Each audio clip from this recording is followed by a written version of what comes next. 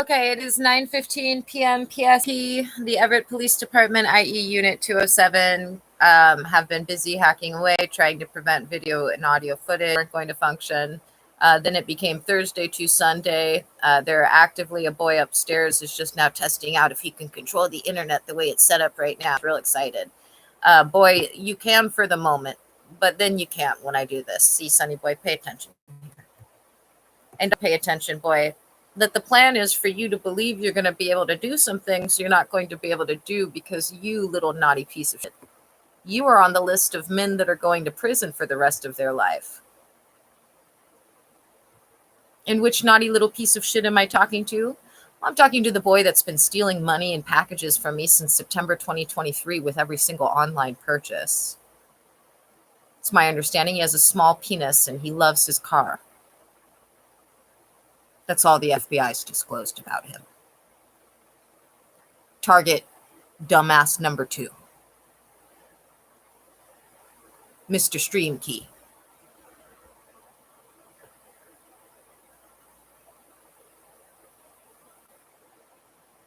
Okay, big boy. Now try. Now try to fuck with the internet connection. Okay, big boy? You don't want to try now? Give it a go. Okay, that's what I thought.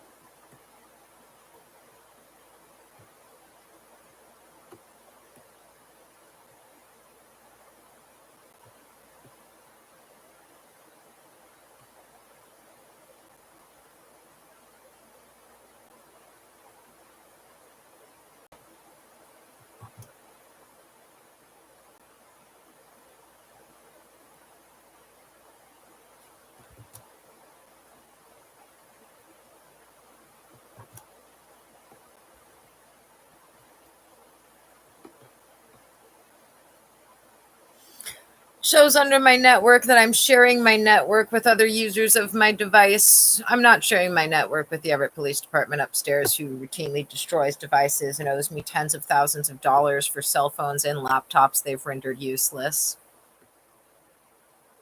Their domestic terrorist organization just doesn't fucking listen.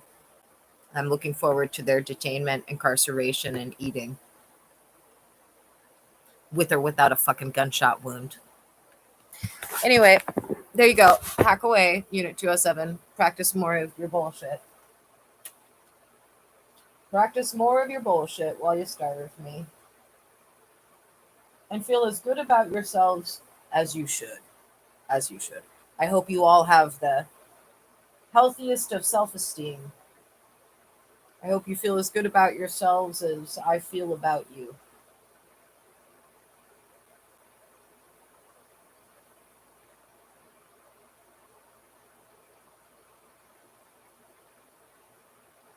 If you don't, the good news is humility, humbleness. You'll be feeling real humble shortly, because it's interesting. Oh, Unit 207 is back to their hack attack to try and destroy this device, one they've used on cell phones and laptops that they used earlier today, attempting to completely render that laptop useless. Okay.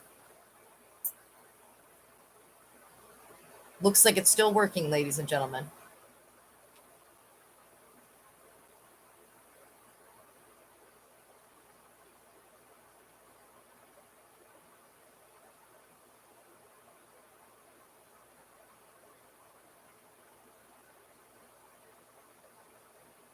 They think they're smooth because not only are they pretending to be using the same device as me, they're using this laptop. So anything I do for any sort of entertainment while they're starving me and illegally detaining me for what will be a year straight in less than 2 months. Let that sink in. In less than 2 months, you've been illegally detaining me for an entire year of my life, you sacks of shit. And then added up everything else: stalking, kidnapping, theft, fraud. I wish you would come downstairs. Starving me, slandering my name. And for weeks and months now, I've been waiting for you to kick down my door and shoot me in the head without audio and video footage.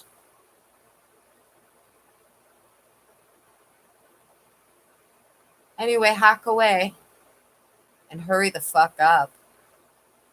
Please come on Thursday.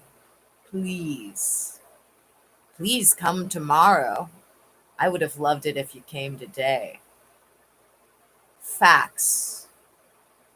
Anyway, as I was saying, your humility, it's going to be exactly the right amount for which each and every one of you deserves here this time next month.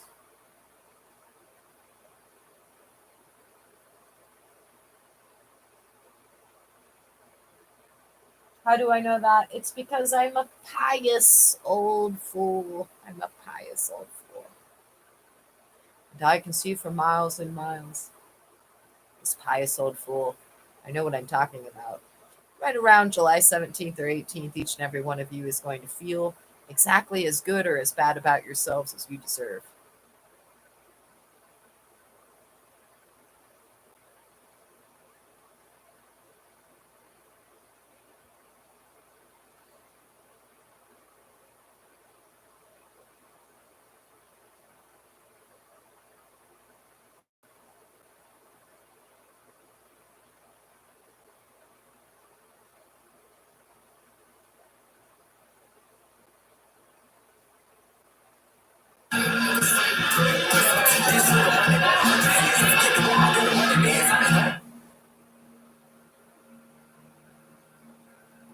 This movie's weird, and I don't even know what's going on in it.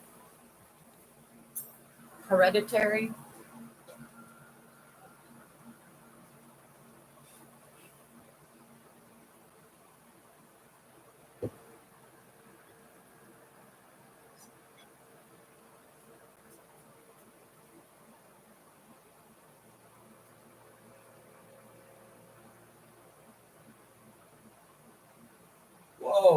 Hi. Oh, hi. How's the party? Why, you want to know if you should come? Yeah. What do you think? Either way. Hey, do you happen to smoke at all? I have really good weed.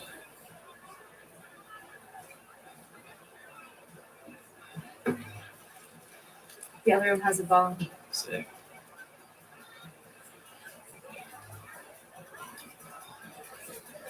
Do you want to wait out here for a second? No. Charlie, it'll be 2 minutes and then we can hang out. We can draw. Please, Charlie. Oh, shit, look. They're giving out chocolate cake. Not to everyone. Yes, to everyone. It's a party. I don't know anyone. Nobody does. Just walk over and stand there and they'll give you a piece. But hurry up. They're going to run out. Come on, Charlie.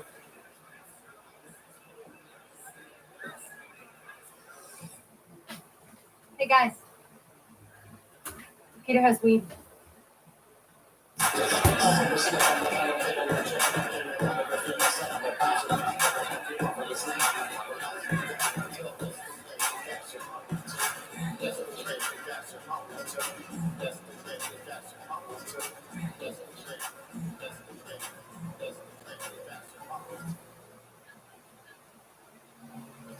Don, is your sister downstairs? Yeah, Charlie. Is your sister hot? I actually saw her drawing you last week. Oh, yeah? Yeah. She made me look retarded. Yeah, that's Charlie.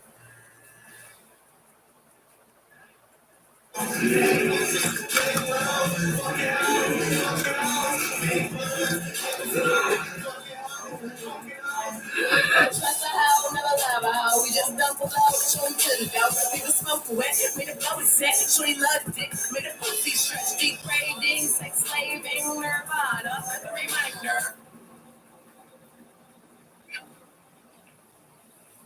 Peter?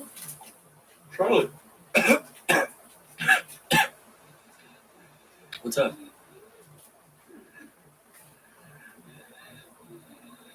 Are you okay? It's hard to breathe. What do you mean? I think my throat's getting bigger.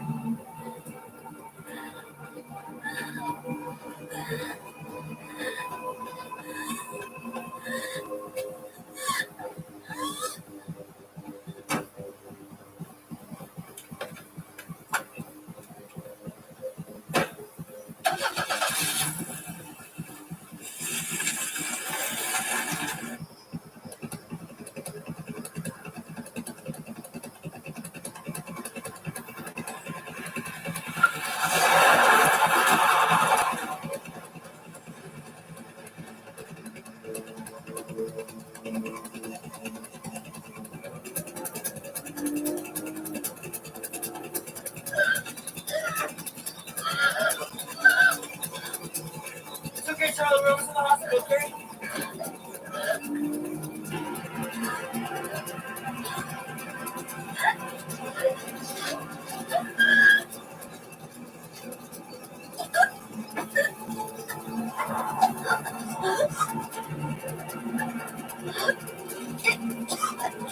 Charlie!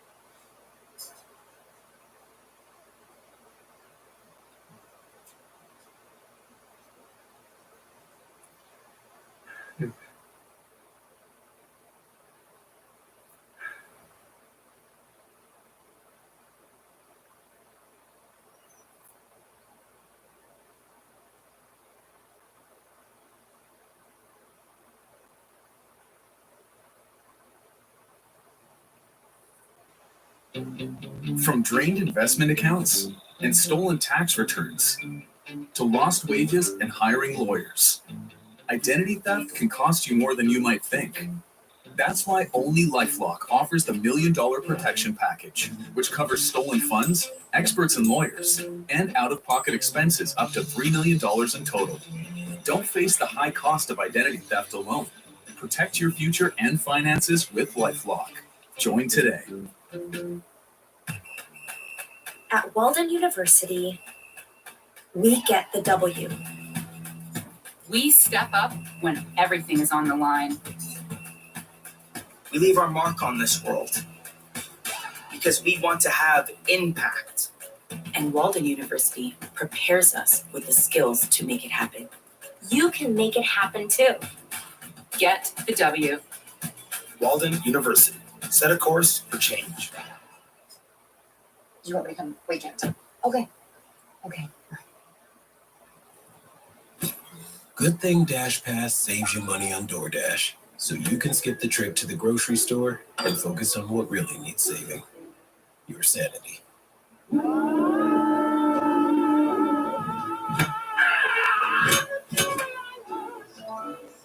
With savings on groceries, you can afford to give yourself a pass. Dash Pass by DoorDash. Your door to more savings.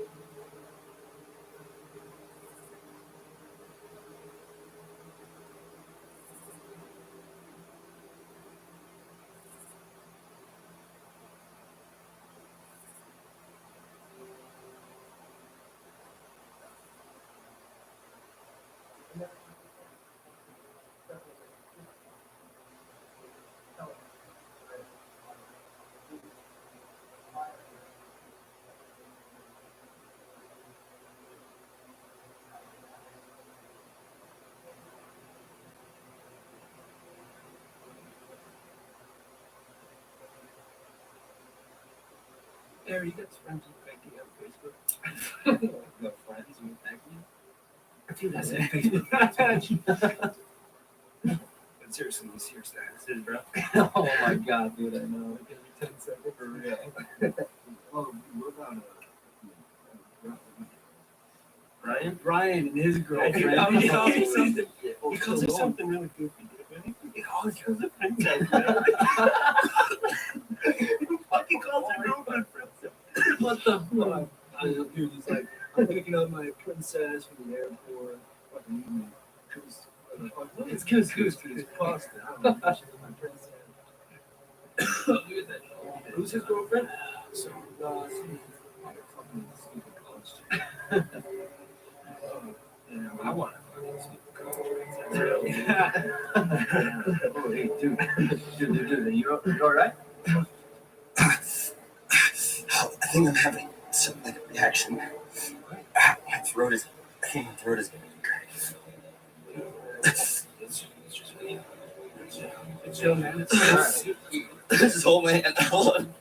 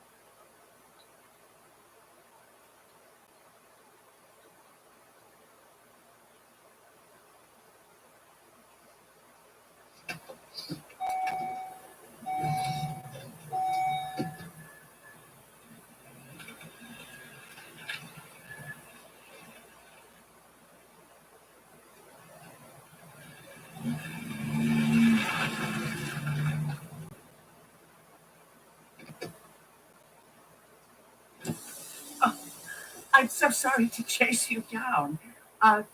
Were you not coming in? Or? No, I forgot something. Oh, okay. Sorry. I recognized you from a few months ago. Oh God, I feel very silly. I'm Joan. Hi. Are you doing better? What? After your mother? What? No, that's not. My daughter was killed. Oh, I'm so sorry. Oh, would you like to come in with me? Or we could even just have a coffee? I'm sorry, really, I can't. I really did forget something. My son died.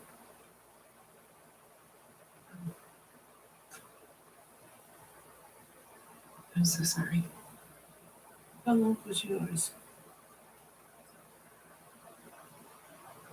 13. That's awful.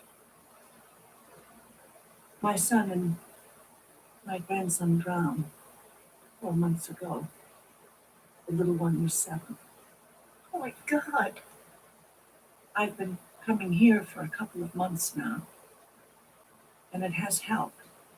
It doesn't make it easier, obviously. Sometimes it makes it less lonely. Okay. And now I'm about to embarrass myself, but if you need someone to talk to, because we all do.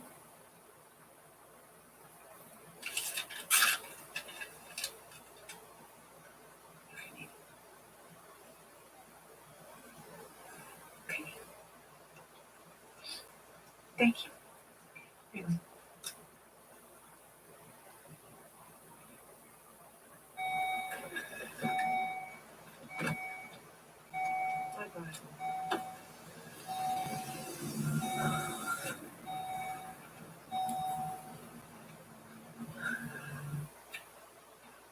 Do you want me to come? We can't. Okay. Okay.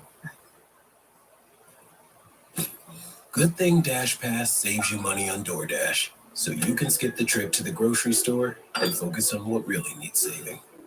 Your sanity.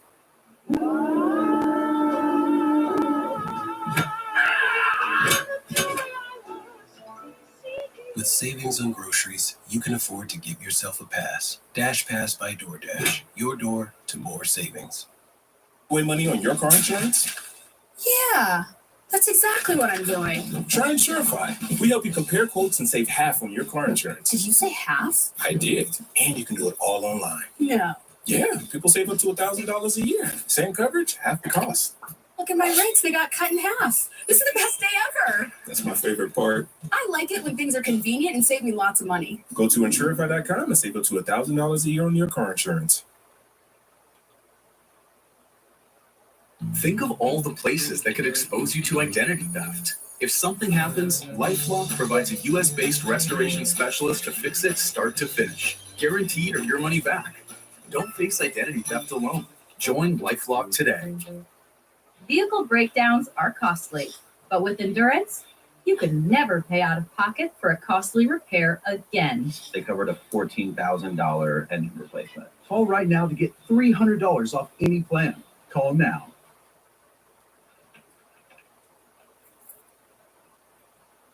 Hey, Hey. What away? movies. I'll come up with you. Okay.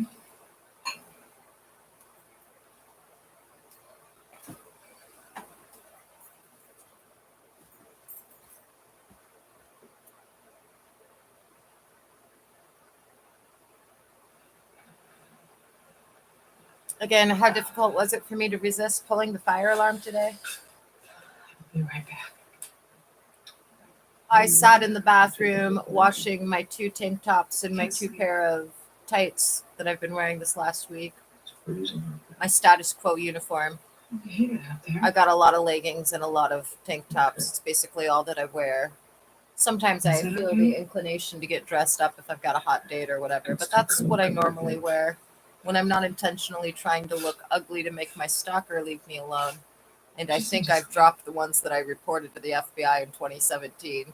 Little do I know that they were making actionable all of their bullshit.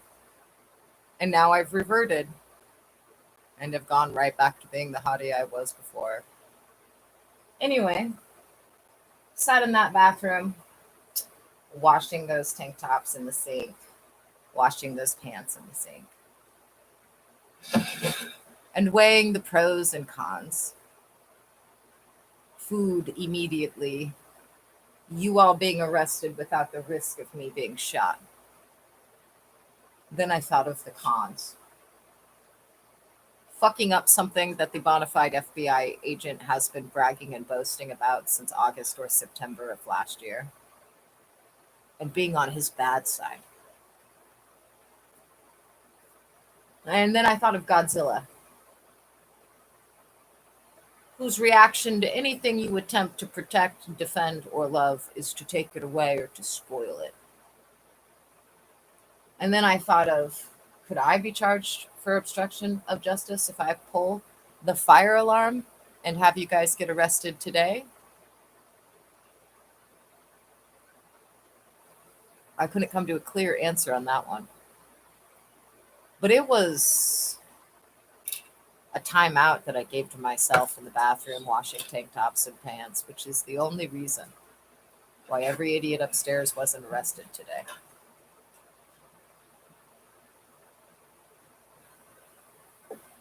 But the urge was so strong. So strong. You're going to cut off all of my ways to make an SOS fine. I'm going to pull the fucking fire alarm. And then I'm going to demand that the firemen call the sheriffs. And then the sheriffs are going to arrest you.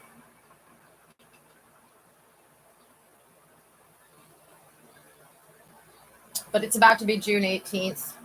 And my dumbass thought tomorrow was Father's Day. Apparently it's June 15th. Sometimes I switch numbers around the way that dyslexic people do. 5s can be 8s or 3s. Just like P's can be Q's or D's for dyslexics, but there's no numerical dyslexia. If there was, I have it for sure.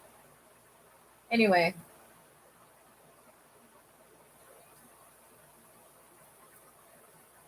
The week following Father's Day, the FBI has plans, and that week began 2 days ago. In the week of June 20th, I'm to be quote unquote redeemed. Last I was told in March.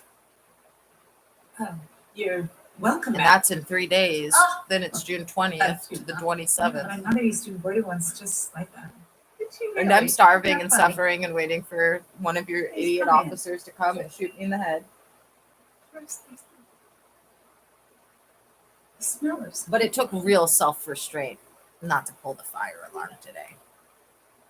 I also weighed out, like, can you be charged for a crime for that, pulling the fire alarm? If there's not a fire, it seems like that should be something that's illegal. I think it's a fine. I think if I remember right, when the kids did it, that were my neighbor's kids, I think she got like a $500 ticket.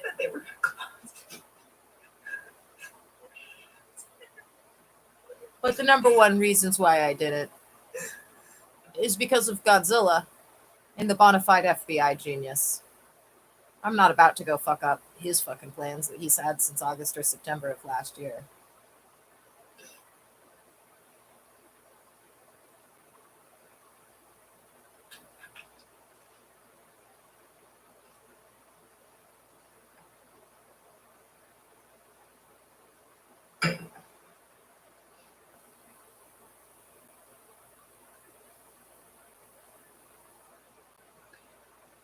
How is your relationship with your son?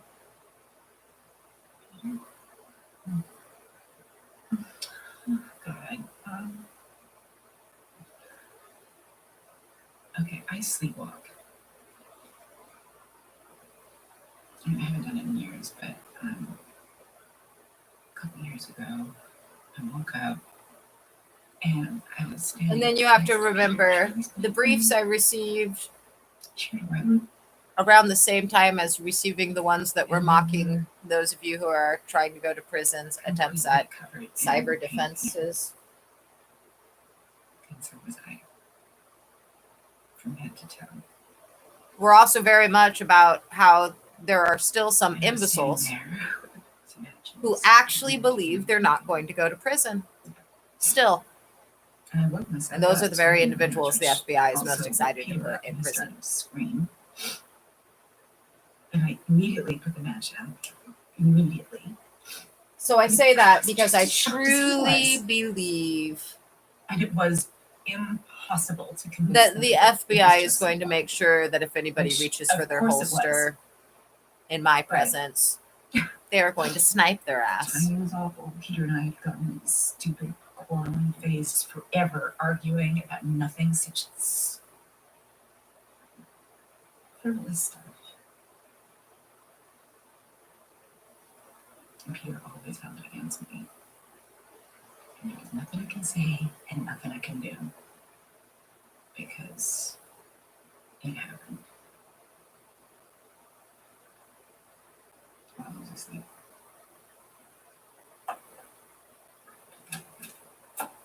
Hey, that was quick. Did you bike all the way here? No, actually, my friend's driving me. Oh, by the way, Peter, have you signed up for that SAT prep course? I did tomorrow. Yeah, you know what? You got to do that because it's coming up.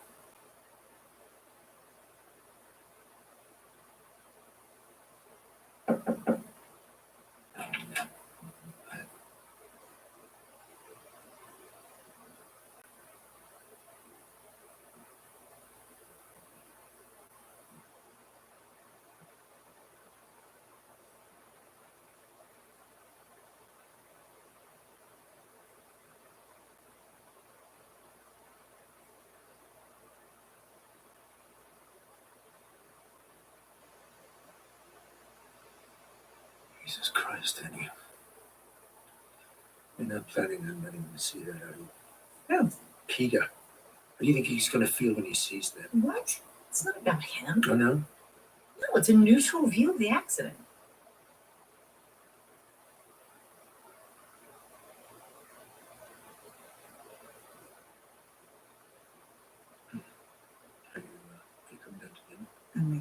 I made the dinner. I came to get you. Come, stay, whatever you want. Shit.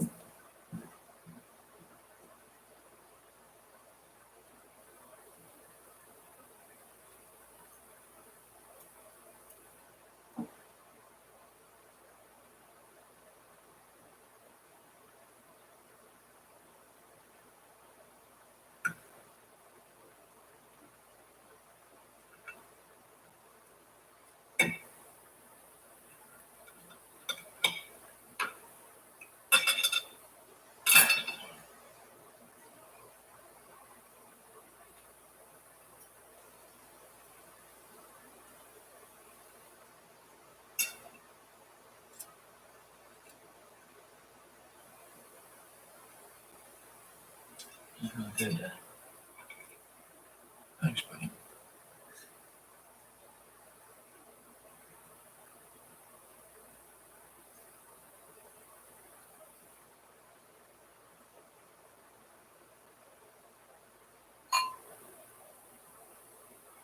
Meet me. You okay, Mom? What? Something in your mind? Is there something on your mind? Furry You baby. seem like Are you you're full? happy something You I'm don't think saying. that kitty? You've had like What? 2 pounds I of mean, cat no, food no. in a day. Say something so I can watch you sneer at me. Sneer at you? I never sneer at you. Well, sweetie, you don't have to. You get your point across. Okay, so fine, then say what you want to say then. Hey there. I don't say anything. Have you had like 4 Try cups of kitty food saying in the Okay, last so 24 try again, hours? release yourself. Oh, release you mean? Yeah, fine, release me. Just say it. Just fucking say it. Don't you swear at me, you little shit. Don't you ever raise your voice at me. I am your mother. Do you understand? All I do is worry and slave and defend you. And all I get back is that fucking face on your face. So full of disdain and resentment and always so annoyed. Well, now your sister is dead. And I know you miss her. And I know it was an accident, and I know you're in pain, and I wish I could take that away from you. I wish I could shield you from the knowledge that you did what you did, but your sister is dead. She's gone forever. And what a waste. If it could have maybe brought us together or something. If you could have just said, I'm sorry, or faced up to what happened. Maybe, and we could do something with this, but you can't take responsibility for anything. So now I can't accept, and I can't forgive, because nobody admits anything they've done.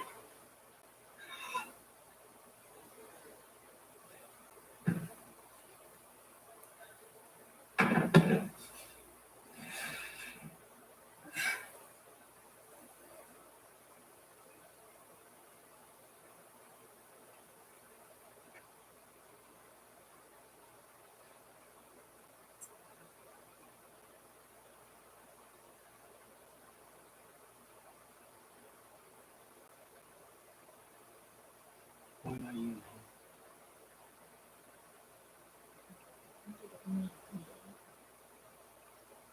Your bald spot on your butt is gone, but you have like 3 little What's wrong bald with spots you? on your throat.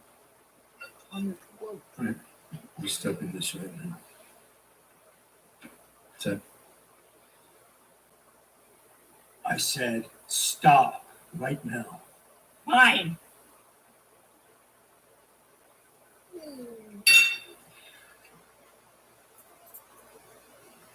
Fine.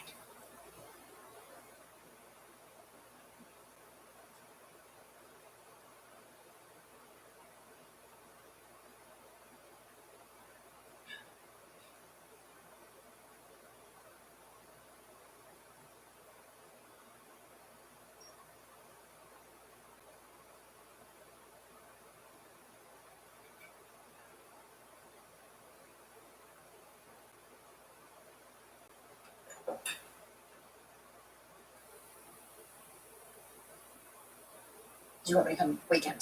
Okay. Okay.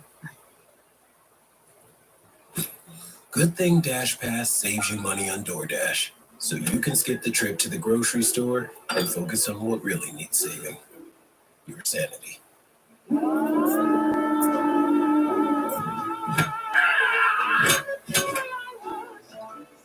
With savings on groceries, you can afford to give yourself a pass. Dash Pass by DoorDash. Your door to more savings. Between drained investment accounts, lost wages, and hiring lawyers, identity theft can cost you more than you might think.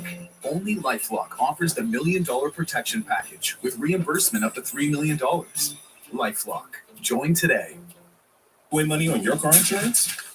Yeah, that's exactly what I'm doing. Try Insurify. We help you compare quotes and save half on your car insurance. Did you say half? I did. And you can do it all online. No. Yeah, people save up to $1,000 a year. Same coverage, half the cost. Look at my rates, they got cut in half. This is the best day ever. That's my favorite part. I like it when things are convenient and save me lots of money. Go to Insurify.com and save up to $1,000 a year on your car insurance. You're so cute. Look at your face. Hey, did you find the manual? Yes! Summon Dale! Who's Dale? American Home Show now provides video chat with live repair experts for home fixes over the phone. Let's go fix that oven. Okay, Dale. Sign up today at ahs.com. Haven't tried Domino's new Parmesan stuffed crust pizza yet? You might want to look in your rewards account because there's a stuffed crust for half off waiting just for you. Sign in or sign up for Domino's rewards and try your first Parmesan stuffed crust pizza for 50% off. I started noticing hair loss here. I didn't want to go bald. I needed to do something. The HIMSS process was super easy. I spoke to a provider. They gave me a prescription specific to my hair loss. You wake up, you put your Hims in, you're out the door. And then it grew. I didn't expect so much hair to come back. Finding Hims changed my life.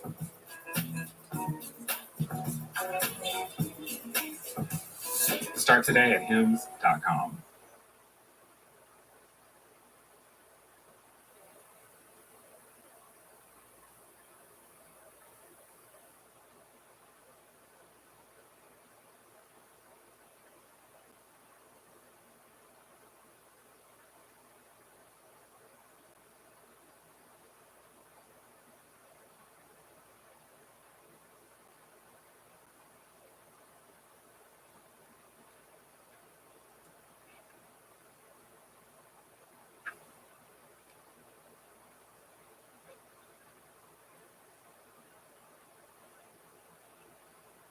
Joan? Oh, Annie! Hi. Oh, Annie! Hi. Oh, hi. How are you? Oh, Annie, I am, yes, I'm really good. I'm really,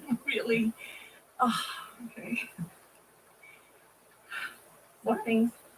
Something happened, Annie, and I feel completely turned around. What happened? I don't even know if I should say. What do you mean?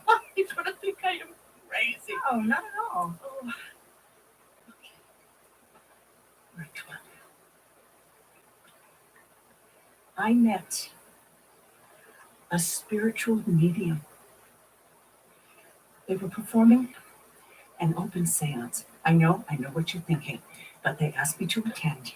They were bringing skeptics in and scientists. So I went, fully skeptical. And what I experienced there, Annie, was truly they brought in the spirit of a man from the 19th century. And no, not in a kind of smoke and mirrors way, no. And the man sitting next to me was a completely cynical neurologist. And he looked permanently changed by the end of it. No, I know what you're thinking. I do. But I approached the medium afterwards, and I asked her about my son and my grandson, and she came to my apartment, and she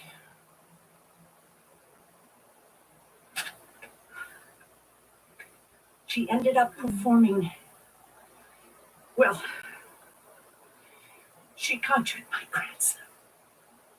No, I know what that smile is. I know, Annie, I wouldn't believe it either. I didn't believe it. I heard his voice. I felt his presence in the room. Annie, this is real. What are you doing right now? I'm just here shopping. Do you want to come over? Oh, Annie, please, please, Annie, I really think you should. It would be everything. You look like a if you came. pterodactyl. You need wings or something in this position. Look at this. What is this? A little gargoyle kitty. Nice mood setter.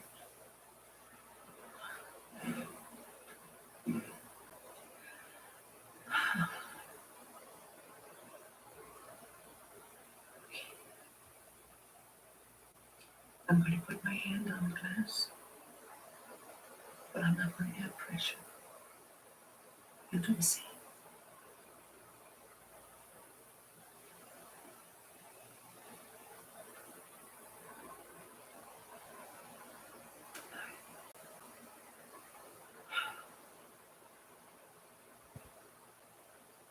Louis?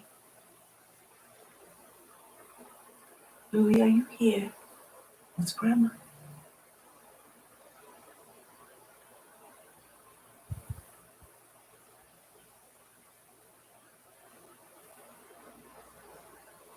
Louis, if you are here with us, please just try and slide the glass.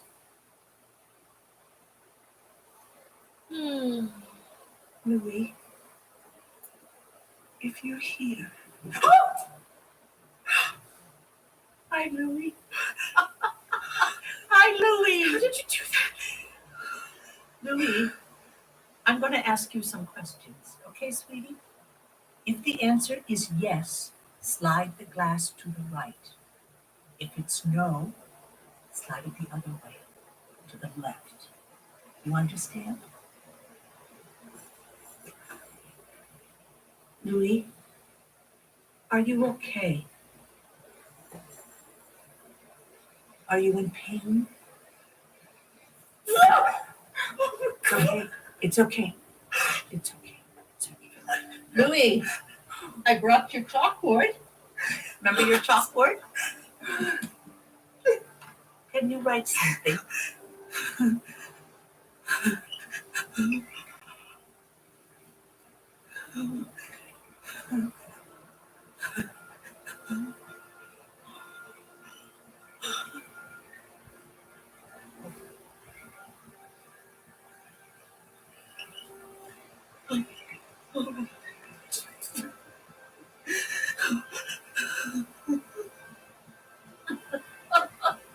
I'm so glad you're Louis, hiding under the I bed, love you, months and sweetheart. over with. You did a weirdo. I'm sorry, can we You stop? did a weirdo. What? I'm sorry, please. Louis, we're going to stop for a second, but 2 I'll months be right you were back. living under the bed, Hunter. 2 months. Are you all right? I'm sorry. I'm really. I understand. I understand. That's exactly how I reacted the first time. Okay. I'm sorry. Thank No, you. no, it's okay. It's okay. Yeah. Now you're back and looking robust. Look at you. You're so soft. I know, honey. If you want to try this on your own, it's okay, it's okay. First, light the candle, then choose an item that belonged to your daughter. That will be your link. Mine was the chalkboard. That's my link. It's all right, it's all right. It's okay. There you go. Then when you're ready, read this out loud, every syllable, very carefully. Sorry. Why was it? I don't know what language it is. The medium had me read it first. It's to make things start.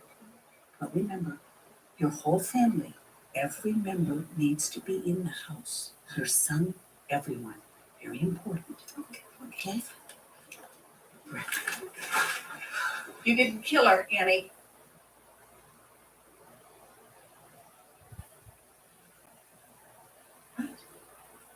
She isn't gone.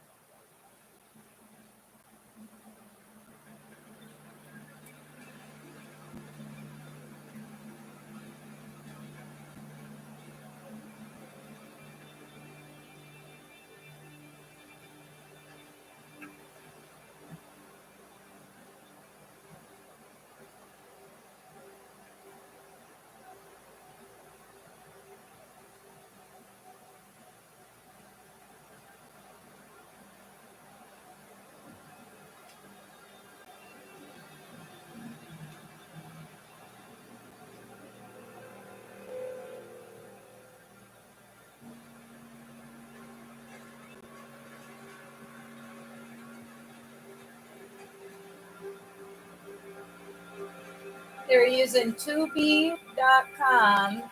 to try and use 30 different websites that they actually are controlling and pretending to be, from Clarity MS to Insight Expressi to iSpot to LinkedIn to MS Clarity to Pubmatic to all to DoubleClick.net to RubyCon Project, all of the same sites they've used for over 3 years to destroy devices and steal money from me, to prevent me from being able to work, to do a litany of crimes. Anyway, that's what they've been doing. That's why they've been so quiet upstairs. So I'm going through here and manually selecting. Don't save any of this data to my fucking device.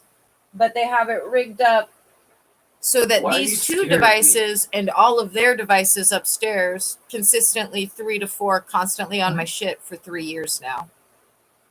Again, destroying laptops, cell never wanted to phones, be stealing alone. money from every purchase made since September 2023 online, with very few exceptions. And Why? then stealing actual products more often than not as well.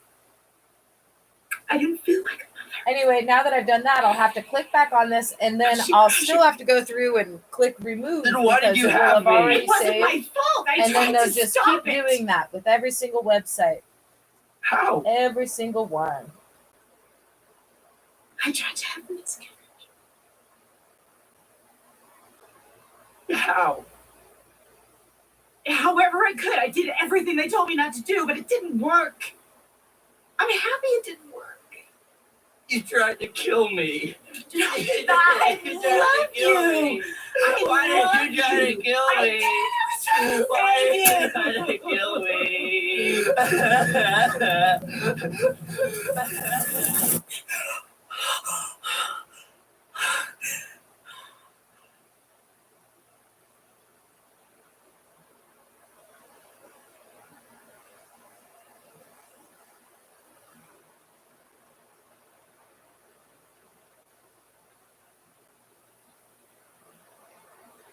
Introducing Wegovy through hers. Ready to lose up to 20% of your body weight or more? Through hers, this FDA-approved treatment for weight loss is available for 50% off. Now you can feel confident about losing weight.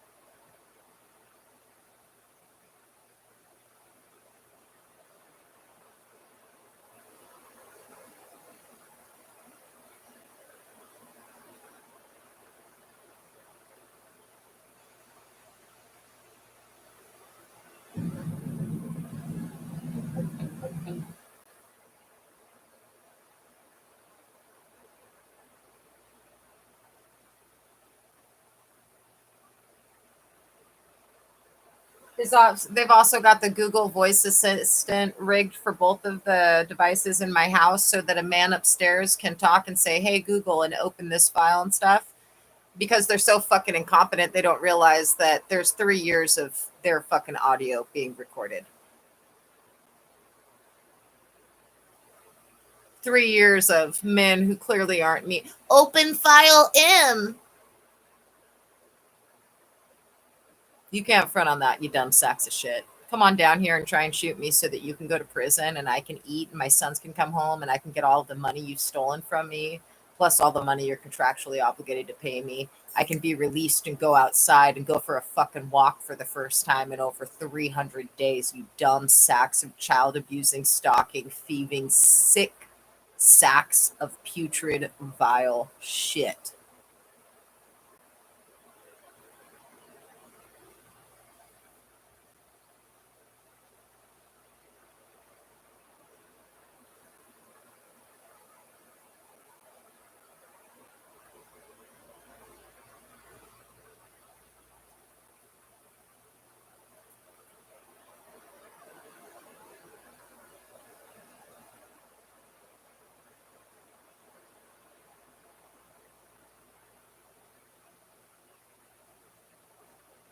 Desert in the great American Southwest. I bid you all good evening, good morning, good afternoon, whatever the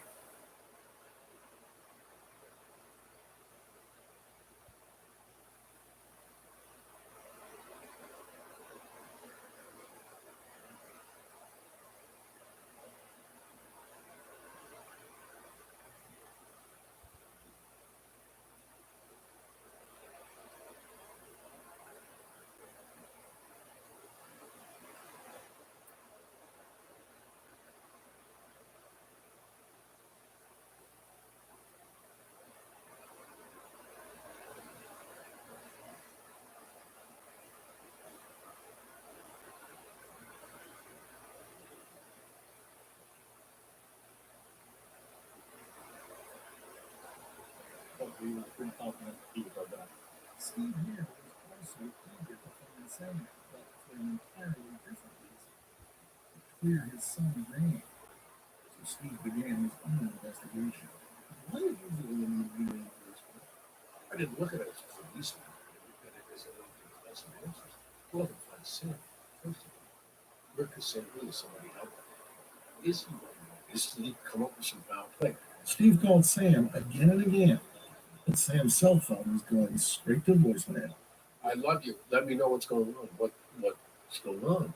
Then a big break and a puzzle. Steve and Sam had a joint bank account, so Steve pulled the bank records and found that Sam's bank card was used at an ATM in Long Beach. Then again at a nearby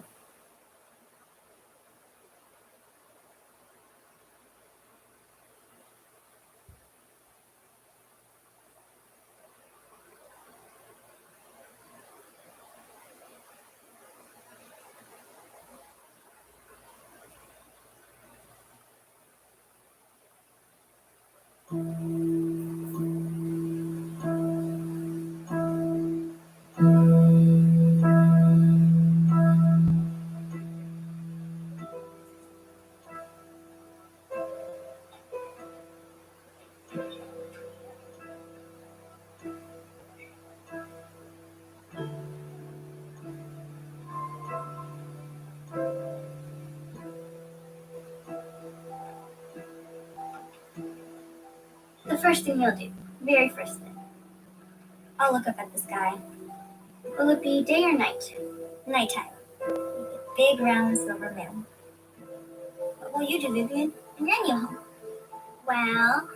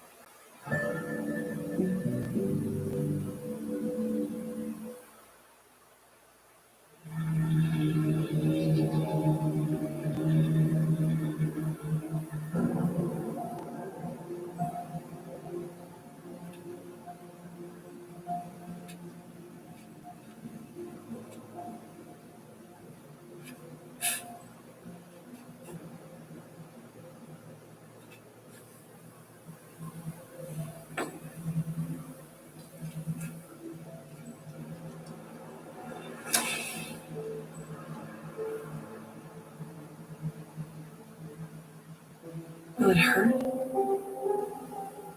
Yes. But this is how we become free, Joy. Truly free. From all the ugliness inside us. That's why you came to us. To me. Okay. I'm ready, Rachel. Good. Now say the words. I'll do it with you. I am blighted. My words are woe. My deeds are rot. But I am not lost. By hollow blade, I draw out affliction, and I am made pure. I know it hurts, but you're doing really well, Joy. Now I need your other arm, the wrist. You're so cute. What? You didn't respond to our other therapies. This is the only way. Rachel, I appreciate everything the Foundation, what you've done for me, but I can't. You have to stay and finish the oath. I know you're scared, but Rachel, let go of me. You can't keep running from this. The blight has to be cut out or it spreads. Rachel, let go! This isn't just about you. You have to finish the oath. Get the hell away from me!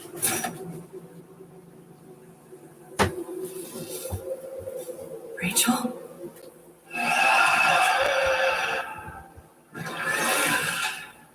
What did you do, Joy? I didn't. What did you do? Please, make it stop. I'll do anything. Great Purifier, grant us your protection and hold us in your loving embrace. Make it stop, make it stop! Joy, you need to listen to me. Joy, finish the oath. Now! Fear, free of sorrow, free of...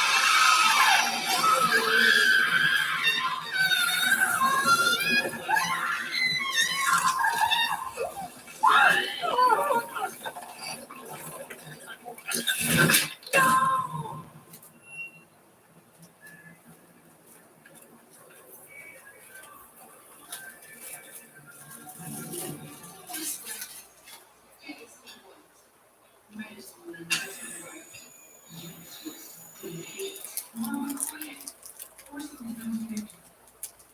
He doesn't understand anything. Like a potato with legs, that was. No luck today, little one. I think wolves scared away all the rabbits.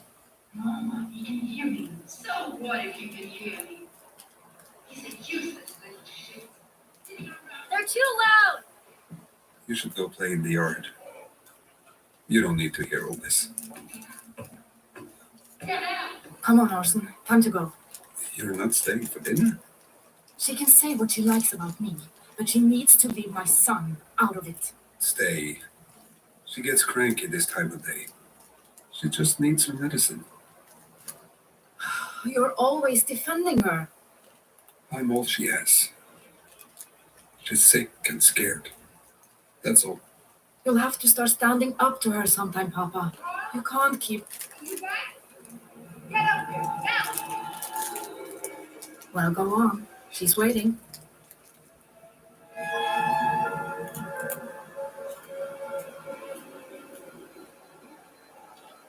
Ingrid? Ingrid? Then Come on! Something's wrong. nothing's wrong. You're just having another bad night. I can't breathe. Lie back. I'll bring you water.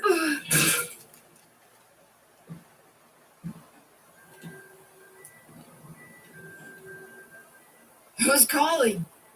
Mette? That fitter. It's not Mette. It's Astrid. Lies. I see everything. How she looks at you. You're both waiting for the sickness to take me. Hey, Astrid. I'm sorry I upset Mama. Can you put her on the phone? She's quite tired. Should I come by again? I've got it handled. Handled. You've never had anything handled. I did everything for this family. I worked, I cooked and cleaned. And what did I get for it?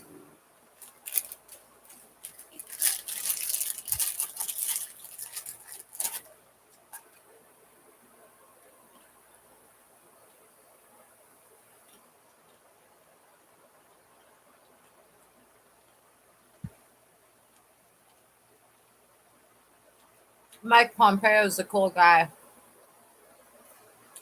He's cool. He's a cool one. He and I are big Army fans. Mike Pompeo knows the names of every single Everett Police Department officer that's going to prison for the rest of their lives. Hey, hey. Happy early hump day. Hump day in an hour. Ungrateful children, a useless husband, and this damn. I'll be gone, and you'll do what you've always done. Hide. You'll lie to our daughters. Tell them it wasn't your fault. But they'll see through you. They'll see their father for what he is. A useless, filthy little coward. You tell them you loved me. Maybe they'll believe you, but then they'll find out. They'll learn it was all a lie. You loved her. Always her. But she'll never love you back. No. Who would ever love a yammon such as you? Only me. And look at what I get. This is your fault, Carl. It's your fault. Wolves again. I'll need to take care of it. Yes. Go handle it. Go and hide, you coward. Go.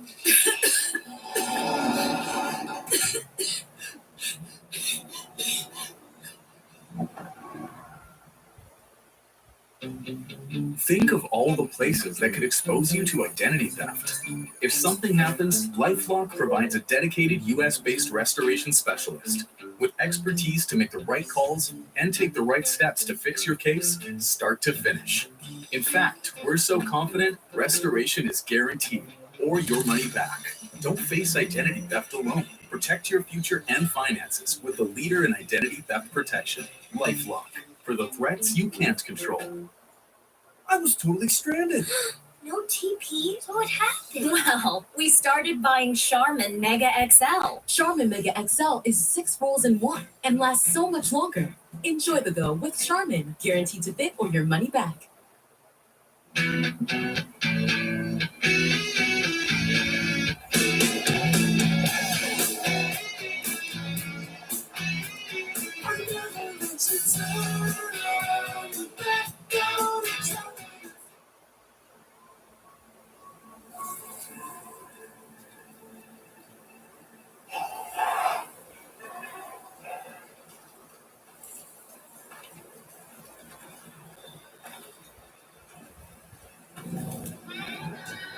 Arthur?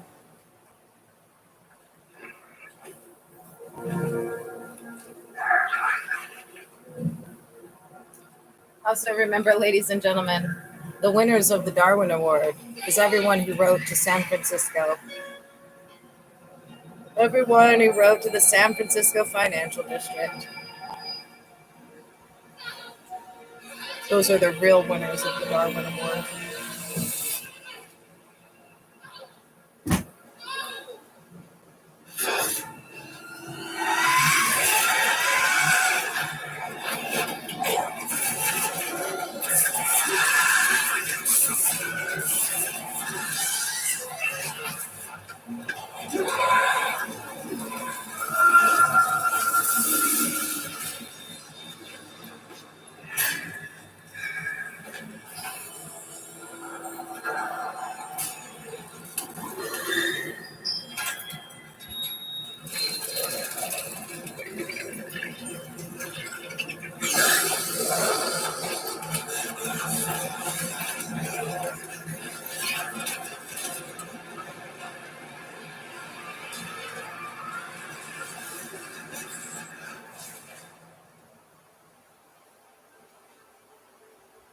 Ingrid?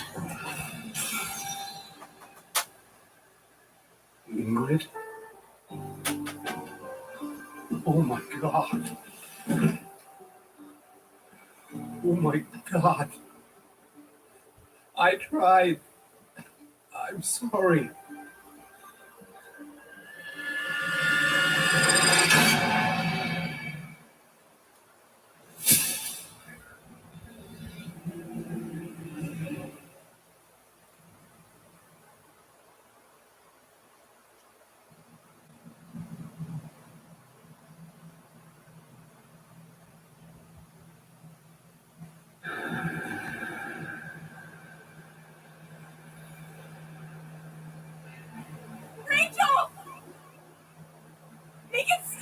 Rachel, please! Rachel.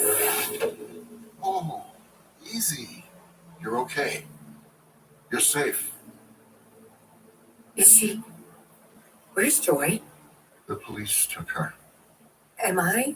The coroner believes it was an aneurysm. Natural causes. Rachel, what did you see? It was. I don't know how to describe it. It wasn't human. Ropes, or more like vines they hung from it. Radcliffe, Chapter 7. The purifier came cloaked in roots and vines. This is a good thing, a blessing. Joy was blighted, and the purifier chose you to protect us before it could spread. Or she's cursed. Krista, How can we trust what she says? You know her story. Everything she touches turns to shit. Maybe she didn't even see the purifier. Maybe it was the... do not say that name here. This isn't for us to decide. Rachel will testify before the elders. The elders? They'll hear your testimony and render a judgment. Xavier, what is there even to discuss? Joy is dead, and she's responsible. Krista, enough! Rachel, the elders can help you, but you have to tell them the truth. Lies breed blight. Joy was blighted. I can't lose you too. But what if I'm not blessed or cursed or...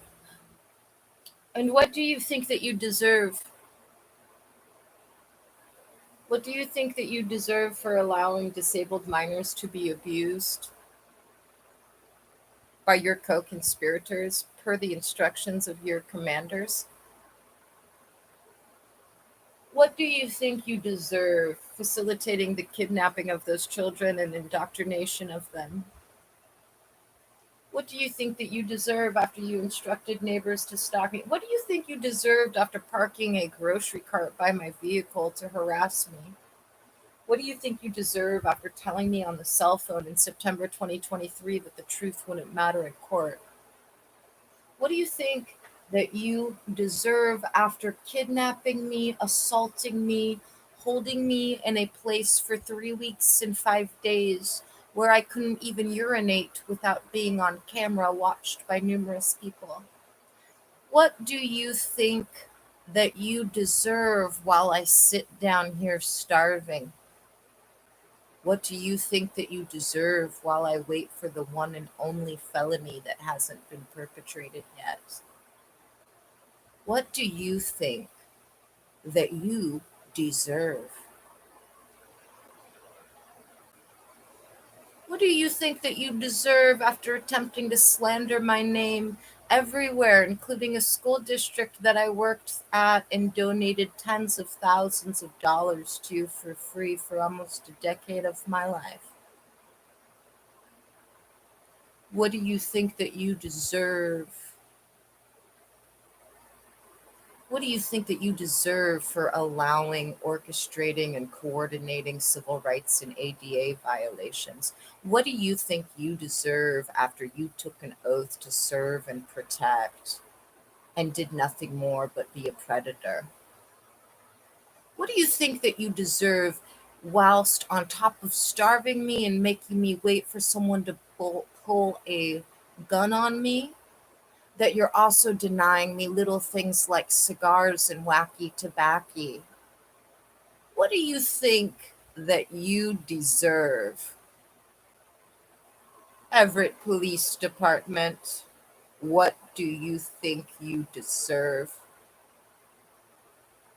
I think you deserve exactly what each and every one of you is going to get. And that is, you're going to reap everything you've sown.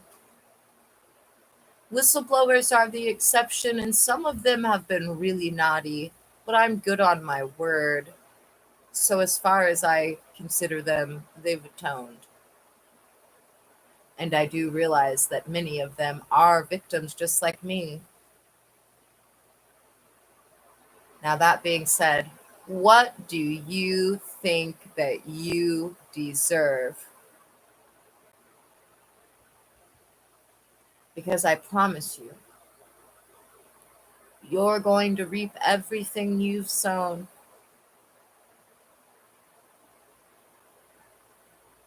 And every day, you're sowing more and more. Every day. For some of you, that's a good thing.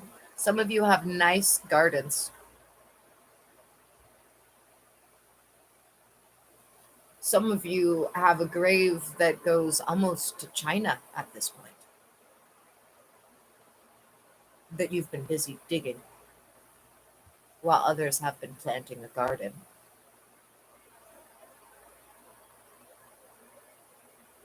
I wish you would speed this shit up.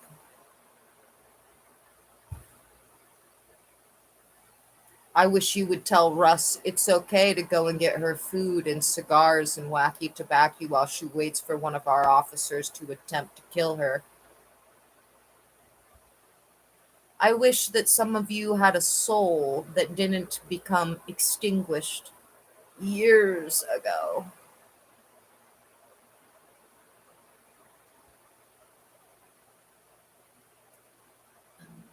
What if this was all just an accident? You witnessed a miracle tonight. How could that be an accident? Now go home. Spend time with your family. Meditate on the teachings. I'm sure the right word.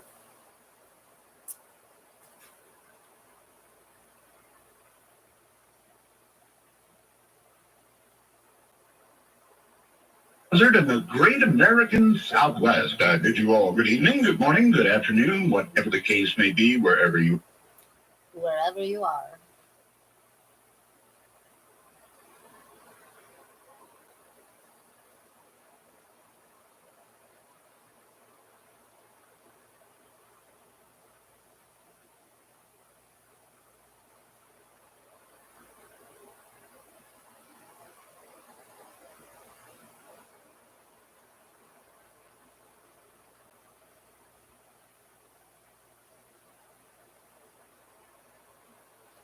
And remember, don't forget, there is a distinct difference between whistleblowers and perpetrators. There truly are individuals who've been building a fucking garden. But there is a substantial amount of individuals that have been digging the grave that's almost hit China. And every day that I continue to suffer because of you, I'm reminded that I'm not fucking Jesus and I won't be dying for anyone's fucking sins. You can call me the queen of the Jews, though. You can call me that.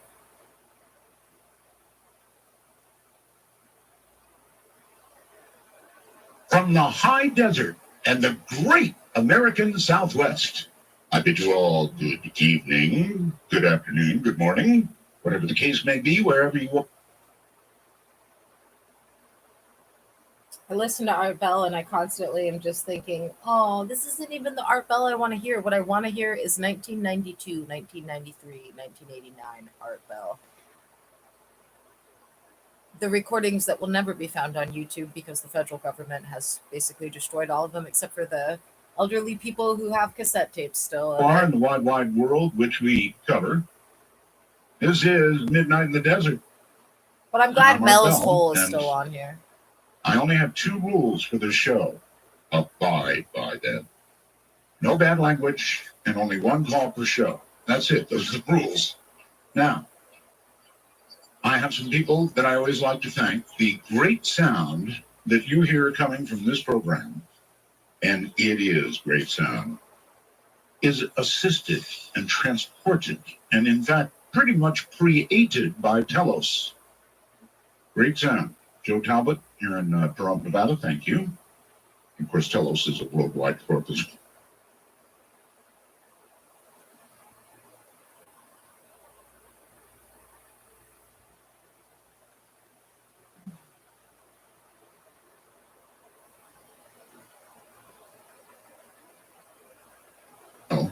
Keith Rowland, my webmaster of forever. Dr. J, who does a great job as my producer. All of you, of course, the Bulgab website. Shout out, guys. Stream guys, they do a lot of delivery of packets for us. LV.net. They both deliver, and well, I guess it arrives and leaves by LV.net. So, then of course, Peter Eberhardt, he's our sales guy. Now it's getting to be a long list, huh? So, coming up tonight, we're going to be looking at abductions. Actually, we have an abductee. He wasn't going to be the original guest, but he is now. He's not the original guest, but he's coming along now with Grant Cameron. Grant investigates people who are abducted, and so I thought it would be useful, and my producer produced somebody at the last moment for me, Adam Ambrose, and we'll ask him about his abductions, plural. Now, one last thing that I must get to, and that is how to call the program when you get around to calling the program. This is something you can do right now, actually. Put Skype on your smartphone. The coolest, best way to call this program is put Skype on your phone. And then please note the numbers for Skype, because what you can do is act like you're going to add me as a contact. And even though I don't respond, it doesn't matter, because then it appears on your list and you can just dial it at your whim. So in North America, Canada, the US, we have MITD 55. That's my Skype name, MITD 55. If you're elsewhere in the world, we have MITD 55. MITD 55. So there you have it. Off in a moment to our guests, but just a couple more things. You know, there is a theory, right, about time jumping and the Bermuda Triangle. Well, there's in the case of, brought to us by Anomalous.com, Bruce Gernon, and his impossible jump forward in time as he, get this, flew his small plane toward Bimini. That's about where it always occurs. The reported being surrounded by a strange, thick cloud and ending up miles away.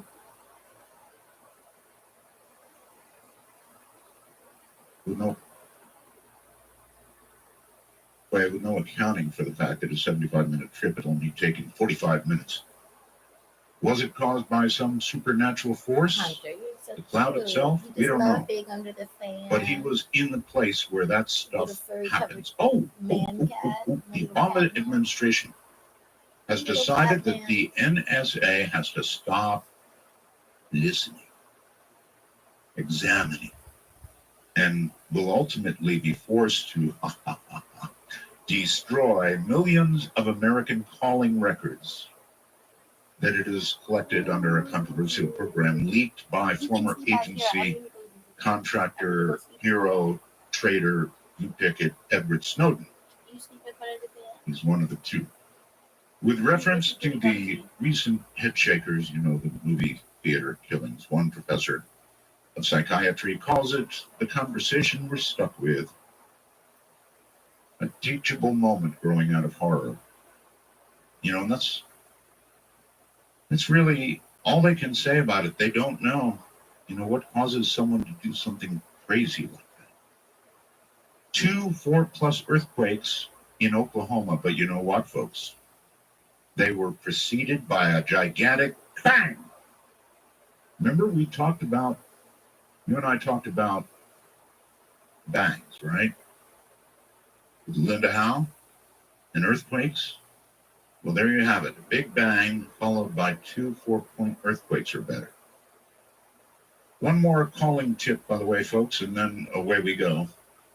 And that is when you call the phone here, please do me a big favor and let it ring until it's answered. I know sometimes you have to then redial if it doesn't get answered, but that's how it works. Let it ring till it's answered. We don't screen calls, so kaboom, you're just on the air like that. All right, coming up in a moment will be our guests.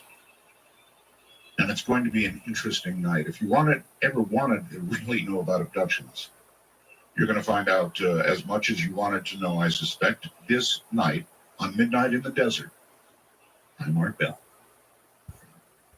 Hi, I'm Asia Bell, and it's very late, so I'm sleeping now. But you're awake, so call my daddy because he's awake too. The number is 1-952-225-5278. That's 1952. Call on.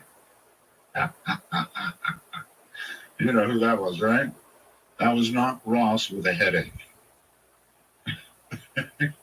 Good morning, everybody. I'm Art Bell, and this is Midnight in the Desert. And away we go. So, oh, what a night indeed. Let's begin here. Grant Cameron, he's going to be the main guest tonight.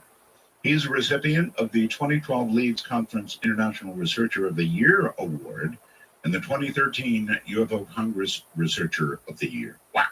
He became a UFO researcher back in '75 after a personal sighting. Yep, that'll do it.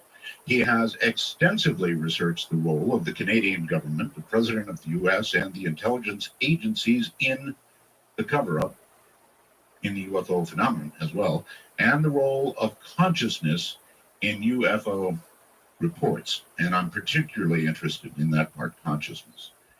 So let us bring on Grant and say good evening, Grant. Good to have you.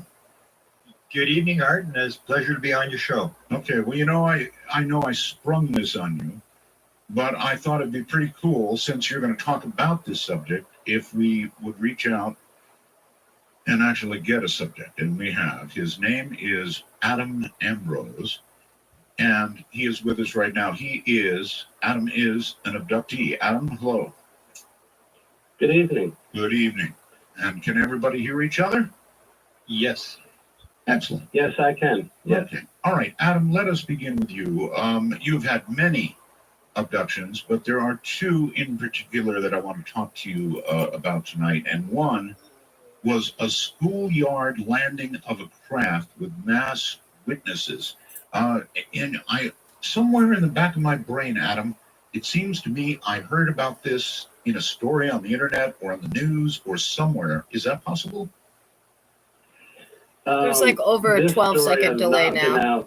I'm going to flip off the camera. Level. It's been talked about a little on the internet recently. Okay. Although, you may be thinking of the Ariel school landing. That's gotten a lot of press. It took like over 12 seconds for you All to right, see it. tell me what happened at your school.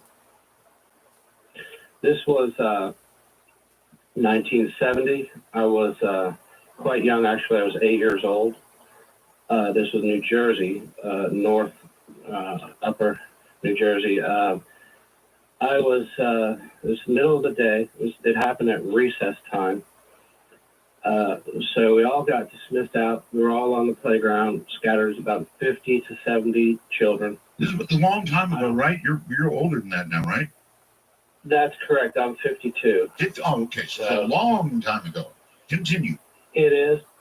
Yes. I do have quite a vivid recall of it. However, I do have a good memory, and this left a really strong impression on me, this particular memory. Yeah.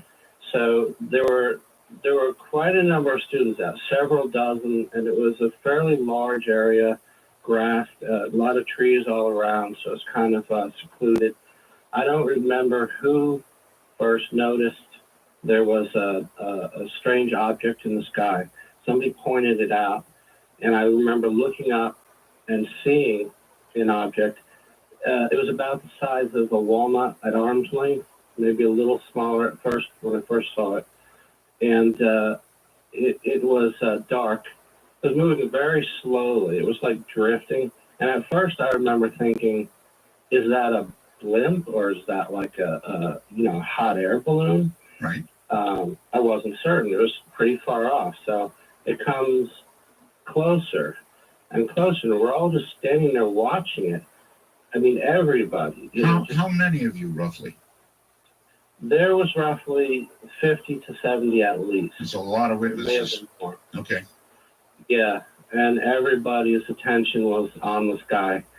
And this object, as it drifted closer, it got lower very, very gradually also. So it's almost as if it was trying not to frighten us, looking back in hindsight. Yes. Compared to some other sightings I had had. Mm-hmm.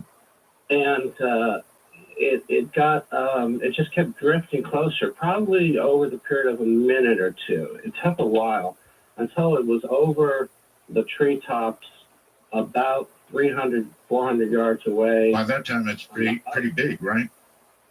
Yeah. By the time I saw it over the treetops, like 300 yards away, it was about, I would say, the size of a lemon at arm's length, maybe even bigger. Okay. And it had, it did this funny thing. As it got really low, it started to, it didn't stop, but it did this turn to my right and then swooped down. So it's not like it came straight down and landed. It was moving toward us, and as it was moving toward us, it was also coming down. So at this point, once we start seeing it clearly, I'm like, that's a structured craft of some kind. That's not a hot air balloon. That's not an airplane. And because I've been through this before, but I would only have this periodic awareness of it, I knew what it was. All of a sudden, I was like, I had a premonition. Okay, so you're a multiple abductee. You've been abducted many times, right? That's right. Many times since early childhood. All right, so this craft, in front of all these witnesses, Adam, actually landed, right? Right. So that's what I was trying to say, that, yeah, as it got close and just before it landed, I heard, like, some children started to get really frightened and some were actually screaming and yelling. I was calm because I think at that point when it was that close, they had started to alter my awareness, which was what they would usually do. Really? I saw it land about 30 feet away from me, and it hovered, and then it didn't touch the grass. I saw these three. Okay, excuse me. You're using two terms. You say it hovered and it landed. Landing implies to most people it touched the ground.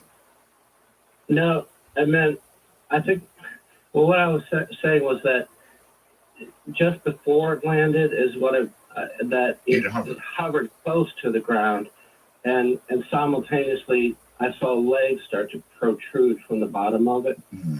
So it was very gently coming down, like it just stopped above the ground, and then just enough so that his legs could come out. And I remember just standing there transfixed, watching the legs come out and touch the ground. Actually in shock. I've had a big close sighting, and it puts you in shock. At this point, yeah, definitely. I was stunned. I was not particularly feeling like a pitched fear, although, like I said, I was aware of some of the other children were, because some were yelling. Mm-hmm. And so we're just standing there looking at this thing. Now, at this point, I think I had already slipped into the Oz factor, what they call, where they had altered my awareness, but I was still very awake. It's not like being in a trance. I was very lucid and aware of what was going on. So you were conscious. Your consciousness was working just fine, okay. It's just that they had taken away the fear from me and not necessarily as effectively for others. Okay. So now this craft is sitting about 30 feet away from me. I see a door. I don't know how else to explain it. A pretty small, like a hatch, open.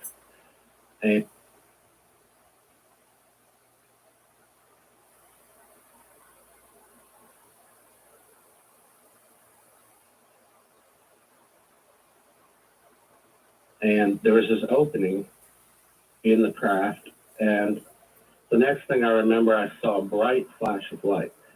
And I don't remember seeing a being get out of the craft through the hatch, but after the bright flash of light dissipated, there was a translucent ball.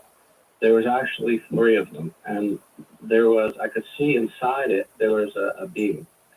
It was inside each one, and they floated over the grass toward us. Now, I was standing toward the back of the playground near the fence, so there was children surrounding it. You know, there were ones in the back, way back, but I had a good view, like front-on view. And next memory is that this translucent ball just kept moving up closer and closer to me. Now, at some point in here, as it was moving closer and closer, it got quiet. got really eerily just quiet. And all, the kids that were yelling stopped. And I could see around me that they were frozen like statues. They were switched off. And I couldn't move either. I had this frozen state that came over me. I was paralyzed. I completely understand. And by the way, Grant, feel free to ask a question at any point during this you want. Okay. Continue. You're frozen. Well, so I'm essentially paralyzed, and I can't move. Not just paralyzed with fear, but physically can't move my legs like a statue. So this is something also, again, I've experienced that before. So I wasn't particularly alarmed by that aspect of it. But this creature got very close to me, and the translucent ball dissipated. It disappeared, and the creature was just standing in front of me. I mean, 2 feet in front of me. Holy mackerel. And I was aware that there was communication between me and the being. Yes. And I also could see in my peripheral vision the other 2 beings were standing near a couple of other children. Now, the next thing I remember is that we were moving toward the craft. Excuse me, I've got to ask. You said there was communication going on. What was imparted to you? Well, see, that's the thing. I cannot remember it like a conversation, literally word for word. Okay, but that's fine. know, but you use that word imparted. I like that word because that's how I felt, was that I knew that I was being prompted. Like I knew it was happening. Like this is going to happen. We're going to. In fact, I do remember the words "come with us." We want you to come with us. Okay, there you go. I remember that. Mm-hmm. And so I was aware of what was happening. I was very calm. And like I said, it had gotten silent, and the other children were very spaced out at that point. So did you, we've got to keep this short. Did you go with them? Well, that's pretty much it. Yeah, I mean, I remember going in the craft, and I remember coming back, but I don't remember being on the craft. And then the last memory is standing there, and I remember coming to full awareness, and we're all just standing there, and it lifts up. It leaves exactly the same way it came. It drifted off very slowly. And I remember the teacher, this is the last point, the teacher saw it because she came out, and I think she was inside looking through the window because she came out and she was in a panic and she rushed us all in. She said, come inside. And she was standing by the window and she was freaking out. She was really upset. All right, I'm going to have to do a whole show with you, which I promise I will do. In the meantime, I want to move on to the other one that you had. Yeah. And this, right. You went through, I hear, a brick wall. You actually went through a brick wall. Is that true? Yeah, that is correct. That is correct. A creature took you through a brick wall? And more than that, I understand there was a witness to it. Is that true? That is true. There was a witness to it. All right, lay it on me. Well, this was a daytime event. I was in school. I was in the 8th grade. And I was upstairs. It was a 2-story grade school. And I was sitting in the classroom, and suddenly I had, but I don't know how to describe it except as a premonition, an awareness that I was going to have an event. I was going to be visited. When I would have a visitation, I would have a premonition beforehand. And I got the message in my head, almost like an instruction in order. Go downstairs to the bottom level, which was actually the basement level of the building, which was really kind of creepy down there. It was dark. And it was like this old building from like the early part of the century. I was scared to go down there. But I went down there, and I was just waiting in the hallway. And I knew at that point that I was going to be visited. And I remember standing there in the hallway and looking down the hallway, and this ball of light appeared. It was different from the other one. It wasn't translucent. It was solid ball of light, and it was about the size of a basketball, and it was moving up the hallway slowly toward me. And I remember just standing there, frozen, transfixed, not afraid, but it got right up, came right up to me. Again, there was this communication, and I remember specifically, it said, "Come with me, follow me." There was a janitorial closet which jutted out into the hallway. It's kind of hard to explain, but anyway, it was like an L-shaped hallway. You had to walk around the janitorial closet to get through this hallway. So we walked into the janitorial closet, and I didn't know what the heck we were doing going in there, but we walked to the back of the closet. The being communicates with me again, just standing there. "We're going to do this. We're going to go in the classroom." So I have been co-opted to assist in abductions. I don't know if I said that earlier. And this was from the time I was very young, and Bud Hopkins had told me I was one of the first cases of that he had ever come across. So this is what I'm describing. And it was a multiple abduction out of the school. But I'm standing in the janitorial closet, and as I'm standing there in front of this being, I see the janitor come in the closet, and he's fully awake and lucid. And then all of a sudden, he sees me standing there next to this creature, and I see this scared look on his face. Yeah. And he's just standing there stunned, right? Well, yeah, of course. And me and the being, I saw the being turn to a ball of light. I turned into a ball of light, and we teleported through the wall. And this is not the part that the janitor witnessed necessarily, because I think he was switched off at that point. But just to say real quick, we went down around the hallway into a classroom. A student was taken out of a classroom, and then we teleported through a lower window up into a craft which was hovering over the school. I don't remember being on the craft again. I do, however, have a lot of memories where I do remember being on a craft. And this particular incident, I don't.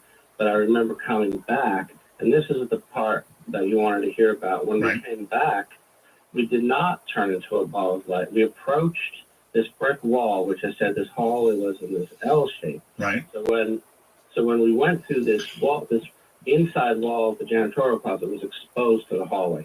So we just walked through this wall, and then I remember seeing the janitor standing there, and then the being left. He teleported through the wall. I came back into full consciousness and left the janitorial closet.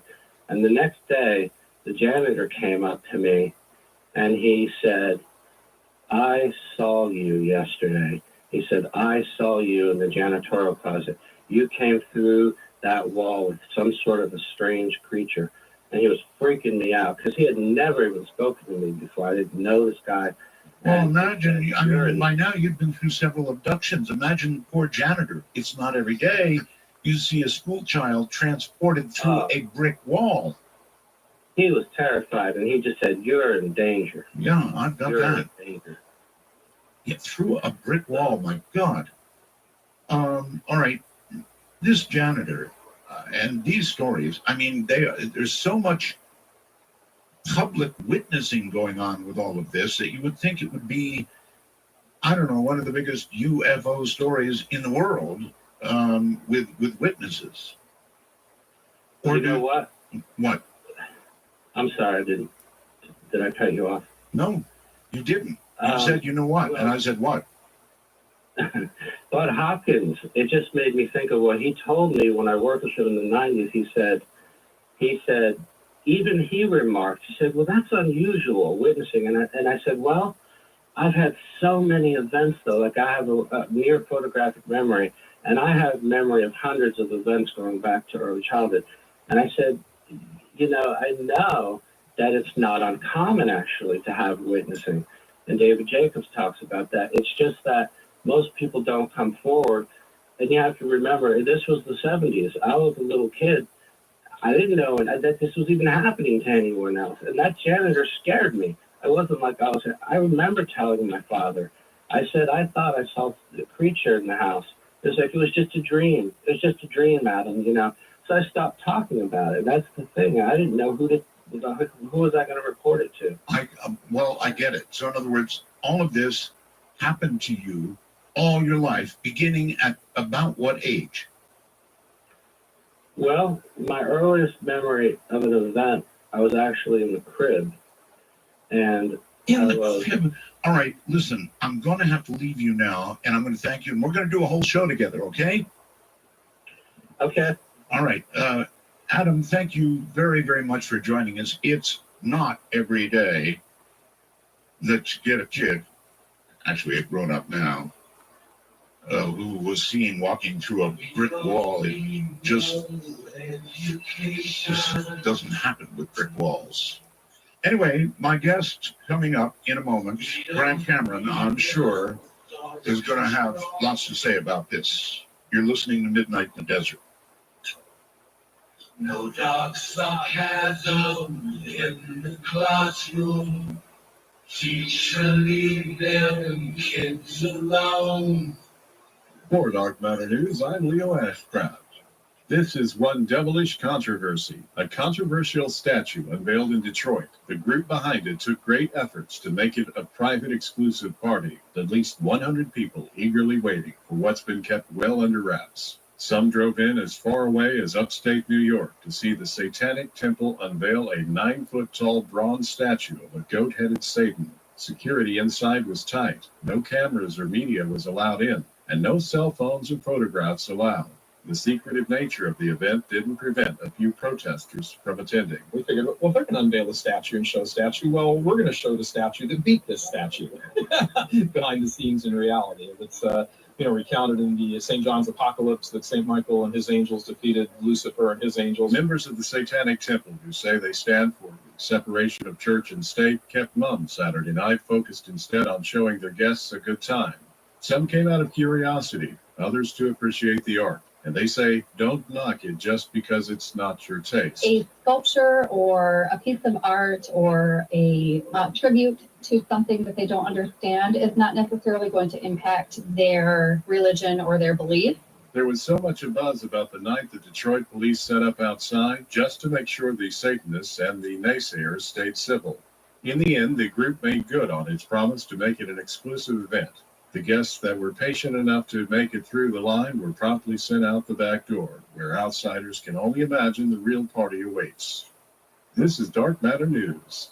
The crew of a fishing vessel recorded a huge squid attempting to make off with a fish that they'd caught, and it was all caught on video. In the video, the squid is trying to eat a large fish, while the sailors prod the animal with a pole to drive it off. The squid is about 5 times as big as the huge fish it's trying to snatch. The massive creature makes a valiant attempt, but is eventually pushed away by the sailors. It remains unclear which species of squid this one is. There are two, the giant squid, which is long, and the colossal squid, which is broader and even larger than its cousin. Not much is known about the species because only a few specimens have ever been caught or captured. Giant and colossal squids are about 12 meters in length. China has officially embarked on the next stage towards a new era of stargazing. The construction of the largest radio telescope in the world began in 2011. Now the panels that will make up the giant space viewing machine are finally being assembled. The telescope is called FAST, or the 500-meter Aperture Spherical Telescope. On Thursday, technicians began inserting the 4,450 triangular reflector panels into place. This whopping reflector will dwarf all other radio telescopes when it comes to its dish size, measuring some 1,640 feet in diameter. Each equivalent triangular panel has a side length of 36 feet. The second largest radio telescope built, the Arecibo Observatory, is in Puerto Rico and is 1,000 feet across in diameter. The telescope will be nestled comfortably in a valley in the Karst Depression located in the Guizhou province. This site was chosen because it is ideally located in isolation from towns or residents. There is a 3-mile area around the dish separating it from any people and therefore any interference. A giant telescope of this size is a sensitive instrument and needs radio silence to pick up accurate signals. They say the telescope's purpose is to help them search for intelligent life outside of the galaxy and explore the origins of the universe. Fortunately for any tourists, the designers of the telescope have prepared for a certain level of public interest. There's an observation platform being built on one of the hills surrounding the telescope, the best place to appreciate a 500-meter piece of technology that will peer into space on our behalf. I'm Leo Ashcraft for Dark Matter News. If you could read my mind, love, What a tale my thoughts could tell. Just like an old time movie about a ghost from a wishing well. In a castle dark or a fortress strong with chains upon my feet. You know that ghost is me. And I will never be set free as long as I'm a ghost you can't see. Midnight Matters are best handled by those that understand how to move in the darkness, like Art Bell. To call the show, please dial 1-952-CALL-ART. That's 1-952-225-5278. All right. Adam obviously had a very great deal to say, and it was not served by the time we gave him. It was very short, so we'll have him back for a full show, depending on that. In the meantime, though, here comes Grant Cameron. And Grant, you originally, I guess, you spent, 37 years looking into the role of government and intelligence agencies and things like that, and somehow made a switch to researching abductions. How did that happen? Well, basically what happened is I had what it was called, I call a download experience that occurred in 2012. Yes. In February, I had this experience, but the main thing that made me move was sort of the frustration of spinning your wheels, not getting anywhere, and suddenly realizing that the president knows what's going on, the Appropriations Committee knows what's going on, the intelligence agencies know what's going on, but they're never going to tell you. And so I suddenly realized, it dawned on me that if you really want to know what's going on with UFOs, I mean, you can watch stuff fly around the sky and count how many green ones there are, how many fast ones and slow ones, and all this kind of stuff. And you're never going to learn anything about what's going on because it really doesn't tell you anything. It's not until you actually do what Travis Walton did, is run up to one and flag it down and have it take you on board. It's not until you talk to somebody who's been inside the ship or who has interacted with the beings who are behind the UFO phenomena that you're going to learn what's going on, because the government's never going to tell you. The intelligence agencies aren't going to tell you, and the experiencers are going to tell you. Okay, well, I know Travis. I've interviewed him multiple times. No doubt I will again. In fact, he did agree to an interview. And his story is incredible, just amazing. Sounds like you made your move for about the same reason I did. I was talking about politics. I couldn't stand it anymore. It was frustrating.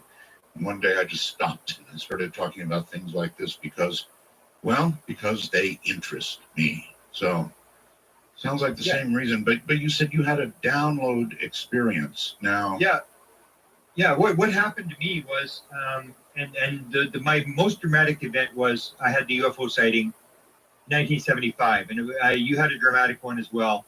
And it's hard to explain to people who haven't had it, but it basically changes your life. I mean, like I fell off the edge of the earth when I saw this thing. I just couldn't believe that I'd actually seen it, and it was up close, and there was no doubt. I didn't really know exactly what it was, but I knew it was nothing that was on this planet. And so that was my first dramatic experience. The second one was when I had this download experience. I'm sitting watching Colin Andrews, who is the guy who invented the term crop circles, and he's giving a lecture in Phoenix, Arizona at UFO Congress. I go to the lecture. I'm not interested in the lecture. The only reason I went was because Colin Andrews was giving the lecture, and he's a high profile figure from ufology. I figured I'd pay him the respect. I'm in there. I'm sort of not paying attention.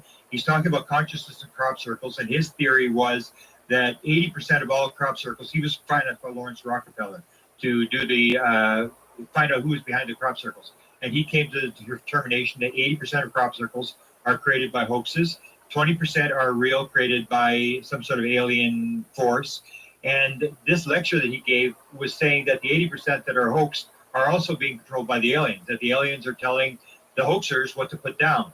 Do you think that's true? 80% hoax? Well, I mean, I'm just giving Colin Andrews' figure. I'm not an expert on crop. No, I know. I was just asking if you agree with that. I mean, I've seen so many of them, and there's a few, I don't know, kind of funky ones, but most of them are gorgeous beyond understanding of how they could have been made by a bunch of guys with boards and chains. Yeah, the ones I saw some here in Canada, in the late 1980s, and I was floored when I saw how these things were woven, how the wheat is all sort of woven together and stuff. So I was very impressed by it. But, I'm so sorry. I didn't even ask. You're a tasty Canadian? Yes, I am. I live just north of the North Dakota border, and that's how I got involved. Was that North Dakota had 300 nuclear weapons and Minuteman III nuclear weapons with 10 warheads, and in 1975 they put in 100 new weapons in North Dakota to shoot down Russian missiles. Right. And that's exactly when, on my side of the border, about 25 miles from the border, when they put these 100 new weapons to shoot down Russian missiles, that suddenly all these sightings started. And they went on for a year, from February of 1975 till November of 1975, when they started taking the nuclear weapons out of North Dakota because of a treaty they'd made with the Russians. Isn't that something? There have been, I'm sure you're aware, there have been many sightings over silos, and it's gone further than that, Cameron. They've actually gone into launch sequence. Yeah. And then when you take a look at some of the stuff now we know behind the scenes is, for example, the big one was the Malmstrom one, the 10 missiles that were shut down at Malmstrom Air Force Base in 1967. Yes, sir. And we now know that Robert Salas, who was in the command module down below when this happened, is an experiencer. He's a lifetime abductee. And it's almost like the aliens had one of their own guys inside the thing. It was like their own spy. So you start looking at the intricacies of the UFO phenomena, and you realize it's much more complex than you originally think. And by the way, it's not an American phenomena only. The Russians had their own big deal with a launch sequence actually beginning. I don't know if you know about that. Yeah, and I think that's what the aliens are just basically doing, is they are sending signals. They are sending signals that maybe you don't know what's going on, I don't know what's going on, but the people in government, I'm absolutely sure when they shut down a launch site like that, or when they leave a dead cow a couple miles downrange from a nuclear power plant or a place where they're building nuclear weapons, I'm sure the message gets across and the government knows exactly what's going on. They know an awful lot more than you and I. And I think a lot of what we see in ufology is just basically signaling. It's almost like, I even say with you and me, you had a close encounter, I had a close encounter, and I say to people, why do UFOs have lights on them? We don't have lights on our planes, except for little navigation lights. We don't have lights. Why do UFOs have lights on them? Certainly not the ones we want to hide, right? Yeah, they want you to see it. So helicopters are black. If you see a UFO, you're part of the game. Yeah, helicopters are black for a reason, and stealth aircraft are black for a reason. They don't carry lights. So you're right. Sure. And so when they abduct people, nobody sees anybody getting abducted. You don't see the ship. So when you see the ship, it's intended for you to see the ship. And I tell people, if you've had a UFO sighting, you're part of the game. You're part of what they're trying to do. And I think what majority of what they're trying to do is just send us signals. They're trying to make us think. They're not giving us the answer. They're making us think, what the heck's going on? And the more people think, the more they talk about it. The more people talk about it, the more it becomes like the gay issue or the gay rights issue, that once you get to the point where everybody's talking about it, everybody's going to make the right decision as to what to do. All they're trying to do is get people talking about it to raise consciousness. Okay, well, I don't know about your analogy, but you're right about one thing. Once you have seen something close up, either had an encounter, been abducted, or had a craft, in my case, 150 feet above me, your life is never the same. Exactly. All right, now download. So I'm in this lecture. I'm not really paying attention. And as I said, for 37 years, I've gathered material together and done documents and lectures and stuff like that. And suddenly it happened. And it happened instantaneously. Three different items popped into my head instantaneously at the same time. And they came with absolute certainty. People who describe download experiences will talk about this absolute certainty. You don't have to check this. You don't have to go research this. This is the answer. This is how it works. You're absolutely certain. And the other thing that comes with this great sort of excitement for 2 days, I just was vibrating for 2 days after this happened. And what came to me was three things that I gathered together, but I'd never put them together. I'd never figured out how they work together. So he's talking about consciousness. And in 2012, I couldn't have cared less about consciousness. I couldn't have spelled the word. I had no interest in it whatsoever. And suddenly what happened was, as I said, I chase the Canadian government, the early 1950s, there's a top secret Canadian government document that I quoted, Stanton Friedman is quoted, and we've talked about it endlessly. It's a legitimate top secret Canadian government document from November of 1950, where the Canadians go to the Americans and they're asking the American officials, what's the deal with flying saucers? And they're told, flying saucers are for real. It's the most highly classified subject in the United States. There's a small group headed by Dr. Vannevar Bush who's trying to figure out what's going on, and that the subject is of tremendous significance to the Americans. When this download, the first piece of the download came to me, it was the very next line in that document. And the very next line in the document said, and we were also told by American officials that other things might be associated with the flying saucers, such as mental phenomena. And the Americans aren't doing very well because they've said if we're working on the problem, they're willing to exchange credentials and talk to us. And this is through classified channels. And suddenly I realized that this was very important because in 1950, there was nobody talking to aliens. The first contactees would not appear until a couple days after the detonation of the hydrogen bomb in November of 1952. The first abductees were not Betty and Barney Hill. That was in the 1960s. In 1950, November 1950, nobody was claiming to be talking to aliens. Okay, I'm going to have to ask you, slow down. Just slow down. I want you to back up a little bit. What you said was exceptional about the communication to the Canadian government officials. So I'm going to ask you, who was told what you just said? The material came through the Canadian Embassy in Washington, D.C., through the military liaison, whose name was Arnold Wright. He was the guy that went down through intelligence channels and talked to high-level officials in the Defense Department in the United States. Okay, so Arnold Wright told you this? Arnold Wright told it to Wilbur Smith, who ran the Canadian government flying saucer program from 1950 to 1954. Wilbur Smith put it in a top secret document, which was a part of the Department of Transport flying saucer investigation, which took place for the 4 years from 1950 to 1954. Kind of like our Blue Book.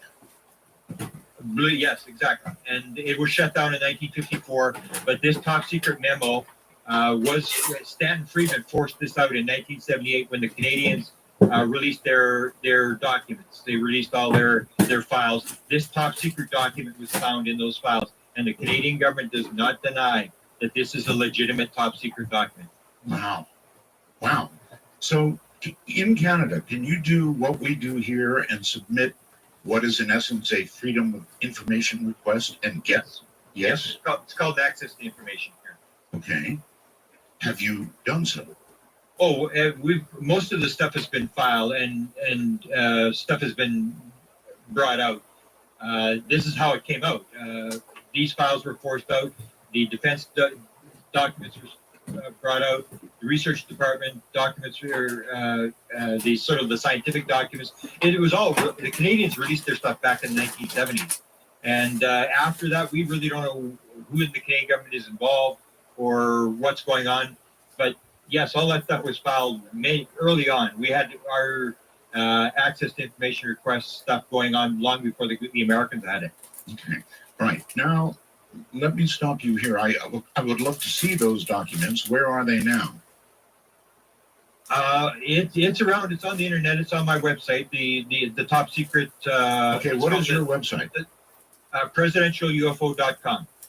Okay, presidentialufo.com. That's not hard. So the document is there. Thank you. Now, yes. Before we lose it, I want to go back to Adam Ambrose and the two stories he told, and I would like to get your reaction to them.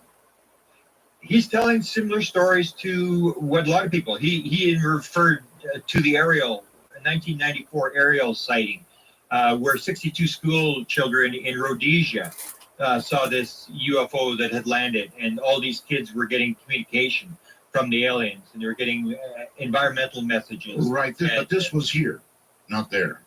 He referred to that incident. He referred to that one. That's famous. Now, of course, Adam's story is going to come down to whether he's got the witnesses. The Ariel one, they have quite a few of these witnesses, and one by the name of Emily Trim has now even come forward. I saw her in Brantford, Ontario, about a month ago. She's come forward with all the paintings. She suddenly was able to do all these paintings and is now the first of these young school children who has come forward. So if you have Adam on, you have to make sure you have another one of the the school children. Because Well, as you actually, said, this is a major story. Adam has done a whole series of drawings from his memory, and I understand they're available. We'll get that when we do a show with him. But you know, his story sounded pretty legit to me. Yeah, it has all the main factors. Like he talked about the Oz factor, where time and space seems to stop. This was described in the John Lennon sighting, where John Lennon has his sighting. May Pang, who was with him, talks about this effect where all the people in the apartments around, looking off this penthouse where they were, nobody seemed to be home. Everybody seemed to have disappeared. The people on the balcony below her didn't come up. It was like time and space had stopped. So this Oz effect is quite common. What Adam is describing is commonly described by people going through walls. And we now sort of understand some of this stuff. Like the idea of going through walls is not a big mystery anymore. We now know, for example, in science that for every piece of matter, there are 1 times 10 to the 52nd power pieces of space. That matter is all space. It's held together by electromagnetic fields. And so if you're an alien and you understand this, that everything is space, if you have a person who's all space and a wall who's all space, all you have to do is know how the electromagnetic fields work, and you can put somebody through a wall. I don't think this is a real big mystery about people going through walls anymore. And almost everybody that's abducted numerous times will describe the fact that they go through a window or through a wall, or that the aliens come through walls. This is pretty common, what Adam is describing here. His big thing is, that are there other witnesses to what he had said? Apparently so. There's a janitor, if he's still alive. There would be the other school children, if they want to talk about it. And if their memories have not been wiped of this incident, all of that, right? Yeah. It's a major story. I mean, he said 50 to 70 kids. I mean, that's a major story. Yes, it is. Major witnesses. Yes, exactly. Was his story, and remember, he said he had been abducted since he was in the crib. I didn't pursue that, but I will with him. But obviously, all his life. Almost all experiencers will describe this. Really? We call them lifers. I mean, if you have been abducted, it's almost never when you're 20 years old you get abducted one time. General pattern is that if a person describes an abduction, you go back, you do the regressions, you'll find out it's been going on their entire life. Okay, Grant. Another question for you: is it possible to know if there is a general thing that these creatures, these other beings, want from us? In other words, is there any common thread in abductions that you can talk about that would make us perhaps understand why they're occurring? Well, you have the messages that they're giving us. You have the hybrid program, which is very common, where people describe the hybrid babies, that their sperm or the eggs are being taken. That's very common, that's going on. And then you have these messages. A lot of experiencers will talk about seeing the screen on board the ship, and they're showing these environmental devastation scenes where the world is being destroyed, and we're given the message about the fact that we were destroying the planet, that we're environmentally doing damage to the planet, that we have to stop this. In the early years, the messages came across with the nuclear weapon messages, and the other message that is given is one of the more common ones, is this oneness message, that we have to understand that everything is connected, everything's alive, and everthing is one, everything's connected. That is a big message. One of the guys upstairs is one of the guys that's going to prison for the rest of his life.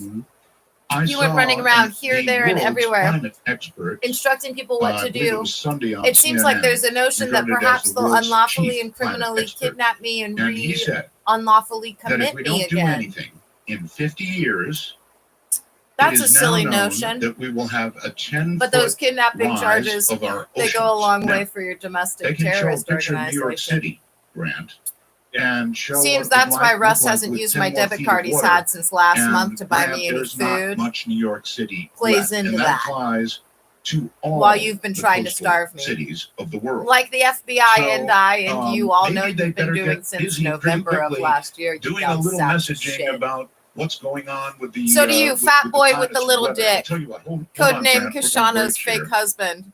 Fat boy with the little Can dick. you imagine that? You 50 are years, going to 10 prison for feet. the rest of your life. 10 Fat feet boy with of the little dick. ocean rise. And you You know what that's deserve gonna look it. like? It's not going to look like Happy cities. hump day. It's going to look like ocean. I'm Art Bell. This is Midnight. I've been drifting on the sea of heartbreak, trying to get myself ashore for so long. And remember, more than a couple of people at the place where you sent me have already been contacted by the FBI. And that shit was adjudicated on. And it ended in a motion for dismissal. And you're going to be going to prison for that kidnapping charge, amongst others. The clock strikes 12, and Midnight in the Desert is pounding packets your way on the Dark Matter Digital Network. To call the show, please direct your finger digits to dial 1-952-225-5278. That's 1-952. Art. Don't call yet, actually. Just rest and listen. We'll give you the cue to call. My guest is Grant Cameron. We're talking about abductions. Oh, one last thing. For a very minimal charge, we can have the screaming lady that you hear during these commercials come visit you at your house and wake you up whenever you request. Grant, you're back on. Yeah. All right. So there's so much to talk about in this whole thing. But you think, and motive is one of the things I want to know about so much, and you believe it has something to do with genetics. That's one item anyway. Well, I'm not sure about genetic. I mean, there may be a genetic line that they're following, because usually if you are taken, your children will be taken, your parents usually are. Or here, let me put it another way. There may be a spiritual line as well. The only way you guys will be touching my devices again, if you start talking reincarnation, will be if you're about to be arrested and sentenced and convicted and arraigned and detained. Is if you could find one and case, the FBI's one decided they want more video before birth, footage of you touching my shit. The example I always show is the story of the Moody Blues, the famous band, the Moody Blues. I love it. Clearly, but love the thought. I love the thought. Well known. The coordinating of what can we do to once again gain illegal access and destroy evidence. Guitars. Go to Colin Andrews. Kill the laptops and the phones. We need to get our hands on it, shove our USBs and our key rings around it. Dinner, and Colin says they're going back Ladies and gentlemen, Pinder and the lead guitars, back and forth, back and forth. They're telling this story. There are more of you going to prison for the rest of your lives. They were going to be musicians, and then there are those who are getting paid for being whistleblowers. And that there was these elder people, and they were told they were going to put a lyric. This entire month, as far as I've been told, the FBI has literally been determining who's getting paid and is indeed a whistleblower and who's going to prison. It's like 20 or 30%. And wanted to get paid, but they're choosing to go to before they were prison. born. And so panning for I'm gold. going to slow you up. Panning for gold. This is pretty important stuff. Are you saying that if you become and based on what I've had to hear in reincarnation, Buddhists, of course, yeah, I'm going to conclude that you are then likely a lot of people upstairs go to prison for the rest of their lives. Well, you make a deal to come in here. The whole idea is abduction. You're saying, if you say abduction, that these people are taken against their will. I would say, and Mary Rodwell, who's done over 2,000 regressions in Australia, would say that if you ask the person during the regression and you get them in deep hypnosis and you say at any point in the past, did you agree to be in this situation? They will say, yes, I agree to this. It's not an abduction. This was something, it's if you believe in reincarnation, Art, you came into this life to do something. Maybe you came in just to learn jealousy or greed or whatever, some sort of lesson. But if you are an experiencer, the question is, did you come in here? Did you volunteer to be an experiencer, to come in here to raise consciousness, to bring this alien message to the world? We came in here, if you believe in reincarnation, we came in here to do something. And so what I say is, when I see an experiencer, I see people who are very high level spiritual beings who have chosen this mission to do what they're doing, that this is not some victim type thing. And if you take a look at the polls, Edgar Mitchell has a support group for experiencers, and in the poll that was done, they had 1,200 experiencers fill out this poll. In there, only 9% of experiencers say that they would turn it around if they had the chance to not have this experience happen.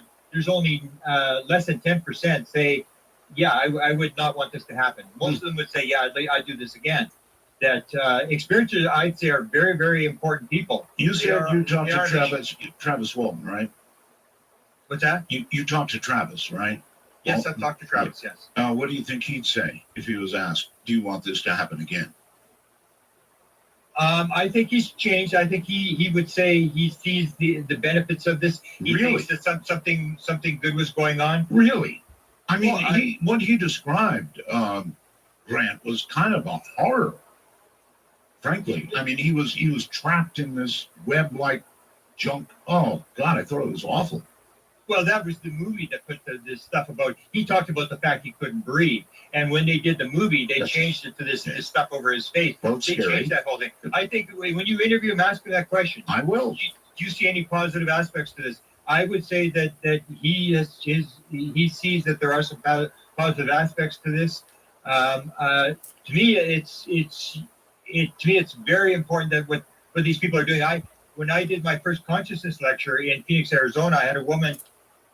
I don't know if you've ever gone into the life between life stuff of Dr. Michael Newton, who did 7,000 regressions of people and took them into their between lives. I had a woman who went and did one of these regressions after she heard my lecture, and in that regression, she was asked, I can listen to a Canadian accent all day, she said, every day. I didn't volunteer. There's something I just love about it. To be in this position. That this is, I see these people as very high level people. They're bringing a message to the world. They're doing something to me that's very valuable. In the hockey stick. But we've come to the world. If you believe in reincarnation, we've come to the world to do something. We've got some sort of lesson to do. And so I see that part.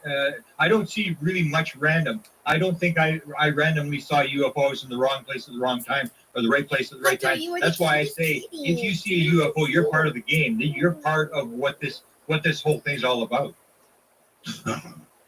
I wonder if I am. I do. I mean, in a way, when you think about it, the experience drove me much harder to talk about all this kind of thing. So maybe you're right. I don't know.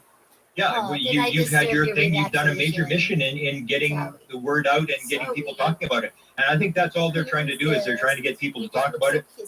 I firmly believe that if there are as many civilizations as we now sort of guess that there might be in the universe, like billions or trillions of civilizations that are running around, they may have done this 1,000 times on 1,000 different planets. They know exactly what they're going to do, because if you take a look at the pattern, you will see that I've been in this a long time. You've been in this a long time. I know in 1975, what happened then doesn't happen now. We had landing traces in the 1970s where they land and they leave the pod marks and the burned grass. Doesn't happen anymore. In those days, there was people seeing aliens looking out windows of crafts. Doesn't happen anymore. The patterns have all changed. We had Foo Fighters during World War II. What happened to the Foo Fighters? Where did they go?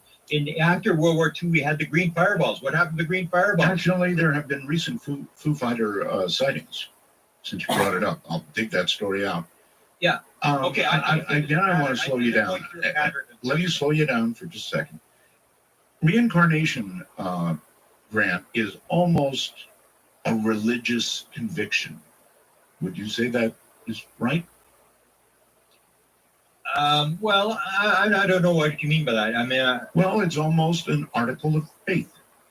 Well, I mean, you have the research done at the University of Virginia, 2,500 cases where you have kids who are like 3-4 years old. I know. I would say that's scientific evidence. I wouldn't say that's any sort of religious faith.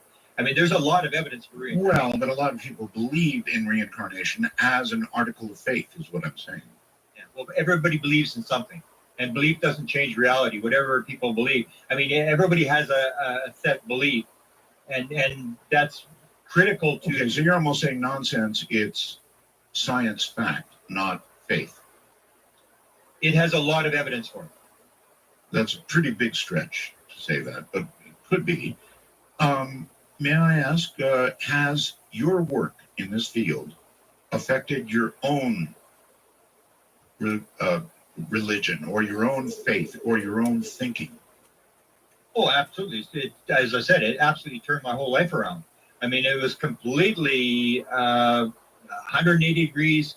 And then after my download experience, another 180 degrees. I was just, it's affected my whole life. My life has never been the same since I saw my first UFO. Well, actually, if you had 280 degree shifts, you're right back where you began, right back where you started. I started before I got into UFOs. I was interested in Edgar Casey, and I was interested in near-death studies. I had done a study at a hospital where I'd gone to study dying cancer patients and stuff like that, and I asked all these questions about near-death work. I've come right back to where I started back in the 1970s. I had no interest in UFOs, none whatsoever. The only reason I went out to see this UFO thing was because the whole town was seeing it. It was a viral story in the city where I lived, and I went out believing I wouldn't see anything. And when I saw it, I just literally could not believe what I had seen. Oh, I so totally get that. Honest, I do, Grant. What I want you to do is hold tight. We're going to do an early break. Gives us a little more time on the other side. And allergy inducing. My throat is The scratchy, religious my nose, my eyeballs. article of faith. But I just can't It is stop that, looking right? up giving you kisses. How about the rest of you? Those of you who have seen something really close up. How's that affected your life? This is Midnight. Riders on the storm. Riders on the storm. Into this house we're born. Into this world we're thrown. Like a dog without a bone. Like a dog without a bone, an actor out alone. Riders on the storm. That's the worst store song ever, I think. Alright, and it's coming low. We gotta get right back to where we started from. Love is good, love will be strong. We gotta get right back to where we started from. Do you remember that day when you first came my way? I said no one could take your place. And if you get hurt, you get hurt by the little things I say. I can get that smile back on your face. Ooh, and it's alright, and it's coming on. We gotta get right back to where we started from. Love is good, love can be strong. We gotta get right back to where we started from. Want to take a ride? From the high desert and the great American Southwest, this is Midnight in the Desert, exclusively on the Dark Matter Digital Network. To call the show, dial 1-952. Call Art, that's 1-952-225-5278. Well, all right. Grant Cameron is my guest, and Grant, several have sent wormhole messages saying, Art, very interesting, but, well, try to slow him down a little bit. The information is coming too fast. Can you do that? Sure. You probably had more coffee than I have, but I drink a lot. I mean, you're just rattling it out, and we've got time. Don't worry. It'll all get out. So I'm particularly interested in the reincarnation angle. It would seem to me, if that's true, Buddhists who really believe in reincarnation would have a disproportionate number of abductions or contacts. Yes? I don't know. No, I don't. You have to look at the stats. The only stats we really have is the poll that was done. The poll that's being done by the Edgar Mitchell organization. Okay. Let me give you a question. Question 185. 413 people replying. The question is, do you believe that there is a connection between ETs and reincarnation? These are the experiencers. These are the people that are involved. 79% yes. Wow. Well, of course, they're probably on a site that kind of leans that way anyway, right?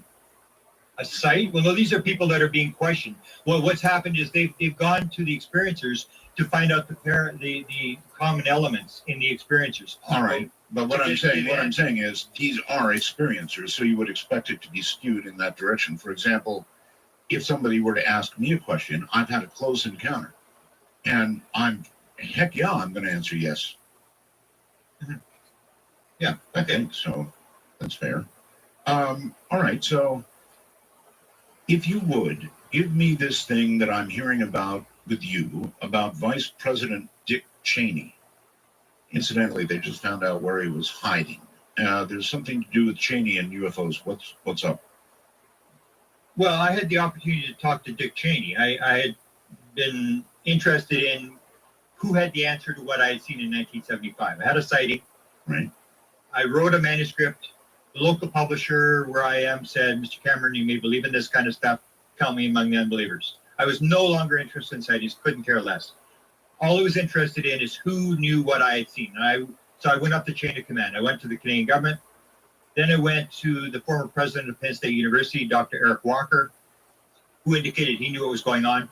Then I went up to the president. I figured, well, the president must know what's going on. And it was at that point when I got the opportunity to talk on a radio talk show, ask a question of former Vice President Dick Cheney. What had happened was Bush was running for president with Cheney. Mm-hmm. He had come up against a guy named Charles Huffer, who had a tape recorder going, and said, Mr. Bush, if you become president, are you going to release the UFO information? Mm-hmm. Bush said, yes, I will. Cheney was standing right beside him, and he said, this is Cheney. He's a very smart guy. He was Secretary of Defense. It'll be the first thing he does when he gets to the White House. So when he got to the White House in April of 2001, he was on a radio talk show, the Diana Rehm Show in Washington, D.C. I got on the air and I asked him the question, which I say you have to ask any four-star general, vice president, or president. You don't want to ask him, have you seen a UFO? Who cares? You don't want to know what you think about UFOs. Who cares? The only question you want to ask him is the briefing question. Right. At any point, did anybody walk in and brief you?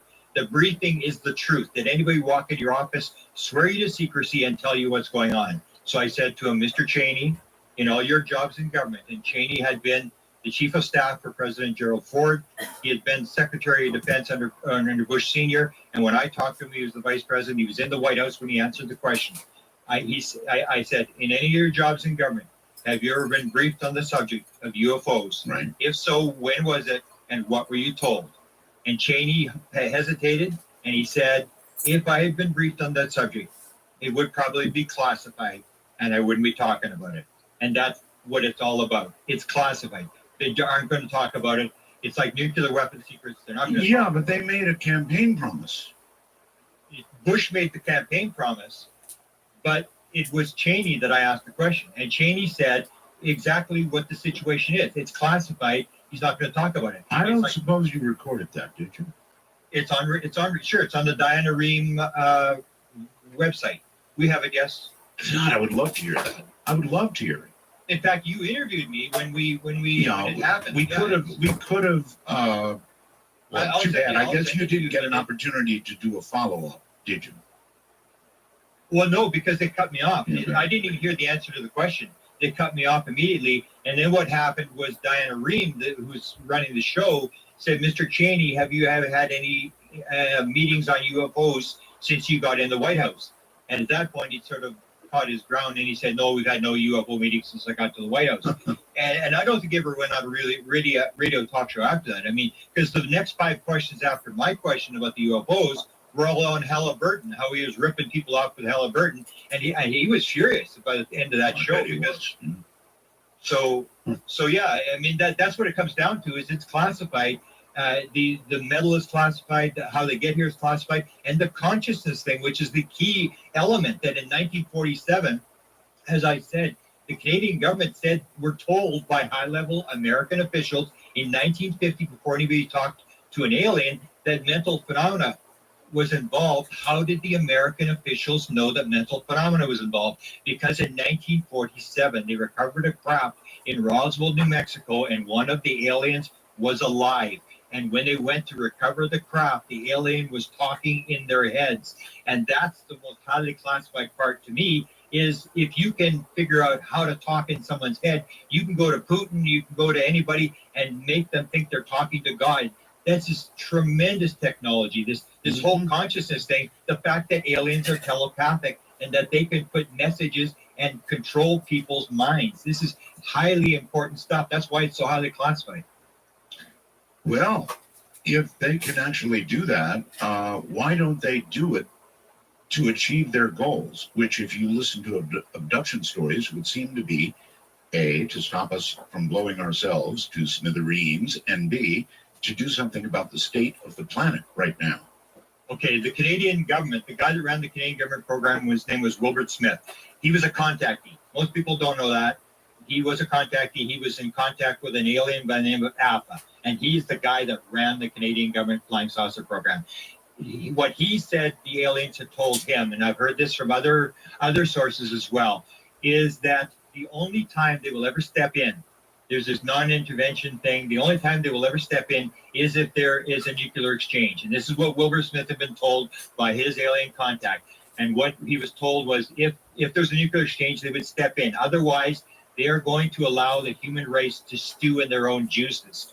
You cannot do your children's homework. You have to allow people to learn their own lessons. And if we happen to wipe ourselves out, so be it. If reincarnation is a fact, we go someplace else and learn our lessons all over. They are here not to save us. They are not, this is not American military foreign policy where we're going to go in to a foreign third world country, bring them freedom, democracy, Jesus, and McDonald's. They're here, I think, to save the planet. We are, as David Bohm, the famous physicist, said, we are the locusts. We are like a swarm of locusts that has descended upon the earth.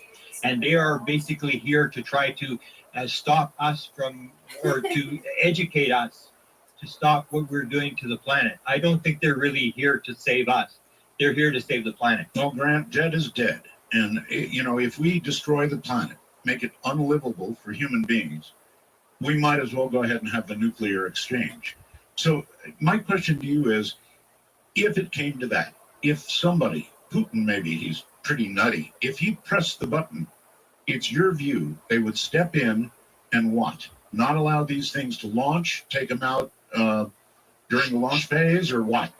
Shut them down just like they did Malmstrom. Shut the whole thing down, or as they did in Russia, actually start the clock and let them run down and scare the living daylights of everybody. They can. This is the whole deal. Wilbur Smith said that he had been told that they could stop a nuclear exchange, and if we didn't believe it, they could take the moon in front of the entire human race, split it in half, and put it back together again to prove that they could stop a nuclear exchange. But that is the only time they will step in, is if there's a nuclear exchange. Otherwise, it's hands off. We have to learn our own lessons. And that's where this whole thing with experiencers, if you have multiple lives, that these people are volunteering to come in so that you don't have this non-intervention thing. These people are coming in to help. They're part of this process to raise the consciousness from the ground up.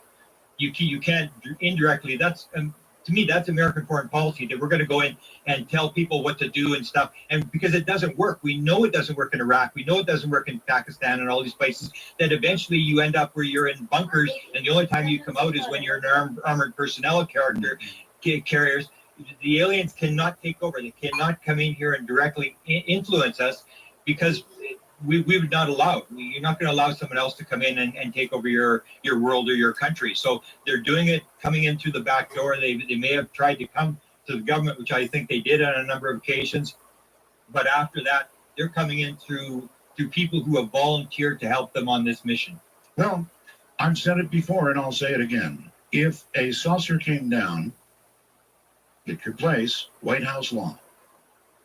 I maintain that when the ramp came down and the little guy got about halfway down the ramp, he'd be filled with so much lead, Grant, that they'd have a hard time carrying him away. In other words, we are a very, very warrior-like nation. There's no getting around it. Yeah. Plus, nobody wants somebody else to come into their country. I mean, that's why we have so much trouble in the Middle East, is we're in there. And I mean, if you were someone, then your neighbor, your parents got killed, or your sister, you'd be angry and you'd want these people out of your country. This is the idea, is that you don't want people in here.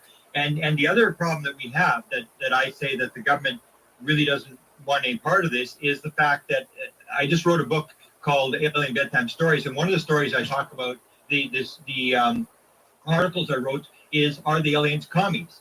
And if you take a look in the early 1950s, when you had Adamski and Williamson, the FBI was following these guys around, because the message that the aliens are bringing is not a capitalist message. It is a message of oneness. It is a message that the one is more important than the individual, and that we have to stop this growth, this capitalist growth. this would not be very well received in America. The message that the aliens Well, if are putting that out. really is their message, they do sound like commies. Exactly, and they're talking about the Gaia. The world is more important than some rich guy who wants to build a nuclear power plant in the middle of San Francisco. Okay, well, if all that's true, then double the amount of lead I said the little guy would get. Well, yeah, exactly. People think that we make it public and everybody's going to be happy and we're going to be able to drive big cars again. That's not what's going to happen. There's a lot of things that aren't going to go well if this does get released. I mean, Trump hates the Mexicans. I mean, can you imagine how he's going to hate the aliens? No, that's when not they come fair. over That's not. Wait. Not fair. I'm not on Trump's side, but he's never said he hates Mexicans. No, he hates our immigration policy. Yeah, and it's this us versus them, that we are that it's the outsiders that are causing sort of the trouble. Yes, and yes. It used to be the Vietnamese, and then it was the Chinese, and there was the Russians, and it's this idea. It's this the message that the aliens are bringing is a oneness message, and it's the message that we are all one, that we're all leaves on the same tree. It's not the idea that the message that is being promoted in communism is this survival of the fittest, rape, pillage, and steal whatever you can. Whoever's got the most toys wins. It's this growth thing. And David Bohm, this physicist, great physicist, who was not a UFO guy, basically said he didn't think we were going to make it, because basically what you have is a model where you need growth all the time, and the growth keeps going, and now you've got China starting to have this high growth, and India, and eventually David Bohm says we're going to run out of resources, whether we destroy the planet. Well, yeah, I'm not an optimist. I don't like the way things are going. Hold tight, Grant. We're at a break point. You can relax for a bit. Take 5, as they say. I'm Art Bell, and this is Midnight in the Desert. Sailing away on the crest of the wave, it's like magic. All rolling and riding and slipping and sliding, it's magic. And you and the sweet night. For Dark Matter News, I'm Leo Ashcraft. Canadians have created a giant wall that sucks carbon dioxide straight out of the air. Created by the Canadian company Carbon Engineering, this wall could be built to draw carbon dioxide straight out of the air and convert it into fuel. We're capturing CO2 with it right now. And by the time we get to the outlet here, where these fans pull the air through the contactor, over 80% of the CO2 has been removed. We're trapping over 100 kilos of CO2 here every day, and that CO2 gets absorbed into our solution and forms a type of carbonate salt. Air flows through a row of massive fans that are connected to a carbon dioxide-rich solution. This then absorbs carbon compounds out of the air. This solution is purified with the carbon dioxide within it extracted, and then purified again for reuse. The research and engineering firm hoped to build such walls where regrowth of trees simply isn't possible. They did it in the 60s, and they're still doing it. A strange gray UFO has caused Unit 207, a man up there has been running to and from the living room to the bedroom that's directly above ISS live my feed camera, and then promptly cut the live feed laptops. as soon as it appeared. The small He's on a gray hacking object spree. is seen coming up over the horizon. Going to make sure and then there's no disappearing video or just audio moments later footage as going to the NASA Google cuts the feed and servers switches to and that another he of the can't cut cameras, off. and will no doubt fuel conspiracy theorists' belief Do it all that he NASA is can to go to deliberately prison hiding without footage parole of for the rest of his potential life. UFOs. One of the simplest theories to this conundrum is that it's an artifact on the lens, or indeed the moon. The YouTuber responsible for the video, StreetCap1, doesn't hold with that either, posting a second video that he says proves that it couldn't be the moon. The biggest mystery, however, is why NASA didn't just use duct tape to cover it up. That's what they did before, after all. Right? I'm Leo Ashcraft, and this is Dark Matter News. A former state trooper from Washington said on Wednesday that he is currently in contact with several Bigfoot creatures and that he feeds them food regularly. The man, who provided a name but chose to remain anonymous, said that the encounters have been happening since 2009 in a remote area in the North Cascades. He said sometimes it's 5 to 10 minutes, other times they stay for hours. He says he leaves them apples, carrots, beef jerky, cookies, and candy bars. The man says he was looking for an old mine in the mountains the first time he came across the alleged beings in 2009. After leaving the food out there for him, he says they seem to have started following him and getting closer. He says he's been as close as 20 feet to some of them. He reports that he was so close to them that he was able to catch some of their language on 2 different occasions. He said it sounded like Native American and an Asian mix. The creatures reportedly stand between 6 and 7 feet tall and probably weigh in at about 500 pounds, females being a little lighter. He describes them as having a human face, some with dark hair, others red or brown, probably about 3 to 4 inches long, adding that the females had small breasts. He claims he's not the only one to have seen the creatures in the area. Numerous people have also purportedly seen them while accompanying the man. The former state trooper says the creatures have never presented a threat to him and that he leaves them alone and he's not interested in hunting them or gathering physical evidence. Florida resident John Bird last year claimed to feed Bigfoot potatoes and plantains on a regular basis. In the spring of 1982, a soldier training at Fort Leonard Wood Army Base in Missouri claimed to have spotted a 7-foot-tall creature with brown hair that resembles the former state trooper's alleged sighting. Portions on the United States side of the range are part of the North Cascades National Park. Earlier this week, there were reports revealing the intentions of the U.S. Army to annex part of the region as a helicopter training area, drawing criticism from the Forest Service employees for environmental ethics. I'm Leo Ashcraft. This has been Dark Matter News. It's been a too long time with no peace of mind, and I'm ready for the times to get better. I've got to tell you, I've been racking my brain, hoping to find a way out. I've had enough of this continual rain. Changes are coming, no doubt.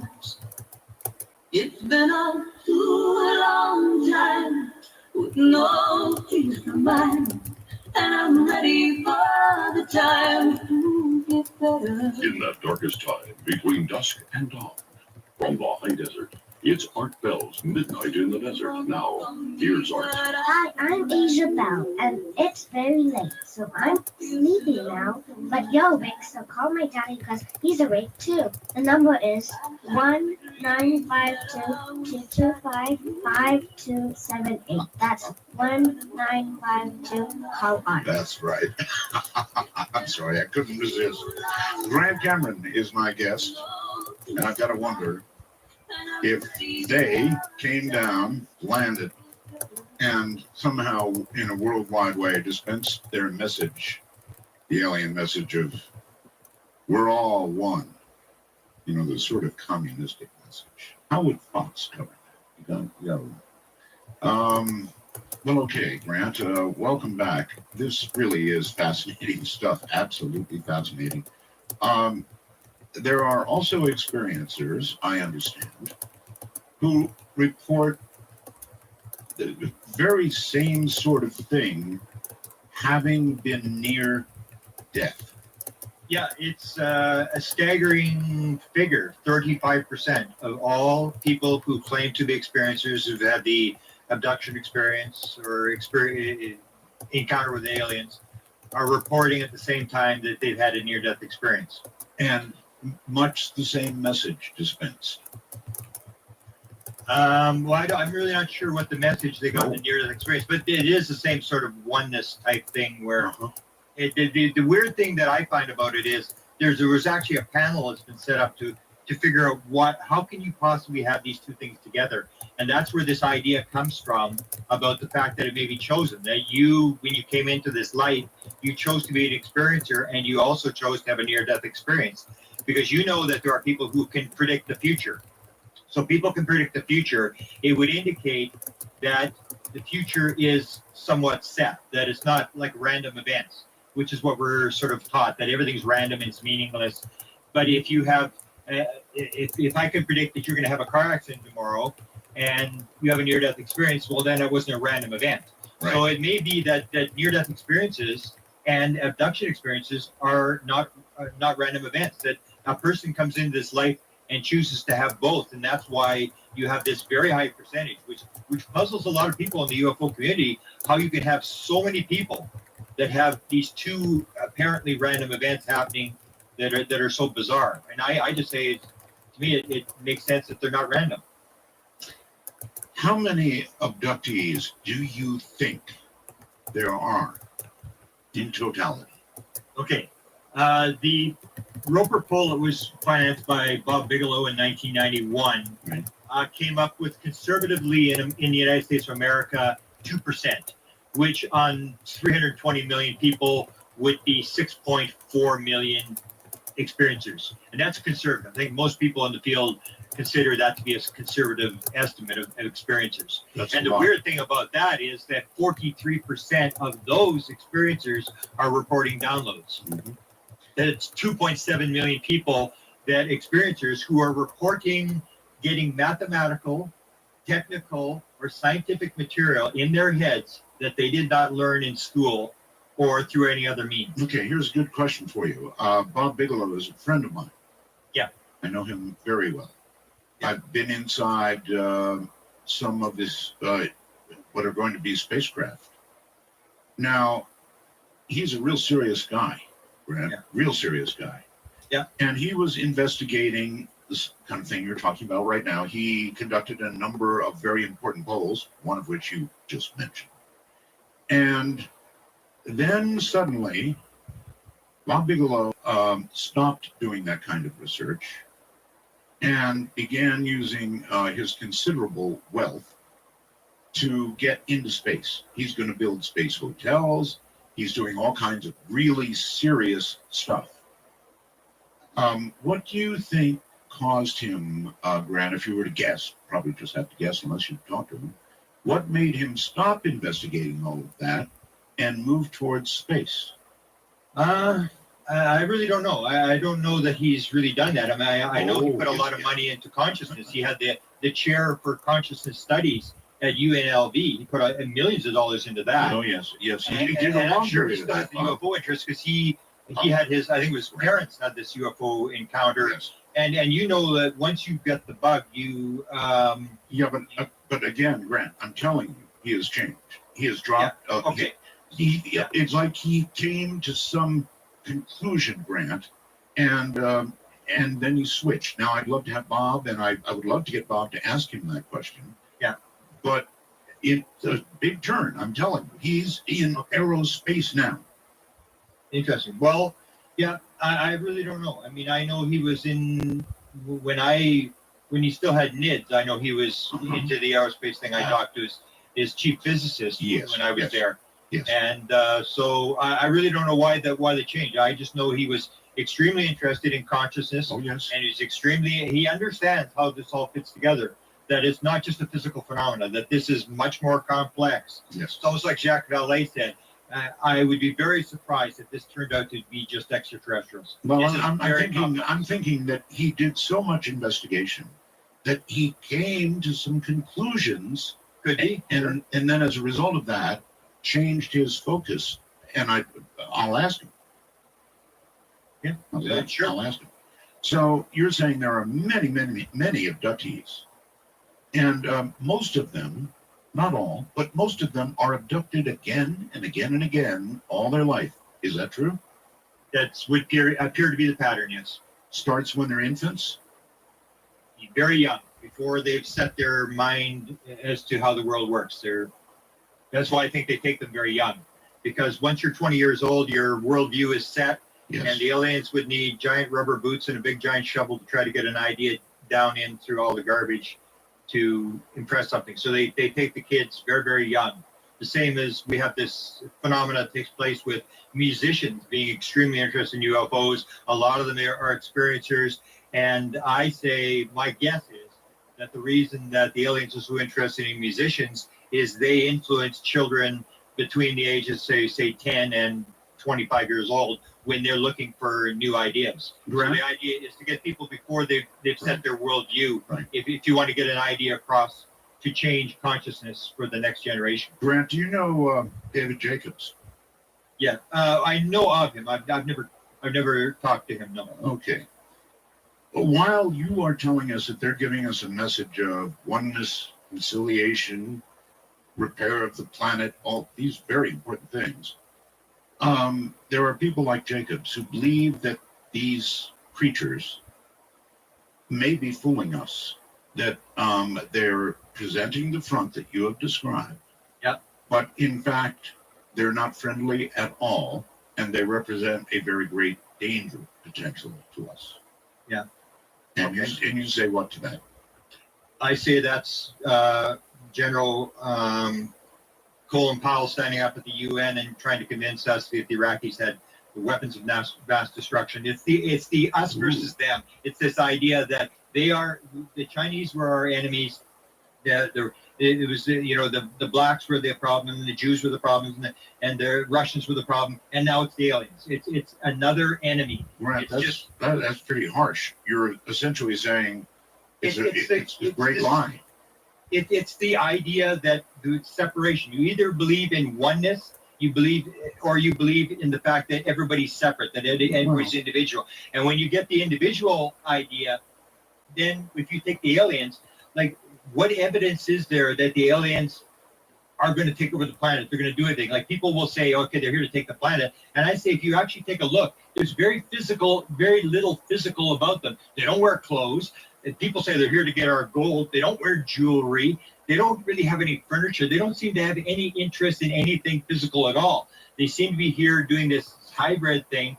And people can say, okay, eventually they're going to take over the world. They're going to eat us, or they're going to do whatever. And I say, if you take a look at the download stuff, if you take a look at 43% of people are being downloaded, or you have 11% of people that report that they're being allowed to fly the flying saucer, if they're going to take us over and eat us or whatever they're going to do, why don't they do it? And why are they teaching people to fly the ship? Why are they downloading mathematical and technical material into people's heads if they're just going to take us over? Well, there seems to be something else going on behind the scenes. Well, don't forget to serve man. To serve man? Yes. You don't remember to serve man? No, I don't know what you're talking. I have no idea. All right, I'll explain. There was I believe it was a Twilight Zone episode in which the aliens came down and they made a great speech and a great deal out of how they were going to serve man. And then at the very end, Grant, it turned out that to serve man was actually a cookbook. Yeah. We're going to be served up on a McDonald's on the far side of the moon, a human McNuggets. Yeah, you got it. If it happens, I'll believe. I don't see any indication that there's this evil empire. Okay, I'm not saying there is, Grant. I'm just saying. Remember the diddly. You seem to believe. Mystic Gwen's door is a no, unless you want to go to the federal penitentiary. Whatever, and I hope. Past, I hope it's true. Present, but I'm just saying, don't you have a and little bit of you future. that says? Remember, whistleblowers. Well, who was it? The only reason the FBI won't let me play the No Hall Pass song is because they want to make sure none of you are imbecilic enough to be outside of my window and front door again. We're always the good guys. And happy hump day, whistleblowers. We've all received a bump in pay today. It may be true, but what I'm because saying it's another day. I think people have June to start 18th. Explaining. We're 2 days away from the week of June 20th, a week that the FBI has stated I'll be quote unquote redeemed. When I did my first consciousness lecture, within 1 year, I had 24 people come to me that told me this thing that they were flying the ship, and most of them were women. And I say, if you believe in the evil alien thing, well, then you have to look at the fact that if you're a woman in Saudi Arabia, you cannot drive a car. It's illegal for you to drive a car. But if you're a Saudi Arabian woman, you get abducted by the aliens, they'll not let you drive the car. They'll let you fly the flying saucer, no insurance, no license, nothing.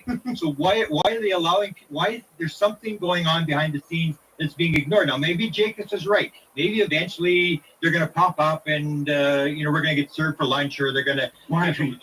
That's not fair. Jacobs didn't really say that. Well, he just thinks that there's an idea. Sure, there's a possibility they could be not our friends. He calls them the threat. He wrote the book, The Threat. Same as Bud Hopkins. Right. Bud Hopkins talked about the intruders. Right. That they're intruders. They're really not evil, but they're just intruding in our lives, and they should just go away and leave us alone. Okay, listen. I've got a wormhole message here from Doug in Michigan who wants to ask you this. All right. All right, he says, Grant. One of the big things that aliens always seem to show abductees is how we are destroying our planet. That would indicate to me the aliens are very likely us from the future. Possible. I mean, if you take a look at quantum physics, there is no time and space. I mean, it's all a deck of cards on top of each other. I mean, so time and space, we're getting into hypotheticals that are hard to really answer. I mean, it could be. That was the message from Reynolds from Forrest that Jim Peniston got through his touching the craft, the fact that this was future coming back. I mean, it's highly possible, but my guess would be that there really is no time and space. That if you talk to Julia Asante, who from Columbia, who's done some work on this, she basically says that you can basically talk with your future lives and past lives and have a meeting. And so this idea of time and space, a lot of this is illusion. Physical world is illusion. Time and space are illusion. We believe a lot of stuff that really the aliens are showing us this really isn't true. When you start looking at what they're doing, we start realizing that we've sort of got some beliefs that maybe need changing. And that's why I'm just saying you've got to start looking at what the experiencers are saying. They're telling us some important stuff about what's going on, that you can go through walls, that telepathy is true, that people are getting downloads, they're getting information, they're getting indentions and stuff like that. I think we got to start looking at this kind of stuff, and maybe it's true that there is some sort of threat, but I think it's more profitable to look at what the experiences are actually saying. I was just asking if you had a sliver of you that had doubts, if there was a little bit of you that I did before. The more I look at it, the less doubt, the less I believe in the evil aliens. I was right with you maybe 10 years ago, 15 years ago. If you ask the experiencers and you say how many believe they're evil, only 10% of experiencers believe that they're evil. Right. Well, there are many. Remember Everett Police Department and Company. In other words, that there are many different. The chain around my ankle is around each and every one of your throats. The whistleblowers and I gotta take off this fucking chain that keeps having links added to it. The main ones, like and then who's going to be left wearing collars? Where you get the abduction phenomenon. You may have a lot of aliens that are here, not you, who are interacting. The only ones that we can really judge are the ones that are interacting with us, which would be the Greys and the Reptilians, yada yada, and the humanoid types. There are many types though, and it's hard to know if they're all our friends. It's even hard to know whether they're warring. And then remember, or not. Okay, again, this is to me is this. The only backup contingency that the individuals the FBI is most excited to put behind bars for the rest of their lives have is the same as they had this time last year, to point the finger at you and you and you and you and say, I didn't do it, they did it. Is that if a politician stands up, you know when he's lying. It's very hard to start war if you're telepathic. This doesn't make any sense. And then you have to realize that I don't have Stockholm syndrome. Politicians, if they're standing, I just have Asperger's, and I'm like, you're this stupid. I mean, my goodness, I've had years now to realize how fucking stupid you are. Not talking to all of you. There's one guy upstairs who's intelligent, and I get along with him. I rarely address him. That everything is you know why? Because he's not a fucking moron and doesn't need me to tell him the same shit you should all fucking know. Hologram, and that if I want to read your mind, I go your everything is in me, is in you. I just go into me and get your information from the hologram. And so everything is that. If you're telepathic, in fact, Ben Rich, part of my download was a statement made by Ben Rich when Jan Hartson, the international director of MUFON, asked him. He said, Ben, he had a very close encounter at 9 years old. He became fascinated with UFOs, wanted to be an electrical engineer, wanted to know about propulsion. So he asked Ben Rich, who ran Lockheed Skunk Works, SR-71, U-2, the drones, all that kind of stuff. He said to Ben, I need to know, how did they get here? How does it work? And Ben turned around and he said, let me ask you a question. What do you know about ESP? And Jan Hartson said, I didn't expect the question. So he said, I replied, It means everything in time and space is connected. And Ben Rich said, that's how it works. Walked out of the building, got in his car, and drove away.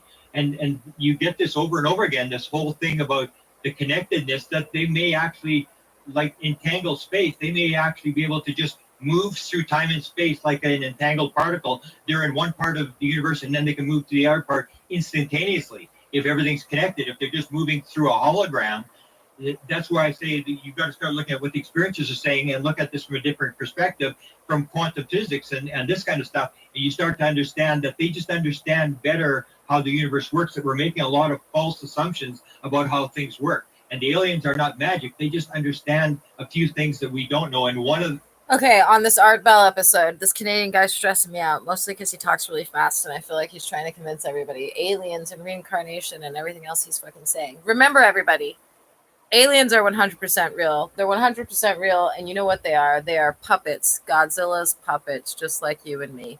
I'm a Mystic Gwen action figure. You're a domestic terrorist. You're an underappreciated genius. You know, the list goes on and on. So I just wanted to pause the Art Bell thing because the Canadian guy is just super intense. That with everybody upstairs. I mean, the level of anxiety going on upstairs, it's like, my goodness, did you move your plans for Thursday to today? Like, what is going on? You're like fucking rushing around. Hurry, hurry, run from one end to the other. Go downstairs, talk to Russ, close the door, talk to them, run, run, run, run, run. I mean, what the fuck? Just ease back, ease all the way back.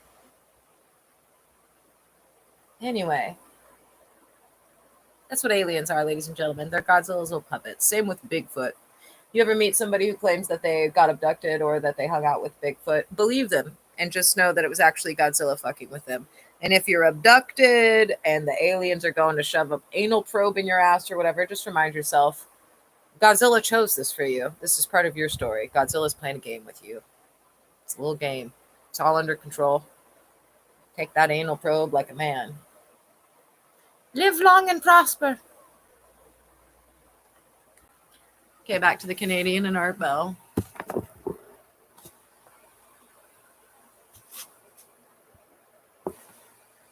That was just a little commercial break with Mystic Gwen. Just a little commercial break. No, and one of the key ones is this whole idea. The difference between us and an alien, the main difference is we are not telepathic and they are. All right. Well, I guess. No, the main difference is we have genitalia, dude. For the hour, and I want to get to calls next hour. You ready for calls, by the way? Sure. Okay. Do you believe that when Ronald Reagan said what he said, he was saying that to, in effect, prepare us? I would just be guessing. I can tell you that Ronald Reagan had 2 UFO sightings. Right. He had the one where he chased it in the plane. He had the other one where he was coming from Sacramento down to a cocktail party in Los Angeles.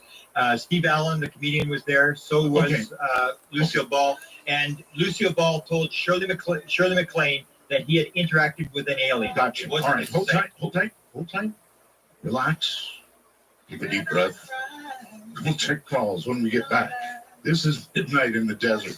Yeah. I'm in you. You're in me. I'm in you.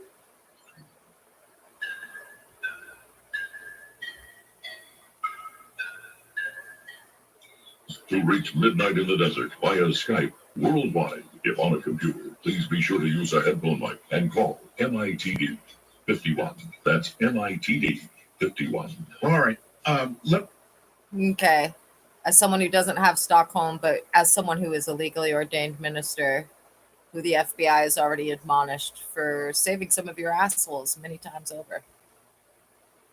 When I shouldn't.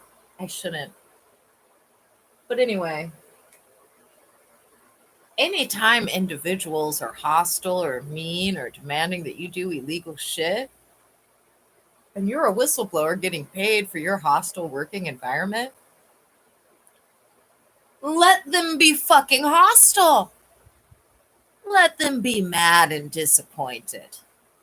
This means more money for you, dumbass.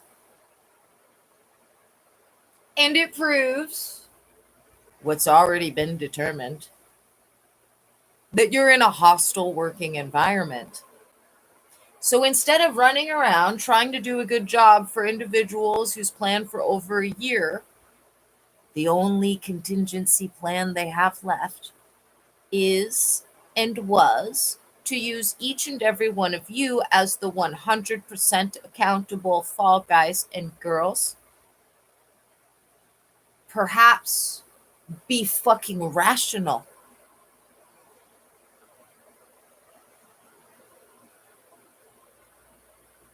You're welcome. You are welcome. Sort of run through the numbers for all of you so that if you have a question for Grant Cameron, and he certainly knows a lot every day about of my life, abduction, I doesn't feel he? like I'm a fucking babysitter ask it. surrounded by toddlers. The public number Mean little toddlers for all of too. you There's like is one area cute code sweet one in every 952 bunch, and then the rest are just like 225 nasty and they don't share. And one of 5278. them plays with his poo. 952 Fucking A. 225 5278, or call Art if you will.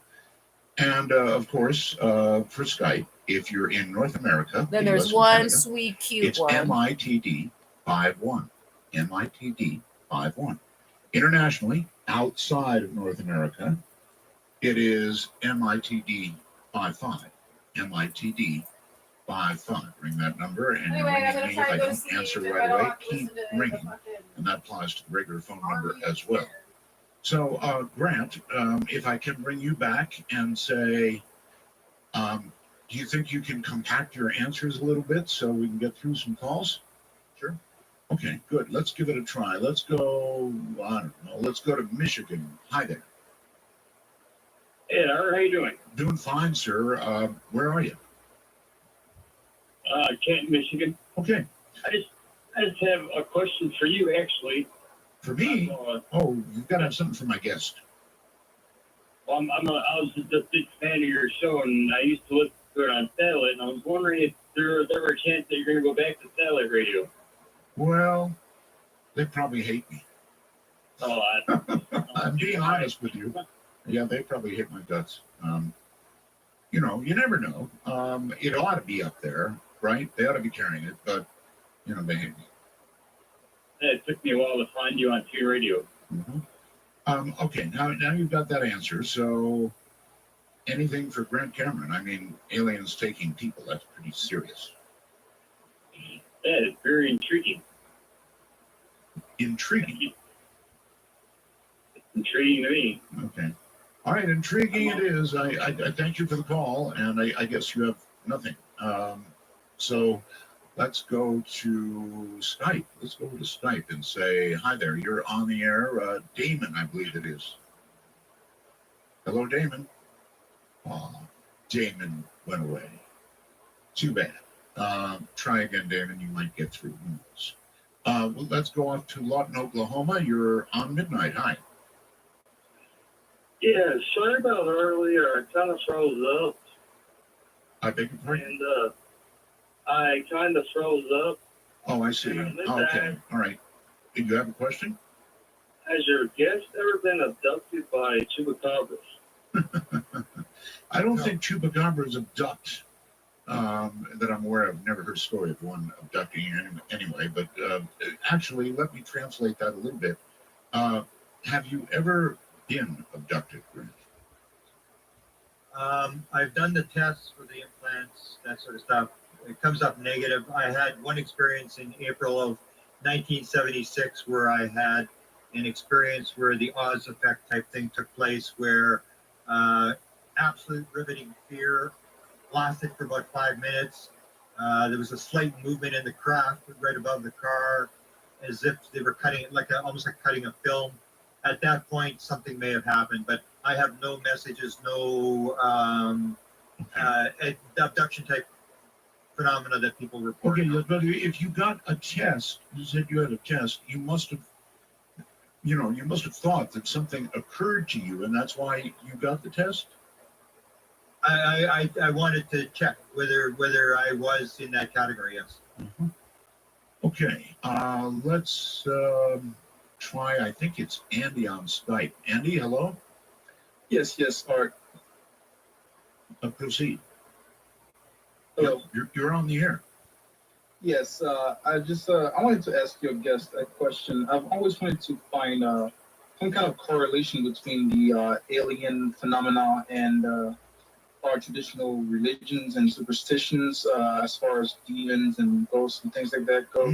Uh, how do you relate those two concepts? How does the alien thing reconcile with the notion of other notions of supernatural entities? Very good question. I think. Go ahead. I give a lecture, a consciousness lecture, which says that everything's together. Everything, you have a conscious mind and you have consciousness itself, which the aliens are just on outside the conscious mind. They live in the dream world. They live in the same world as spirits, all this sort of stuff. And I think it's all connected. Once you cut off the conscious mind, whether it's through meditation or different methods that we can do, you can go into this other type of world where all of these higher frequency beings and spirits and stuff exist. I believe it's all connected. It's all the same thing. It's just outside the conscious left ego mind that we basically operate in the human world. Are you in essence saying that, for example, Christianity, the religion itself, is somehow connected with and one with this phenomenon of abduction? The people who start the religions or who write this stuff get some sort of inspiration. So I have my download experience, and a lot of people, I've actually written a manuscript where I talk about different types of inspirations that people get, songs that are given, all the Nobel Prizes that came in dreams and stuff like that, that there is this kind of inspiration thing. So people of various religions are going to get inspirations.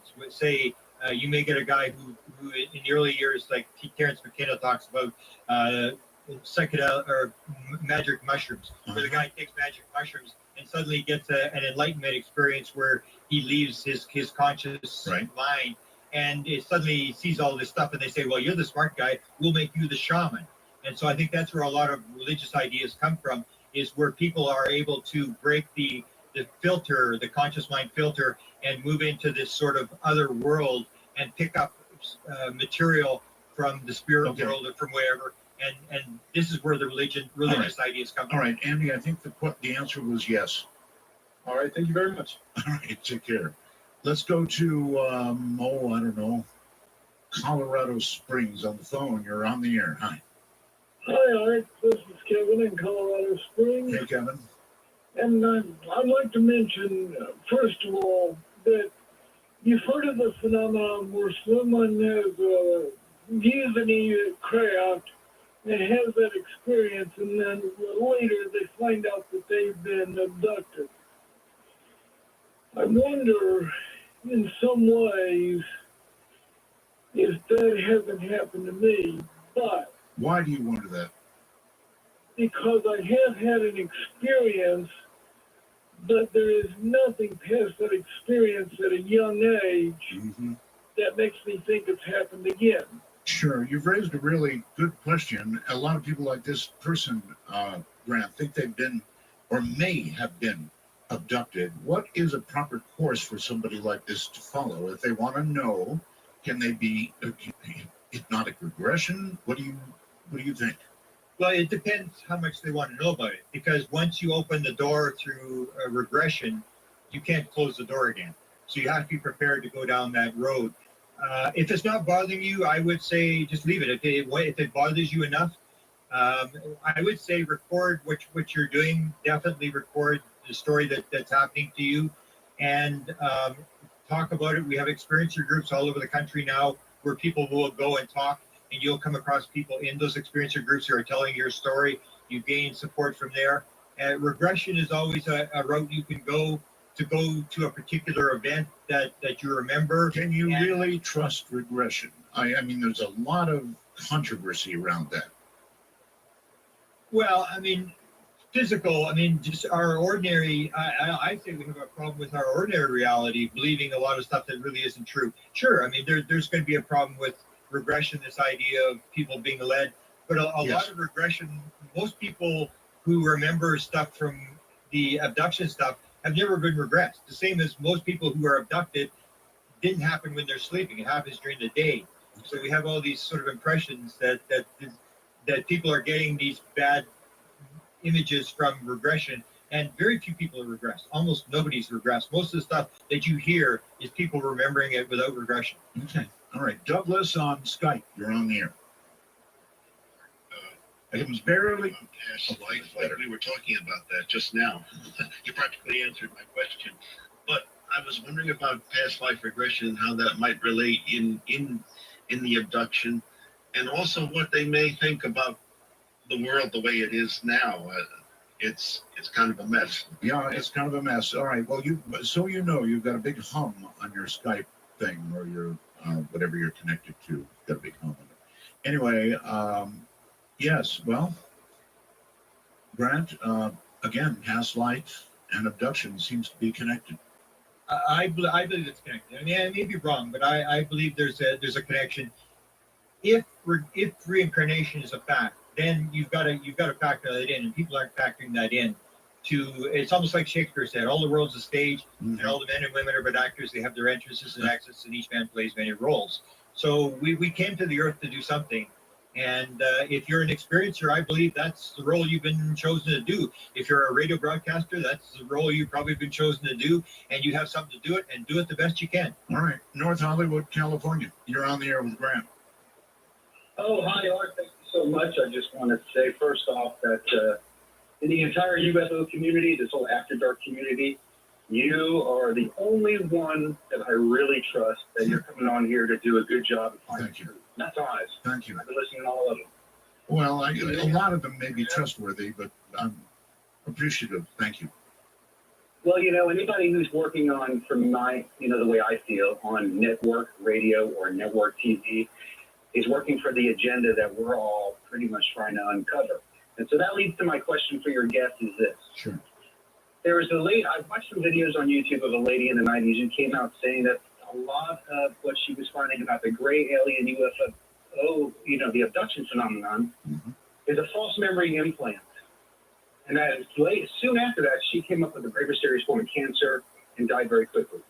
And I've seen over the years that all the conspiracy theories, the government goes right after those people that they really don't want that information to get out. They don't want you looking in that direction. They kill them. This happened with the 9/11 towers, happened with Roswell, happened with the Kennedy assassination, and who knows what countless things. So my question is, could this, if it is, and I don't know because I haven't made a decision, if this is a false memory scenario where they're putting in implants in people just like they've been doing in animals for years, and it appears to be the same kind of implant, could it be hiding the fact that we're either, like James Gates, the science advisor for Obama says, living in a computer code simulated reality, and that the barrier might be the Arctic Circle or the Antarctic that we can't get beyond because there are stories of like Admiral Byrd and people can't get past that barrier, and that the whole sky above us, the sun and the moon and the stars, is really a hologram, that these ships can move the way they do because, like a laser pointer. I get my dog to run after a laser pointer all day long because she's just looking at this light that's making no sound. It appears, it disappears, it goes on and off, it flickers in and out, and it can move at astonishing speed. So that's my question.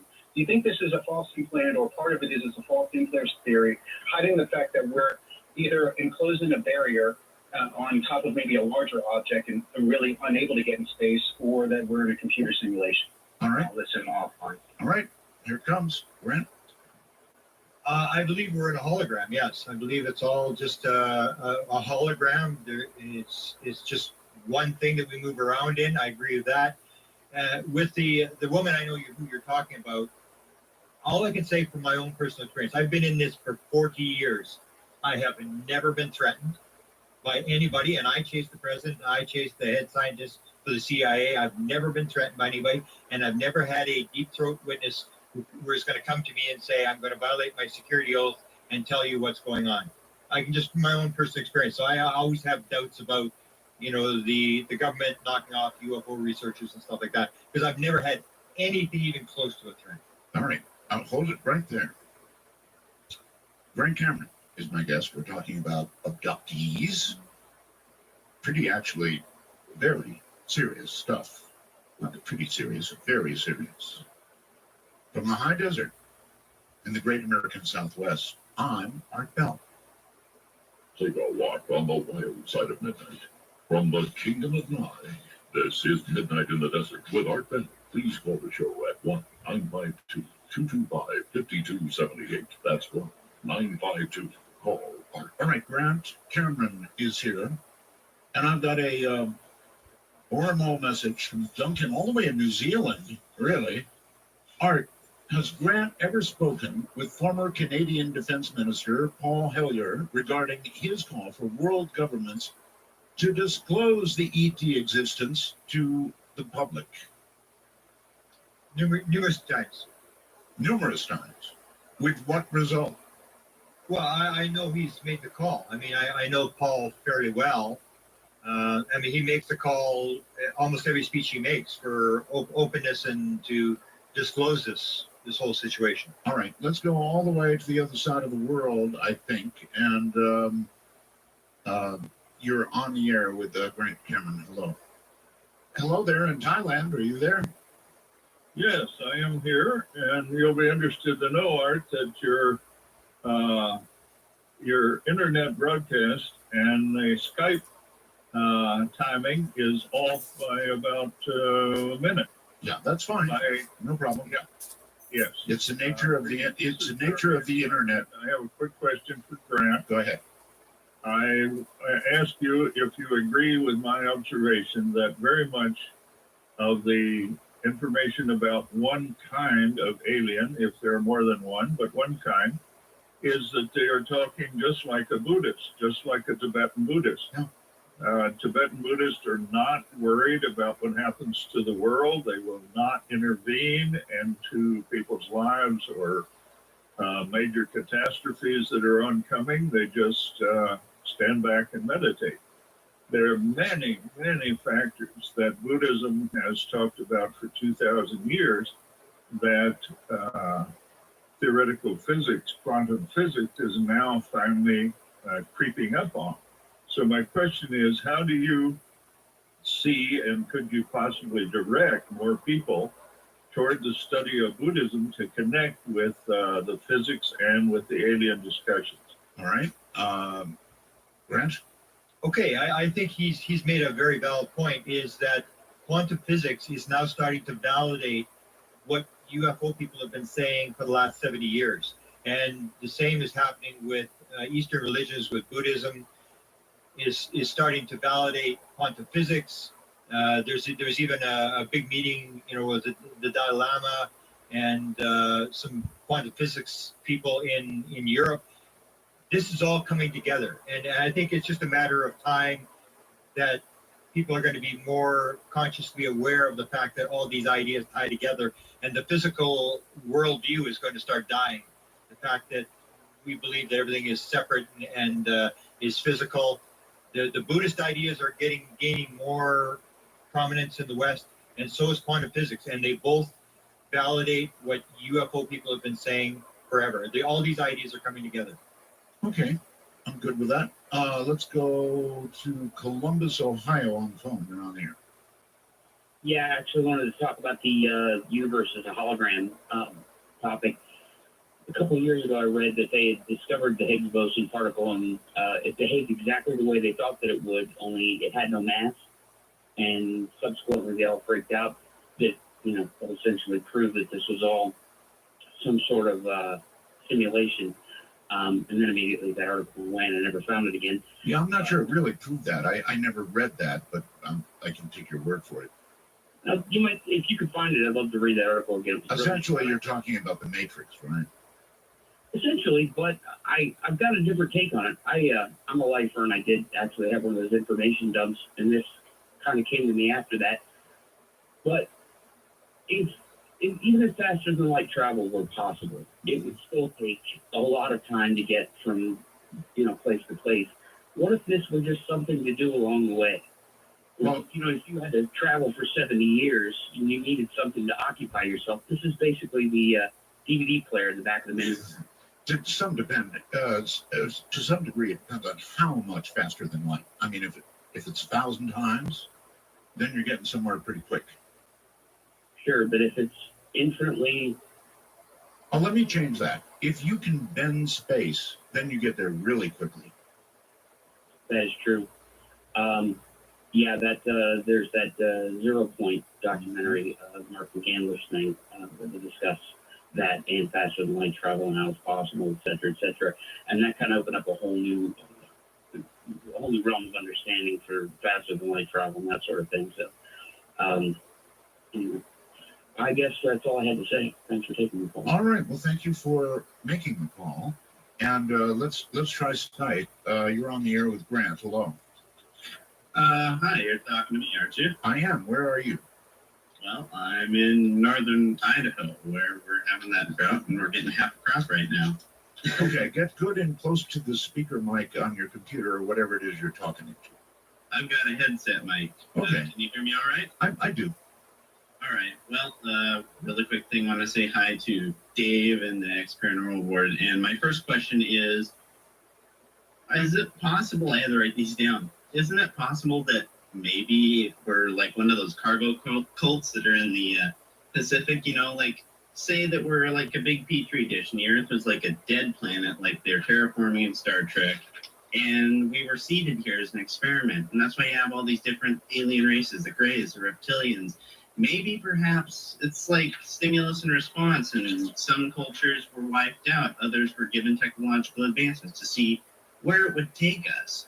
Perhaps even the guest that you have on now, perhaps that's even part of one of their experiments, a thought experiment to see what these people who are contacted will do with the rest of us.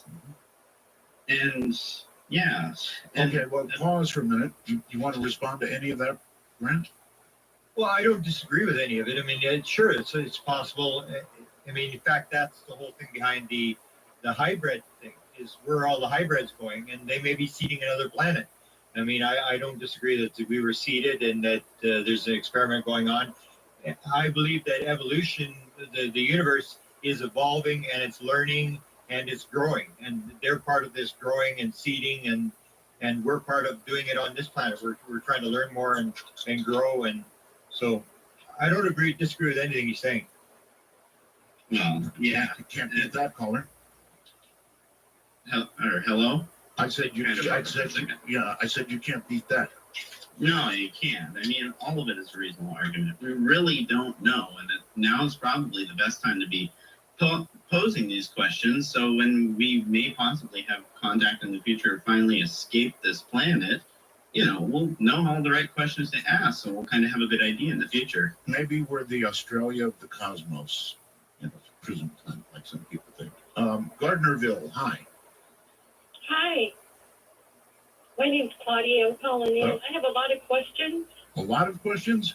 We don't have a lot of time, so take your best question. A few. Okay. Okay, I had dreams, and one time for a whole week, it was like a panel of beings, and they gave me all this information. It was like I went to kindergarten to Harvard. And then after that, I drew these drawings, like he was talking about. People get the drawings, you know, and they were so intricate. I never drew before or after. And it was like a draftsman drew it. Anyway, one of my questions is on the dreams. Do you think that they come in on dreams a lot more because it's just easier for people to receive it? Because I've seen UFOs in the awakened state too. Well, certainly when we're asleep, we're more susceptible. There's no question about that. Yeah, because one time I went to this, it was all the Buddhist monks, and I had asked the Dalai Lama if information came into him that way. And he said most his information comes in through the dream state. Mm-hmm. So I wonder how many more people are really abducted that don't, well, not abducted, but downloaded, that don't really even know that they have been. Mm-hmm. That's a good one. Grant, what do you think? Absolutely. I'm very interested. I would ask the caller to make sure she writes all this kind of stuff down and documents this. This is much more common than people think it is. And I actually wrote this manuscript where I go through Nobel Prizes. I go through the concept of Google came in a dream. The theory of relativity came in a dream. This is very, very common that people are getting downloads through dreams, musicians and stuff like that. It's very, very common. And that's why I say it's so important to look at rather than watching lights in the sky or caring about what the government is doing, Yes. is to look at these experiencers and learn from the experiencers, from this woman that's calling in right now. What was she taught? What was she shown? And what does this all mean? It means something. It means something very important to me. Well, if For Dark Matter News, I'm Leo Ashcraft. A strong 6.9 magnitude earthquake hit off the coast of western Alaska near the islands of Four Mountains, according to the U.S. Geological Service. The epicenter of the tremor on Monday was 76 kilometers southeast of the Alaska Island, the largest island in a group in a chain of the volcanic Aleutian Islands that stretch across the northern Pacific from the U.S. to Russia. The quake struck at a depth estimated at 11.9 kilometers. No tsunami alert was issued following the quake. The Aleutian Islands run along the trench of the same name and comprise the northern part of the so-called Pacific Rim of Fire, an area of frequent seismic activity. A new online video shows several cases of collisions and near mid-air collisions between UFOs and airplanes. A YouTube video highlights the dangers that airplane pilots face due to frequent encounters with UFOs during flight. One case involved an Aeromexico airplane and a UFO in Mexico. The UFO hit the airplane near Cancun in southeastern Mexico. Another involved a Cessna airplane near Tulaco, which was approached by 5 UFOs. The UFOs approached the Cessna closely and passed by the other way, barely avoiding collision with the airplane. In yet another incident, a UFO sphere flew past a Boeing 747, and in a separate incident, a light orb has a close brush with an airplane. UFOologists say that the incident of mid-air collisions and near collisions between airplanes and UFOs is higher than acknowledged. And UFOologists acknowledge that while most cases in the past involved remote-controlled drones, some cases are more difficult to explain. This is Dark Matter News.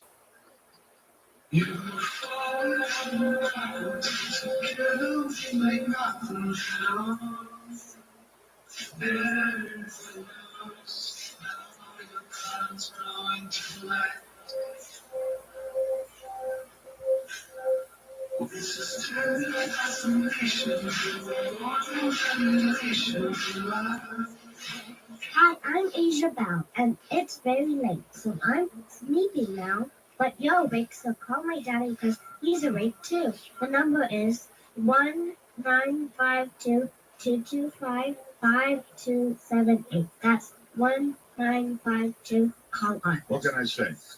Proud daddy. Good evening, everybody. This is Midnight in the Desert. My guest is Grant Cameron. He's talking about abduction, and there are a lot of abductions out there. As mentioned, Bob Bigelow did a survey, and the results were astounding, absolutely astounding. So let's see which way to go. I've got so many. Let's go here to Christoph, I believe it is, with Grant Cameron. Christoph, where are you? Christoph. Hello? Maybe it's Christopher. I don't know. Nah, he's not there. So we will say goodbye, and we will go instead to, let's see. You know what? I think Christoph was there. Did you hear Christoph, Grant? Yes, I did. Where was he? Bangkok. Bangkok. I'm sorry, Christoph. Man, I cut you off. I'm sorry. Still learning over here. Let's try Cameron. Cameron, you're on Midnight. Hello? It's up there. That's funny. That's really funny. Okay, that's fine. Jacob on Skype, you're on. Hi. Hello. Hello. Turn your whatever off, please. Yes, sir. Sorry about that. And get good and close to your computer or whatever. Okay, where's the... There we go. Is that better? It's a little better, yes. Okay. Much better now? Yes, much better. Do you have a question? Yes. I wanted to ask a question for your guest tonight because I've heard a lot with abduction phenomena, things like cattle mutilations and half cats are another thing I've heard. And if he believes that alien life forms are benevolent, then where are these kind of stories coming from? Oh, what a good question. What a good question. Cattle mutilations, half cats, things that, at least to humans, appear to be very, very negative, What about that, Grant? As to cattle mutilations, I look at who would be the most likely to leave half a cow, like this mutilated cow, in plain view. And I would say that it's not the government, because the government would take it and dump it. If the aliens wanted it for genetic material, they could take it and keep it. The only I always go to this thing about leaving messages. The cats I can't really explain, but when it comes to the cattle mutilations, when I see that, I just see a message, because most of them are downrange from nuclear power plants and places like that. And I say it's just a message. They want people to take pictures. They want this message that's to think something's going on here. Grant, I really want to ask you this, and it's going to be a hard question for you. Yeah.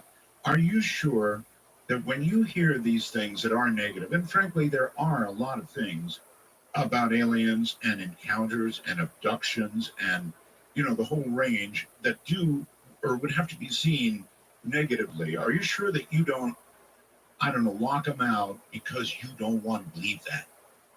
No. As I said, the more I look at it, the less I believe in the whole idea about evil aliens. To me, it goes to the thing about evil other countries and stuff like that. That there may be things that people do. It's like you and I. There are no. Okay. I get it. I mean, you really do believe what you're saying. Let's go back to Christoph. Christoph, turn off your radio or your. Okay. All the way off. Okay, should be on. Can you hear me well? I hear you quite well. Yes. Where are you're in Bangkok? I'm in Bangkok indeed. I'm so excited to get through to you after 20 years. I'm glad to have you, my friend. This new technology we have makes the world a pretty small place, I'd say. Indeed. I just tried on Skype on the laptop. That didn't work, so I just went straight to my iPhone. That works perfectly. It was me that screwed you up. I'm sorry. Okay.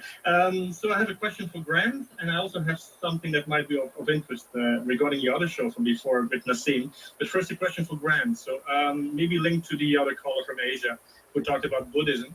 Yes.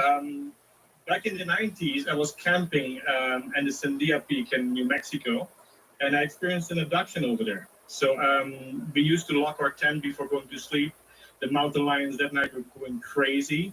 And the day after, when we woke up, the locks were open and laying inside the tent next to the net. So I was talking to my ex-girlfriend then and was asking her, like, hey, did you go to the bathroom or what happened? She said, no, I just stayed in. So it was a bit of a mystery. And when we walked outside, I was going to make some pancakes in the morning. She said, what's this on your shoulder over there? And it was like red dots in the shape of a pyramid. So they were perfectly mathematically aligned. They stayed for about 4 days. And when you had your other caller on here about Buddhism in Thailand, it just struck me that whenever we go into a cab over here, the cab becomes black. So they have these dots painted in the shape of a pyramid on the ceiling, on the roof of the cab, just for good luck. So first of all, I wanted to ask Grant over here, have you ever heard this kind of story before, that somebody has left these marks on their shoulder? And what do you think about that connection?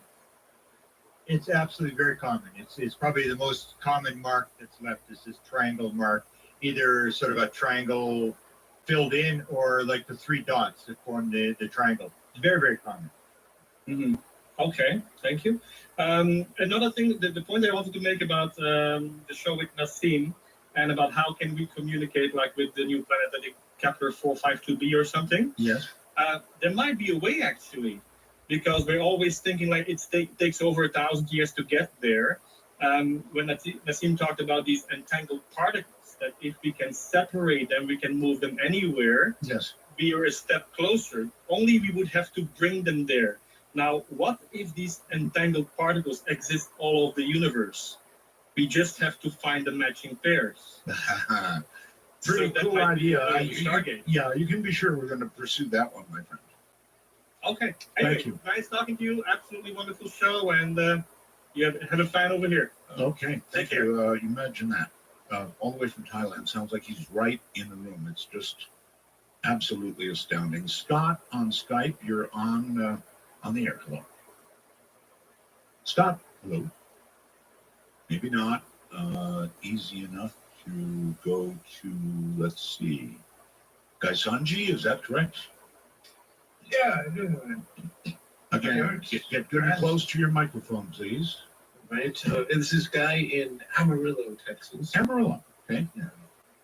I wanted to know, Terrence McKenna came up earlier, and he talks about in some of his DMT explorations running into what he describes as self-transforming machine elves. Right. And I wonder if maybe Grant thinks that might be a more accurate or better way of thinking about or conceiving of aliens. Okay, actually, it's a superb question. Grant, there are plenty of people who think that some drugs are a key to the kind of realms that you've been talking about. It is worth a comment. Right? What do you say? Well, as I said, I say it's all the same thing. It's all connected. And I've done this manuscript, and I do the different types of downloads. And the one chapter I do is on psychedelics. And yes, psychedelics is the same thing.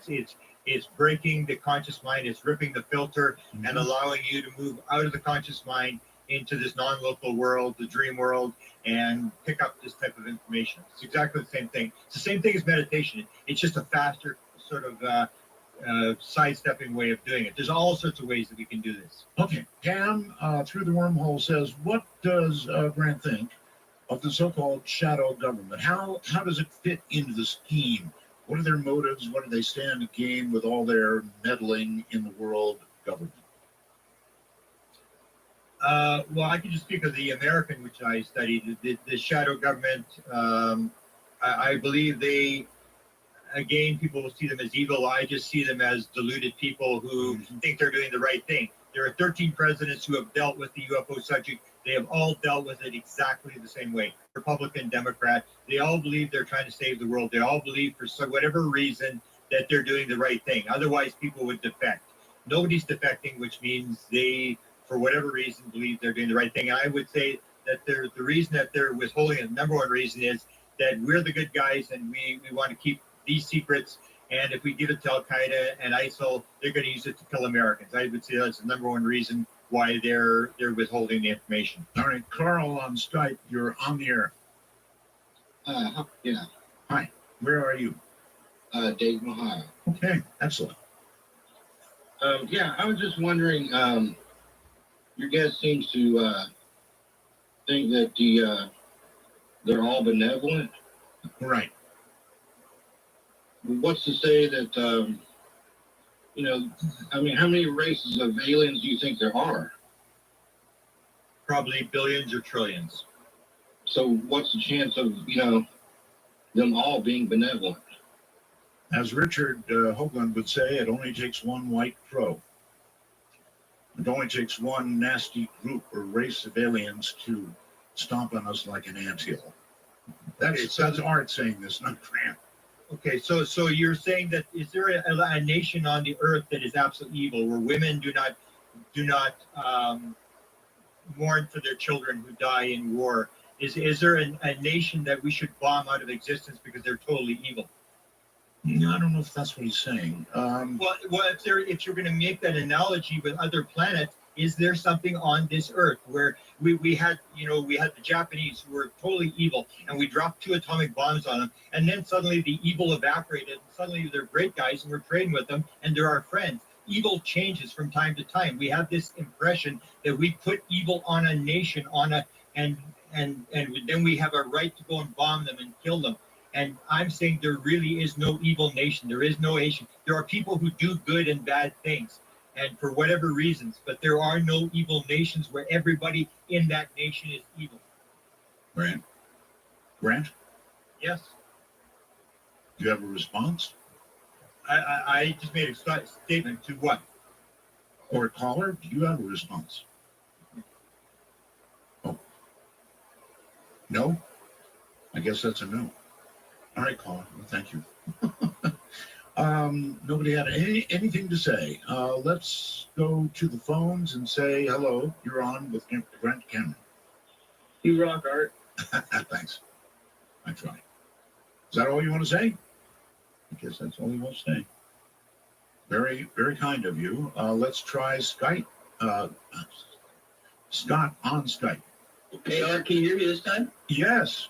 Well, I tried my headset last time, but first of all, I'm listening to you on iTunes, TuneIn, on PlayStation 3. Yes. Fantastic. I'm actually working as I'm listening to you on my laptop, and it's good to have you back. I've been listening to you for years. Thank you.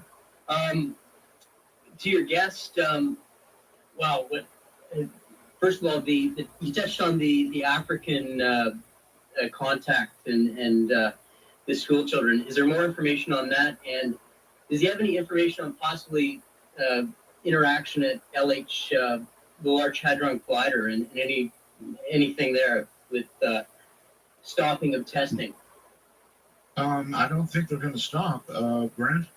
I don't know anything about the second question. The first one I can add to the Rhodesian case. There's actually a documentary coming out on this thing. Really fascinating. John Mack had gone and interviewed these children, and one of them has now come public with all her paintings and her experience in the downloads that she got from the aliens. And they're now putting together a documentary of whatever kids are now in their 30s talking about what happened to them and the messages they got. So there is a documentary that is being done as we speak. All right. Let's go to Denver, Colorado. Hello. Hi, this is Jim in Lowell, Colorado. Hey. Hi. I'm very glad. Are we on the air right now? We are. Turn off your device, please. There is a very long delay between about 30 seconds between here and there. Okay. Okay, great. Well, great. Glad to have you back, Art. We love you very much. Thank you. And Grant, just wondering, this is kind of a cross-genre question, but people involved on the planet Earth seem to be capable of communicating with souls that have passed away, physically passed away. Is it possible aliens are not intervening and are evolved past us, and maybe because of a sense of spirituality, and is it not possible some of our ghost contacts are actually, I mean, do they have spirits, do they have souls, and is it possible they are some of the ghosts that we encounter? Okay. 76% of experiencers claim encounters with ghosts and spirits. Again, it's all connected. You're interacting with this world, that the experiencers are able to get into this world through dreams, through whatever, and they're interacting. Like a lot of experiencers will talk, once they've had their experience, they'll talk about the shadow people in the houses. They'll talk about the fact that they're able to heal people, that they can see auras, that they're seeing ghosts. All this paranormal phenomena starts happening around them, and it's almost like they rip the filter and all this stuff starts to enter. It's all connected. It's just moving out of this physical mindset that we have, and you start encountering the rest of consciousness, the rest of the universe, which is not the physical world. Excellent. And one other quick point, if I might, and that is, isn't it possible, if not probable, that many of the alien encounters that people experience are not with organic beings, but that if the aliens are so evolved that they can create what would be, the ultimate robot that can withstand the physical rigors of space travel? Mm-hmm. I would say, if I were to guess, I would say that the majority, you even had our first guest, when he was talking about the school kids, where people come in balls of light. I believe that I would not be surprised if all of this stuff is almost like spiritual type beings, that they're really not going to really be any aliens. Grant, listen, the phones are ringing off the hook, but we're out of time. And when I say out of time, really out of time. Give me your website or whatever you want to plug real quick. PresidentialUFO.com is my website. PresidentialUFO.com. So if they want to read more about this, presumably be in touch with you or something like that, that would be the place. Yeah, or give me my email, whitehouseufo@gmail.com. All right. Thank you for being on the program, my friend. Thank you so very much. Everybody stay tuned for Richard C. Hoagland. He comes up next, but that's all the time I've got. People insist I play all of this, and so I do, because, well, it's crystal. From the high desert to the world, good night. The sun arise, filled with the longing, searching for the truth. Will we make it till tomorrow? Will the sun shine on you? Midnight in the desert, and we're listening. Ooh, we're listening.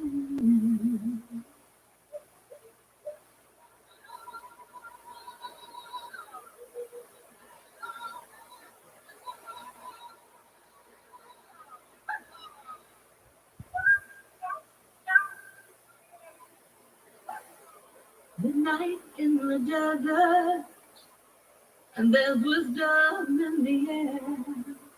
I've been looking for the answer. All my life I found you there.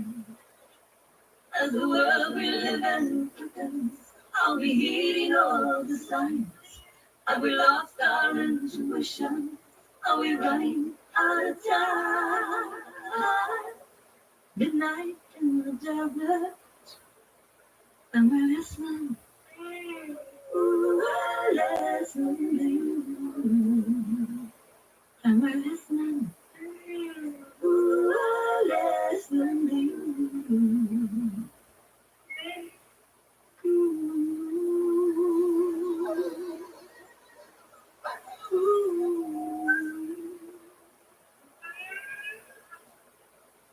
From the high desert in the great American Southwest, I bid you all good evening, good morning, good afternoon, whatever the case is, wherever you are in the world.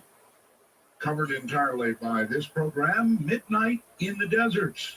Welcome, I'm Mark Bell. Let me do the usual beginning here while we're getting this program started. The rules are no bad language and only one call per show.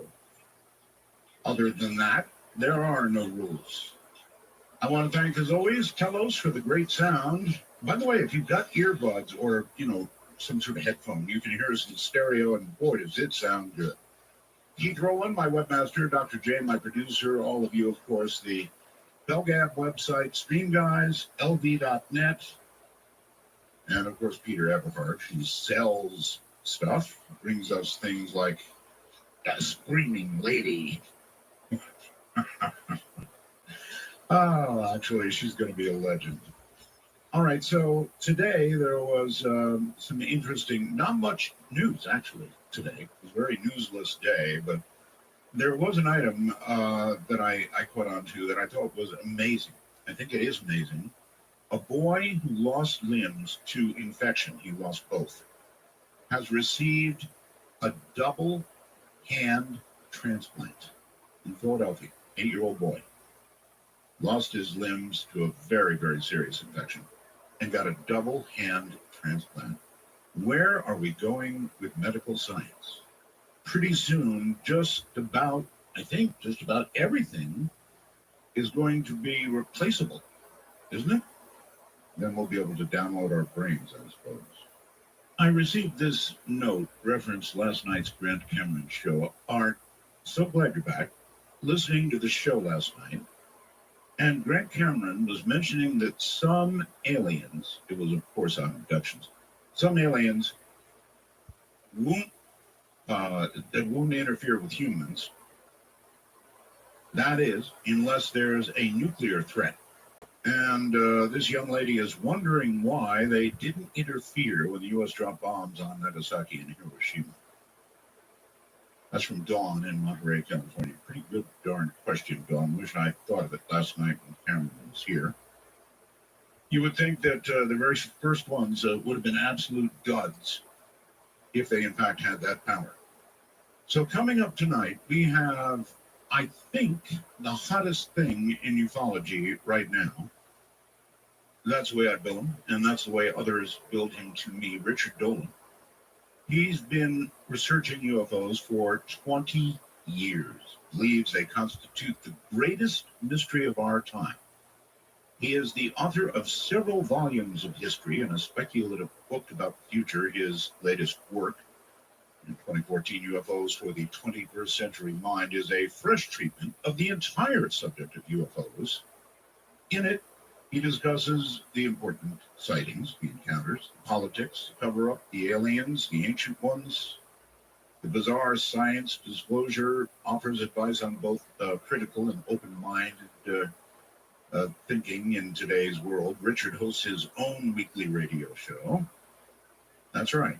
And is featured in the new television documentary, Books by Authors from Around the World. His website is richarddolanpress.com, RICHARARDDOLAN press.com.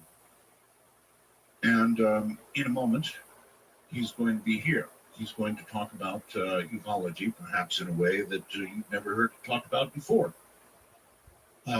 Very straight stuff. And, the first question I'm going to ask is the one that was brought up last night by Grant. And that is, Grant absolutely is convinced that these are good guys. That no matter how many different types there may be out there, they're all good guys. So that's what's coming up. I'm Art Bell from the high desert, which is beautiful at this time of night. 100 degrees earlier, but now it's gorgeous out there. This is Midnight in the Desert, raging into the night. The heart of the city beating, right from the neon, turn the dark to day. We see it, we see it, we feel it, we reach, we show some people, we say it, we rush up on your shoulder, we reach, Come on, men and women. Skype call Midnight in the Desert at MITD 51. That's MITD 51. Actually, don't call yet. Don't call yet. Just rest. We'll get to you. Your calls are coming, but coming right now. From New York, it's Richard Dolan. Richard, welcome to Midnight in the Desert. Good evening, Art. Thank you for having me on. It's a real pleasure to be able to talk with you, I think, for the first time. It is the first time. We've somehow missed each other over the years. I don't know. The first thing I want to ask you about, if I can, before I leave what happened last night here, that was Grant Cameron, a Canadian fellow, who, no matter how I posed it, Richard, absolutely believes that they, being all of them, all the different species that may be riding in these things that we talk about, UFOs, are warm, fuzzy little people who want nothing but the very best for us and our planet. We are all one, that kind of thing. And I sort of argued with that point of view. I wonder how you feel about it, I guess. I'm really glad that you jumped in with this question. First of all, Grant is not simply a respected colleague of mine. I consider him a friend, and I happen to be his publisher, believe it or not. A book that he wrote, co-authored, is now a book that I publish under Richard Dolan Press. I know Grant very, very well, and I've had this discussion with him, as a matter of fact. I suppose I would say that I respectfully disagree with his fundamental perspective on this. I guess what I would say is that I don't feel that I have enough information one way or the other to know definitively what the motives of these others, as I often call them. I don't know that they're extraterrestrial women. I don't know that they're black budget terrestrial. I don't know that they're interdimensional, but I call them other. But I don't feel that really that. Not only do I not have enough information, but I'm not really sure that I'm able to get the amount of information to know their motives. I think they operate on a very different level than what we do. That's a really good answer. That's a really good answer. How can we know? It's tricky because, as you mentioned in your intro, I have been looking into this phenomenon for 20 years, which is not as long as probably many of the listeners or other researchers, but it's long enough. And I have thrown myself into this field, and the longer that I'm in it, the more I realize that we're dealing with some very, very difficult mysteries, and one of them is simply, definitively getting the intentions and motivations of what is the intelligence behind this phenomenon. Mm-hmm. It's eluded us. I have ideas. I'm sure you have ideas, and I'm happy to speculate about them, but I really can't say that I know for sure. Have you had your own sightings or sighting? I had a couple of boring sightings that are almost not even worth it. I mean, compared with what I've learned, with, interviewing many other people, the two odd things that I've seen in the daytime sky here in Rochester, New York, where I'm living, are not only great shakes. What really got me into this field, I simply backed into it through academic training. That's really, back in the 90s, I was working on a PhD in history at the University of Rochester. I was doing graduate studies on Harry Truman. And how does that get to UFOs? Well, it wouldn't normally. The academic world doesn't really lead you that way. But I was bouncing around in the bookstore and I saw Timothy Good's about Top Secret, which is a classic. And it was a subtitle, the worldwide UFO cover-up, that captured my attention. And I thought, oh, really? And I think, like a lot of people in the world, they wonder at some point in everyone's life, they wonder, gee, I wonder if UFOs are real or if they're a thing. And simply because I was studying the late 1940s, which of course is the key years of the what people were saying was the UFO cover-up, I thought, well, I'd like to know. I don't want to go through my life wondering when I just figure it out. So I thought I would take a few months out of my life, and that's been 20 years. And do you think you have it figured out yet? Well, I go further and further down the road, and I think that I learn more and more things about it. I don't think that any of us is really going to get to the full bottom of it. But the thing is that the journey is the reward. And I do feel that I've learned quite a bit. I think that I've learned a lot about human civilization in the process. And I think I've probably learned a couple of things about myself. So it's absolutely worth the journey. Okay, there must have been some evidence, something that, as you were beginning in this journey, convinced you that it was worth continuing in this journey. In other words, some serious piece of evidence that you went, holy crap. Absolutely. I went into this early 90s, like 93, 94, and I really just started by asking myself, well, what is the argument that those who believe in a cover-up, or those who believe in UFO reality, what are they basing their argument on? It's a logical thing to look into. And what I found was that there was a fairly large cache of documents that were released through the Freedom of Information Act, primarily back in the 1970s under the Jimmy Carter presidency, when freedom of information was actually at its peak.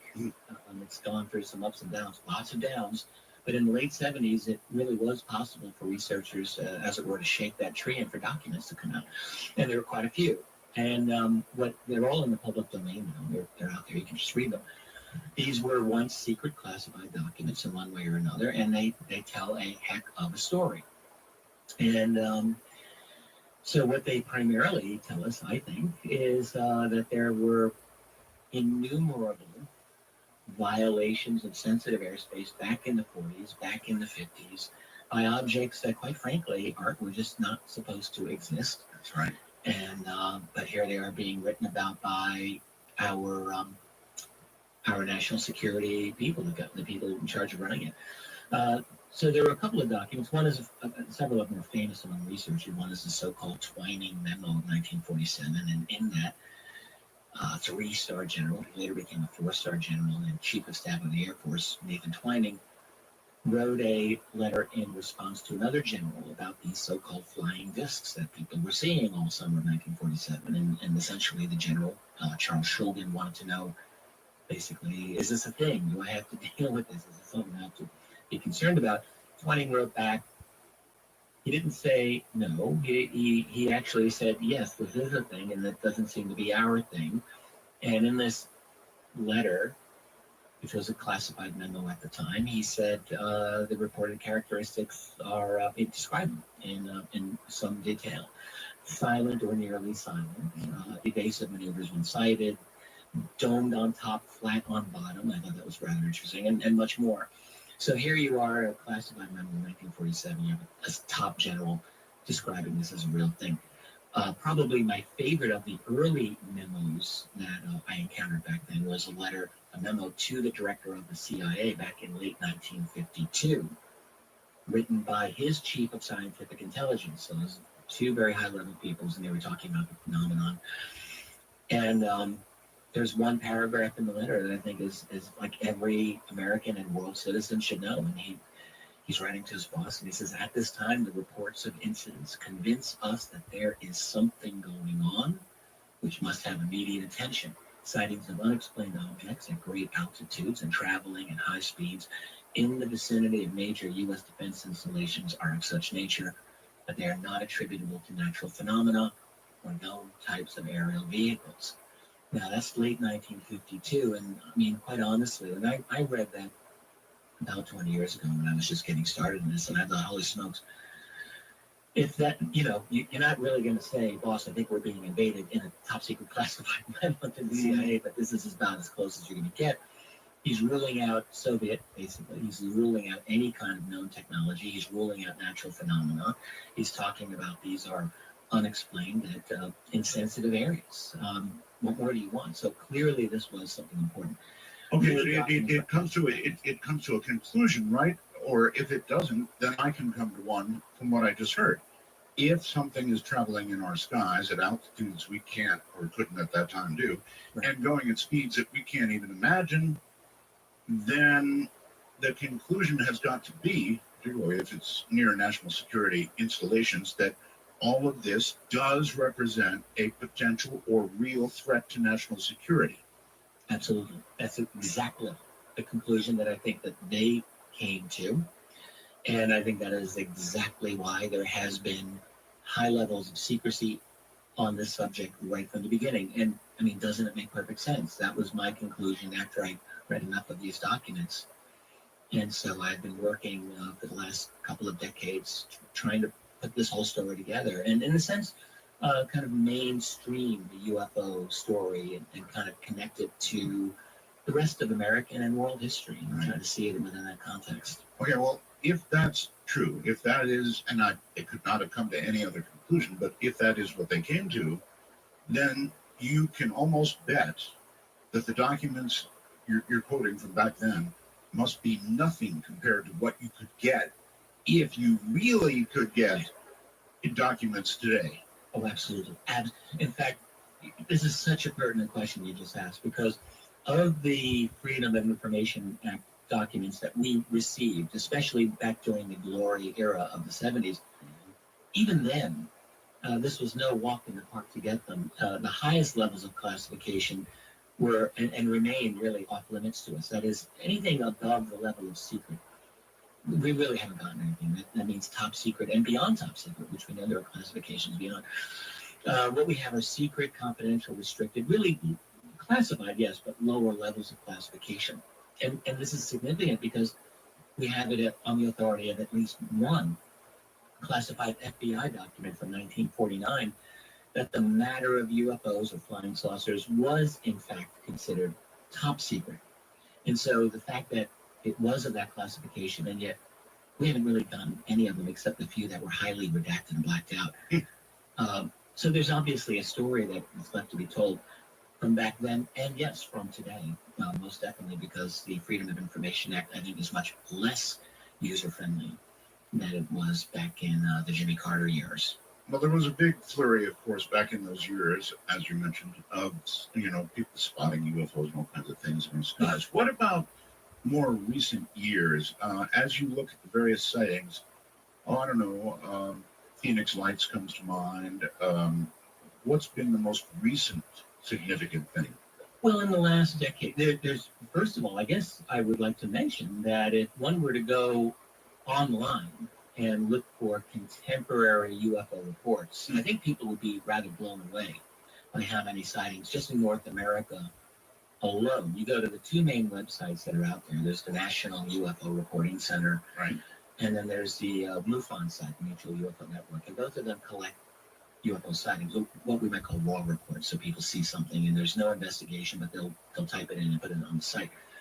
So admittedly, they're raw, but if you just combine the sightings from those two websites alone, and I do not believe there's a lot of overlap, for 2014, I did a tally, and we're talking about 14,000 reports in North America, US and Canada, for those two sites. 14,000, it's an unbelievable amount. I'm not suggesting that all of them are alien craft or even black budget craft, But A lot there's of a lot them of are- things that are seemingly inexplicable. that you Yeah, don't see. a lot of them are Venus, a lot of them are aircraft. Yeah, no doubt, no doubt. I mean, a lot of them I think are explainable, but I mean, I've gone through a lot of the reports, and some of them I think are quite interesting. But of recent spectacular sightings, you know, if you asked me this question a year or two from now, I'd probably have a great answer because I'm working on the third volume of UFOs in the National Security State, which covers the recent years. But I'll tell you offhand. I mean, two of the big ones, famous ones, and I think are important, is the 2008 Stephenville, Texas sighting, which was seen by many people, and the object that a lot of very qualified witnesses described was enormous, absolutely enormous. A few of them got a very close view of it, and that object was being pursued by F-16 jet interceptors, and we've got a lot of good data on that sighting. Any video? Any video? No, unfortunately. What we do have is radar data, however, which was acquired by MUFON from the FAA. And so we do know that there was an object tracked by FAA, an unknown, and we do have trackings of the F-16s who were seemingly in pursuit of it. So there is some data. You've got that, and you've got some witness testimony that I think is actually quite compelling. And then the other one that I think, and I personally did some investigation into this, and it's a well-known case from 2002 near Washington, D.C. This is another case in which F-16 jet interceptors were chasing multiple unidentified objects that seemingly had the ability totally to outperform them. I spoke to two witnesses directly. This did get reported in the Washington Post and got repeated elsewhere.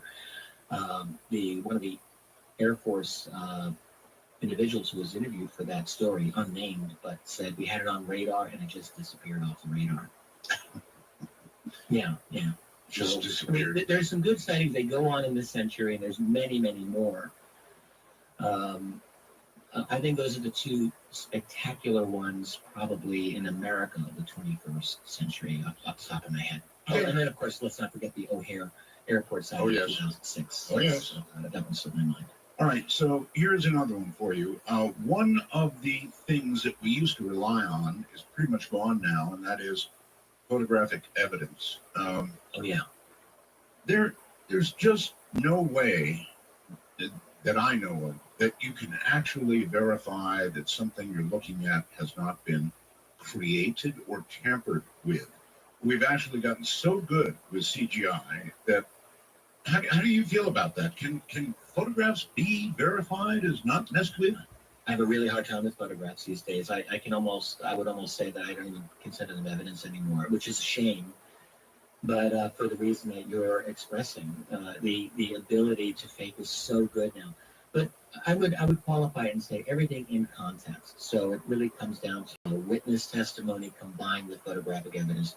If an investigator is looking into a sighting and you do have multiple witnesses that are, let's say, independent of each other, there's ways of kind of gauging that, I suppose. And if they have photographic evidence with their testimony, I think you have to look at it, obviously, and do your best to have it analyzed in a careful way. There are people who are good at detecting CGI effects. No one is probably perfect. I'm disinclined to throw out photographic or video evidence, for that matter, out of hand, but we do have to be very, very, very cautious in dealing with it, for sure. A recent one that I saw that was really intriguing was the cube. Have you seen it? I'm not sure I saw that one. What? You haven't seen the cube? Really? It's this black cube-shaped thing that comes out of a cloud. It's pretty amazing. I'm surprised that you would not have seen it. Well, I'm doing a lot of different projects right now, so. Is it totally recent or? Fairly recent, yes, it is. Yeah, and I'm sure I would have come across it. I don't know. I don't really know what to say about that. I get, people show me UFO videos several every week. I mean, I'm constantly being asked to comment, and it's funny to me because I mean, other than the fact that I write about this subject and I've looked at a lot of UFO video, I'm really not any more of an expert on detecting fakes than the next guy out there. There are people who are really skilled at it, and I'm not particularly one of them, but I do get shown these things all the time. Well, I recently saw an earthquake movie, that then the CGI was so good in it that as they showed California being destroyed, you couldn't tell it from the real thing for the most part. I mean, it was that good. So, we're sort of doomed in the photographic area, I guess. Well, it's tricky. The only thing that I would suggest is that I feel like we're developing new means of electronic detection all the time, not simply old-fashioned photographs, but infrared and heat sensor type means of detection and other things. And so I think there's a lot of different data that increasingly is coming our way. And presumably everything can be fake, but it's possible that there are new means of detection coming along all the time, or that we use it. Well, when radar tracks something doing 25 or 30,000 miles an hour through our atmosphere, and there have been those detections, that's incredibly fast. Nothing even close to what we can do, unless it's a rocket. I mean, those things are traversing the atmosphere and making turns to, turn us into jelly, that sort of thing. We do have that, and it seems real. And then, of course, we have the military, as you pointed out earlier, chasing these things as well they should. Well, right. Think about the situation back in the 1940s. World War II had just ended, the most titanic military struggle in the history of the human race had just ended. You got millions of people around the world homeless, millions more on the brink of starvation. And now here's the United States with this phenomenon of unknown things, whatever they are, making their appearance. And, the question would be, do you really tell the public about this before you yourself even have a handle on it? And of course, you can take it seriously and, have your military look into it. And you're not going to just advertise this to the public until you have at least an idea of what the heck you're dealing with. Well, do you tell the public is a really, really big question. And I have thought about this for years, and I used to say, I think that the answer is probably not. In other words, if they know that we're being visited regularly by some creatures from somewhere, and they really know this for sure, the implications of telling the public, well, Brookings, I felt, might have had it right. I'll tell you what, hold on, we're at a break point. You can actually relax for a few moments. We've got our newscast on. Stay right where you are. We'll be right back to Richard Dolan. I'm Art Bell. For Dark Matter News, I'm Leo Ashcraft. Earthquakes around an active underwater volcano off the coast of Grenada in the West Indies have locals worried. The residents have noticed more gas bubbles rising to the surface of the ocean this month. The volcano, known as Kikimjini, is about 180 meters below the surface of the ocean. Because of the rise in earthquake shudders, we've had over 200 this month alone, as well as the gas expulsions, the Seismic Research Center at the University of West Indies moved the alert status to orange this week, but has since moved it back to yellow. While Kikimjini is located about 5 miles away from Grenada, the real danger is to boats coming into it and going away from the island, as the volcanic gas and matter could heat up the surrounding waters to a toasty 302 degrees. An exclusion zone has also been marked out for passing boat traffic to stay about 3 miles away from the volcano. Kikimjini has erupted over a dozen times since its discovery in 1939, with its last eruption being in 2001. This is Dark Matter News.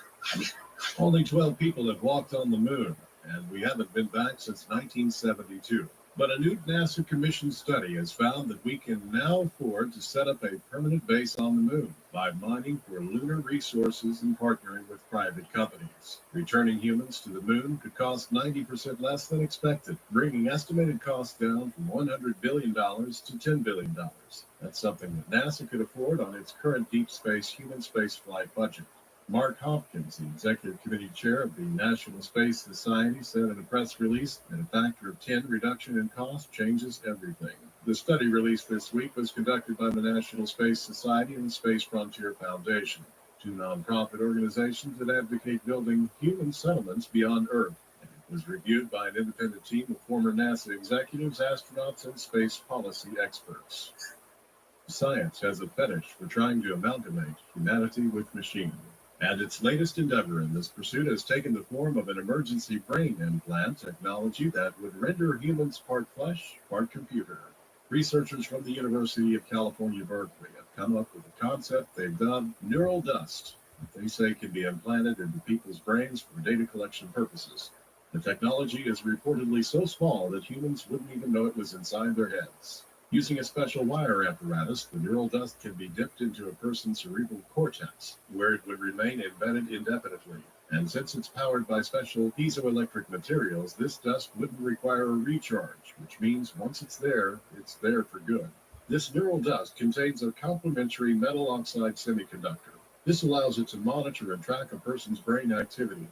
After gathering data, the dust then transmits it to a special transmitter installed on a person's scalp. The team that came up with the idea claims neural dust could be used to treat chronic diseases and severe disabilities with greater ease. That's the good side of this. The bad side is microscopic cranial implants offer a way for nefarious entities to literally enter the minds of humans, perhaps undetected, and track their thoughts and behaviors. Many say this is a much more likely scenario, a type of mark of the beast in one's brain that could allow governments to control people's minds. Consider the fact that the American military has openly admitted to funding brain-computer projects capable of controlling people's thoughts and emotions. To the tune of $70 million, the U.S. military funded research into implantable electrodes that could be installed into people's brains to both read and control their emotions. And the reasoning was to help mentally ill people recover from their demons and addictions. How these new brain implants will be used in the future? Only time will tell. But our generation has truly outlived science fiction. For Dark Matter News, I'm Leo Ashcraft.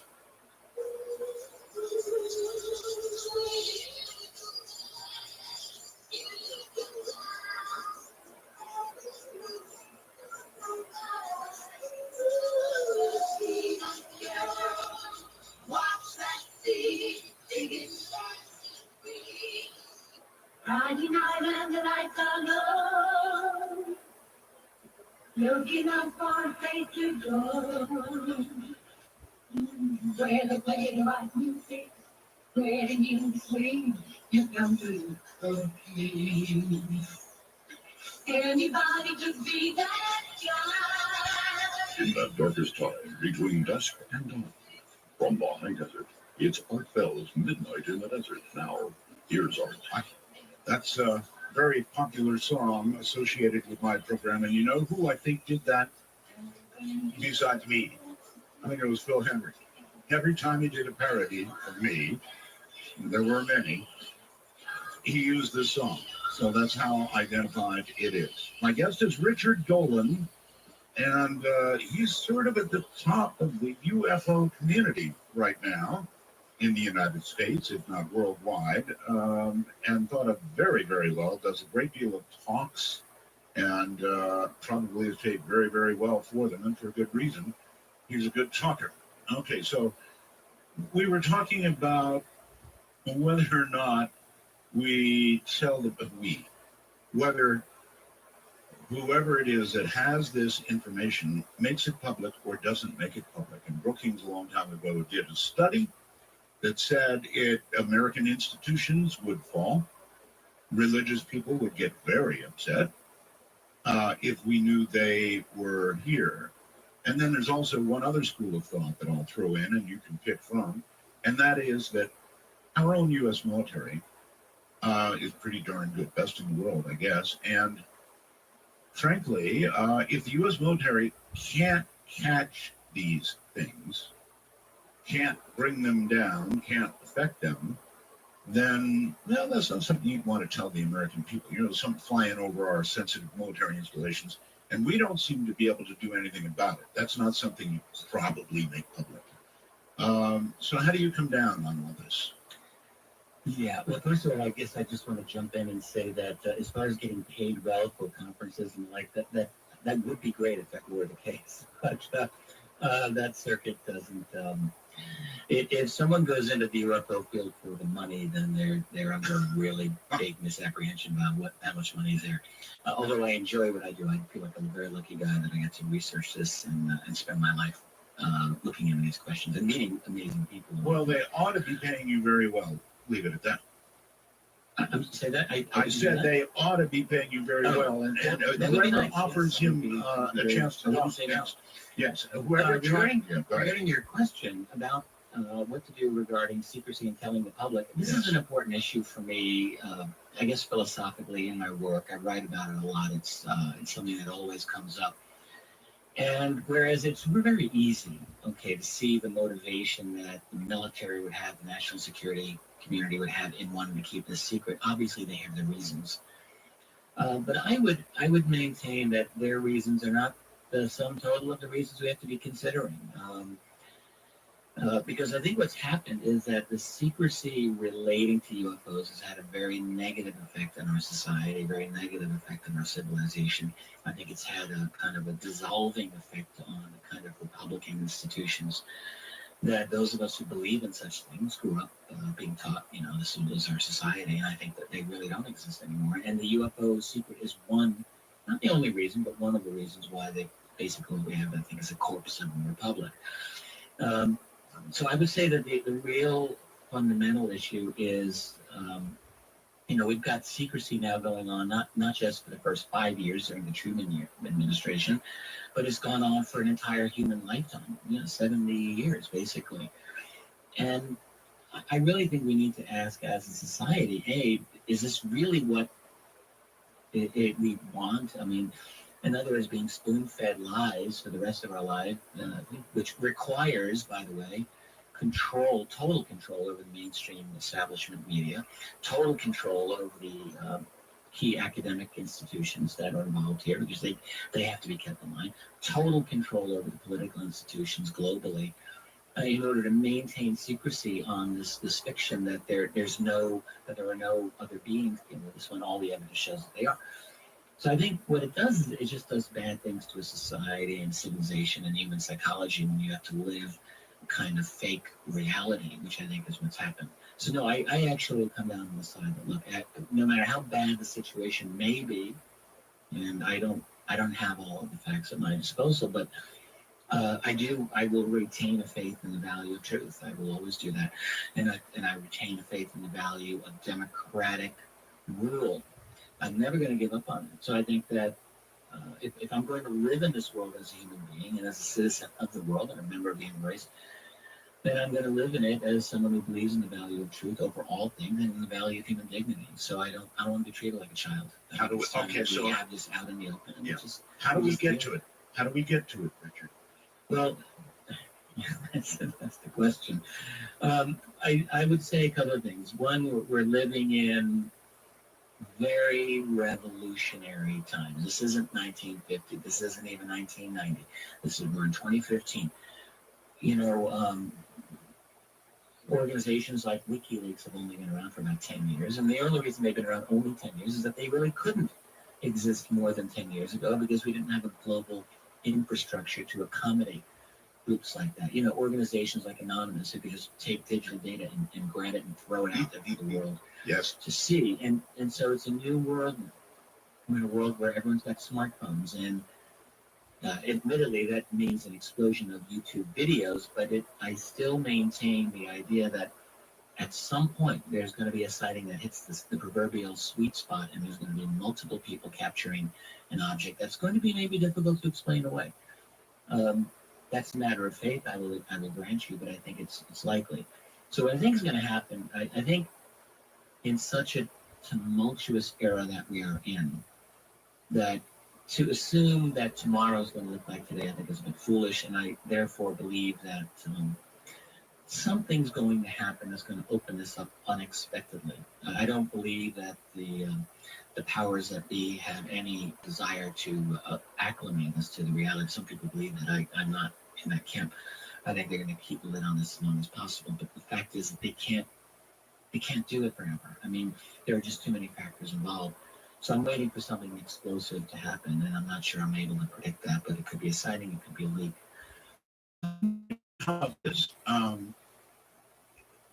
The people who have been keeping these secrets, if we assume that somewhere around 45 it all began, the people who have been keeping these secrets are now getting old, and they're getting close to passing on. And you would think that a lot of people would want to unburden themselves before the end. Yeah, well, I think a lot of that original generation might have felt that way, but I also believe that this is a very profitable secret. So I don't think there's a lot of incentive for, like, as new people come in, I think they're making money off of this, and here's why I think that. Because I think part of the UFO secret involves acquired technology. And so let's talk about something like Roswell, which I think was, in fact, the recovery of exotic technology that is not from our civilization. That's a long conversation we could have, but I believe that is the case. And in fact, I believe that there are other instances as well in which it seems probable that we acquired some of their stuff. And what that would mean, I mean, that's holding the future in your hands. And so what I think happens is if you're the Army, you've got this material, you're going to very carefully parcel it out to your key defense contractors and research and development people, and they're going to figure it out. And suddenly you've got a goose that's laying golden eggs. Or an iPhone. Money and no incentive. Or an iPhone. I mean, who knows what we have now come from elsewhere. Some of the technology to do it may have come from elsewhere. I think we got a boost. I mean, I believe that our own scientific trajectory, I guess that's the way to put it, probably would get us on the path that we are on. But I happen to think that acquired technology through retrievals has probably sped things up a bit. By the way, when you get a break, or anybody else out there, I got a whole bunch of computer messages. What's the cube? They said. So I just looked at that. It's at the top of our, you did. It's at the top of the artbell.com website right now if you go there. So, Midnight in the Desert. So, take a look at it. I saw an article on it. Yeah, the raw cube is not so good, but the video, there is a video associated with it, and it's astounding. I mean, you can actually see this thing breaking out of a cloud. It's amazing. The photograph I'm seeing, the article I'm seeing, by the way, is really not the best article. It has a lot of irrelevancies in it, but I'm seeing an image of what looks like a black cube and a lot of kind of smoke above it. I don't know if that's the same thing that you're seeing. It is quite interesting. Yeah, you've got to see the whole video. So when you get a couple of minutes, just click on the video and take a look. It's astounding. Anyway, so you think that we could take the truth? Do you think it would upset existing institutions? I don't think we're ever going to be ready for the truth. Ever. Never. Not ever. But who's ever ready for the first kid? No one, and you have it anyway. I think that, frankly, no, the truth on the UFO matter, my position is, and really it's not for me to say, are we ready or not? I mean, history's just going to go. We're on a path here. It's going to happen. I don't think there's anyone that's really going to be able to stop this. We are moving along, and this truth is going to come out. And when it does, I believe, it's going to be very messy, and it's going to be highly disruptive. In fact, it's going to be revolutionary in every conceivable way. I know there'll probably be a lot of people angry at me and maybe angry at you for being the kinds of people to talk about this and maybe helping to speed up the process for all I know. But it's going to be irrelevant. It's going to happen. I do think when it does, and I co-authored a book on this exact question. It doesn't even make me an expert, but it does mean I've thought about it. I think that it's going to be a political nightmare for the powers that be, because I think people will not only want to know, first of all, are we safe? Who are these other beings? Are they here to help us or to eat us? But then there's going to be a political blowback against the very institutions, and people are going to realize that they've been lied to fundamentally for generations. And I'm sure, I mean, there are some people who are just willing to roll over and take it, but I think a lot of people will be very unhappy, and I think some heads will roll politically. How far that will go is the real question. You know, will we have remember Occupy Wall Street? Will we have Occupy Area 51 or Occupy Wright-Patterson Air Force Base or whatever? I don't know. But I think that there's potential for a lot of anger. And I think that's an opportunity, frankly, for us to hopefully remake this society of ours into something approximating a free republic. I don't think we have it now. I think it's been dead for a while.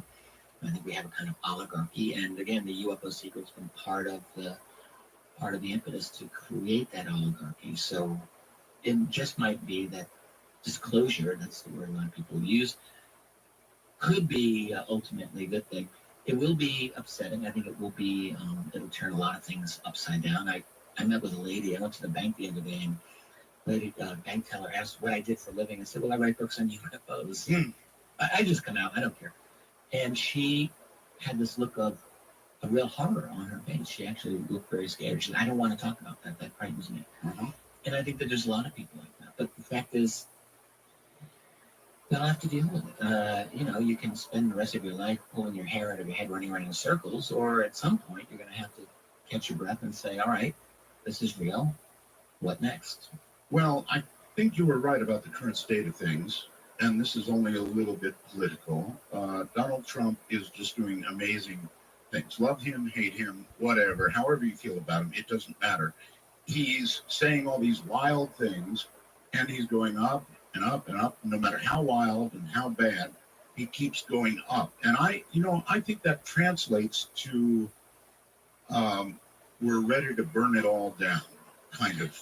Yeah, well, I think, and also whatever one feels about Trump, I think the reason people gravitate to him right now is simply because they know every politician out there really is just a professional liar. That's what I mean by burn it all down.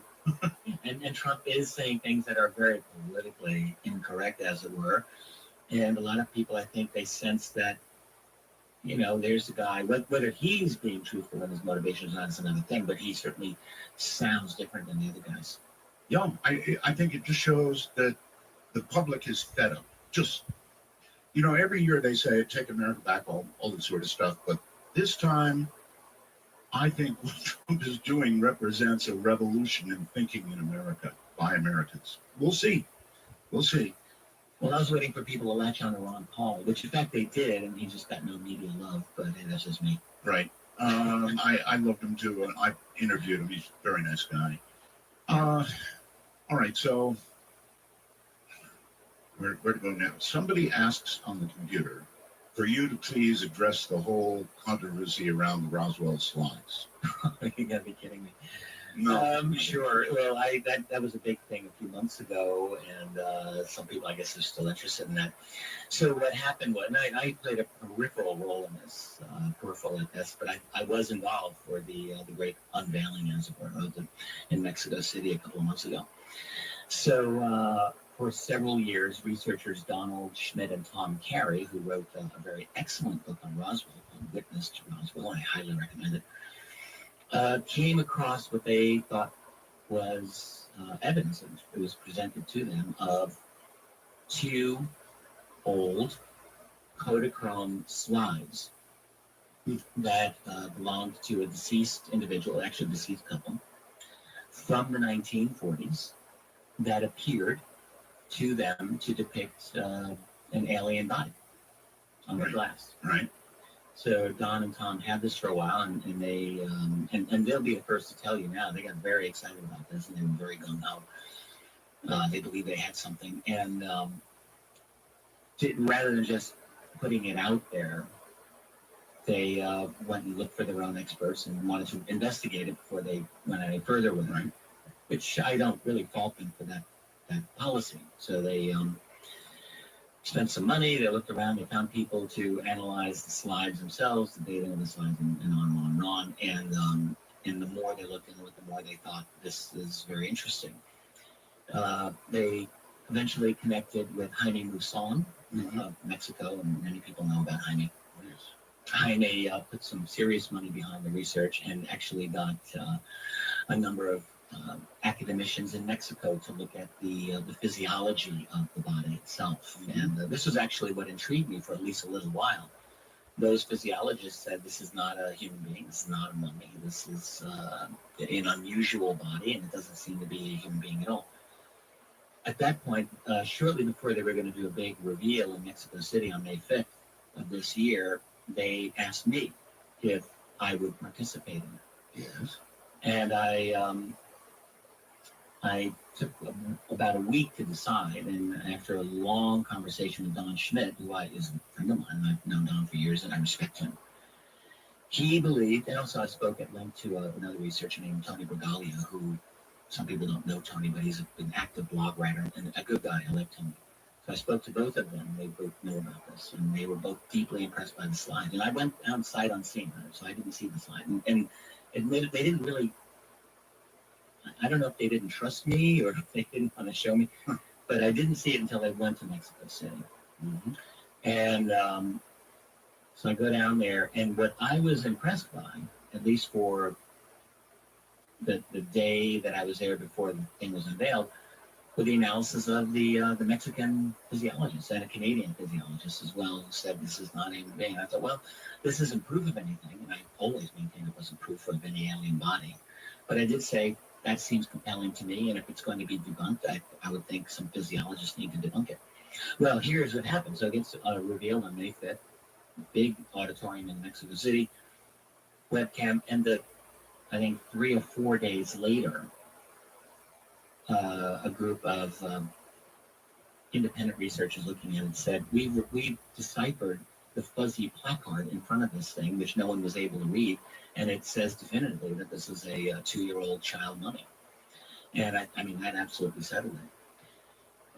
So that's it. That's really the Roswell slide thing. Now, the other aspect of it, I guess I would say, is that this turned into, in my opinion, like this UFO Armageddon in the minds of some people, which I don't really think it was. It was a mistake. Don and Tom in particular, yes, they got really behind this, and they absolutely believe that this was an alien body, and they explicitly connected it to Roswell. All right, I'm sorry to do this. It was a mistake. Yeah. I think that's really what it is, and life goes on. All right, and indeed, life goes on. And I might add, it cost some people a lot of money. That's for sure. Roswell slides. Okay, Richard Dolan is my guest. We're talking UFOs. We'll be right back.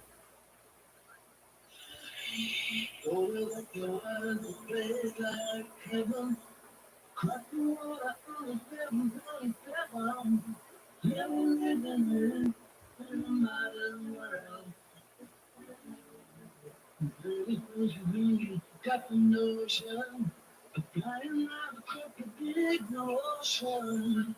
Yeah, we're living in a modern world. I can keep on traveling, and all this delicious.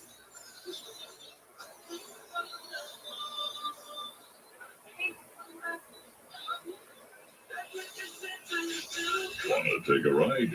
Exclusively on the Dark Matter Digital Network. This is Midnight in the Desert with your host, Art Bell. To call Art, please dial 1-952-225-5278. That's 1-952.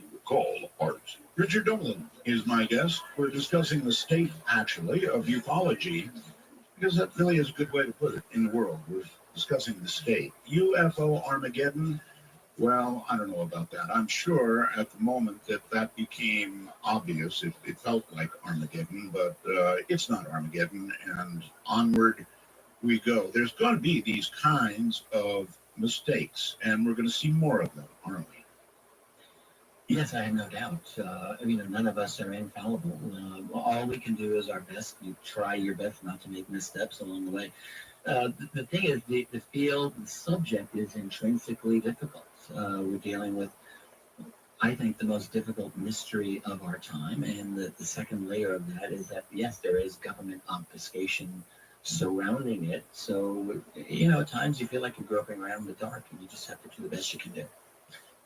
Can you characterize the secrecy itself, UFO secrecy? I mean, how is it? There must be a large manipulation of information. It must be very compartmentalized. I don't know. How does it work? Yeah, I think the first thing that I would want to say about this is that the phenomenon itself, and we discussed this going way back, required, at least in the minds of those people who had the secret, the necessity for maintaining absolute secrecy. So along those lines, it meant control over media, academia, science, and if someone thinks that that's impossible, I think they should look again. In fact, forget UFOs. There's a lot of evidence to show that those institutions are very much in bed with national security and financial institutions that are intertwined with them. You have the creation of black budgets. This is very important. So that is what we would call secret spending is an integral part of the system. We might know them as special access programs. These are programs within the U.S. federal military budget that there's no oversight for, and that's the official ones. And that's officially we're talking $50 billion or more. In reality, I think the black budget includes much greater amounts of money in terms of proceeds from narco trafficking and securities, banking fraud, and the like, which are deeply intertwined with the intelligence community. So a lot of this money is floating around.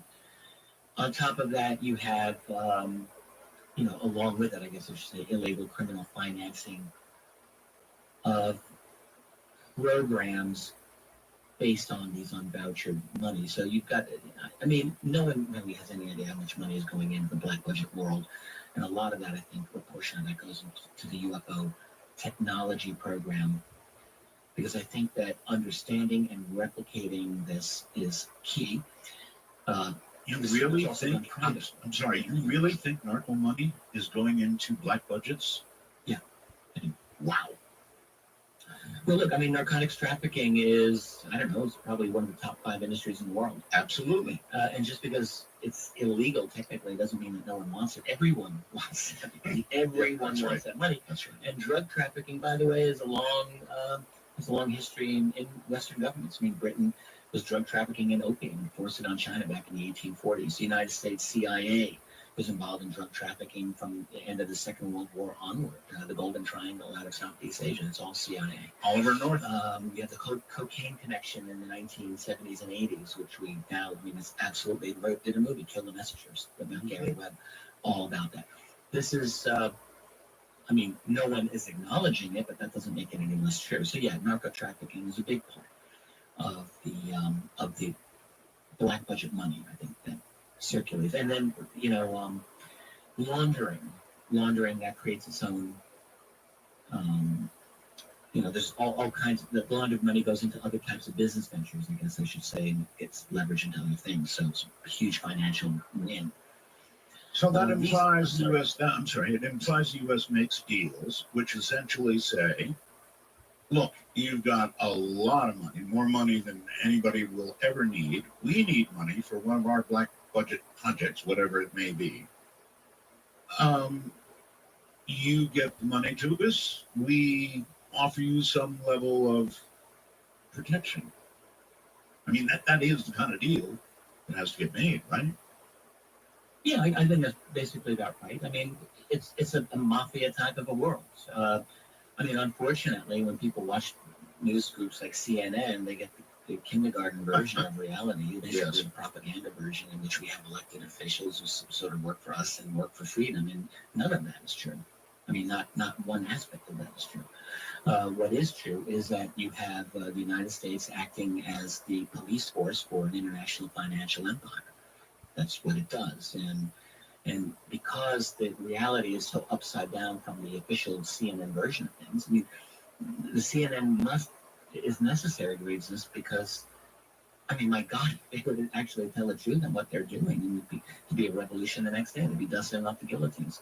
So you have to have absolute lies. That permeates our world. Richard, you mentioned CNN, so I can't let this pass. There's a lot of recent discussion on the web about CNN and connections to the CIA by some of their reporters, perhaps even higher up. Obviously. Obviously. Back in the 40s and 50s, I don't mean to sound like, obvious, but really it is obvious. The United States ran something known as Operation Mockingbird back in the 40s and 50s and 60s, and they're successors to Mockingbird to this day. And really all that was a CIA coordination with American establishment media, Washington Post and New York Times and the rest, managing the news, creating spin, all of this. This is all out in the open now. We know about this. Now it's beyond CIA. You got the Pentagon, which has billions of dollars in its budget simply to manage its image, and that includes news control, that includes public relations, that includes social media, that includes the creation of what are known as sock puppets, that is fake persona under the messages and the news articles that you read. I mean, a lot of those are fake Pentagon employees. So it's crazy. And the CNN, think about this. CNN is a part of a private corporation, which is Time Warner. Mm-hmm. And yet I fly a lot. I'm sure you fly. I do. A lot. Every single U.S. airport, I do not think there's an exception. Anytime there's a TV at any gate, and there's thousands, you always see CNN. And the question I would ask is why? Why CNN? Why is it that a private company is able to get such a sweetheart deal in every American airport to be seen? I mean, they have the monopoly of information on every U.S. airport. That is not by accident. And that is, I would argue, explicitly because they act as the propaganda arm of the United States government. I agree with you. But, you know, as we discuss all this, frankly, it's kind of depressing. Yeah, you can. I mean, it really is. When you realize, but yes, I certainly agree with you. when you realize the state of your own government and what you're being fed, it really is ultimately a little depressing. Now, is there a way to punch through all of that? Yeah, I think, well, and I would like to continue at some point. I don't want to just keep rolling over our interesting discussion, but there are many more facets of the structure of secrecy that I think are worth discussing. Mm-hmm. But in terms of punching through, the only way that I personally know in my life is to do the work that I do, to do the research that I do, to write in as clear, cogent, and engaging way as I can, to get people worked up and caring about why the truth matters. I'm here to say truth does matter. And it does matter that we not go through our lives basically sleepwalking through, being spoon-fed, lies that are designed to keep us placid and content with the kind of illusions that are around us. I think that there's more to our lives, and there's more to my life than that. So I think the way to punch through is with diligent, careful research and fearless exposition of the truth. You have a very lucid presentation, and I wonder if others in high places have noticed that, and I wonder if you have ever been approached to modify in some way something you're saying. Well, right. So if I were to tell you something, people might think, well, I don't know if I believe him or not, but I have never been approached. I have never been threatened or asked to modulate anything that I said. Not one time. Not a single time. Now, honestly, when I look at my own public position, I mean, I have readers and I have people who like what I do, but it's not really in the millions. I mean, I still think as a UFO researcher, I'm still a relatively small player, and maybe that's why. I think the so-called powers that be, maybe they think, well, he's just working this fringe market. He's not really, he's not on MSNBC or CNN, so we don't have to worry about him. Maybe that's it. Or maybe there are other ways of disabling people. The revelations of Edward Snowden, for example, talked about how GCHQ, that's Britain's version of the NSA, are expert really in destroying public reputations. This is one of the things that they know how to do very well. So I would think that, in fact, they tried to do this to Glenn Greenwald, and Greenwald outed them on that. So I think that that's actually, one tactic that groups might use. I mean, there's always a way to compromise an individual. We're all human, and there might be ways of, if hopefully that's not going to be the case with me, but I've never been threatened. I do think that I've been monitored. I went for a couple of years where I was stopped at every airport I flew out of. This is about a decade ago. They would let me fly, but they would make me wait 15 minutes every single time when they ran my name. And they never told me why. All right, well then let me come at it from a different direction. Do you think that we, the collective we that talk about this kind of thing, are useful to them in some way? Yeah, I think that we can be if, well, first of all, there's a long history of intelligence operations where groups are infiltrated by operatives to be guided in a certain direction. I mean, classically, that was called COINTELPRO. The FBI ran that for years. Yes, sir. And this kind of thing continues to go on to this day. And again, these are more of the Snowden revelations, and not just Edward Snowden, but a lot of this other information's come out. So groups, I think, are infiltrated, and I think that does include the UFO community. So the question we really want to be asking is, who are the spooks in the UFO field? Because maybe that's where what we should be asking. And there's constant rumors and speculation that people have about various individuals. But I think, so that's one way that the community can be guided. Well, you know we've got the spooks in I think that was the case of MUFON for years, by the way. question. It still might be for all I know. Sure, they've got to know where we are and whether we're headed in a direction that might worry them. So yes, of course, there are spooks. Right. So, the question is, to what extent are they able to use public figures or researchers like yourself or like myself or other people to their benefit? And with me specifically, I don't know how they would, because I'm not aware that they do. But, certainly one thing that you could easily see them doing would be to have a public individual who's got prominence to steer away from certain sensitive issues and onto other things that may be kind of red herrings. Or you might imagine they do things like, I don't know, produce the Roswell slides that ultimately turn out to be almost Armageddon for ufology. I suppose. Of the people involved in the Roswell slides, only one of them has some of his motives I don't really know that I can really vouch for, and that would be Adam Dew, who did come into this and seemed to be very interested in making money off of those slides. Mm-hmm. Relating to Tom Carey and Donald Schmidt, look, in my opinion, I know both of these guys, there's not a chance that they were actively engaged in any kind of disinformation. I will never believe that. In terms of Jaime Maussan, a lot of people like to criticize Jaime as a showman or, someone who has latched on to a lot of questionable cases. I think the latter is true. I think he has. Personally, I do like Jaime, and I've enjoyed talking to him over the years. But I do not think, I think his judgment was fallible. I don't think that he was engaging in disinformation. All right, good enough. We're at another break point, so stand by.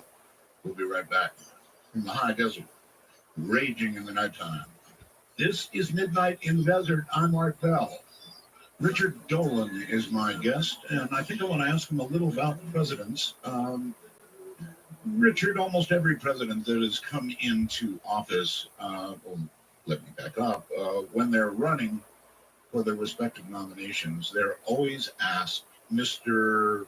would-be president, Mr. nominee, whatever, if you get into office, will you open the files on UFOs? Inevitably, oh yes, we'll do that first thing.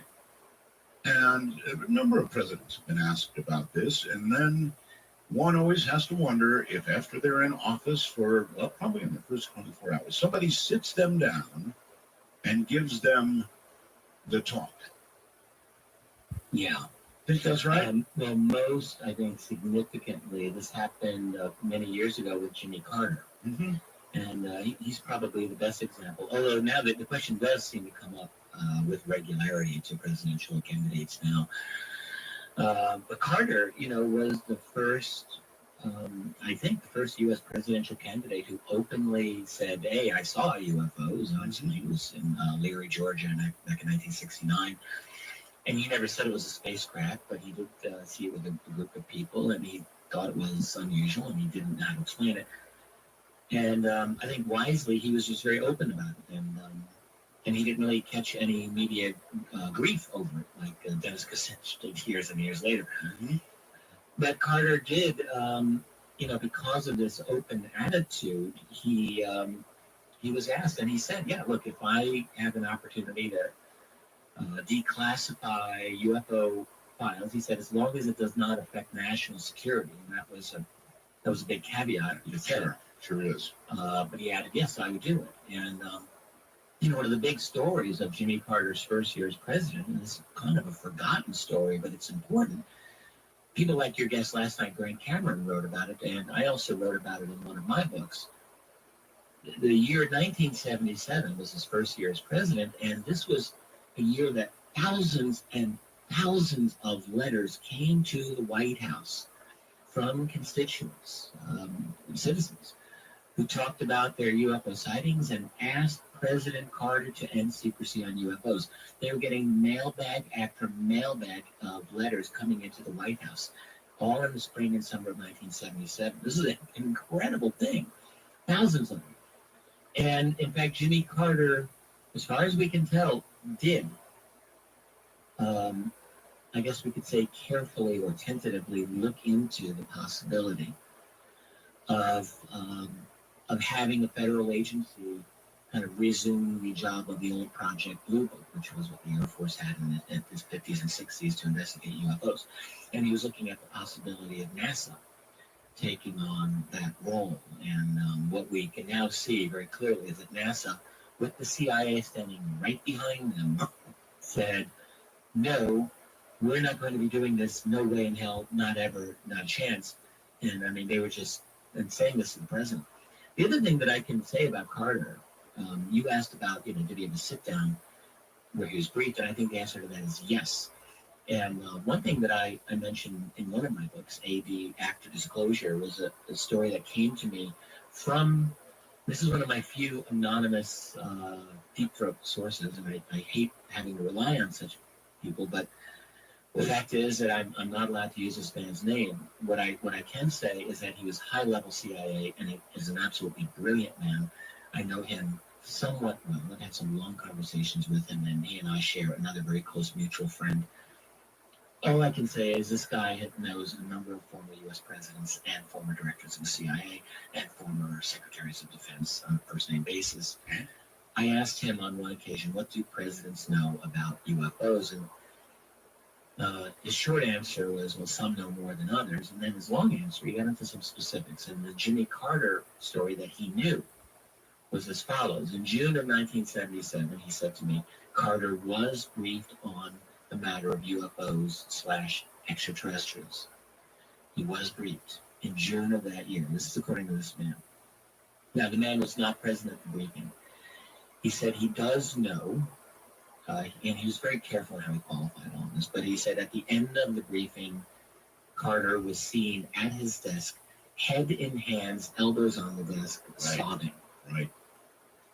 That was the story as it came to me, and all I can tell you is that I believe the man who told me the story, and the day will come when I'll give his name up, but right now I just don't feel that I can.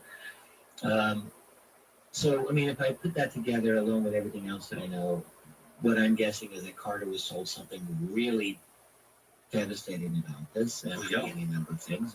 Like, A, they're here to put us in the cookbook, or here they're here and they're never going to be able to control them, or we've got an extra governmental agency controlling it, and if you talk, we'll kill you and your family. Who knows what they said to him?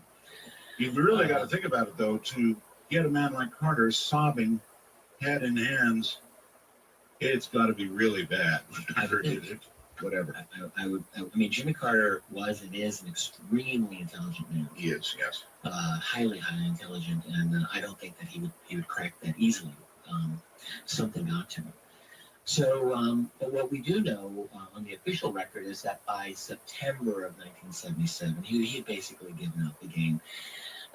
He met with a fellow named Eric Gary, who at the time was prime minister of the little nation of Grenada, which was a country that America invaded under the Reagan years. In the late 70s, Gary was the prime minister, and he was a UFO witness himself, and he had this, he was the gung-ho guy at the time who wanted the United Nations to officially recognize UFOs and have a study group, and Gary was getting attention. So Carter met with him in September of 1977. We know this, and we don't know everything that was said. But after that, basically, the U.S. policy on the Grenada Initiative was essentially to kill it. The U.S. and Britain subverted it, so that never went anywhere. So I think what happened is that Carter got himself into a position where he probably didn't realize just how deep into it he had stepped, and I think was briefed in the middle of the year and realized, oh man, I cannot go forward with this. Can you even imagine If you were given that briefing, what could be bad enough to cause you to begin to shed tears? I can imagine. I have a couple of these stories, actually, not simply of presidents, but of undersecretaries and other individuals who talked, and the stories became known to me. But what would be said is, well, another one came to Ben Rich, by the way, who was the head of Lockheed Skunk Works, from Kelly Johnson, supposedly. This is told to Rich as his third hand. But Kelly Johnson said the same thing to Rich, which was like, the truth on this is awful, horrible, terrifying. The public can never know it's that bad. So what could it be? Well, one thing could be that, there are beings here that would probably terrify the hell out of most of us. You mentioned Whitley Strieber a couple of times. I know Whitley fairly well, too. And one of the most salient things that Whitley said about these other beings, in my opinion anyway, was just how not up to speed we are in dealing with them. He said, like, when you're dealing mind to mind with these beings, it's almost like your soul is stripped naked, like you're just not able to connect. I mean, you're like a cowering dog in front of a frightening human being. So his opinion is that we just don't have the capacity to deal with these other beings. And what if that's true? How could we, as a species, as a civilization, relate to them when their very presence kind of disrupts our field, as it were, or disrupts our mind? I actually had Whitley break into tears during an interview, and the poor guy has really taken a lot of ribbing, because he has told, he did particularly so, Richard, on my show. He came up brutal truth, and it really was brutal and somewhat embarrassing for him, and he's taken, frankly, a lot of undeserved heat for that. I have so much respect for Whitley. We have been very close friends, and the way he played it, the truth he told, caused me to, I get very angry with the people who do that to him. They should read his work, because he's one of the most thoughtful people out there. I mean, aside from anything else he has to tell you, he's actually one of the deep thinkers in this field that we really need. Yes, sir. I've got a break here. We'll be right back. Richard Dolan is my guest. Midnight in progress. For Dark Matter News, I'm Leo Ashcraft. A city with no people sounds like a post-apocalyptic nightmare, but this is M-City, a fake metropolis sprawling across 32 acres of land situated at the University of Michigan in Ann Arbor. The test environment officially opened this month and was formed as a controlled setting to test out driverless cars, complete with connected roads, traffic lights, and pedestrianized areas. It makes sense to test out the driverless cars in real yet human-free scenarios before the modern technology is applied in real life. There are bridges, tunnels, unpaved streets, roundabouts, faded markings on roads, and even graffiti on street signs. The realism is to ensure that even something seemingly minor, such as graffiti obscuring a sign, doesn't impact how automated vehicles handle road situations. Working with the Michigan Department of Transportation, the university hopes that there will be 20,000 connected, driverless cars on the street of Michigan by 2021. Well, we've had a constant stream of brand new information about Pluto in the past few weeks, and fortunately for Pluto enthusiasts everywhere, there's plenty more to come. The revelations continue with icy plains of Pluto and its atmosphere, which we can only see when looking back at the dwarf planet towards the sun. Pluto is covered in a fascinating array of geological features. Images show that a sheet of nitrogen ice flowed along the surface and still might be flowing. Even though the ice is made of nitrogen, not water, it bears similarities to glacier movements on Earth. At Pluto's temperatures of negative 390 degrees Fahrenheit, these ices can flow like a glacier. In the southernmost region of the heart, adjacent to the dark equatorial region, it appears that the ancient, heavy cratered terrain has been invaded by much newer ice deposits. You might have thought the fun was all over once New Horizons passed behind Pluto, but there's still a host of exciting discoveries to ponder. From the backside, Pluto is completely dark, nearly indistinguishable from the blackness of space. But the sun impressively illuminates a gorgeous haze around the planet. For more detailed coverage on any story that you hear, or if you have a tip or suggestion, visit us at darkmatternews.com. The Kremlin says its new nimble satellites are just for communications. The 95-foot-tall, 118-ton rocket booster, an unarmed version of a Cold War nuclear-tipped missile, 75 miles above Earth's surface, the rocket's nose cracked open and its payload spilled out. The rocket carried Rodnik communication satellites. It's customary for Rodnik satellites to deploy in threes, but in notification to the United Nations, Moscow listed 4 spacecraft inside the Christmas rocket. This discrepancy was strange, and it got stranger. Rodnik satellites, like most orbital spacecraft, don't have engines and can't move under their own power. So it came as quite a shock to some observers on the ground when the rocket's 4th satellite, designated Cosmos 2491, moved, propelling itself into a slightly different orbit. Whatever Cosmos 2491 was, it wasn't some innocuous communication satellite. And over the next year and a half, Russia launched 2 more of the mysterious maneuvering spacecraft, each time sneaking into orbit as part of a routine ComSat launch. Moving across orbital planes, the spacecraft, which are apparently the size of a small refrigerator, are able to get really close to other satellites, as close as, say, a few dozen feet. And if they can get that close, the little robots could spy on, hijack, or even destroy other satellites. Cosmos 2491 and the other satellites might be space weapons, the likes of which few other nations possess. And if so, they could upset the orbital balance of power at a time when government agencies, armies, scientists, and everyday people in the United States especially depending on satellites for communication, surveillance, science, and navigation. Richard, one question John sends me by computer. I'd be interested in his opinion of a memo from President Kennedy to the CIA suggesting the sharing of information with the Soviet Union about 10 days prior to his assassination. Yes, great. That's a fascinating memo, and I believe the date of that is November 11th, 1963. I don't have it right in front of me, but I'm somewhat familiar with this. Kennedy did, this is a confirmed memo. We learned about this less than 10 years ago, I think maybe 5-6 years ago, when this came to light.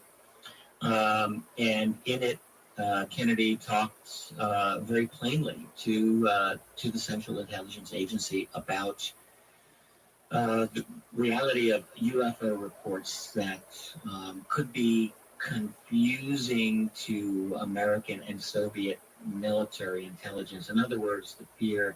This is something that was discussed, incidentally, by American UFO researchers at the time as a reason in secrecy. That is, that these UFOs could be mistaken for enemy missiles, and we need to have open, acknowledgement of these so that a UFO doesn't start World War III. Sure. That's what American ufologists say. And Kennedy's memo kind of worked along the same type of argument. Basically saying we need to coordinate these UFO sightings with the Soviets so that we don't have any kind of confusion. And this was dated November 11th, 1963. That's 11 days before he was assassinated in Dallas in 1963. Exactly. And what became the memo? There's no record of what response this memo received. I had gone on the guess and assumption that it goes to the CIA and they sit on it for a couple of weeks. That's easy to do, even on a memo from the president, unless he's demanding it like an answer the next day, which this did not do. They sat on it, and then the next thing you know, no more President Kennedy, no more memo to worry about. There's been a lot of that. For example, I remember when our government virtually told us that, well, the Roswell files are missing. Oh, that's right. Back in 1994-95, the General Accounting Office, which is the investigative body of Congress, on behalf of Congressman Stephen Schiff of New Mexico. This is a very important story. It is. That's right. You were, very much involved in raging in the night at then, time. yes.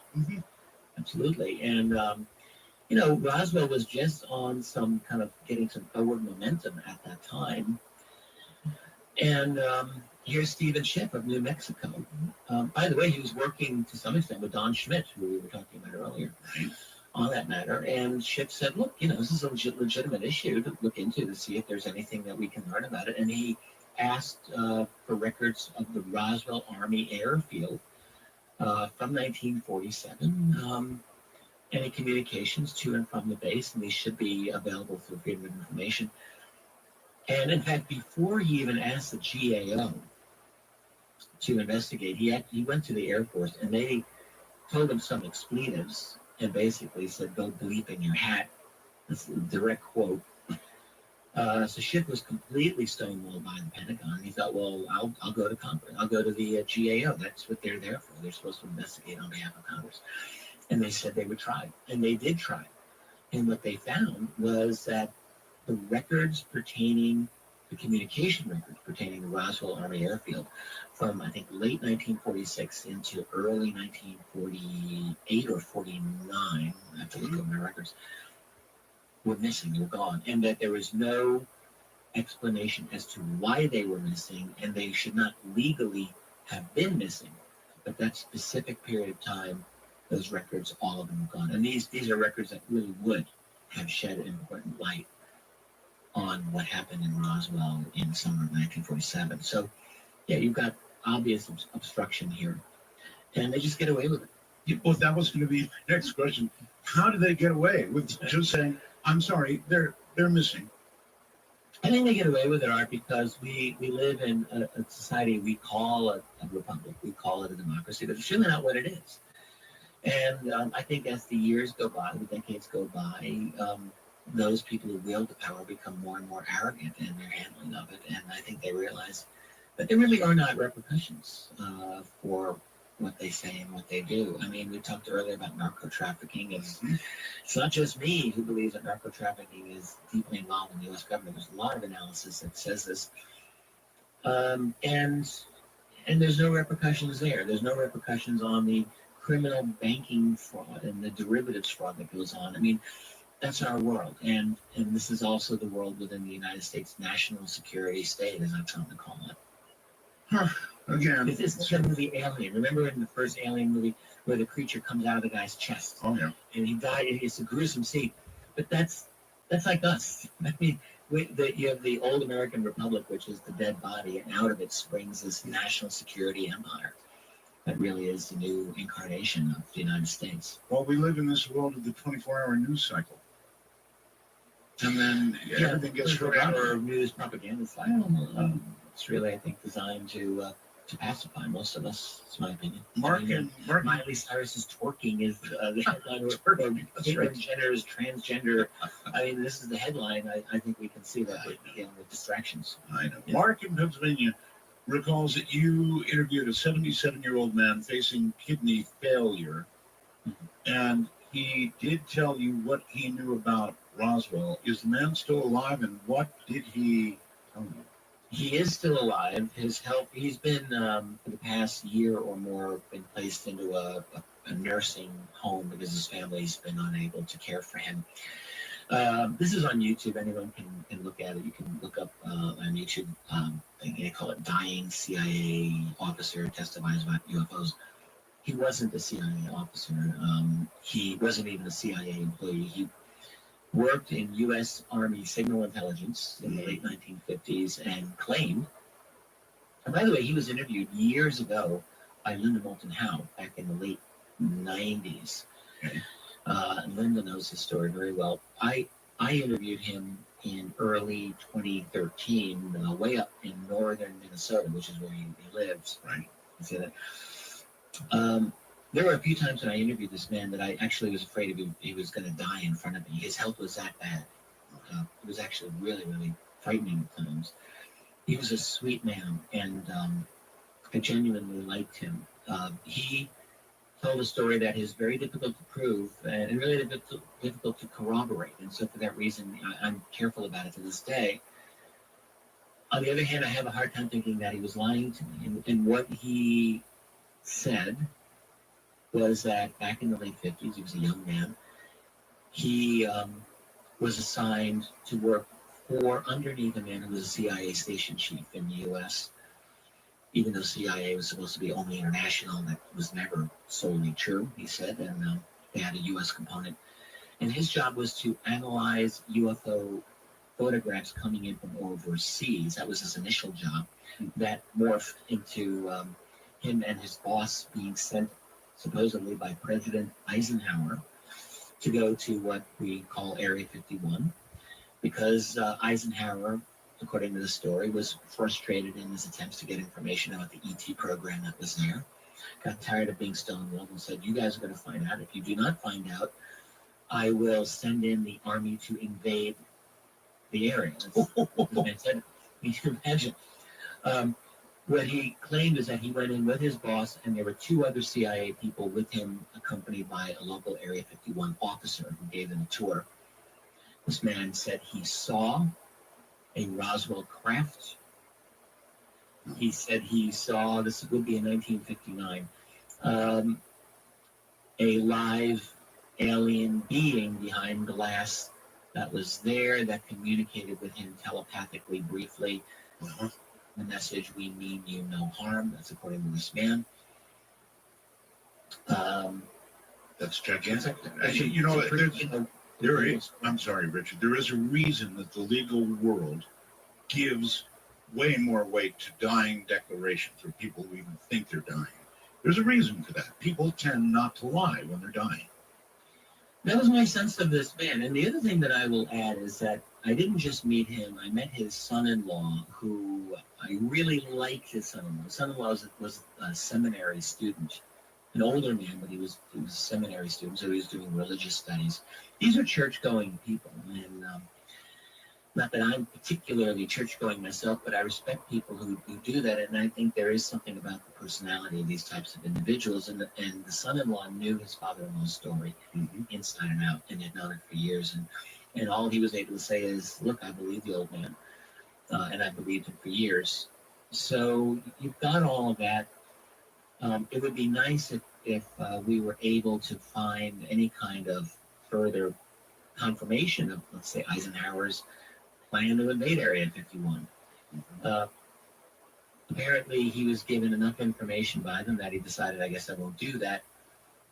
Who knows? I mean, this may be forever one of these stories that just clouds the field, and we may not be able to get a confirmation on it. But I will just say that my personal interaction with this man was such that I don't believe he was lying. Could he have been confabulating? The man was on meds. He was on painkillers. He was in serious physical pain. Could it have clouded his judgment? Sure. I mean, I suppose it could have, but I don't think he was lying to me. All right. You're pretty familiar, I'm sure, with what Bob Lazar has had to say about Area 51. Yeah. I'm a believer in Lazar's fundamental story. I guess I'll just state that for the record. Good. So am I. And it sort of underwrites what you just said, in a way. At least some of it does. That stuff is there. Do you think it's still there? Probably.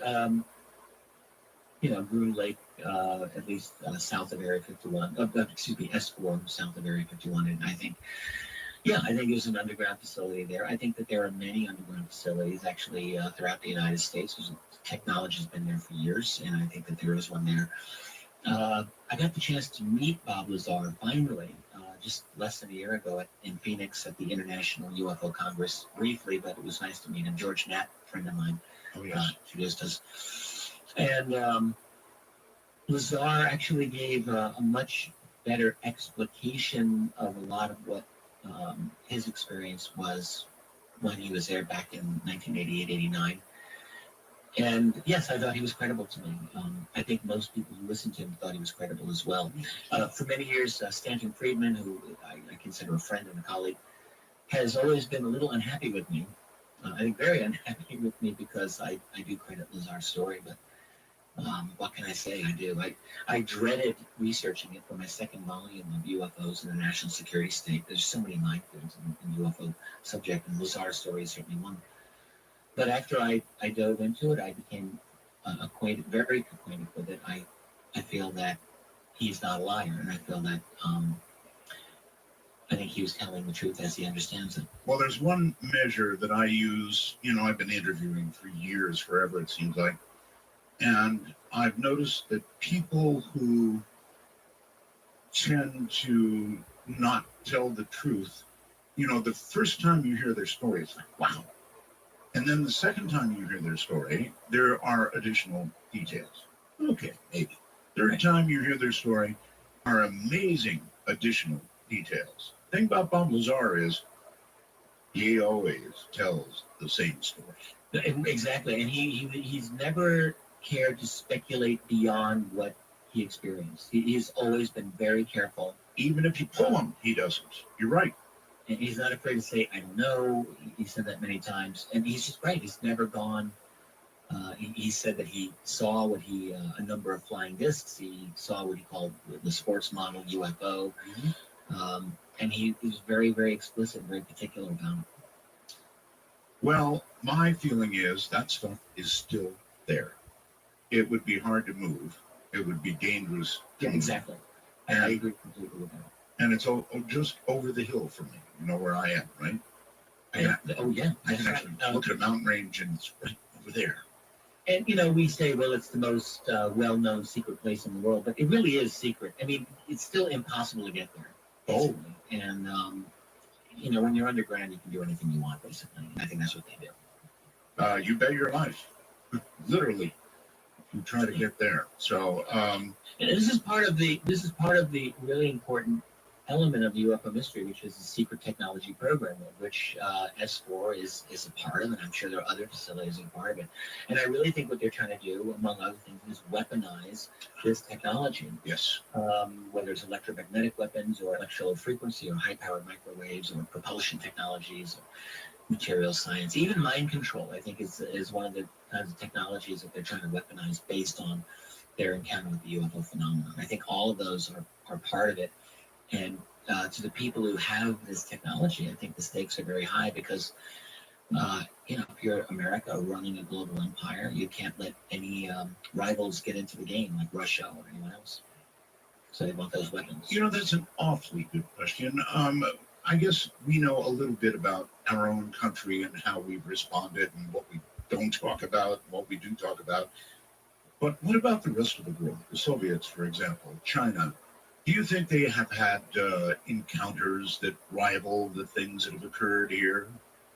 I think it's entirely possible. I think the Russians certainly have. I guess I'll just take the opportunity to plug a book I'm about to publish by two authors. One is a Russian he's anglicized named Paul Stonehill, and Philip Mantle, an UK author. And they're doing a book on Russian USOs, unidentified submersible objects. And this is, I think, the first ever study of this, and I'll have it out probably by the fall. But the fact is that the Russians have a long history of spectacular encounters with UFOs. And, during the breakup of the Soviet Union, we learned a lot about them. This was the real moment in Russian history where information came out. It was like their version of freedom of information. Right. And the KGB files became available and much more. So we know that there were some serious military encounters, and they may have had their own versions of Roswell at places like Dalmagorsk in 1986 and a few others. So, yeah, I think that it's very likely that they have their own knowledge of this program, and they may share or not share to some degree with the United States. That's a question I don't know the answer to. Chinese, probably the same thing. There was a story that came to me by a fellow named Scott Jones. He's still alive. Retired Navy pilot, and was a former aide to this Rhode Island Senator Claiborne Pell, who was very interested in UFOs for years, kept it very quiet. Scott Jones, on behalf of Pell, one time went to China. This is early 90s. This is like before China went through their own major industrial revolution. But one of the reasons he actually went was to get a sense of Chinese UFO research, believe it or not, and he was impressed. He said they had a lot of PhDs, a lot of smart people doing sophisticated work, and he said, you guys are way ahead of anything that I'm aware of in American civilian UFO research. What are you waiting for? And the answer that came to him is they said, we're waiting for the U.S. to take the lead on this. Really? That's what Jones said to me and probably to other people. That's early 90s. Now, who knows what the situation is today? I think Russia and China are wild cards in this.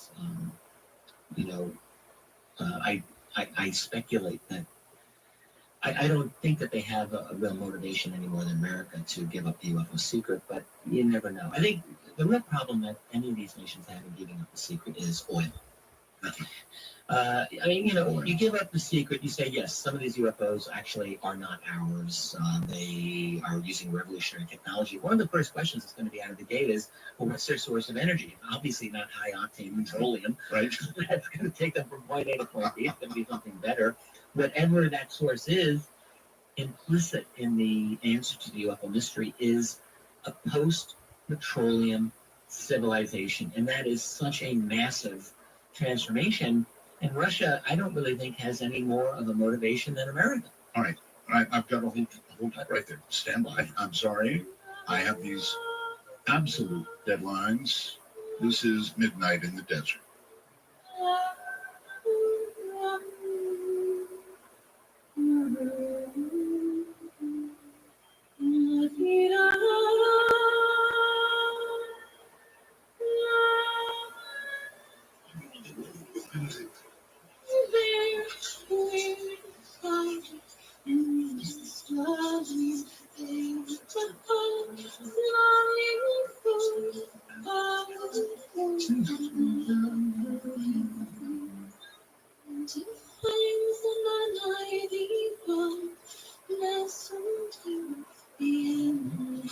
Midnight matters are best handled by those that understand how to move in the darkness, like Art Bell. To call the show, please dial 1-952-CALL-ART. That's 1-952-225-5278.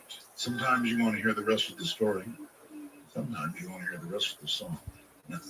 Hi, everybody. I am Art Bell. My guest is Richard Dolan, and in this last hour, I would like to open the lines. Now, this will take a slight bit of explanation as we are new. As you well know, we're very new. So to ask a question to call us, number one, I would suggest at your first opportunity that you put Skype on your telephone. Got a smartphone? Apple, Android, whatever. Put Skype on your phone and then kind of try to call us. And by that I mean put in, if you're in North America, Canada, MITD 51. That's the way to get us on Skype, MITD 51. And then it'll be on your list of people you call, and you can punch it up at any time. If you're outside of North America, which is simple, you put in MITD 55. MITD 55. Beyond that, we have a public line. So if you have a question for Richard, here is the number. Area code 952-225-5278. Once again, 952-225-5278. Richard, we will go to the phones in a moment. I want to find out, though, if you want to finish a thought or, get another one out before we do. Oh gosh, I don't know. I've really enjoyed my time here with you, Art. We've had a lot of different things that we've been talking about. I guess if I were to finalize any of my thoughts on the subject before we hit the phones, I would just say I think the UFO subject really does constitute the greatest mystery of our time. I've been saying this for a while lately. I really believe it's true, and I say it because I think it affects every facet of human civilization that really matters, and our politics, our science, who we are existentially. That is, what are human beings vis-a-vis any other beings that are here looking at us. With the nature of space-time reality itself. There's just so many leading-edge issues that this subject of UFOs touches upon. And the fact that it gets really no love from the establishment media tells me that there's something very, very significant going on. You've got this very important topic, and it is absolutely forgotten to this day to get serious hearing in the mainstream. There's some cable stations, History Channel, Sci-Fi, that'll do a UFO documentary, but really nothing for the establishment, what I like to call the official reality. The major networks, things like that. They will not touch it. It is not part of that reality. All right. And that's a problem. All right. Let's do it. Baton Rouge, Louisiana, you're on the air. Hello. Hello. Yes, I hear you. Who is this? Who were you expecting? This is Art Bell. Richard Dolan is my guest, right? Oh, hey, Art. This is Scotty. Scotty, go ahead. Wow, I'm surprised I actually got on there. I didn't expect it. Well, when you're dialing, you should be prepared to, I don't know, do something like ask a question. You know what happens to people? They freeze. They actually get through. Yeah, I do too. They're not ready and they freeze. Richard Dolan, you related to James Dolan? Not to my knowledge. Who is James Dolan? I believe he's part owner of the Knicks, right? Oh gosh, yeah, I wish that would be nice. There's a Charles Dolan who owns, I think it's Cablevision or something like that on Long Island. No, in fact, my Dolan family, I can tell you, my father, whose name is also Richard T. Dolan, is the only one in his family with that name. It's everyone else that he's related to has a different last name. And my dad grew up not even knowing his father. Hey, you were talking about ufology, right? Yes. You're a UFO guy. That's what we've been talking about all night. Yeah. I was gonna. Can I tell you a quick story? You may. I used to be in the Navy. One time I was in the we're in the northern Arabian Gulf. You know, we were supporting during Operation Enduring Freedom, and I just saw three lights just streak across the sky. You know, I mean that's something I sighted. You know, I can't really explain it. You know, most people can't. They have a sighting and they can't explain it. There are a number of sightings that have been reported via the U.S. military from the the wars in Iraq and Afghanistan. Even on YouTube, you can find a lot of soldiers with recording night vision, seeing some really bizarre things.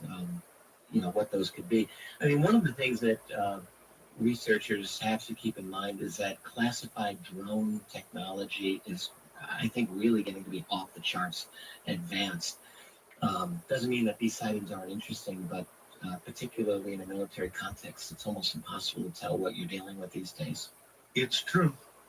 All right, let's try Kurt on Skype. Hello, Kurt. You're on with Richard Dolan. No way. Yes way. Oh my goodness. Oh, shit. Oh. Okay, go ahead. Have you ever read Ezekiel chapter 1? The Bible. Yeah. Are you talking about Ezekiel's sighting, the famous wheel?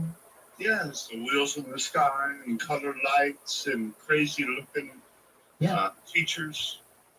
Actually, that's kind of an interesting direction to go, in a way. Richard, what do you think? The passage that the caller's referring to, I don't have it right in front of me, but I think many people interested in this have read it. I've read it. In Ezekiel, he has a vision of a particular structure coming from the heavens, operated, I think, by four angels and four celestial beings. Right. One of the interesting things about that, back in the 60s, there was a fellow named William, I think, Blumenthal or Blumenreich or something, who said, well, this is all nonsense. He was an engineer.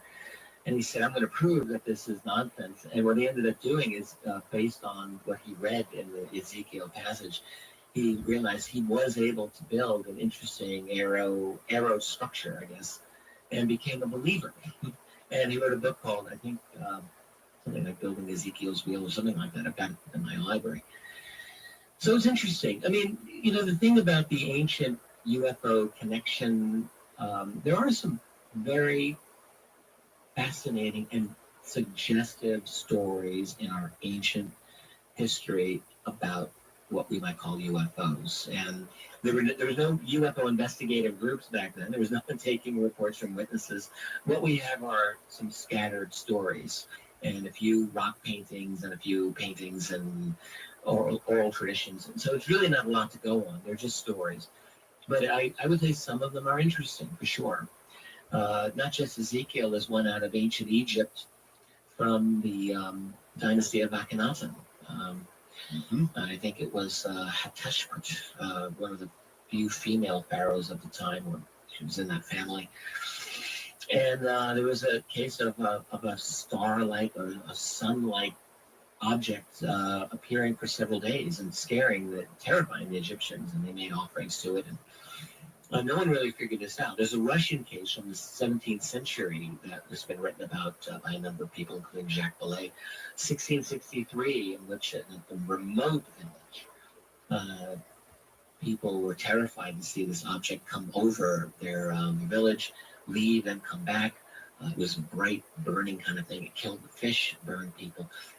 It seemed to be intelligently controlled, and it was written about, and it was found in the records of a monastery in the year 1800, and it was just this forgotten story. And there's a number of these types of things, and the question is, what are they? The Vatican has been saying interesting things, more sort of progressively more interesting things about the possibility of life elsewhere. I think they're covering their bets, honestly. I think the Vatican, look, they're a 2,000-year-old institution. I do think that they've had some secrets that they've acquired over the years, and maybe they are covering their bets. I do wonder.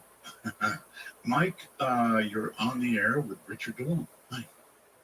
Hi, Art. It's a pleasure to talk to you. Thank you. I have my fiancée here, Heidi. I've been listening to you both for 20 years, and it's such a delight. It's we used to listen to that other show, George Snorri, and put us to sleep. But now we're having to stay awake, and it's terrible. But anyway, the show.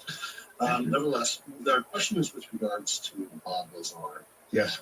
He has a pretty amazing story, for what it sounds like. But when we have Stan Friedman, who calls him a fraud, I was wondering what both you, Art, and I know you've interviewed Bob in the past, and Mr. Dolan, what do you think about Bob Lazar and the story and his credibility? Yeah, we actually just covered that, to be honest with you. And I think his story has a very great deal of credibility with me because I have interviewed him a number of times. The story never changes. And so we did just cover that. You must have missed it. Yeah, and I essentially had the same opinion.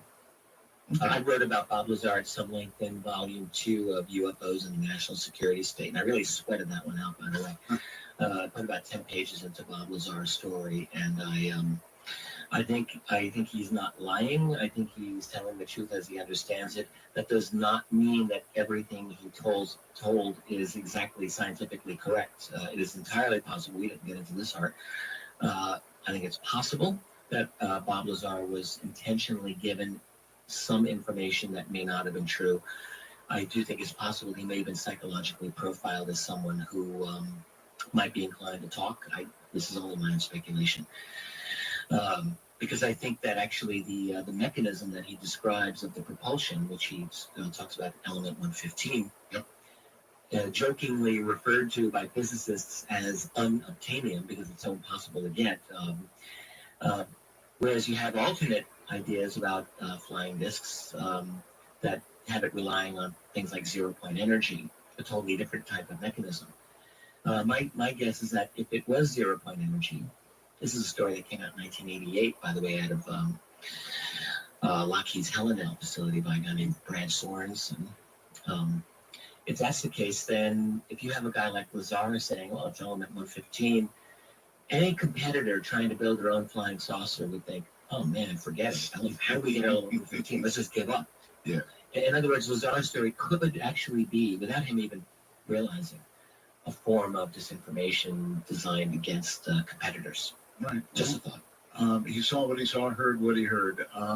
In Ohio, you're on the air. It's midnight. Hi. Yeah, hi, Art. This is Jerry from Ohio. Hi, Jerry. Hi. I got a question for Richard. Okay. Turn off your device, please. It'll confuse you mightily and me a little. Okay. Okay, excellent. Go ahead.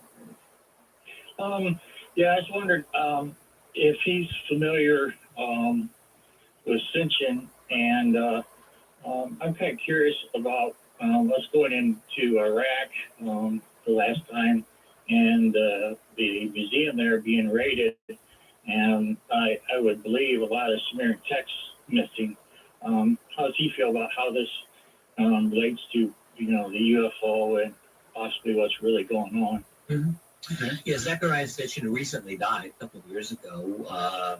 For anyone who doesn't know, was best known as someone who was able to read ancient Sumerian cuneiform texts, which is not, something that everyone can read, and did, I guess, what we can call like a literal interpretation of the stories that he read. He didn't interpret them as myth; he interpreted them as possibly history. And so this had to do with the race that he talked about, it known as the Anunnaki, which arrived almost 500,000 years ago, and on and on. I'm of mixed feelings about Sitchin, and in fact, I do think that there had been some very strong critiques of his work. In particular, there is a cylinder seal he talked a lot about, known as VA243, in which Sitchin said this has a sun-like image with lots of planets, and in fact, many more planets than the Sumerians were supposed to have known about. And this was one of those pieces of evidence. It's been alternately interpreted, however, and actually, my friend and colleague Michael Heisers talked about this, and he said the sun image on that seal is actually not the Sumerian symbol for the sun. It was only a star, as are the surrounding circles. I don't think it is what Sitchin interpreted. In other words, at least there's a real good reason. There are claims that the U.S. went into Iraq for esoteric reasons having to do with these ancient mysteries.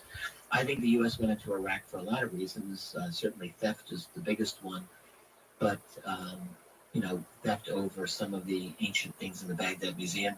Well, that museum was systematically plundered during the first week of U.S. occupation, and no one stopped it. This was a huge news story at the time. I don't know if people remember this. And the people running the museum were pleading with the world, and pleading with the Americans, who had like a tank and a detachment like 2 blocks over during the whole raiding of that museum, and no one did a thing. They allowed that museum to be picked clean by people who knew exactly what they were doing. So in fact, there's a lot of reasons you might steal out of the Baghdad Museum, not simply esoteric secrets, but maybe there's something to it. Okay, a lot of people. James, you're on the air. Now, yes. The master, you're back on the radio. It's so good to hear your voice again. Thank you. Richard, you are also one of the best. Thank you for everything you've done. We've tried to learn a lot from you guys. It's just great to be able to talk to you. Very much. Thank you. Hey, I jumped in a little late. I'm not sure if you guys touched on MJ12, but I just wanted to hear your thoughts on whether you figured that was legitimate or not. Actually, good one. No, we haven't. Yeah, it's a great question. That's another of the minefields, one of the the dangerous mines in the UFO field. Sure. My take on MJ12, and again, for anyone who doesn't know, these are documents that were leaked or intentionally leaked back in the 1980s, that were purportedly a briefing to President-elect Dwight Eisenhower on the alien extraterrestrial situation. And then, let's just add that during the 1990s, a large number of documents that are collectively known as the Majestic documents also came out, and Ryan and Bob Wood primarily have done a great amount of research on those. My take on the MJ12 documents is that they are probably a form of disinformation, but saying that is not the same as saying that they're lies. But disinformation can't work if it's all lies. It has to be credible, it has to be believable. So there's got to be things in there that are legitimate. My take on MJ12 is that it was part of a way to disable the threat that the UFO community was posing at that moment. You had the Freedom of Information Act of the 1970s, which was really a threat. You also had crash retrieval stories coming out in the late 70s, not just Roswell, by the way, but others. And I think this was a 1-2 punch that actually was a threat. So now enter the MJ12 documents in the 1980s, which we're still arguing about to this day, 30 years later. I think it is entirely possible that these were either derived from real and existing documents, modified in ways to make them not believable, or maybe just created out of whole cloth. But bottom line, the Majestic documents that follow them, I'm not as inclined to dismiss. I think some of those are probably legit. That's my opinion. All right, hold tight. We'll be right back. So, bottom line, disinformation. This is Midnight in the Desert. I'm Martin. Somewhere that you don't wanna go. The sound of the fool don't see trying hard to recreate the dead yet to be created. Once in her life, she musters a smile for his nostalgic tale. Never coming near what you wanted to say, only to realize it never really was. She had a face in his life. Where are those happy days? They seem so hard to find. I tried to reach for you, but you have closed to mine. Whatever happened to our love? I wish I understood. It used to be so nice. It used to be so good. So when you need me, darling, can't you hear me? Midnight in the Desert, exclusively on the Dark Matter Digital Network with Art Bell. Invite you to call now. 1-952. Call Art. That's 1-952-225-5278. Those are the, that's the public number, actually. We've also got, of course, Skype access for you. North America, get us at MITD 51, MITD 51. The rest of the world, MITD 55, MITD 55. Ring us up, and we'll be happy to talk to you. Richard Dolan, obviously a brilliant guy in the world of ufology, talking about exactly that. Richard, welcome back. Let's see if we can cover some territory. Thanks. It's really been a lot of fun. I really love doing the show with you. Thank you. You're a good guest. Lexington, Texas. Is that right? Hi, this is Mary. Hi, Mary. Hi, Art. How are you doing? Just fine. Good. Well, it's really nice to talk to you and to your guest, Richard. And I have a real quick UFO story to tell you. Okay.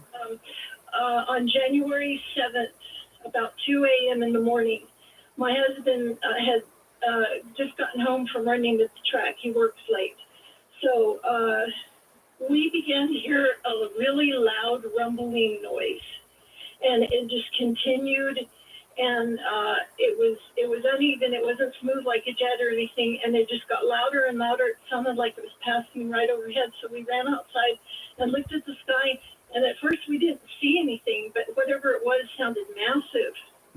And we finally saw lights moving towards the northwest, and there were a couple of white lights that were widely separated, kind of in a vertical line.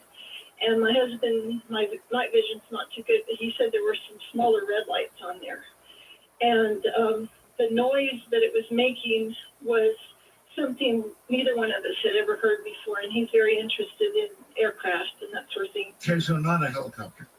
No, it was massive, because by the time it got far enough away from us to the northwest, the width of the light was so large, even from a distance, that it had to be huge. And the closest I can get to the sound, I was listening to different things on YouTube, the closest I can get to the sound was the noise that the mothership made when it came over the mountain in Close Encounters of the Third Kind. Mary, did you say where you live or where you were when you saw Yes, I live right between Austin and College Station in Lexington, Texas.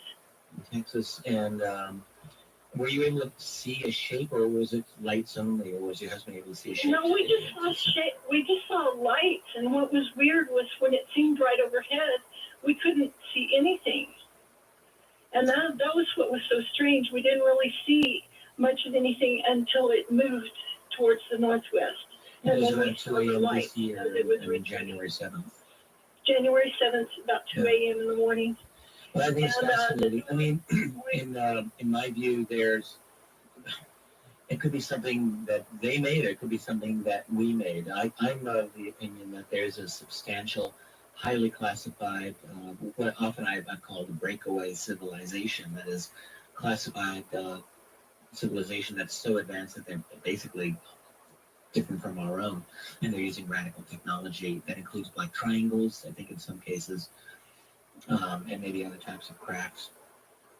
What I would say is that there is a massive infrastructure that is beyond the what we are supposed to be dealing with in our day-to-day life, and that infrastructure, some of it belongs to human beings, and I think some of it does not. There's a lot of activity, and you and your husband, I think, encountered it. Okay. All right, very quickly, Nancy, in Lincoln something, you're on the air. Yeah, this is Bill calling from Bellevue, Washington. Oh, it says Nancy, but okay. Okay. I have a question for Richard. Richard, could you comment on the story of President Eisenhower possibly meeting face-to-face with extraterrestrials? And also, could you tell us what you know of what you've heard of a Holloman landing? Yeah, those are both great things to discuss. The Eisenhower story actually leaked, or the version of it leaked almost immediately back in 1954 by really the guy who was the art bell of his day, Frank Edwards, great radio man. He was very involved in the flying saucer industry at that time. Frank Edwards somehow got wind of the fact that Eisenhower went to Edwards Air Force Base and might have met with extraterrestrials. This was a rumor back then. There had been a number of other witnesses who had supported or corroborated that claim that there was a very, very major event at Edwards and that it seemed to have involved UFOs, extraterrestrials. There's no confirmation on this, and I don't know. I mean, I actually can see the logic of it. 1954 was just when the United States was about to start detonating hydrogen bombs. That's right. Orders of magnitude beyond the atomic bombs. And maybe this is what got their attention. There is a real possibility that they're interested in our nuclear technology. All right. Holloman, we're going to have the whole... And I think that was a landing. A landing. All right. Well, we'll expand on that. We're at the bottom of the hour. Last break, and we'll be right back. Well, almost right back. Sound of the river, you stop and you hold everything. A band is blowing Dixie, double call time. He's alright, but you hear the nuclear plane. Alright, stepping. For Dark Matter News, I'm Leo Ashcraft. Not a sport you'd usually associate with Japan, golf had its true boom during the 1980s. However, the leisurely sport is seeing a recent decline in interest. So what do you do with the land of many massive golf courses, long abandoned after golfers are no longer in play? Japanese electronics manufacturer Kyocera have a hole-in-one plan to turn these large expanses of open land into solar energy power sources. Nuclear energy has fallen out of favor with the population since the 2011 Fukushima disaster. Turning to solar may give the country an alternative, renewable, and environmentally friendly source of energy. A new Android hack can take over your phone without any interaction from you, and the vast majority of Android devices are vulnerable. Researchers at Zimperium Mobile Labs, where it was discovered by Vice President of Platform Research and Exploitation, Joshua Drake. He claims that up to 95% of Android devices are vulnerable. To initiate the attack, the hacker sends a maliciously modified video message. They'd have near full access to your device, its storage, its camera, and microphone. It's said that the device may start processing the message without the user opening the message manually. They think the bug was introduced in Android 2.2. But Zimperium has tested it on builds as recent as the latest release, Android 5.1 Lollipop. Devices running a build older than Jelly Bean 4.1 are said to be most vulnerable. However, Google only recently released a fix that could remove and prevent the bug with an over-the-air update. The bad news is it's up to device manufacturers to send out the patch, and that can take a while. If you've got an older phone that hasn't been updated in ages, as in the case of nearly 11% of active Android phones, it's feasible that it won't get a patch at all. At this point, it's not clear if there's anything Android users could do to protect themselves from this exploit.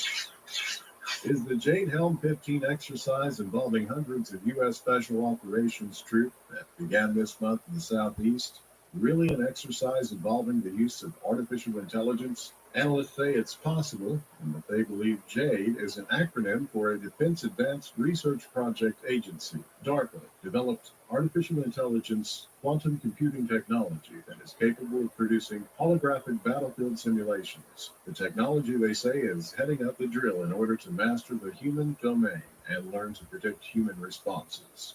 A YouTube user by the handle of Level 9 News has posted a 38-minute YouTube video explaining why she believes that Jade Helm is an alcentric exercise.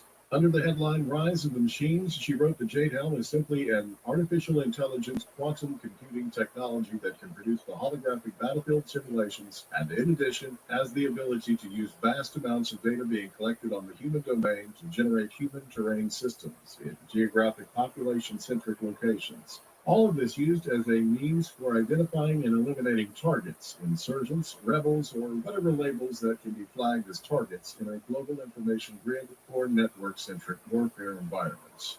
In a possibly related story, Windows 10 to be released this month will be equipped with a virtual assistant called Cortana. This virtual assistant will automatically display the kind of thing you like, based upon your interest. This means that the virtual assistant will be analyzing your behavior. Second and most importantly is the fact that this virtual assistant does not limit itself in replying to simple questions, but can interact with you and even send an email. She's incredibly smart because her intelligence is based in the cloud, and she's scouring the internet, learning about everything. To listen to the complete and detailed report, visit darkmatternews.com.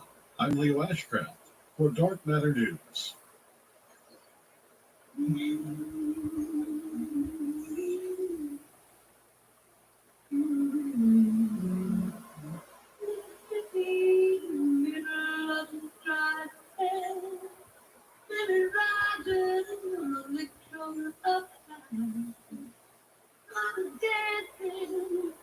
Baby on the shoulder, John,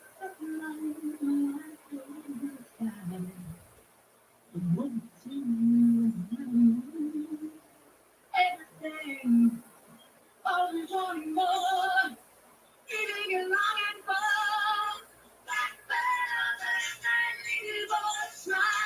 Midnight in the Desert, exclusively on the Dark Matter Digital Network with Art Bell. Invite you to call now, 1-952. Call Art, that's 1-952-225-5278. Richard Dolan cutting through the BS.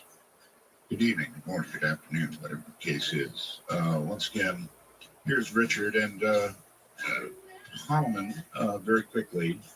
We've got to cut Right, we talked about that.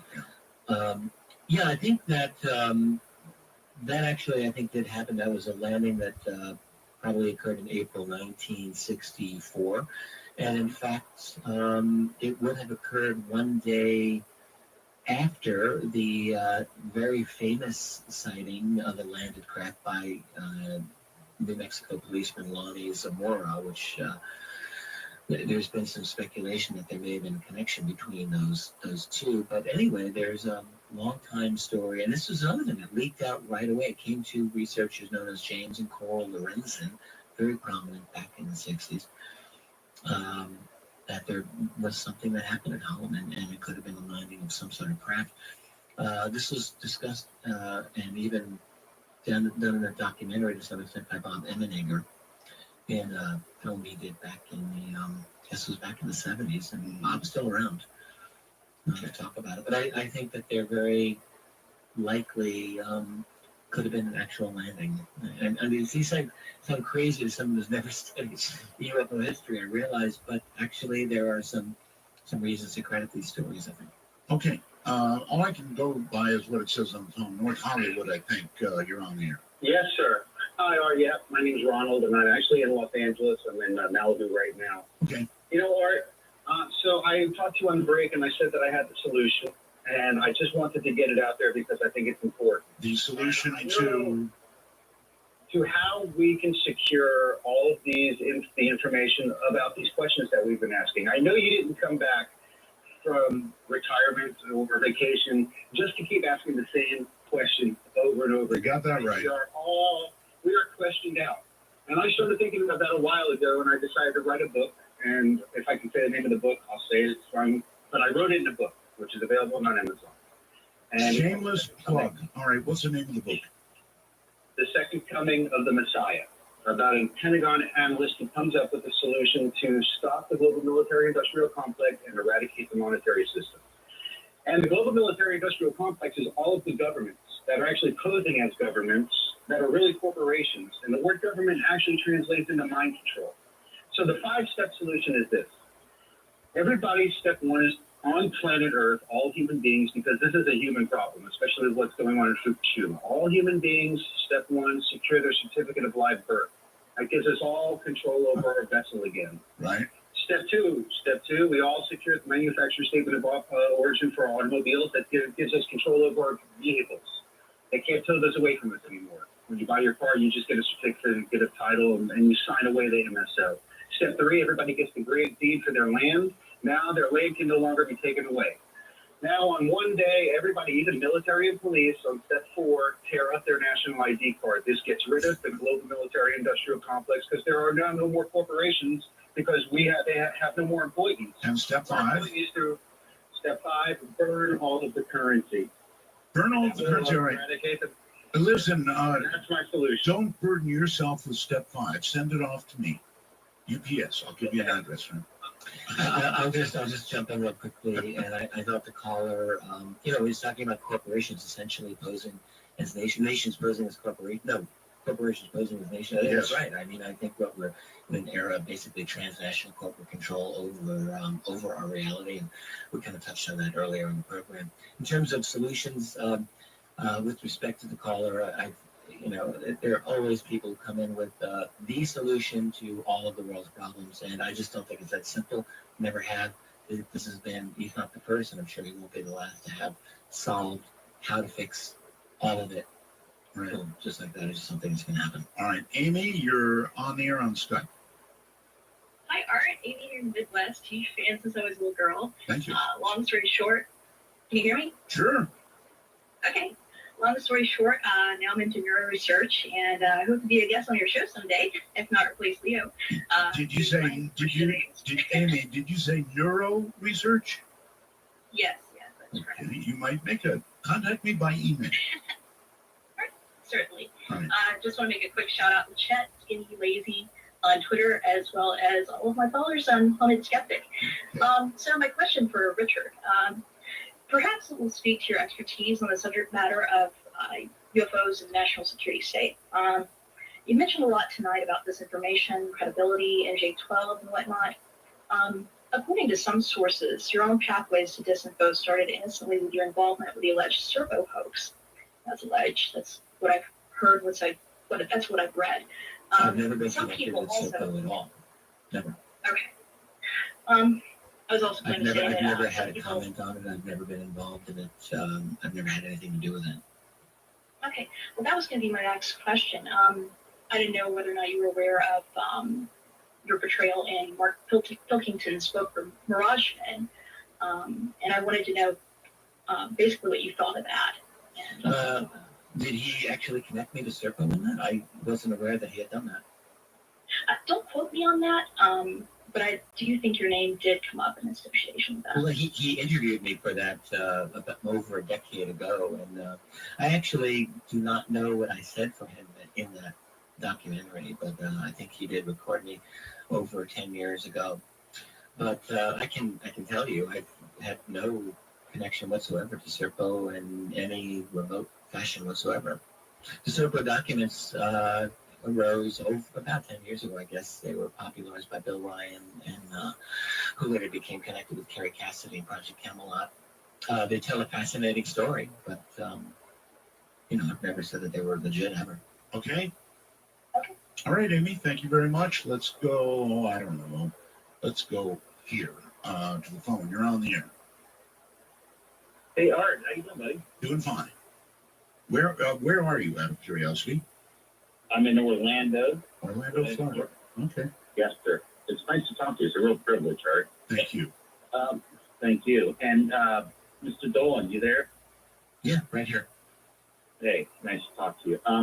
Just wanted to ask you, Richard, a lot of stuff that I see on Facebook and on the internet and stuff, they're talking about some kind of spiritual enlightening that's supposed to be coming towards September. Everybody's pointing to September. Nibiru, I'm not familiar with that. Yeah, he's right about that. Everybody's talking about September. Yeah, September, like specifically like 24th, 25th, or something like that. And the Pope's here in town, or here in, not my town, but you know what I mean. Another prediction. Listen, isn't anyone other than myself tired of the predictions? Doesn't anyone but myself think that predictions are one of the banes of this field? We were supposed to have Ascension in 2012. You remember that? Oh yeah, that didn't happen. You were supposed to have 51% positive karma, and then, hey, you would ascend after December 21, 2012. There was nearly a 10-year buildup for that one.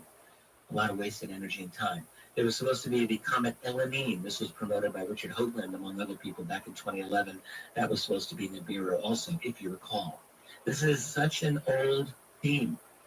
And I would have thought that the 2012 Ascension would have put all of that to rest. But no, apparently people have to continue to make their predictions over imminent salvation from galactic space brothers or what have you. And look, I'm just reminded of P.T. Barnum, a sucker is born every minute. It just never seems to change. Look, predictions are not what we really need to be about. Okay, we need to really take a cold eye and look at the world around us.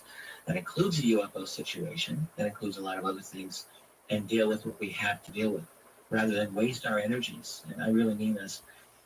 Maybe that's disinformation, right? In other words, when you've got something really important going on and people are continually being led down these fantasy paths that end up giving us nothing. They give us nothing at all. So of course, one of these days, Richard, maybe they'll be right. And, there'll be nobody around to say, I told you so. Well, if they're ever right, then we can all put our heads between our knees and kiss our butts goodnight. That's right. And it won't matter. But, no, the predictions, this is just a little pet peeve of mine. I mean, I'm at the point where I used to laugh. I still laugh at them, but I think that they're actually a problem in this field. Well, they are. Jordan, you're on the air on Skype. Hi. I just have two comments, and then I'll take the answer off the air. My first comment is regarding the Philadelphia experiment, and I wanted to see if he had any knowledge of maybe hyperspace was actually figured out there, and maybe that was another reason why we were visited by UFOs. And my second question was the WikiLeaks about the UFOs in Antarctica. And I'll take my question off the air. All right. Cool. I'll deal with the second one first. WikiLeaks connection to Antarctica UFOs. I have to admit, I have not heard that. I would like to learn about that. That's something that is actually tangible that I can research to see whether or not that's true. This is the first time I'm hearing about it, and for that reason, I'm a little dubious about the validity of it, but I will just say I'll look into it. Relating to the Philadelphia experiment, I mean, this is... Yeah, I never know what to make of some of these stories where there's just so much lore associated. I know the origin of the story, and it's very tough to know one way or another how true it is. I'm always most comfortable trying to deal with what I think is verifiable fact, that is government archive information, not disputed, not leaked, not anything like that. The Philadelphia experiment is one of these stories where it's legend. I don't know if it's true or not. The same with the story that's connected to it, the Montauk Project story. I don't know if these have any truth or not to them. You've got people talking an interesting game, and that's about it. Nothing to support it. Okay. So don't really know. Okay, Williamsport somewhere on the phone. You're on the air. Okay. Hello. Hi. Art. Yes. My name is Ted, also known as Bomar. Richard, can I ask you a question about orange orbs? Yeah, please. Cool.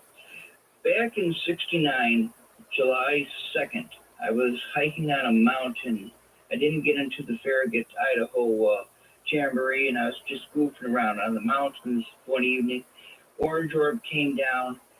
enveloped me. I woke up about 2 hours later. Since then, I haven't been able to read, but if I put a book under my pillow, I know everything that's in the book. My IQ's been measured about 190. I've spent 13 years in college. I'm a high energy nuclear engineer, theoretical mathematician, just a goof off. Have you heard about this happening to other people? Well, right, you had the orange orb, and then you lost me at 190. So let me just do No, it's my IQ. It's just I know that's what you said it is. We got that, but if you actually had an IQ of 190, you'd probably be one of the top 10 most intelligent people in the entire world. And I mean, if that's the case, then good for you. As far as the orb goes, there are a lot of orange orb stories. I've gotten them from individuals that I know very well and that I know are truthful with me. Now, I think the orange orb phenomenon is real. They seem to be intelligent. There's a number of these cases where there seems to be a telepathic kind of connection between the orb and the person, to the extent that someone wakes up at like 2 in the morning and they have an urge to look out the bedroom window and voila, there's an orb out there. There's something going on. And I've heard these stories many times, not just a few times. So I think this is a real thing. In terms of everything that you're saying it did to you or for you, I don't know how to comment on it. I'm not aware of anyone having experience with these things and they suddenly are no longer able to read, or if the orb somehow affects one's intelligence or anything like that. I don't know. That's something that's completely foreign to my research. I love people who say, I don't know, when they don't know. Here in Pahrump, Nevada, I think you're my first caller from Pahrump, Nevada. You're on the air. Yeah. Hello. How you doing? Good to have you back. This is Rob from Pahrump. Hi. How you doing? Fine. Question for Richard. Have you ever heard of a craft that looks like a cloud, a black cloud? It didn't really have Well, there are cases of objects, of people saying an object was disguised as a cloud or moved, it moved, but it looked like a cloud. A black cloud, I don't know. This was pretty distinct. I mean, I came out of my house the other day, and a beautiful blue sky. There was a couple of white billowy clouds, and there was one black cloud all by itself. And all the clouds were moving like towards Area 51, northeast, and this one went the opposite way and just. Yeah, that's interesting. We do live. I would guess experiment. We do live in an area that just has sighting after sighting after sighting, Richard. This is an amazing area. I mean, there are no two ways about it. We're close to That's Area interesting. 51. I mean, that's a heck of an interesting thing. My go-to position wouldn't be UFO, but my go-to position would be some kind of U.S. military shenanigans. Absolutely. There are plenty of them out here. If you live here, you see it all the time. We're coming toward the end of the show, so I want to give you shameless plug time. Whatever you want to plug. Well, yeah, I'm very. Every day I live, my life is like a blizzard. Every single day, there's no exception. I write and I publish. So I have a company called Richard Dolan Press, and I publish my books, but also books by other really cool, fascinating authors. One is Dr. Bruce Maccabee, very well known in the UFO field. I'm publishing his second book this summer. I've got one coming out that is actually one of the most exciting books I've published in a long time by a fellow named Mike Cleland on encounters, but this is one of the most original books on encounters that's been done maybe since Whitley Strieber's books, and I'm not hyping it. I think this is really true. On various types of bizarre synchronicities in the UFO encounter experience, and I'm sure that'll make a big splash. I'm working on my own book, which is not a UFO book. I mean, I'm working on volume 3 of my National Security State series, but I'm also working on a history of what are known as false flag operations. This is a very big thing that I've been working on for the past 6-8 months. I think that we live in an era of false flags, actually, and what I'm trying to do is set out why I think we live in such an era, and try to have an analytical approach so that we can identify them when they come down the road. But my website is richarddolanpress.com. A lot of my articles are there, books, YouTube videos, and the like. All right. So, do you want to give out your personal cell phone number? Not yet. No. Okay, then we'll have to settle for what we got. It's been a pleasure having you on the air. And how about doing another show on false flags? Oh, I'd be very happy to do that, Art. It's been an honor. It really has. You're a bright guy. Thank you, Richard. Thank you very much. Good night. And speaking of Richards, coming up next is RCH, Richard Hoagland, and he tells me he's going to be doing open lines tonight. That should really be something. From the high desert, I'm Art Bell. Good night, all.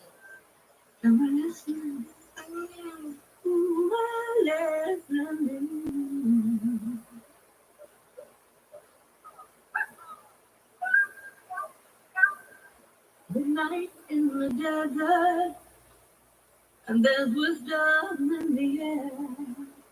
I've been looking for the answer. All my life I found you there. As the world we live in flickers, I'll be heeding all the signs. Have we lost our intuition? Are we running out of time? Midnight in the desert, and we're listening. Ooh, we're listening. And we're listening. Ooh, we're listening.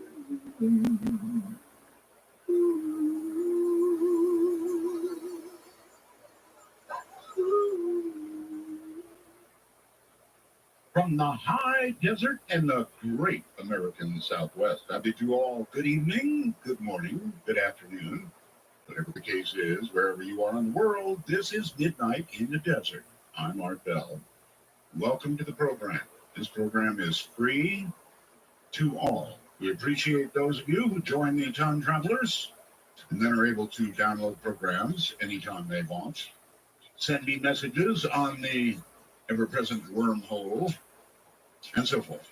Rules of the show are simple. Only two of them, no bad language, only one call per show. No bad language, one call per show. That's it. Now, I like to thank people at the beginning of the show, so here we go. Cellos for the great sound. Joe Talbot, you're in flow. Thank you. Keith Rowland, my webmaster, of course. Dr. J, my producer, all of you. Now, the Belgab website, a lot of friends up there. They are a little wicked, a little lovable, a little both, a little rough, but, you know, that's how you like it. Then we also have something called People Who Love Art Bell, and I want to thank them, MJ Sten. It seems I never mentioned them, and I think one of the reasons is because of the name. People Who Love Art Bell, really. And there's a new one called Midnight in Desert.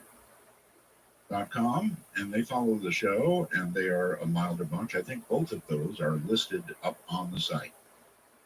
Now, I think that's all the sites. The stream guys, of course, they carry the big heavy load to get to you. LV.net, they provide the back and forth internet that gets me on the air. And Peter Everhart, of course, my sales guy, up way up north. I think that's it. All right, I've got a few things that I want to say.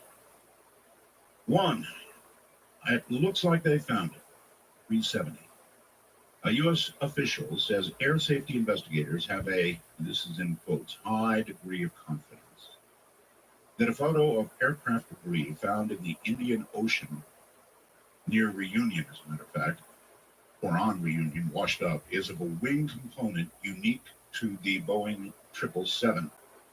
I think Boeing is sure, though they haven't, identified the numbers yet.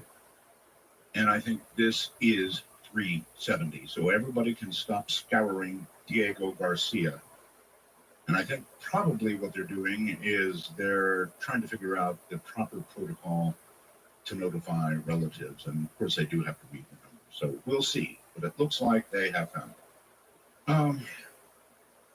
This goes to last night's show. And I want to read it, because I really think it does go to last night's show. Back in 2001, as part of Stephen Greer's disclosure project, you know Stephen, right?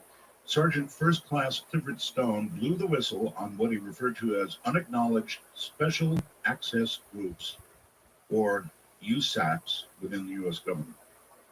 Programs like this are commonly referred to as black projects or deep black programs, and they are of an extremely covert and secretive nature. Of course, unacknowledged special access programs are said to be highly compartmentalized, something I mentioned the other night, right? And even with those, the necessary security clearances can only access the information on a need-to-know basis, and you only need to know so much. They're hidden from public oversight and accounting. No, in other words, no watchdog committee watches over them. And they probably consume, for example, in 2013, Edward Snowden leaked secret government documentation that proved A, they do exist, and B, we spent about $52.6 billion toward those operations in 2013. So that all goes back to last night's show. $52.6 billion. How many doctors' appointments would that be? And now something, by the way, coming up, of course, we have a guest tonight. Eventually, we will be getting to him. Preston Dennett is my guest, and this may interest him. It interested me. He talks about ghosts. But this comes from anomalous.com. A lot of good things do. There's something notable about males and violence in real life, right? How many times does somebody walk in somewhere and start shooting? Usually it's a guy. But there is something notable about them after life. There's a study conducted by somebody named Eldenur Haraldsson, I believe it is, a psychologist at the University of Iceland, of all places, of 337 cases of people who had reported encounters with the dead. Quite a survey. The apparitions were mostly males and were the cause, and it's where the cause of death was known. And in 30% of the cases, the person had died violently. That may not sound very significant. 30%, right? But the percentage of violent deaths in the study during the relevant time period, studies of reincarnation cases, most notably by the late Ian Stevenson, show the same pattern of mostly males being involved again and again and again. So, I guess mean in this life, mean in that life. And then there's no way I can let Cecil go without comment. Cecil the lion. It's got to be the saddest doggone story I've ever seen. Cecil was killed by a dentist. I guess you know that now, right? This was a lion in a preserve in Africa. In a preserve. And it is said that it was lured out of the preserve so this dentist could, from what I heard, shoot bows and arrows at it. And then I guess it was up to like 40 hours before poor Cecil, loved by many and tagged, by the way, died. It took him a long time to die. So this guy could have his people lure him out and shoot him. And the public is really ticked off. I mean, really ticked off. Now this doctor has sort of just disappeared. I don't blame him. Everybody's after him. He's much hated. But it's just really a sad story if you see this lion. My goodness. If anything will bring you close to crying, that's it. I have cats, as you know. Recently lost my Yeti. Oh, God, that was... but so Cecil's nothing but a big cat. Really big cat. Was a really big cat till the then shot. So that's a big deal. And then there's one final item, and then we'll break. And that is, I discussed this the other day. I brought it up. It's the cube. I don't know why I'm stuck on the cube, but I'm stuck on the cube. And I asked Keith to bring it to the top of the website, which he did. But then he thought I was done with it, and I was just going to discard the cube like it was nothing. And so he eliminated it from the website. And I called him today. I said, Keith, where's the cube? I thought you were done with it. No, I'm far from done with the cube. And I'm going to discuss this with our guest coming up. No, I'm not done with the cube.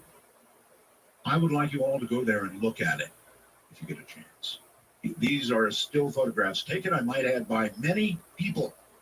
That's really important. Taken by many people. So please go take a look at it. And I think this is something serious. Maybe I'm wrong. Maybe I'm fooled. Maybe I am a fool. But it's being discarded by much of the UFO community. Why? Because, well, it's a cube. And I think that is a tragic, serious mistake on the part of the involved. Now, maybe it's some cube balloon or something. I don't know, but it's really odd. It doesn't belong. Certainly doesn't belong popping out of a cloud. Here's my thinking. Who are we to say that a UFO has got to look like a flying saucer? I mean, isn't it just silly to say that? For all we know, UFOs are invisible, or UFOs are cubes, or something else that doesn't make sense.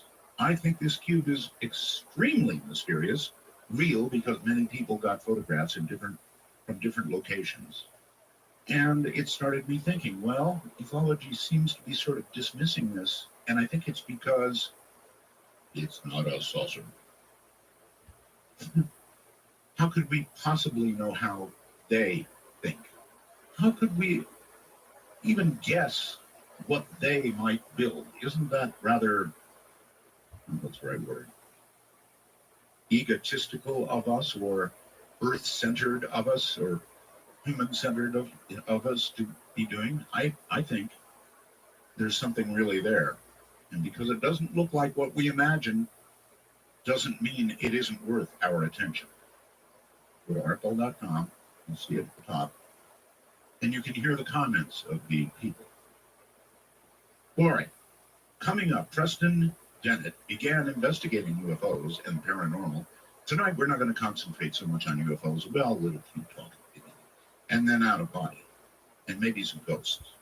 Anyway, he started all this back in '86 when he discovered that his family, friends, co-workers were having dramatic and unexplained encounters. Since then, he's interviewed hundreds of witnesses, investigated a wide variety of paranormal phenomena.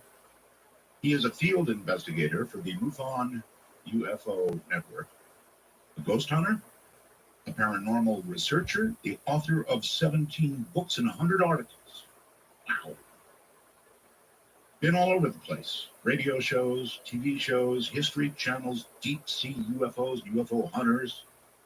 His research has been presented, for example, by the LA Times, LA Daily News, Dallas Morning News, you get the idea, all over the place.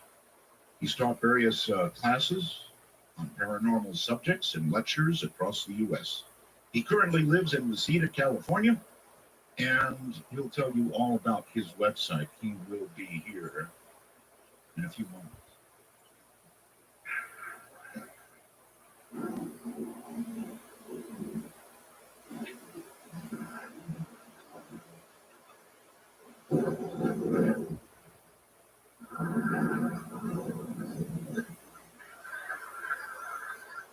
The clock strikes 12, and Midnight in the Desert is pounding packets your way on the Dark Matter Digital Network. To call the show, please direct your finger digits to dial 1-952-225-5278. That's 1-952-CALL-ART. So go take a look at the cube. Actually, two separate people who happen to catch good shots of the cube coming out of a cloud, or whatever it is it's doing. And I'm telling you, it's weird. All right, on now to Preston Dennett. We're going to talk about a lot of things out of body, mainly, I think, but we're going to start. With the cube. Hey, Preston. Hi, Art. How are you doing? I'm doing really well. You are in Reseda, California, right? That's right. Okay. I called you before the show and I said, look at the cube. And I take it you did. I looked at the cube. Okay. Now, it doesn't look like a UFO. Well, in the strictest sense, I guess it does. It's unidentified and appears to be flying. Other than that, though, it doesn't match up with what most people think it ought to look like, but it's weird. Really weird. Right. No, it's not silver, metallic. It's not saucer shaped. It's not D shaped. It's not spherical. Right. No, these are the common ones that I think we hear a lot of. Yes, yes, but they might not think like us, huh?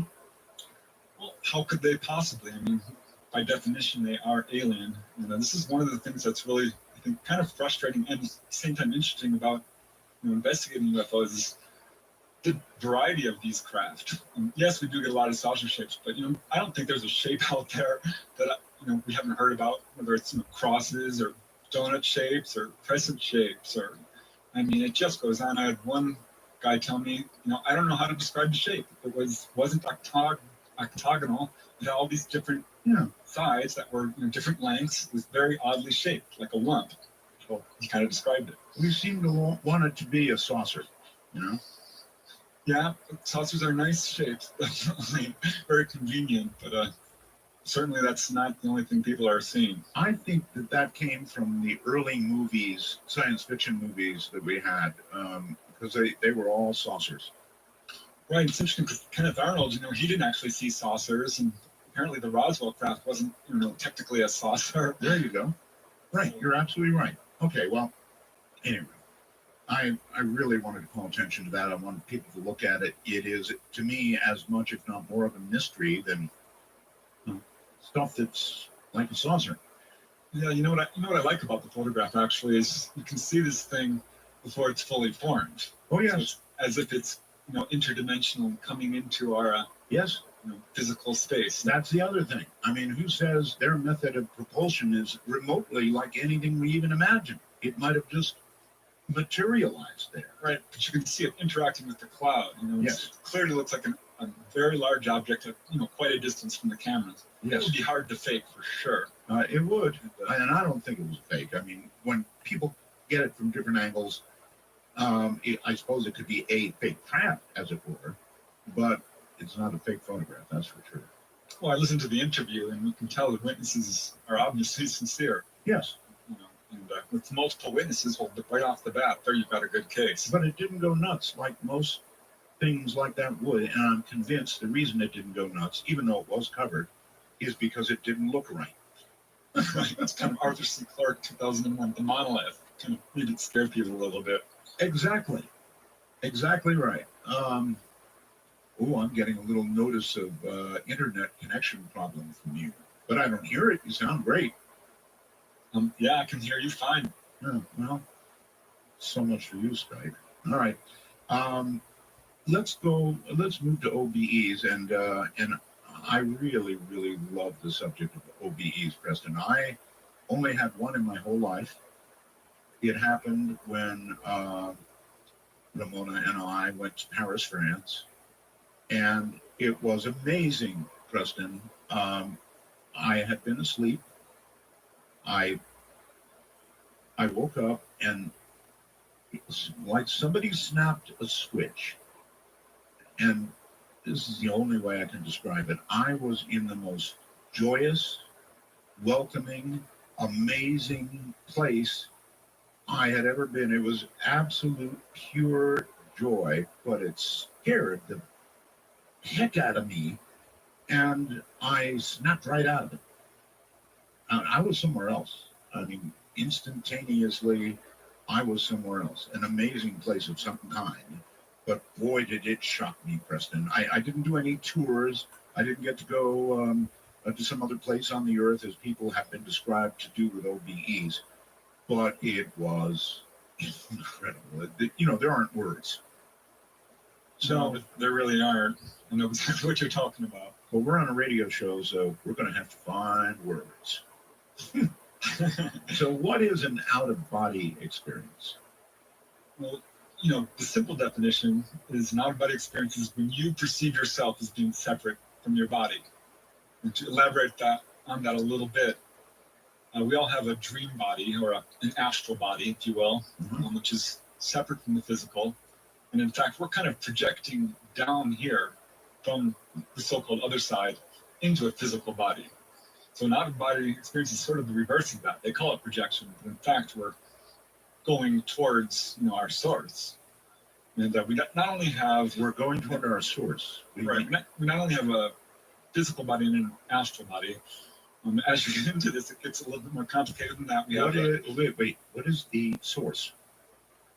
Where we come from, God, all that is, the spirit which moves through all things, the universe, the light. It goes by many different names in different cultures, but it's pretty clear when you start doing this stuff that there is something up there. Okay, I'm going to give you a gift that will keep on giving, okay? I'm ready. You mentioned the light, right? Right. Mm-hmm. John Lear is a friend of mine. You know the name, I'm sure, right? Oh, absolutely. Okay, Learjet fame, daddy.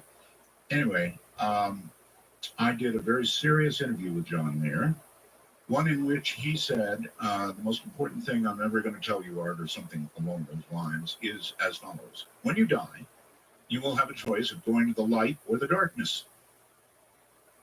Don't go to the light. It's a trick.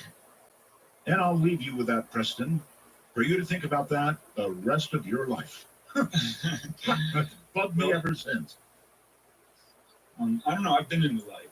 I've gone out of my body. I've done all of this. So you're here to say the light is the way. It's a part of the universe. There's a source there. There's something really wonderful within the so-called light that near-death experiencers are reporting. Absolutely.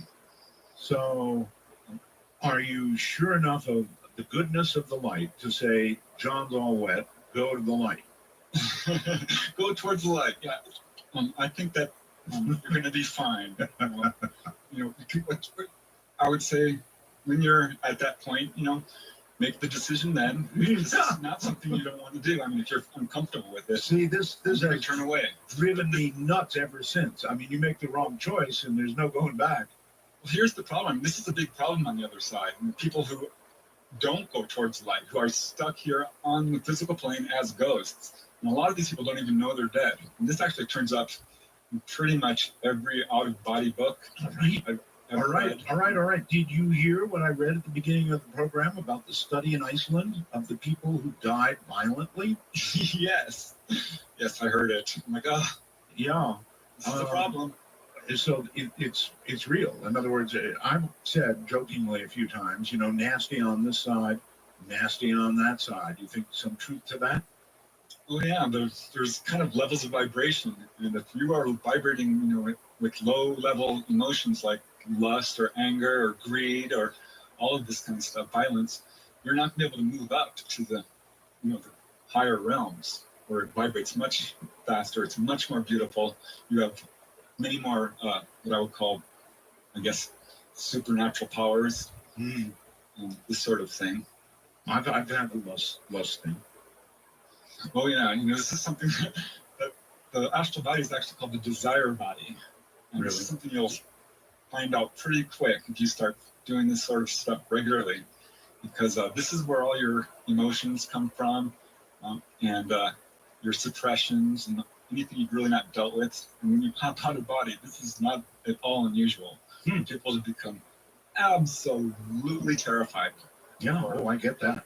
Or completely joyous. Or consumed with lust, or the desire to eat food. It seems to me if you pop out of your body and then get consumed with lust, you're in real trouble because you need that body. Well, it's very much like having an erotic dream, you might say, except you're awake. I get it, sure. It's actually a really wonderful experience because you can live out pretty much any fantasy you want. You can create feasts of food. You can do just about anything that you can think of. The power of thought on the other side is amazing. You just think it, and it has a huge effect. The way you're talking about it leaves not much question in anybody's mind. You've been there. I absolutely believe I have. I really do. I think that we actually all have out-of-body experiences, but the trick is really remembering them. And I'm not alone with this. This is what other out-of-body travelers say as well. Oh, really? Oh, yeah. Gee, I can't forget mine. It was so profound that I can't forget it.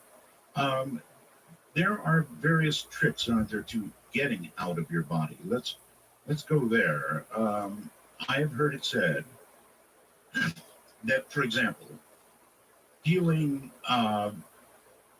paralyzed and hearing a buzzing sound is very frequently something that precedes a possible OBE. Is it true? Right. That's called the vibratory state. And that means you're ready. You're actually feeling the higher vibration of the next dimension, which is what that is. So you're ready to go. It's basically just a process of relaxing till you get to that point. Okay, I've been there. I can't get past it. It's too scary. Yeah, there's a huge fear barrier which you have to get over and just do it. The thing to remember is you can't be hurt when you're out of body. It's a non-physical state. I know this is what everybody who talks about OBE says. You can't be hurt. But I don't know. Let me ask you this. When you're out of body, is that, I hate to use this word, but I'm gonna, is that your soul that is separating from your body, in your opinion? I don't know if it's quite like that, rather than it's just sort of an awakening to what's already there, or kind of reaching out to the larger parts of yourself. To a certain extent, it feels like that. I mean, it feels like you are no longer in your body. If you get good at this, though, you can get to a point where you can do what's called bilocation. And I've had just a few tiny tastes of that. Do you think we have souls? Oh, yeah. Well, then, when you leave your body, would it be your guess that it is probably your soul that's a leaving? We have to be a leaving right now. We'll be right back in a few minutes. So relax, enjoy yourself. That sounds pretty good. We're talking about an oasis for the soul, perhaps, with Preston Dennett right now. We're talking about out-of-body experiences. Preston, welcome back. Hello. Hello. Okay, so I was talking about, or asking about the soul, whether you thought the soul left the body when you leave the body. Right. Well, some people do call it soul travel. I really don't know. I'm kind of just telling you what I experienced. And, that's fair. So I can't really say that that this is my soul, but I do feel like you have a separate body, a dream body, which has actually these amazing abilities, such as flying. Flying alone is worth the price of admission for doing this thing. Oh, yes. Oh, flying. I'm so into flying. And just sort of floating and flying around the buildings and the lakes and the trees and the forest. We all kind of want to do that. And how cool it must be. And you're claiming you have done it. Right. Walk through walls, visit distant locations. I think a lot of people had flying dreams. And this is a real close indicator that you're, close to remembering what's going on at night. We're all having these experiences each night. How do you know whether you're ready to walk through a wall? Well, you try it. It's a little disconcerting, I have to tell you at first. Like, all right, I'm going to do it. Boom. I have to tell you, it took me over a year to keep my eyes open while doing it. And I haven't typed through telephone wires for a really long time, just because I was a little bit nervous about it. So you really, you swear on a stack of somethings that you've walked through walls? Absolutely. It's a remarkable experience. You can actually feel it. That is so cool. And brick is like a different texture from wood. Wait. Describe it. You said you can feel it. If you walk through a wall, never having walked through one, tell me, what does it feel like?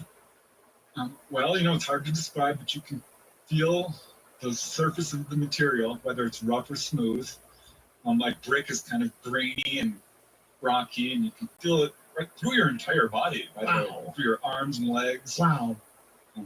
And which is different from wood and smaller, thinner substances like glass. I know words are hard for this. Let me try this. Is there any difference in the resistance of wood going through a wall and, walking through a brick wall? Yeah, wood's easier, glass is easiest. You kind of pop out. It's like going through a bubble. You feel a little tug, and boink, you're out. Oh, that's cool. And, there's been times I've walked into walls and boom, hit it. I really appreciate your being able to describe this. It's awesome. I've always wondered what it would feel like. And you're saying there is a difference. And you said with glass, it's kind of like a little... Yeah, right. But you can reach a point, where you don't actually feel any of this. If you're vibrating at a really high frequency, but normally when that person pops out, they're still pretty low frequency and they're trying to just orient themselves. And you try and walk through a wall, and you might bounce off of it, which has happened to me many times. And it took me a little bit to learn how to do it. Well, see, that's what I'm worried about. Failure at walking through walls probably has some consequences, especially if you're really sure of yourself and you just go striding right up to it, boom. Yeah, there was one time I popped out of body. I'm like, yay, I'm doing it. I flew through my bedroom door, flew through the hallway door. I was into the hallway outside, and I flew down the staircase of my condo building where I lived at the time. Yes. And landed into the second landing and sunk right up to my knees. And I'm like, oh no, what do I do now? Flailing around, and I lost consciousness and was pulled back into my body. See, that's part of the really scary part to me. It just really is. The possibility that you might sink into something. That's not good. Well, let me alleviate at least, some of your fears, because the truth is, what I found is it's very beneficial, and that the dangers are way overstated. And I found, in fact, it's got a lot more benefits than dangers. There's no real danger of getting locked out of your body, or getting possessed, or going too far away, or getting lost, or anything like that. Because you have this silver cord, which pulls you back. In fact, the problem is staying out. That's truly the problem. And you get pulled back at the least if you even think about your body. If you have, a lot of fear, will pull you back. A lot of emotion of any kind will pull you right back into your body. I've got to give you this. Every person I've talked to on OBEs over the years has said roughly the same thing. So, that resonates with me. I've never had a description of walking through things. That was really cool. But the part about getting yanked back, if there's danger or if there's big emotion or something like that, most have said that. That's what causes me to kind of buy into all this, Preston, because everybody's saying the same thing. Oh yeah, at first you're thinking, my God, is this happening to me? This can't be real. I must be dreaming. And you get into this sort of quest. Beginners always want to start moving objects. I've tried that for years, and I still can't do it. There's some people who claim to be able to do it. Right, not possible, I guess. I haven't been able to do it. But what I was able to do is go to a distant location and look at it and like, wow, I didn't expect this to look like this. It was a location near my house, which I'd never been to. Yes. And I'm like, all right, I'm going to go there and see if this is actually true. Because what it was the Cement River, which is near my house at the time. And it had dirt banked up on the sides, huge amounts of it. I'm like, there's no way. This is the Cement River. There's plants growing and all this stuff. I'm like, I have to go see this. And this is how I got proof that, this is not, the first time. I got proof that this is not just a dream. Because it's very, pretty disorienting when you're out of your body and you're walking around. You feel like a ghost. All right, so here's a question for you. If you are out of your body and try to move something, is it just your hand that goes right through it? Right. Or you might think you actually moved it. And because there's kind of weird duplicate energy forms, I guess, thought forms that you're moving around, which do move, but it's not the actual physical object. Mm-hmm. So, I haven't been able to do it, and I was obsessed with it because, I don't know, I felt like this ghost walking around, and I was dealing with a lot of emotions, dealing with a lot of lust, a lot of gluttony, crazy feasts of food, and all this kind of thing. That brings up another topic, which I want to ask you about. You said you felt like a ghost.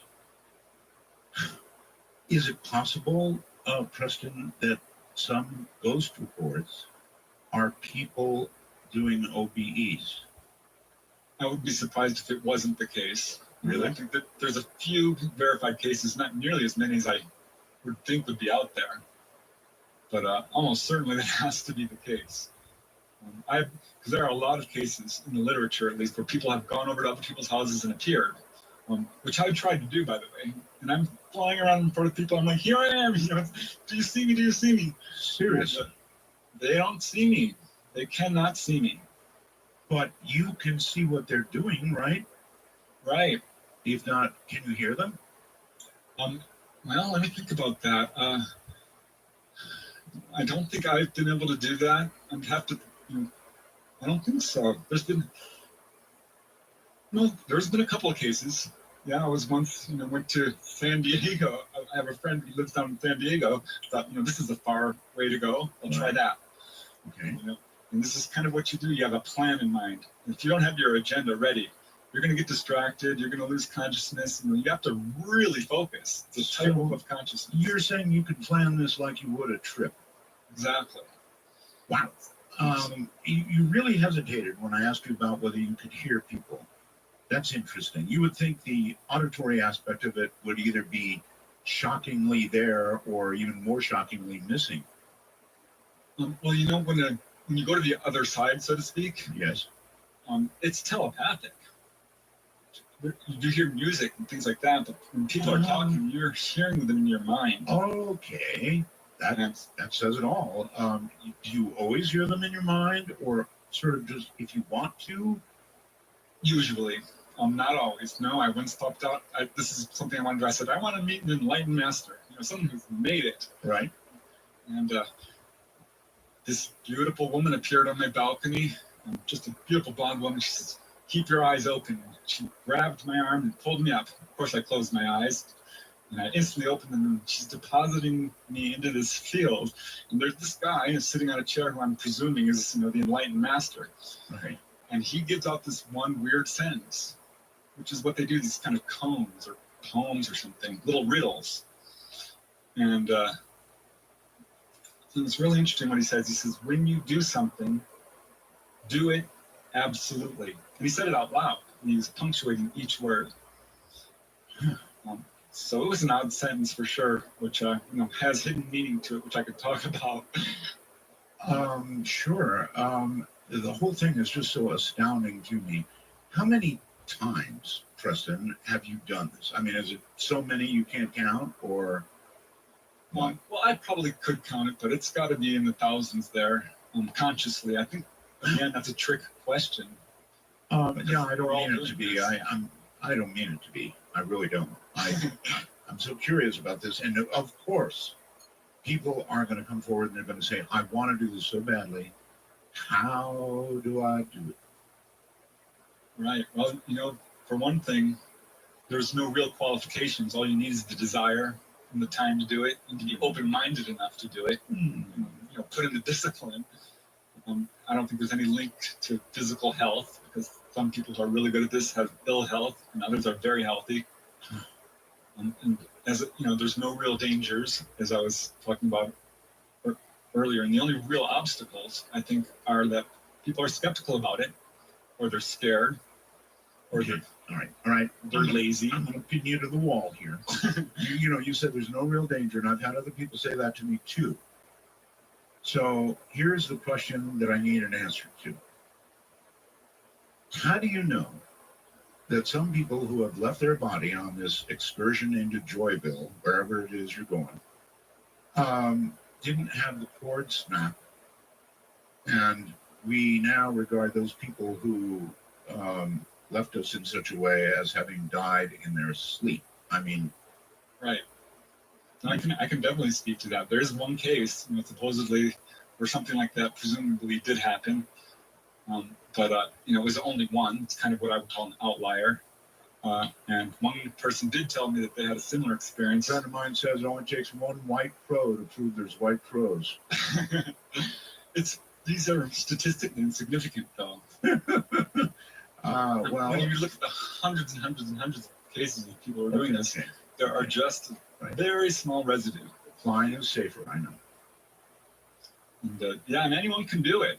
It's absolutely easy to do. All right, let's go back to this one that you know of, this outlier, you called it. Right. All I can tell you about the case is supposedly this lady was proficient at doing out-of-body experiences, and one day died at a young age. And there was no real link that they could make, specifically that she was out-of-body practicing at the time she was doing it. But it's one case we have of people who are really good at this and are doing it regularly, and they die at a young age mysteriously. Most people experience actually the opposite. I've got 20 cases now I'm worried of people who got healed of chronic illness, or healed of cancer, or healed of all kinds of illnesses, colds, field Just of from, hip just from injury. being out of their bodies? Absolutely. Yeah, there's these energies on the other side. This is where your perfect body is. The astral body is the superior body. It doesn't age, and your physical body is kind of modeled after it. So you can actually reach these healing places and heal yourself of physical illness. Now, see, that's making it quite a claim. Yeah, I've got 20 cases. You know, they're anecdotal, but one really good one is Bruce Moen. He cured himself of sarcoidosis, which, you know, his case was a really bad one, and it's often fatal. And he was getting worse and worse, and was able to go out of body and work on this wound. Better than Obamacare, huh? Well, I recently, you know, tried to go to one of these healing temples and was successful. I couldn't believe it. I was so excited. You're saying there are temples on the other side where you can go to be healed. Right. I've read about them several times. You know, people have, you hear different kind of explanations and descriptions, I would say. And I'm like, well, this is something I want to do. You know, I'm going to put this on my list. And I did it. I popped out of body and I, you know, made the command, sort of made the intent known. And at that point, you're pulled off through the other side or up into the sky where I was 50 feet up above my house. And then boom, go through this weird barrier, I guess you would call it. And you're on the other side. Wow.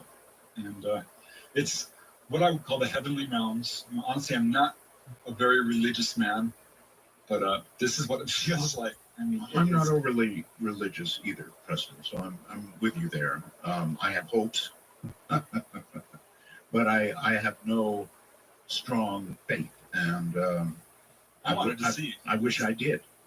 I wish I did, and it might well be that seeing what you're describing would absolutely do the trick for me.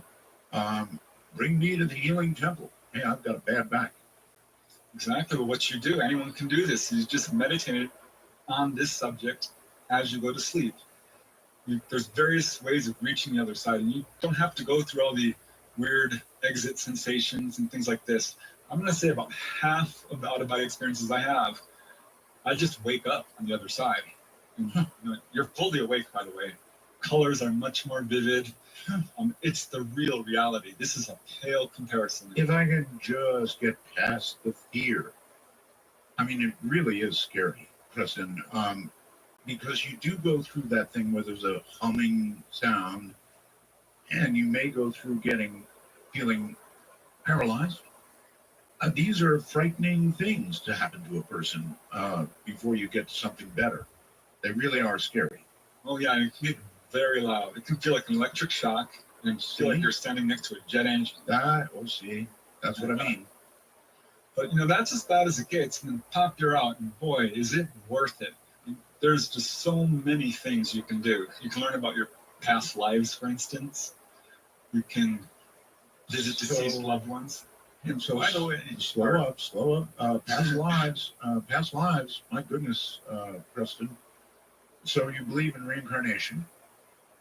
Well, you know, I think I'm leaning towards it for sure, because I have some weird memories flowing through my head, which I can't pinpoint to this life. Okay. And this has kind of always been that way for me, but really, when I started going out of body, I'm like, all right, let's see a past life. And you did? I was able to do it several times. May I inquire what you learned of yourself? I learned that at a lot of them. One life was, you know, as a Native American. It's really interesting because often you're taken to the most traumatic or emotional incident of a lifetime, which is often the death scene. This was one where it wasn't. It was sort of the, what would you call it, come of awakening, where a 17-year-old turns into a man type of ceremony. I would definitely not want to go to my death scene. Yeah, it's scary. Let me tell you, I pulled out from a couple of them. I'm like, no, I'm not doing this. Because, you know, this is something, you learn a lot about yourself. I learned a lot about, you know, my obsessions with ships, for instance. Ships? Yeah, I had a lot of lifetimes where I was on, you know, in the Navy or sailing or a pirate even. Wow. A lot of lifetimes where I was a monk, which I found kind of interesting because I'm really not religious, but I'm kind of really into the same sort of thing if you think about it. You know, you're like a travel agent for the other side. Well, it's amazing. I can't ask people not to just try this. If you still have fear, here's one really good way of doing it. Is you think of someone you love who's already on the other side. And you can create a love bridge. And pretty much everyone has at least one person they know who's, passed away. And what you do is you just concentrate on that person that night and say, I want to see you. I want you to take me on a tour to the other side. I want to see how it's going. Let's connect. And it will happen. If you might take a couple of meditations, but often it'll happen on the first night. If you're really into it. Well, I know a lot of people who have medical problems, take off to Bangkok in Thailand, get them taken care of, come home with extra money. That's one kind of travel for your health, and you're talking about an entirely different one, which is just so much harder for me. I can never get past that buzz. Just never get past it. Well, this is, of course, Midnight in the Desert. I'm Art Bell. Gonna take a lot of love, change the way things are. Gonna take a lot of love, we won't get too far. So if you look in my direction and we don't see eye to eye, my heart needs protection, and so do I. At the speed of light in the darkness, this is Midnight in the Desert with Art Bell. Now, here's Art. Here I am.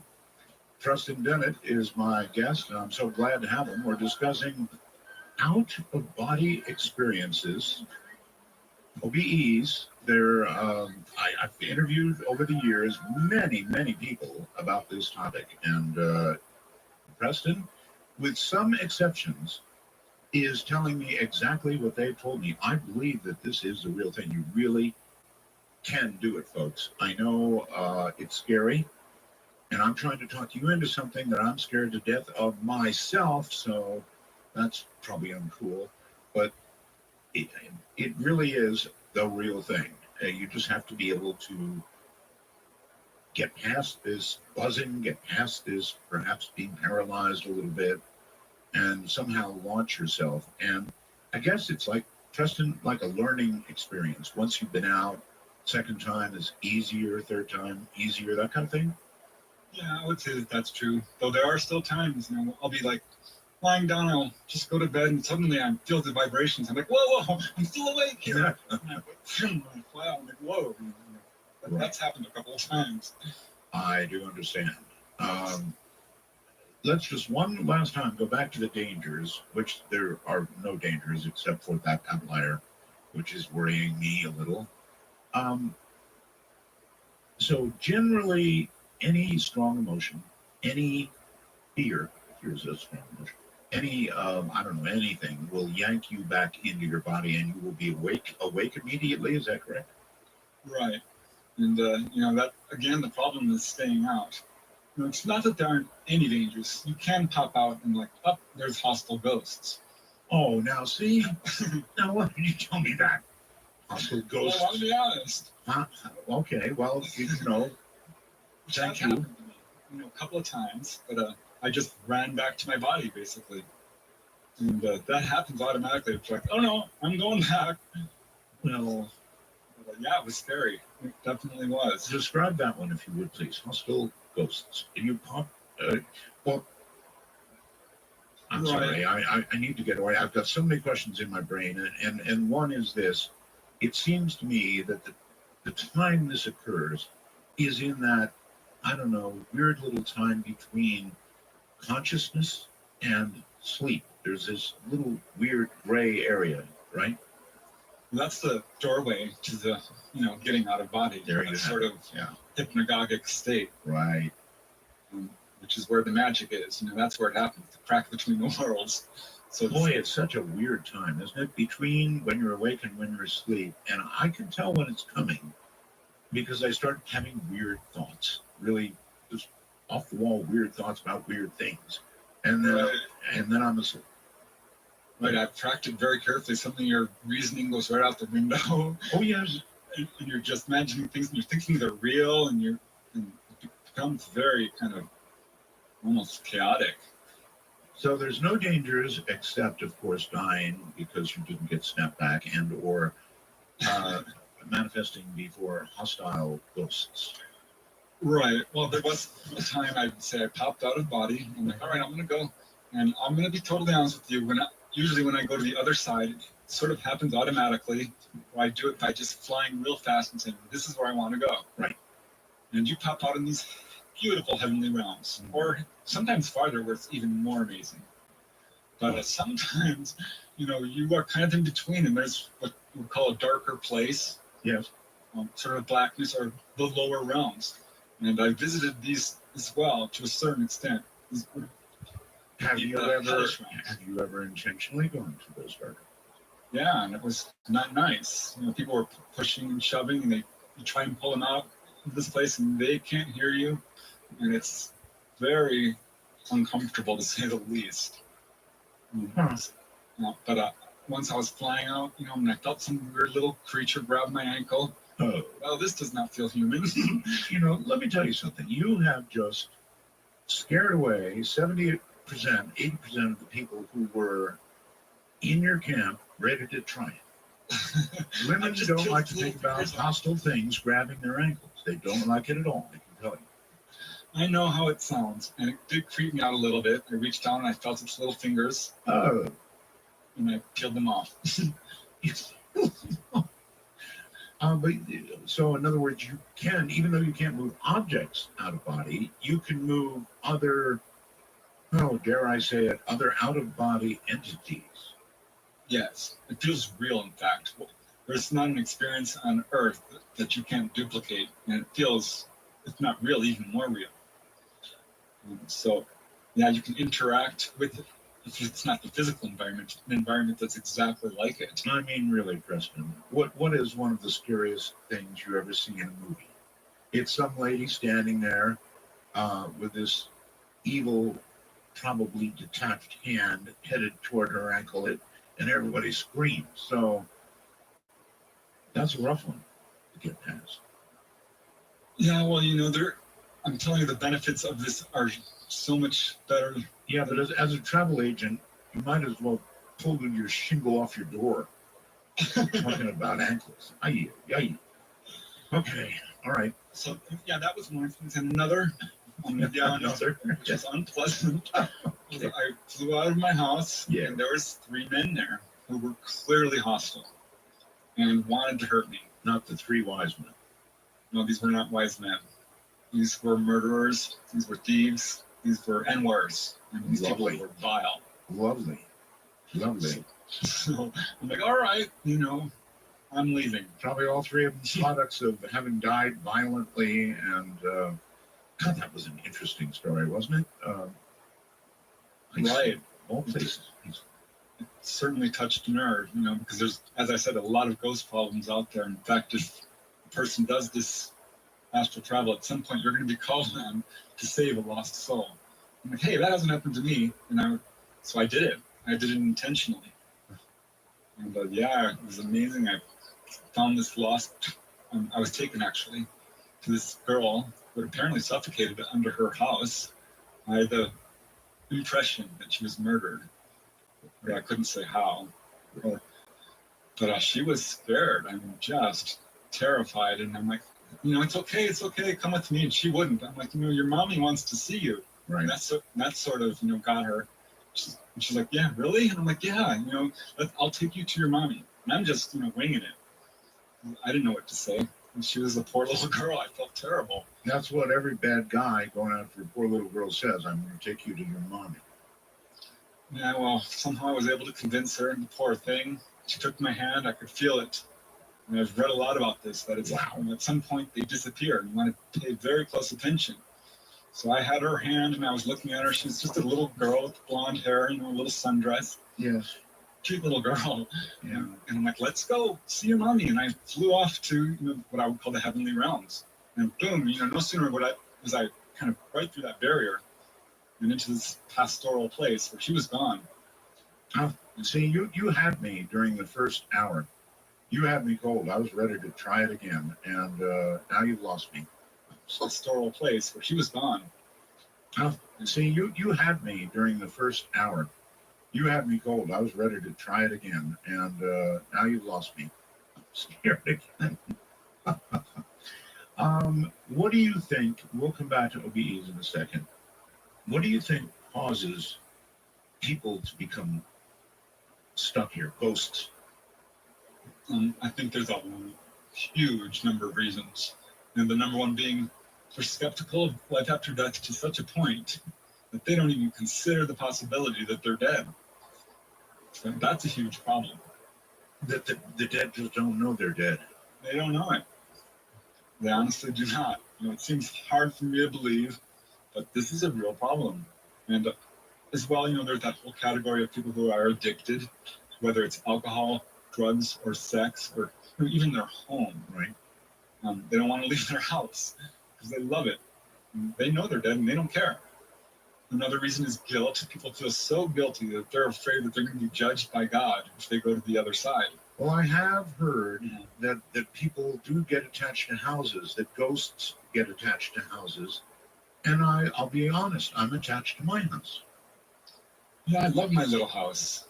I don't want to leave it. I mean, it is part of a human's comfort level, right? In life, your house is your castle, whatever you want to call it, your comfort place. But here's the thing, Art. You have one on the other side. You can create one, is what I'm saying. And it's awesome because you can build things any way you want. It's just your thought power. Once you get good at this and you go up, what I would say, to the next dimension beyond, or a dimension beyond the pastoral realms, which is, gets really crazy up in the higher realms because you can do all these things that are like superhuman. I wanted to talk to you about this tonight because I wanted to talk about it, but I had no idea that you were this into it, this experienced with it. How long have you been doing this, Preston? Did you begin young or what? I began pretty young, actually. This is not my favorite subject, by the way. I love this stuff. It has transformed my life to such a degree that I hear it. Yeah, I can hear it in your voice. It's so much fun. You were doing this? Well, my mom died in 1984, and I was 19 years old. And so it was a real shock. I think our family was very skeptical of this kind of thing. I know they were. And certainly I was. I didn't believe in ghosts or life after death or anything paranormal. And so this was a really difficult thing to deal with, obviously. Sure. I saw her ghost. I'm thinking, all right, I'm really flipped my lid. I'm not going to tell anyone this. I'll tell you that. Right. I get that too. If you were to describe all this, I think in everyday life, I mean, you and I are on a program right now that talks about this kind of thing. But, if this was unraveling to a stranger in a bar, it'd be a problem. Right. It'd probably not work out real well for you.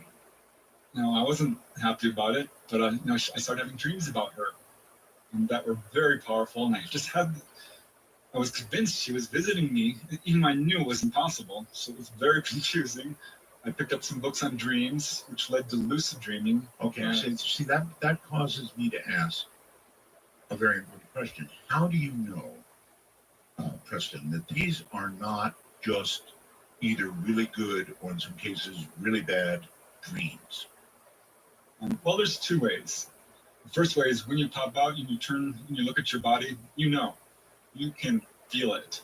It's kind of revelatory experience, I guess you might say. But I do agree with that. If you look at your own body, if you pop out and look at your own body, that's big. No question about it. That doesn't seem like a dream. I don't think I've ever seen my own body in a dream. I know I haven't. It looks really weird when you do it, I have to tell you. Like, whoa. And, and it's very convincing. Absolutely. I'm like, it's you're awake. That's, I guess, what I'm trying to say. It's, how when you know you're awake, you're awake. Yeah, sure.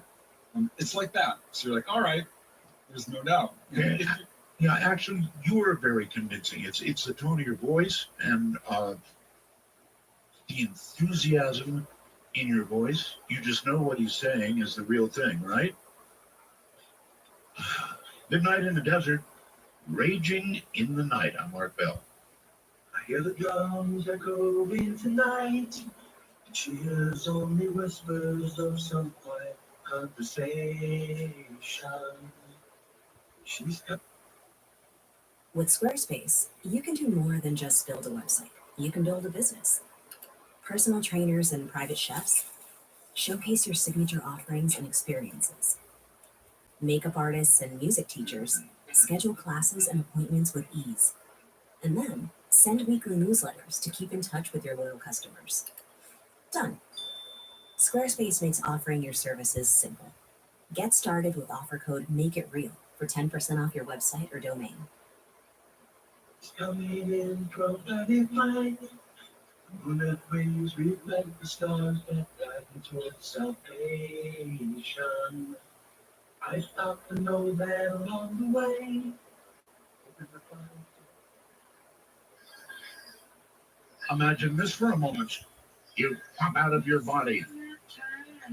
You pop out on the other side, and there's the screaming lady and 100 of her clones. To initiate a dialogue sequence with Art Bell, please coordinate your belongings and call 1-952-225-5278. That's 1-952. Call Art. The screaming lady. All right, Preston Dennett is my guest, and we're talking about a lot of things. We're talking about OBEs mainly, and they are amazing, absolutely amazing. And I'm sure that all of you can also hear it in his voice. This is real if you've got the guts. And if you do, after hearing all of the, well, the downside, the possible dangers, that actually, you know, is a point here in the interview. Well, it does say what are the dangers. You did say there are no dangers earlier, right? Right. You know, well, depends what your definition of danger is. I don't think there's any danger of death or, you know, like certain things that people really fear. Well, okay, let's try and define danger. Danger might be hand grabbing ankle. Definitely danger. Danger might be 3 murderers staring at you as you pop out. Definite danger. B, hand grabbing ankle. Definitely danger. Danger might be 3 murderers staring at you as you pop out. Definite danger. Danger might be the line breaks and you can't get back to your body, as in somebody died in their sleep. I mean, I can't get past that one, Preston.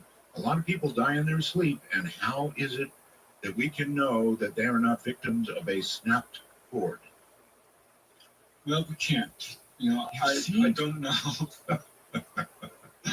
All I can tell you is that evidence of people who are doing this regularly are showing a lot of benefits. And the dangers of, you know, getting possessed or getting locked out or all of this is way overblown. I'm not seeing it.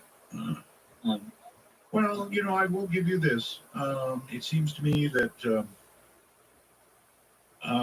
that most people have a positive experience. I just always meditated on that. People do die in their sleep, and no, the cord never snaps. Well, not for those who lived. Excuse me. So mostly, it's a good deal, folks. Give it a try. And so now describe, if you would, Preston, how it actually is done. When you get to that magic little place and you feel yourself slipping towards sleep, and instead of sleeping, you want to leave your body, what's the key? Right. Well, the way to slip to that magical place is you relax to the point where you start to feel one of several sensations. And this could be numbness, this could be lightness, or even a feeling of heaviness. You want to get to that place where you don't even know where your arms and legs are. You're lying there in bed like, where are my arms and legs? You want to get really relaxed, I mean, profoundly relaxed. Okay. Sometimes it takes me, 20 minutes. And if you start feeling this vibration, this is excellent news. And yes, it can get very loud. In fact, you can hear all kinds of noises, even swearing and growling, furniture moving, engine noises, people's voices. You're hearing all this in this middle period? This can happen. It doesn't happen to most people. Normally they just feel a vibration and hear a noise. And then you pop out, and it's very disorienting because you have not done this before, and it's difficult to see. See, that's why I think a lot of people pop out and then pop back in immediately because they had the what scared out of them. That's what I did. And I'm like, all right, this is going to be fun. I'm going to do the exercises. When I did the exercises, I started to have lucid dreams. One day I popped out. I'm like, oh, this is not good news. I've just died. What have I done? I know a lot of people think that. And I looked at my body. I'm like, well, this is awful. I'm like, oh, this is not good news. I've just died. What have I done? I know a lot of people think that. And I looked at my body. I'm like, well, this is awful. I feel really bad. And I dived back into it, and I woke up instantly, and I thought, oh my God, I just did it. And I was super excited. Without danger, without apparent danger in that. So you've done this so many times that you have these occasional, very occasional, what would you say, 1% negative? Yeah, that sounds about right. Maybe even a little less. There was one time I did come up to this giant wall, and I couldn't break through it. And finally, I was able to break through it.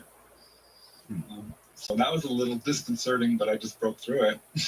Yeah, you're supposed to be able to go through anything, sort of. Yeah, this was a barrier between the dimensions. Wow. All right, and you also say, or you pose a question about the deceased. You're suggesting that you can visit with those who have passed. Right. That says so much. I mean, if you can do that, then my goodness, Preston, you really are in the place where the light is, in the place where you'll ultimately go. Otherwise, how can you see those who have passed? Or I have to tell you, the first time I went doing this, because I wanted to see my mother. The first time I actually went awake and did this and saw her was the most amazing reunion I have ever had with anybody. Now I've done this several times. I've known a number of people who've died, and pretty much every time I'll go and visit them. Wow. But boy, with her. So you met your mom. Oh man, I was on my knees. She was so young. She looked so young. I couldn't believe it. I lost most of my hair, but it all came flowing back. I have full hair back there. All my wrinkles disappear. On the other side? Oh yeah, it's great. Sounds good right away. Get your hair back. It's amazing. My mom was amazing. I'm like, Mom. And just the reunion was unbelievable. So you recognized her as mom, even though she was younger and vibrant. Wow. In fact, when you're out of body, sometimes there's these things called projections. You're making these things around you, your thoughts, and you're like, "Is this even a real person?" Okay, so be a little bit careful. There's a very good point. Do you think, Preston, it's possible that the living human mind is creating these? Do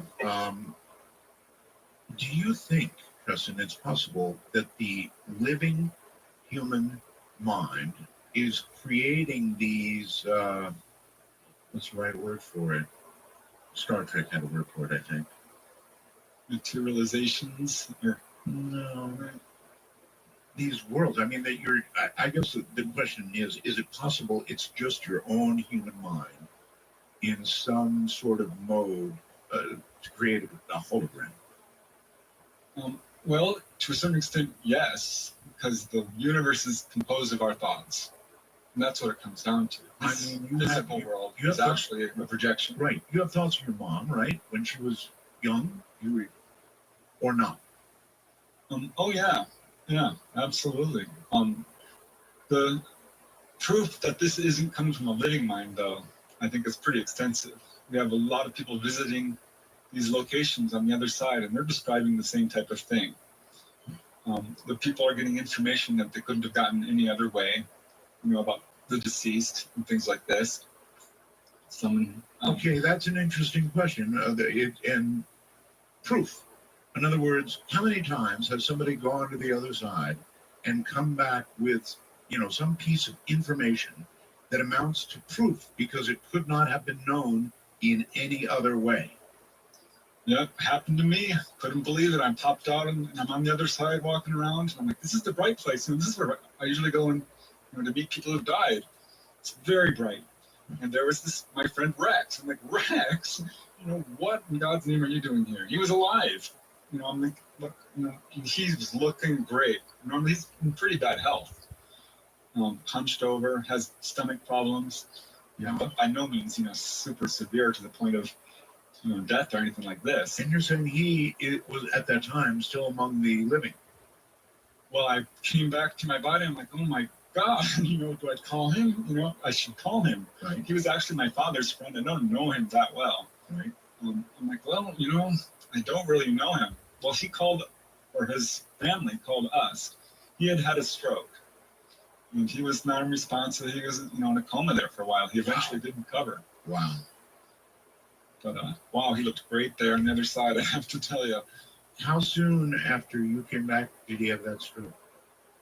I'd already had the stroke. Already? Right?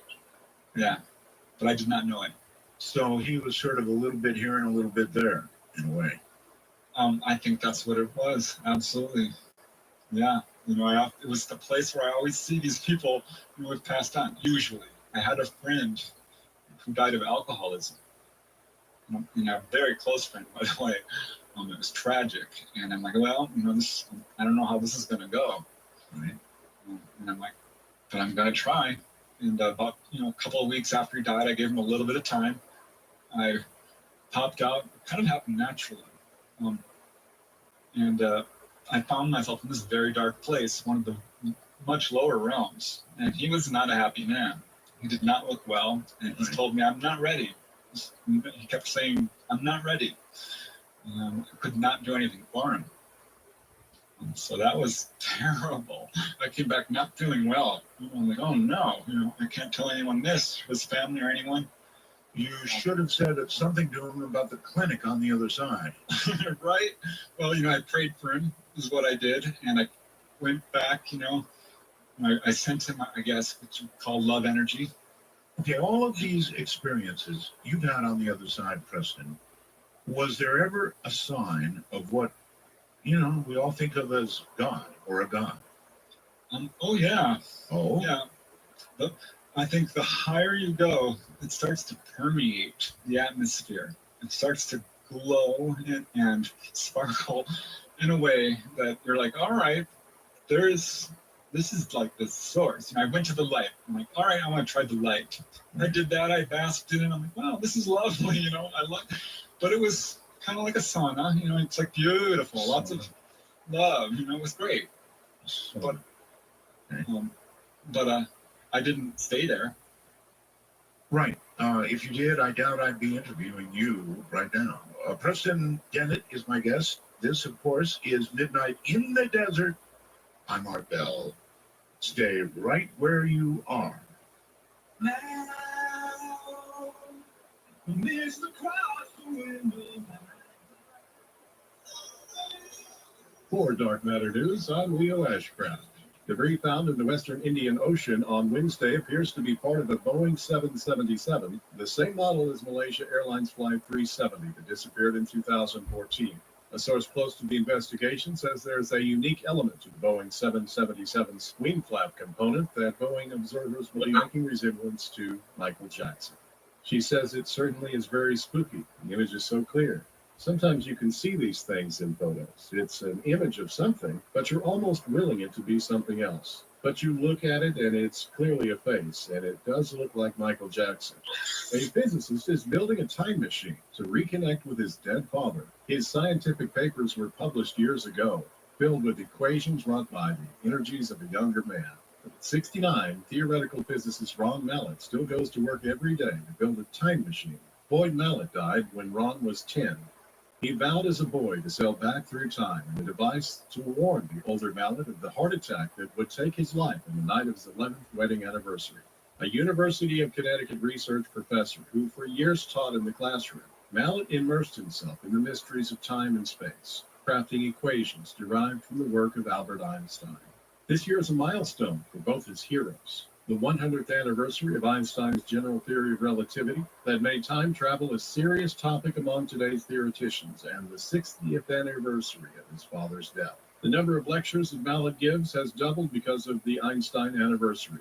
Their current model is a series of stacked ring lasers, each glowing green ring circulating at its level around a glass tube, the whole stack theoretically twisting the space inside.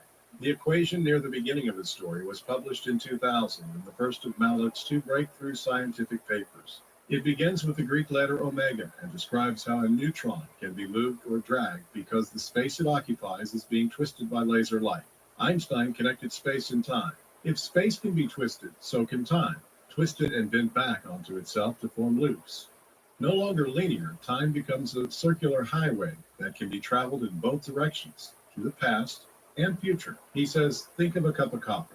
The coffee represents empty space. The spoon is the laser stirring that space. Drop a coffee bean, a neutron, into the cup, and it swirls and swirls in the coffee vortex, pulled around by a process known to scientists as frame dragging. Enough intense swirling, space twists and time twists and loops back onto itself. Will Mallet finally succeed in this lifelong dream of building a time machine? Only time will tell. I'm Leo Ashcraft for Dark Matter News. Okay, it's time for the talk. I'm going to open the lines because Preston Dennett is so fascinating. I know that some of you have questions. So here's the talk.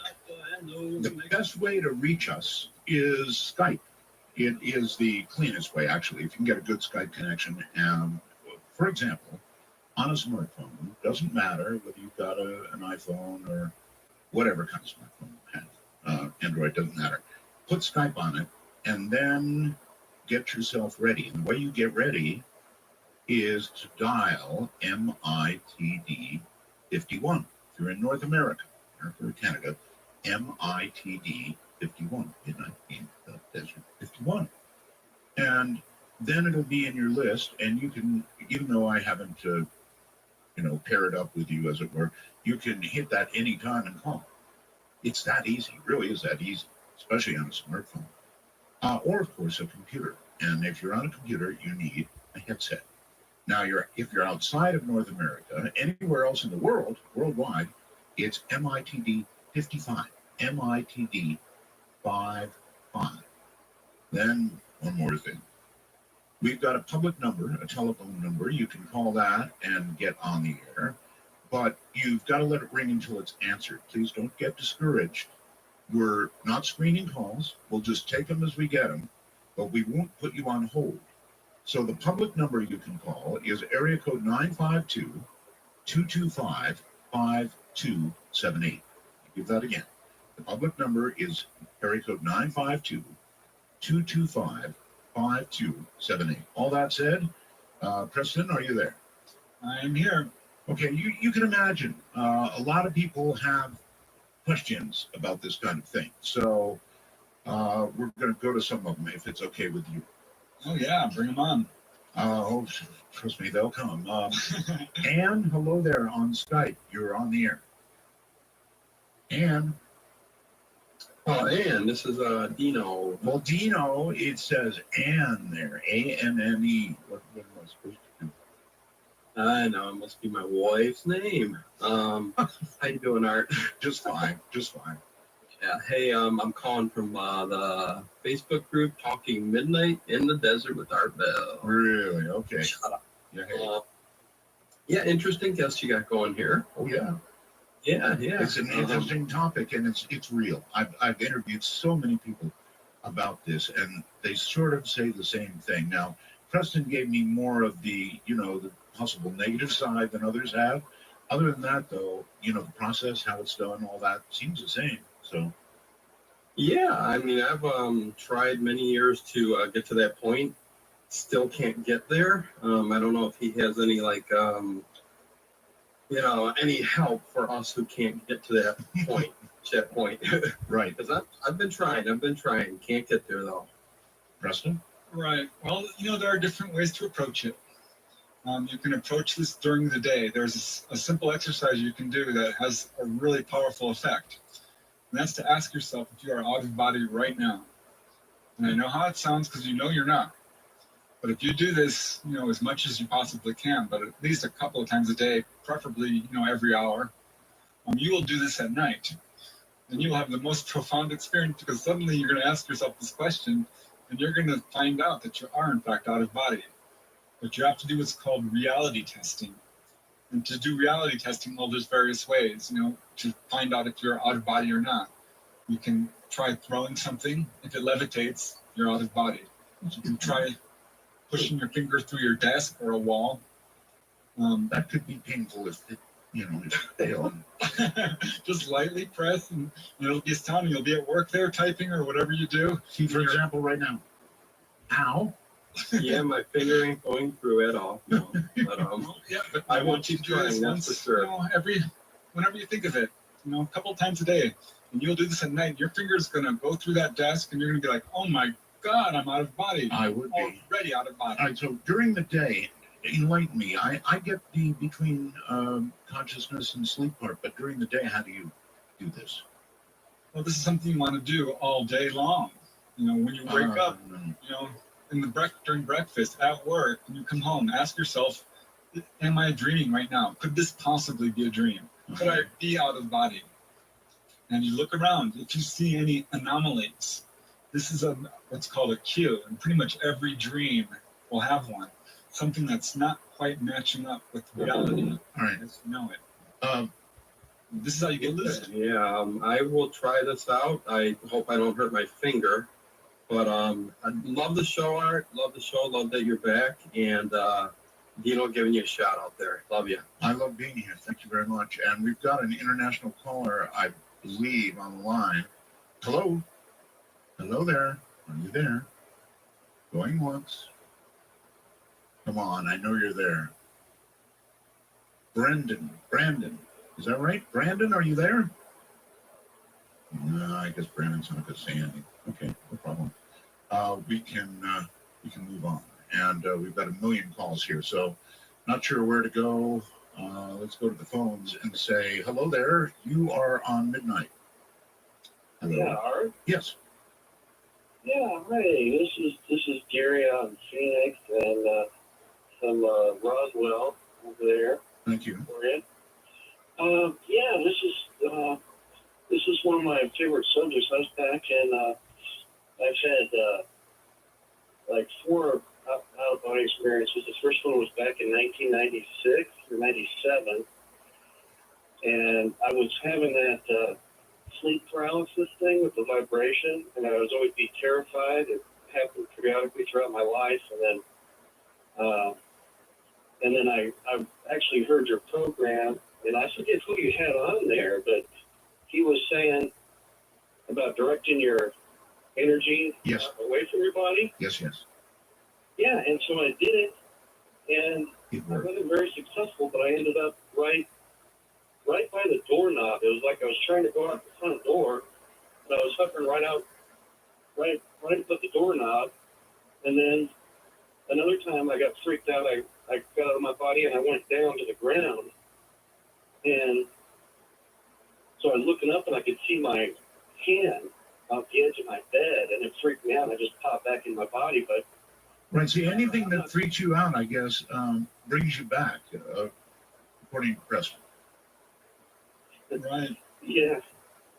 Right, that's absolutely what happens. Yeah, there's all different kinds of ways of getting out of your body. The best way is to do a visualizations of some kind, and by usually something involving movement, like being on a swing set, maybe, or the bow of a boat, going up and down, or pretending that you're running down a pathway.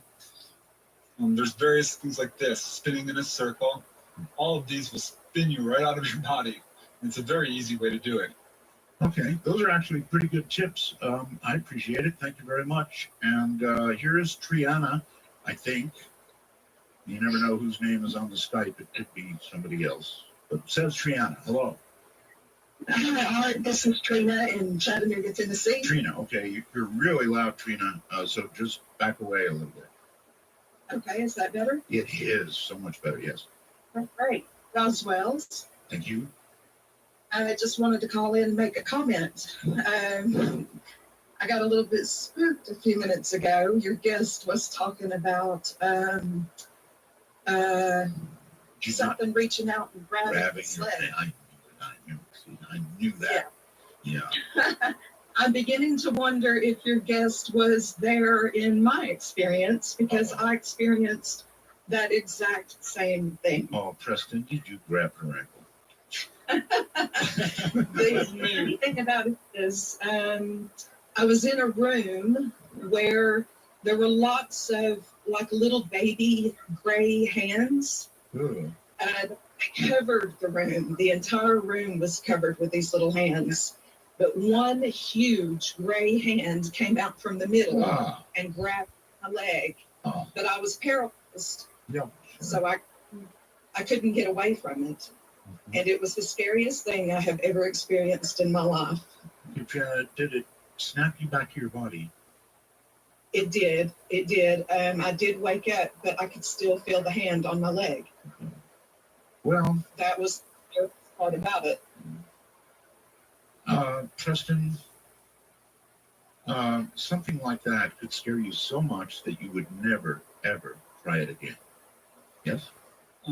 Yeah, that's true. I think, but if you read the books about it, you'll see that there's some amazing things that this can do for you, and there are ways to protect yourself.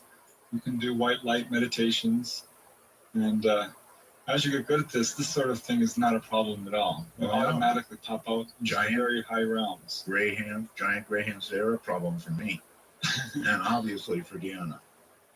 Are you, Deanna, are you going to try it again, honey, or are you finished? No. Well, see, actually, I didn't try it the first time. It just happened to me. I just went to that weird place, and it was like, I don't know, it wasn't a dream. It was that state that you talk about where you're in between being asleep and being awake. I wasn't trying to do it. It just happened.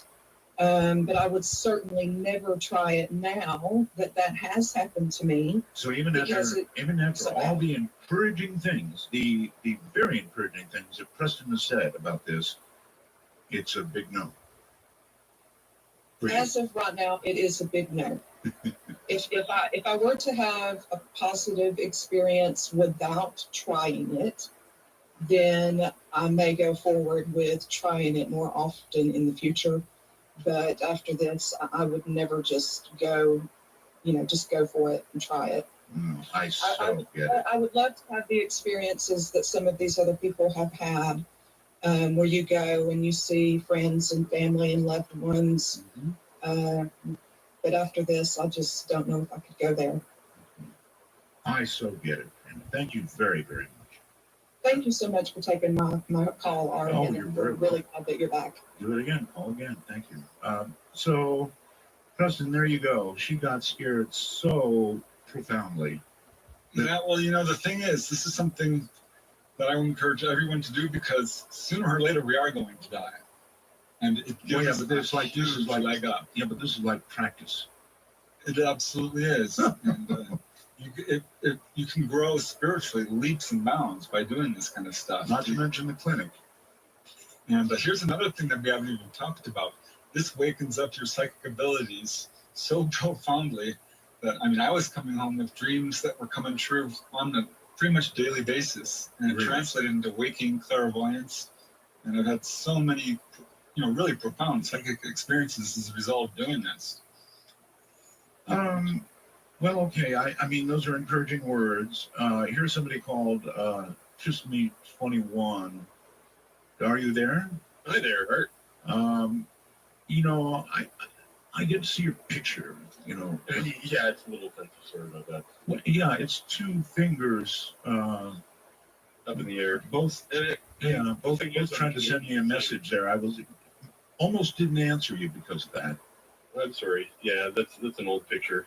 You might want to modify that. Not a lot of people would answer that, but I go on screen, so what the heck. Yeah, sorry about that. So anyway, go ahead. Yeah, I've had something happen. It was when I was younger. I actually fell off a cliff and landed on my back, and I couldn't stand up. I couldn't move. It was like paralyzed. Wow. And it seemed like an out of body kind of experience. It was really surreal. Things were quite odd. Do you think you were conscious the whole time or not? I don't know. It was just really bizarre. Don't know how to explain it. Never felt anything like that in my life before, though. And I couldn't move. And then all of a sudden, after that, I got up and I could walk again. And I thought I was paralyzed, though. How far did you fall? About 15 feet. Oh my God. Yeah. Yeah, you should have been out cold for sure. And maybe you were. Who knows? Well, yeah, I landed right on a rock on my spine. Ay. Okay, so maybe you went to the clinic. I didn't go anywhere. Well, I know. But I mean, you were okay. Yeah. You said you got up and could walk. Yeah, I don't know what happened. Like how that happened. I thought I was paralyzed. Usually, you fall 15 feet onto a rock. Mm-hmm. No walking. No walking. You were walking. Right. So, well, what's interesting about that is that's getting the wind knocked out of you to the point where it's actually knocking you right out of your body, partially. And this is actually pretty commonly reported in falls. Really? People will find themselves standing next to their body for a brief second and then slip back in or feel kind of dissociated. And they might see glows or just have difficulty, just like you're describing, actually. Exactly what's different. Do you see any kind of light or darkness or anything? Things seemed kind of lighter. It was a long time ago, but yeah. Still amazing. Yeah, I just can't even really describe it. All right, well, close enough. 15 feet onto a rock. My God. Yeah. Change the picture. Well, I'm lucky. Yeah, I can walk. Right. Like I said, change the picture. Yes, I will.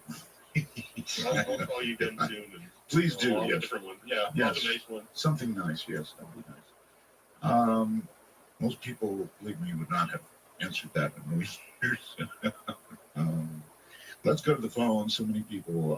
Spokane, Washington. You're on the air. Good evening. Preston is listening. How you doing, Art? Okay, sir. Here. Hey, I was just going to say I've had several experiences out of body, and I've been doing it quite a few times, and then all of a sudden I hit this wall, literally, and wasn't unable to do it again. It always seemed like it was an escape. You mean, okay, we don't have a great connection. You're saying you hit a wall, literally. Literally. There's this house. I'd always go to this house when there was trouble, when I was protecting myself, to access my way back into my body. And I would always end up calling through this or that way, and I would open doors and go through. Well, I opened the door, and it just bricked up, and I have never been able to do it again since. Okay, well, you know, Preston says that you can go through walls, right? Yeah, well, this is, I was literally like bang, done, bounced back, and never been able to do it again. Huh. I just didn't think about that. So you're done with it, huh? I've tried. I can't do it. Okay, well, maybe it's well that you can't, because you can't go through walls. Any advice on going through walls, Preston? Yeah, well, I know what he's saying. You know, I've actually reached this at a point where I was unable to do it for a year. I'm like, well, is this ability gone for me? Because there's a couple of cases out there where people did it for a while and then, boom, they couldn't do it, and they had like one last visitation with the spirit who said, you know, you're done because you've learned all you need to learn, or you're not at that level, or various messages like this. So he needs to try the wall again. Yeah, I think that if you continue to do various exercises, read the literature, try the different ways of doing it, it will come back to you. Absolutely. Okay. Caller, are you still there? Yes. Good. Okay. Well, try. So, can you try the wall again and let us know? I will do that. Walk, don't run. That's the only advice I can give. Walk, don't run. It's going to hurt if you. But on the other hand, maybe that would show your determination. You just go way back and take a big run at the wall. Yeah, I've done it and I bounced right off. Oh, I did. You know, I didn't hurt myself, but I sure felt it. God, if this was a travel agency, you'd be so broke. And, there was another time where I was like on my balcony, And I'm standing on the rail. I'm thinking, I wonder if I'm actually out of body. I'm like, God, if I fall, this could be terrible. I'm like, no, I'm actually out of body. I know I must be, because I wouldn't be And so standing on the let me rail. guess, you jumped. So I jumped and I fell all the way down 3 stories. And lived to be on a radio program and tell about it, right? All right, Preston. Hold on. This is Midnight in the Desert. I'm Art Bell. He came from somewhere that you don't long ago. Sang about the boom, don't see trying hard to recreate what had yet to be created. Once in her life, she musters a smile for his nostalgic tale. Never could be near what he wanted to say, only to realize I used to be a rolling stone, if the cause was right, I need to find an answer on the road. I used to be your heart beating for someone, but the time came. There's a second more my work gets done. Cause I live me and still tell me freedom. Midnight Matters are best handled by those that understand how to move in the darkness, like Art Bell. To call the show, please dial 1-952. Call Art. That's 1-952-225-5278. I really wish that was true. That I know how to move in the darkness. I know how to do talk radio in the darkness, but when it comes to astral travel or out-of-body experiences, not so much. I've had one that just was wonderful and scared me really seriously on the other side, and none since. And I think it's the fear. I do believe that it's the fear. And Preston may have helped you tonight, but on the other hand, he may not have. Some scary stuff, actually. Preston, you're back, and I think somebody's with you on the international line named Luke. Luke, are you there? That's right. I am, actually, yeah. Good. I'm glad you're there, Luke. Where are you, by the way? I'm from Australia. I'm actually about 100 k's away from Melbourne in Geelong. Down under. I've been listening to you for many years now, and this is actually the first time I've been able to listen to you live, and it's just incredible. I thought, what the heck, I'll try and see if I can call up and... Yeah, it's live. That's right. It's live worldwide, and it's just that Australia, Japan, the Southeast Asian areas are all sort of at a good time for the show. And a lot of people, I think, don't realize it is live, but it is right now. That's fantastic. Would I be able to shout out my father? He's turning 70 today. So I'm going to take him out a little bit later tonight. But, oh, that's really a big birthday. I know, I just had one. Yeah. I wanted to call up. I don't know that I have a similar sort of experience as the other listeners. Maybe you've got a question about it. Oh, it was sort of, I had an experience that was more like going into myself. I was sort of lying down one night. I was quite relaxed. I had a hard day at work, and I just found myself sort of relaxing more so, and sort of found myself in this dark space. It was almost like I changed some sort of consciousness, and I actually saw myself sort of out of body as a young child. But I was working through a lot of things at the time. I had a lot of things that happened. So wait a minute, let me get it straight. You exited your body, and you were your young self. Yeah, it was just so bizarre. It was like I was young again. I was seeing myself as a 10-year-old. I mean, I'm 26 now. This probably happened maybe 8 or 9 months ago, but it was so bizarre, and I actually felt young again. I sort of felt my mind slow down to how it had when I was, that age. I was thinking about things that I hadn't thought about for many, many years. Wow. It was just insane. That's pretty wild. That's pretty wild. I mean, to actually feel young and to understand that feeling is pretty amazing. Preston?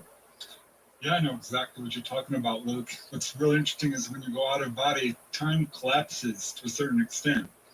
In fact, the farther you go, you can effectively travel in time. And sometimes when you pop out of body, you go to the past. You can go to your childhood or connect with that, or even the future for that matter.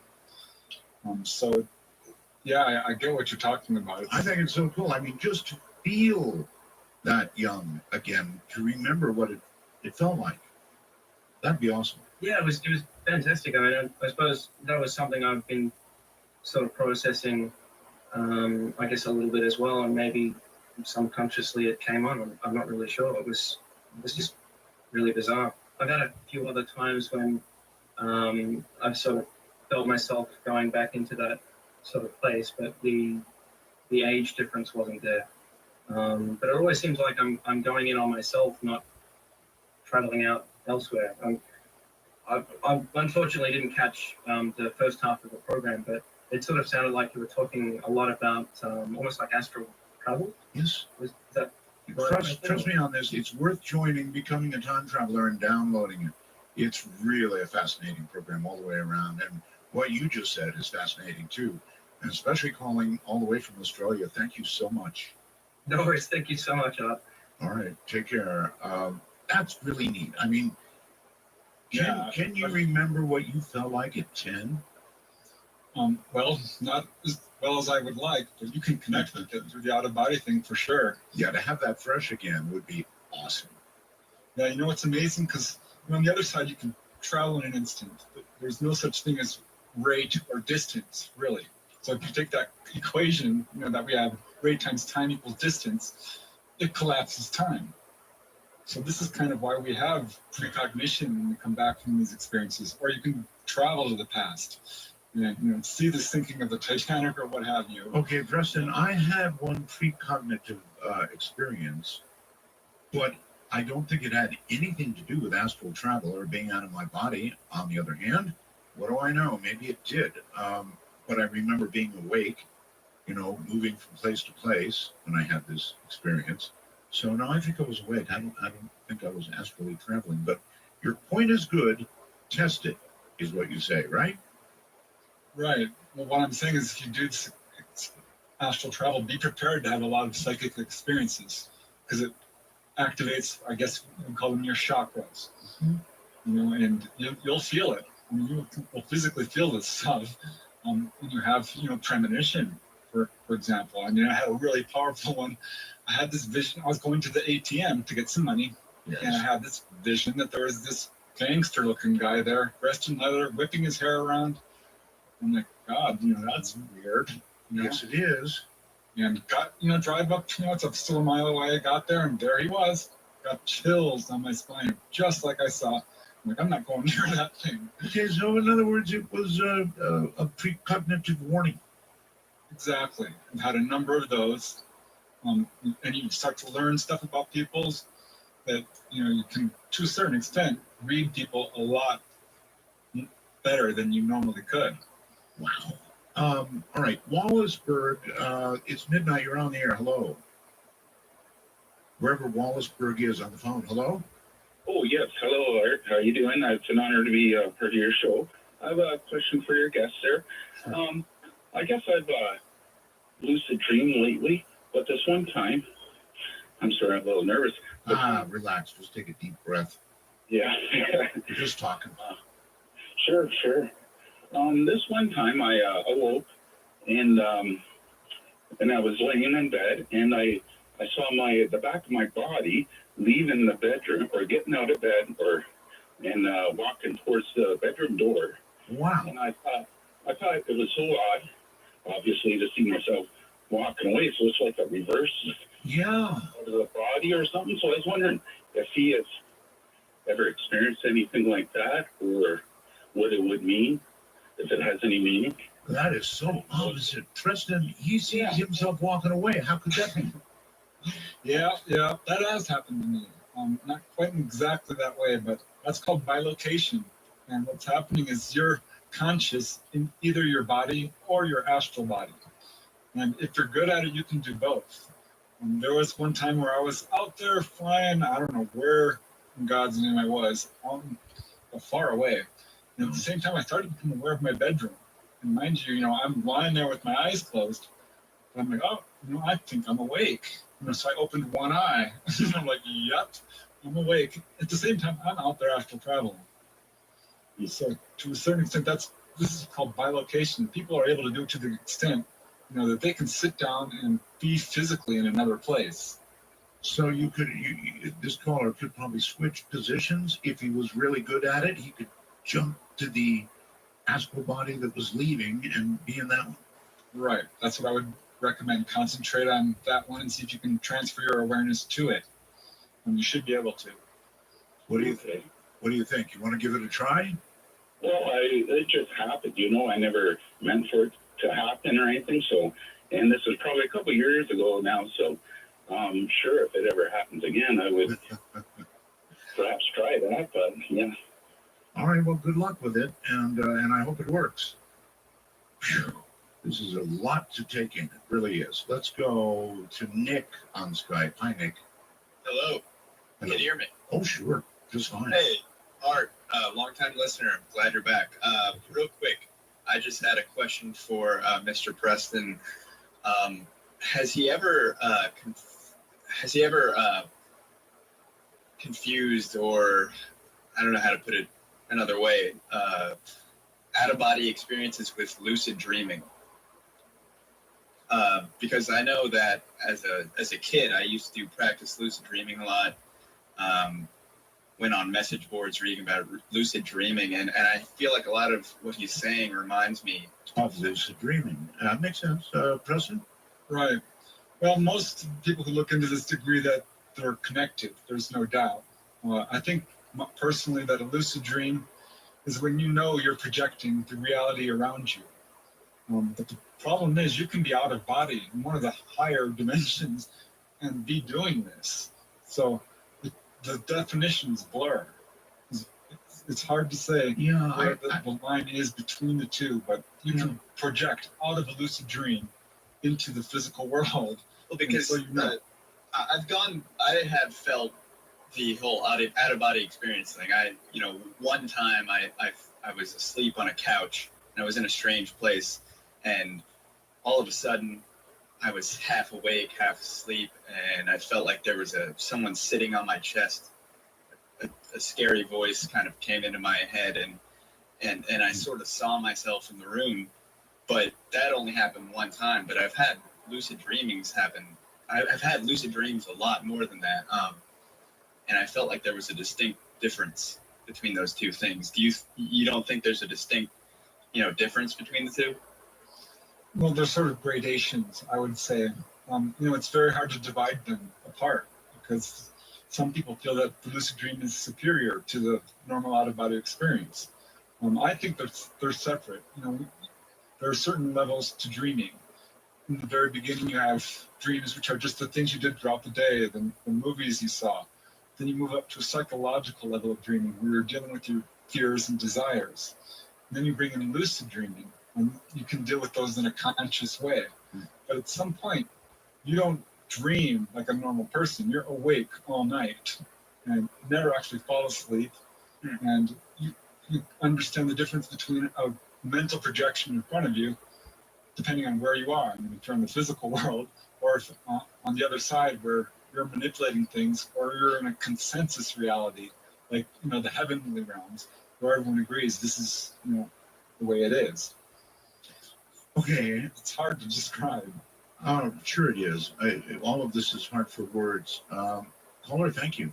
Yeah, no problem. And I'd just like to give a quick shout out to Richard Hoagland. Looking forward to his show after this and really enjoying it. And just remember to think of the suicides. Coming up at midnight. All right. So sometimes I get into this state, Preston, where I think that I have not slept all night. And frankly, I haven't slept all night. But I have been in that little tiny gray area we were talking about, in and out of it, so much that I lose track of reality. That's the only way to put it. And I might have a dream that appears to be, or he seems to be so real and so quick, and I'm just like in and out of this, in and out of this. If I can't sleep, most of our dreams occur, I'm told, in that area between sleep and wakefulness. Is that true? Right, the REM state. Right. Absolutely. Right. But like I said, we all go out about it every night. And the truth is, we're not unconscious. We're conscious on the other side. We're talking to our relatives. We're having experiences. We're planning out our days. Right. And then we catch snippets of this as we go down in a gradation to the physical world. There's been times when I've been so far up there that I have to stop at each level and write this down in a dream diary. Take that one down a level. Yes. Write that down, and so on until I'm finally am I really awake now? So I guess it's pretty common stuff. Boy, we have got to take a break, so we're going to do that. With Preston Dennett as a guest, we indeed are raging through the night from the high desert in the great American Southwest. It just keeps getting better and better. In the night, my thoughts sweep, most run, no time to sleep.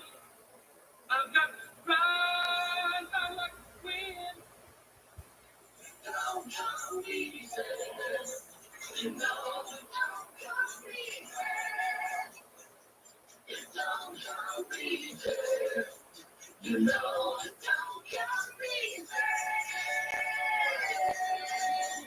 But the way you wanna see the blues, and you know it don't come easy. You don't have to shout or leave about you can even play them easy. Forget about the past and all your sorrow. The future will last. It will soon be yours tomorrow. I don't have to put the only one trust, and you know it don't come easy. It's not radio, but it is what's next. To cast your ray of light into the darkness, please call 1-952. Call Art. That's 1-952-225-5278. Oh, we definitely are what's next. Hi, everybody. I'm Mark Bell. This is Midnight in the Desert. My guest is Preston Dennett, and we're talking about OBEs. And I get messages on the computer, and so here is one for you, Preston. This comes from Joe, and he says, can OBEs allow you to travel to different points in time as well? Time. Yes. I mean, that's what the one caller said, right? He was 10. Right. It's really startling when it first happens. You're like, what's going on? But yeah, you can travel to the past or the future. I think the future is a little bit harder because you get probable realities and you're not sure if these things are going to happen or not. But you can try to travel to the past. I tried to see the Titanic, but I was not successful. Really? Yeah. I think so you can travel to important times in history. People have been successful at doing this. It's sort of a psychic, investigations. Sort of time travel, actually. Right, absolutely. We have the ability to do this. Time is not what we think it is. It's on the physical plane at least, it's a fault of perception. The truth is, time is simultaneous. All right, all the way across the country. Florida, Deland, Florida, I think. You're on the air. Hey, Art. Hey, caller. Yeah. I have you to thank for all my out-of-body experiences I've had over the years. Really? You heard some of my old shows on them? Oh, your first show I listened to was the night Chuck Harder, you were talking about Chuck Harder was missing. I don't know if you Oh, man, that was a long time ago. Sure, I remember. a long time ago. But my father had passed away, and my mother was an invalid. And my sister lived with her, and she used to go to work really early in the morning, and I used to get up and drive over to my mother's. And what I found out was it was interrupted sleep was causing it, but you had Albert Taylor on one night. That's right. And he was describing it, and I had the vibration thing a couple of times, and you feel like you're going to die. I mean, It's a frightening thing. I'm laughing, but it is frightening. Yeah, but what I was wanting to say to you is, when you get to that point, that's as scary as it gets. Once you just are there, you just get out of bed real quick, roll out, and you'll be standing there, and it's really cool. But there's some things that I've noticed. I've had a lot of them, and there's certain things that I've read a lot of different books on it too because of it, and I've made some little bullet points. I've seen these guys. They look like monks with the hoods, like Grim Reapers without the sickle. I went to talk to one of them, and he just turned into like a stone pillar. Really? See, that's not necessarily encouraging. That's not an ankle grab, but that's, No, but I've had the grabbing and stuff. Yeah, I've had that laying in bed, and I've had a lot of these things, but there's certain things, like I've never seen the silver cord, really. One time I thought maybe, but for the most part, no. Well, it's a good question, Preston. Do people see that cord? Do they actually see it? I never did. I looked for finally, I'm like, you know what? I'm going to see it. And I finally did. I was going to say, otherwise, how do you know it's there? Well, it's there because enough people report it. And if you look hard enough, you can find it. For some people, it's a tiny little filament. For others, it's a big white hose. Right. Some people never see it at all. Some people see it symbolically. I'd want to see it. And I'd actually want to test its tensile strength. Exactly. Yeah, you can do that. So you've never seen a caller, you have finally seen it, or what? Not really. I had an obstruction in my vision one time, but when they talk about like commanding stuff, Hunter. William Gilman had in his book about clarity now. Oh, it's unbelievable. You can see good. The other thing is sometimes when you're laying there before, when you've got the vibration thing going on, right, that third eye bit, that's pretty neat because all of a sudden you can see, but your eyes are closed. But yeah, it's just quite an experience. Well, right away, seeing with your eyes closed, that'd be a big tip off right there. Yeah, well, how I always have done it, I've laid in bed and just focused on my breathing. Right. And as you breathe in, I just make like it's coming up my feet, up my legs, and then out. And while I'm relaxing, and then when you think you're relaxed, you can kind of like relax one more time. You just get more limp. A lot of times I'll focus on a little shape, a triangle or a square or something. Right. But then the other thing that helps also for me is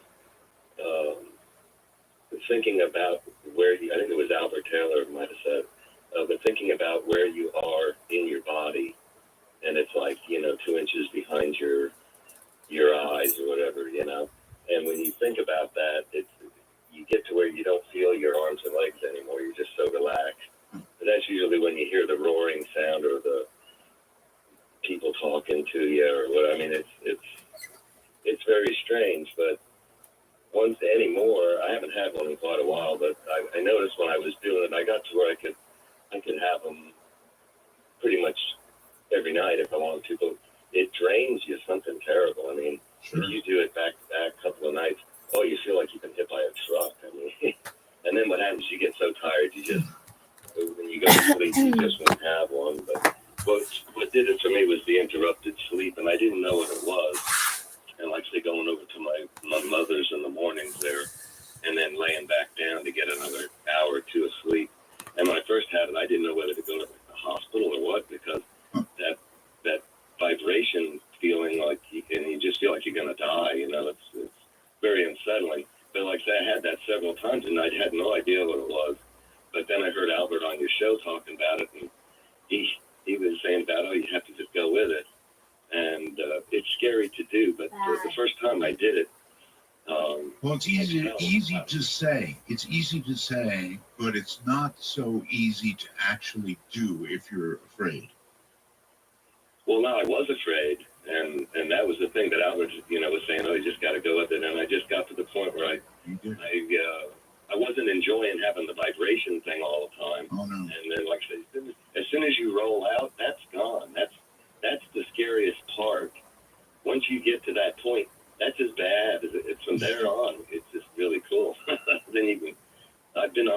stood on the moon, Art, and looked at the Earth and picked up a handful of. It was like beach sand. Just I did the same remarkable. thing. Did the same darn thing. Really? Yeah, couldn't believe it. To hear you say that, it's so cool because that's exactly what I did. Put the fucking litter box out. The first night that the first time I fell out of my body and I was laying on the floor looking up at my legs on the bed and it was like, and then boom, I was back. But then the next night I was able to completely just roll out and I got to the foot of the bed and I was standing there. I could see my wife and myself sleeping and I was a little hesitant to leave the room. And I don't know, like triple somersaults and stuff right there. It was just amazing. And then I was back. And after that, I got brave and I thought, okay, I'm going to go somewhere. And I dove through the front windows in the bedroom, which I thought was going to take me out into like my front yard. And I ended up in the tunnel with the light at the end. Wow. And that was quite a ride. And I got to the end of where the light was and I stopped and I thought, this isn't where I want to go right now. I was right back up the tunnel and back in my body. I was about to ask you if you considered the John Lear thing at that point, but apparently not. Yeah, no, like I say, it's a lot when you have it happen to you. There's just a lot of information all at one time because and the other thing, and I forgot who it was that mentioned it. Got to be really quick. We're coming up on break here. I think it was Albert Taylor had mentioned about your higher self. Right. And I've requested that one time, well, actually more than once, but it's like an inverted tornado over your top of you, just swirling, and it's the most intense euphoria you've ever could imagine, and it gets so intense it just bangs you right back in your body. That I've never gone beyond that. All right. Well, that is the safety return, and this is where we have to safely depart. I'm Art Bell. This is Midnight. When I think back on all the crap I learned in high school, it's a wonder I can think it all. And my life is education hasn't hurt enough. I can read the writing on the wall. For the throne, you. For Dark Matter News, I'm Leo Ashcraft. Vitamin B3, an essential part of our diet. Its deficiency in humans can lead to nausea, anemia, and tiredness. Fortunately, it can be gobbled up from sources such as salmon, avocados, and nuts. But now scientists are eager to find out if there's another unexpected source: space. A team of researchers thinks that vitamin B3 could have been made on icy dust grains in the depths of space. It would, in this scenario, have been delivered to Earth on structures of comets and asteroids. Past research has shown that vitamin B3 is present on carbon-rich meteorites in ratios between 30 and 60 parts per billion. The team decided to recreate the formation of vitamin B3 in space-like conditions. They used a mixture of gases, including pyridine, which can be found in space in carbon dioxide ice. Pyridine is one of the building blocks of vitamin B3. So the team was interested to see if it could manifest itself as vitamin B3 in these space-like conditions. The results from the experiments were promising. The researchers tested their theory by cooling an aluminum plate to negative 423 degrees Fahrenheit in a vacuum to replicate the freezing temperatures of space. The plate was then bombarded with protons to mimic space radiation that would give the gas mixture the energy to create reactions. When the sediment formed on the plate, they found a wide range of complex molecules, including B3. This is an exciting result, although it's far from proving that vitamin B3 on Earth originated from space. The next stage for these researchers will be to wait for someone to find some B3 out in space. A landmark discovery was announced by NASA this month: the possibility of a second Earth in Kepler 452b. Found by NASA's Kepler Space Telescope, this planet orbits a star much like our Sun, at a distance roughly similar to the Earth. Could there be life on Earth 2.0, or even beyond? The director for SETI, Search for Extraterrestrial Intelligence, Seth Shostak, believes there could be. Shostak says in his video, further, we might be able to learn more. We might even get a message. If we get a message, who knows what it might be? He continues by saying, on the other hand, let's assume that in the conservative case, if you will, that you don't get a message, you can't pick it up or you can't decode it. You'll never know what it means. This is Dark Matter News. The city of Berkeley, California passed a law that goes into effect next month requiring cell phone stores to inform customers about safety recommendations. The move reopened a decades-old debate about whether mobile phones cause brain tumors. The ordinance, called the Right to Know Law, will start to require retailers to give customers a handout or display a sign in stores telling them about federal regulations on the amount of radiation that cell phones can emit and instructions on safe phone use. The information will also go beyond the current regulations by stating that children and anyone carrying their phone in a pocket or bra could be at increased risk of radiation exposure. What the law does not require is that consumers be provided information about the specific health risks of being exposed to radiation. Researchers say that it is highly probable that long-term cell phone use can cause brain tumors. In 2011, the World Health Organization classified the kind of low-energy radiation that cell phones emit as possibly carcinogenic because of a link between cell phone use and a type of malignant brain tumor called glioma and a benign brain tumor called acoustic neuroma. Both types of brain tumors are rare. About 5 in 10,000 adults are diagnosed with glioma in the United States every year, whereas about 10 in a million people develop acoustic neuromas every year. And you know, Art Bell, he's been saying, don't call the show on your cell phone for years, so maybe he's some kind of prophet. I'm Leo Ashcraft for Dark Matter News.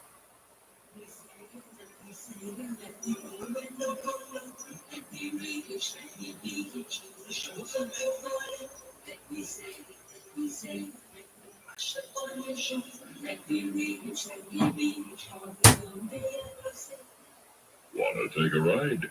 Your conductor, Art Bell, will punch your ticket when you call 1-952-CALL-ART. That's 1-952-225-5278. Man, my own news guy took a shot at me. Not really. Something about cell phones. Anyway, Preston Dennett is my guest. We're discussing OBEs, and oh boy, are we ever. And he's done such a fabulous job that I really wanted to say, hey, Preston, what would you like to promote? Your website? Do you have books? Is a good opportunity to tell people how to get, I don't know, hints on how to do OBEs. I'm sure you have lots of written stuff. You must. You know so much about it. Yeah, I do actually have a book out. It's called Out of Body Exploring, The Beginner's Approach. And you can learn more about it on my website. You can just Google my name, Preston Dennett. It'll take you right to my website, the actual website address. Okay, it sounds like Bennett, but it's not. It's Dennett. D-E-N-N-I-T-T.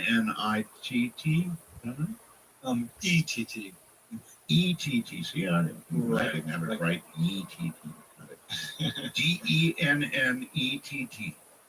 Right, I got all my books there, excerpts, and you can contact me through my website if you have any questions or stories you'd like to share. I'm always interested in hearing from people about this subject and UFOs as well. Do you ever give people personal help? Excuse me? Do you ever give people personal help? Oh yeah. I counsel people through doing this. I think this is such a transformational experience, Art, that I think it's really important that people know about it. I do too. And oh my God, I mean, it just completely will transform your life. I really urge people to at least give it a try. All right, good enough. Donald, your turn. Hi, Art. Ross Wells. Thank you. I'm interrupted you, actually. I was going to ask your guest how he feels about deja vu in relation to OBEs.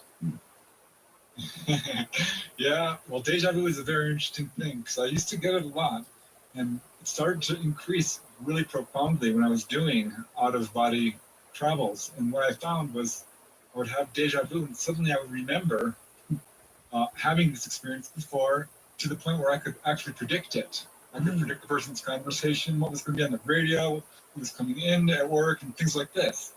And I realized that these were memories of the travels I had done the previous day.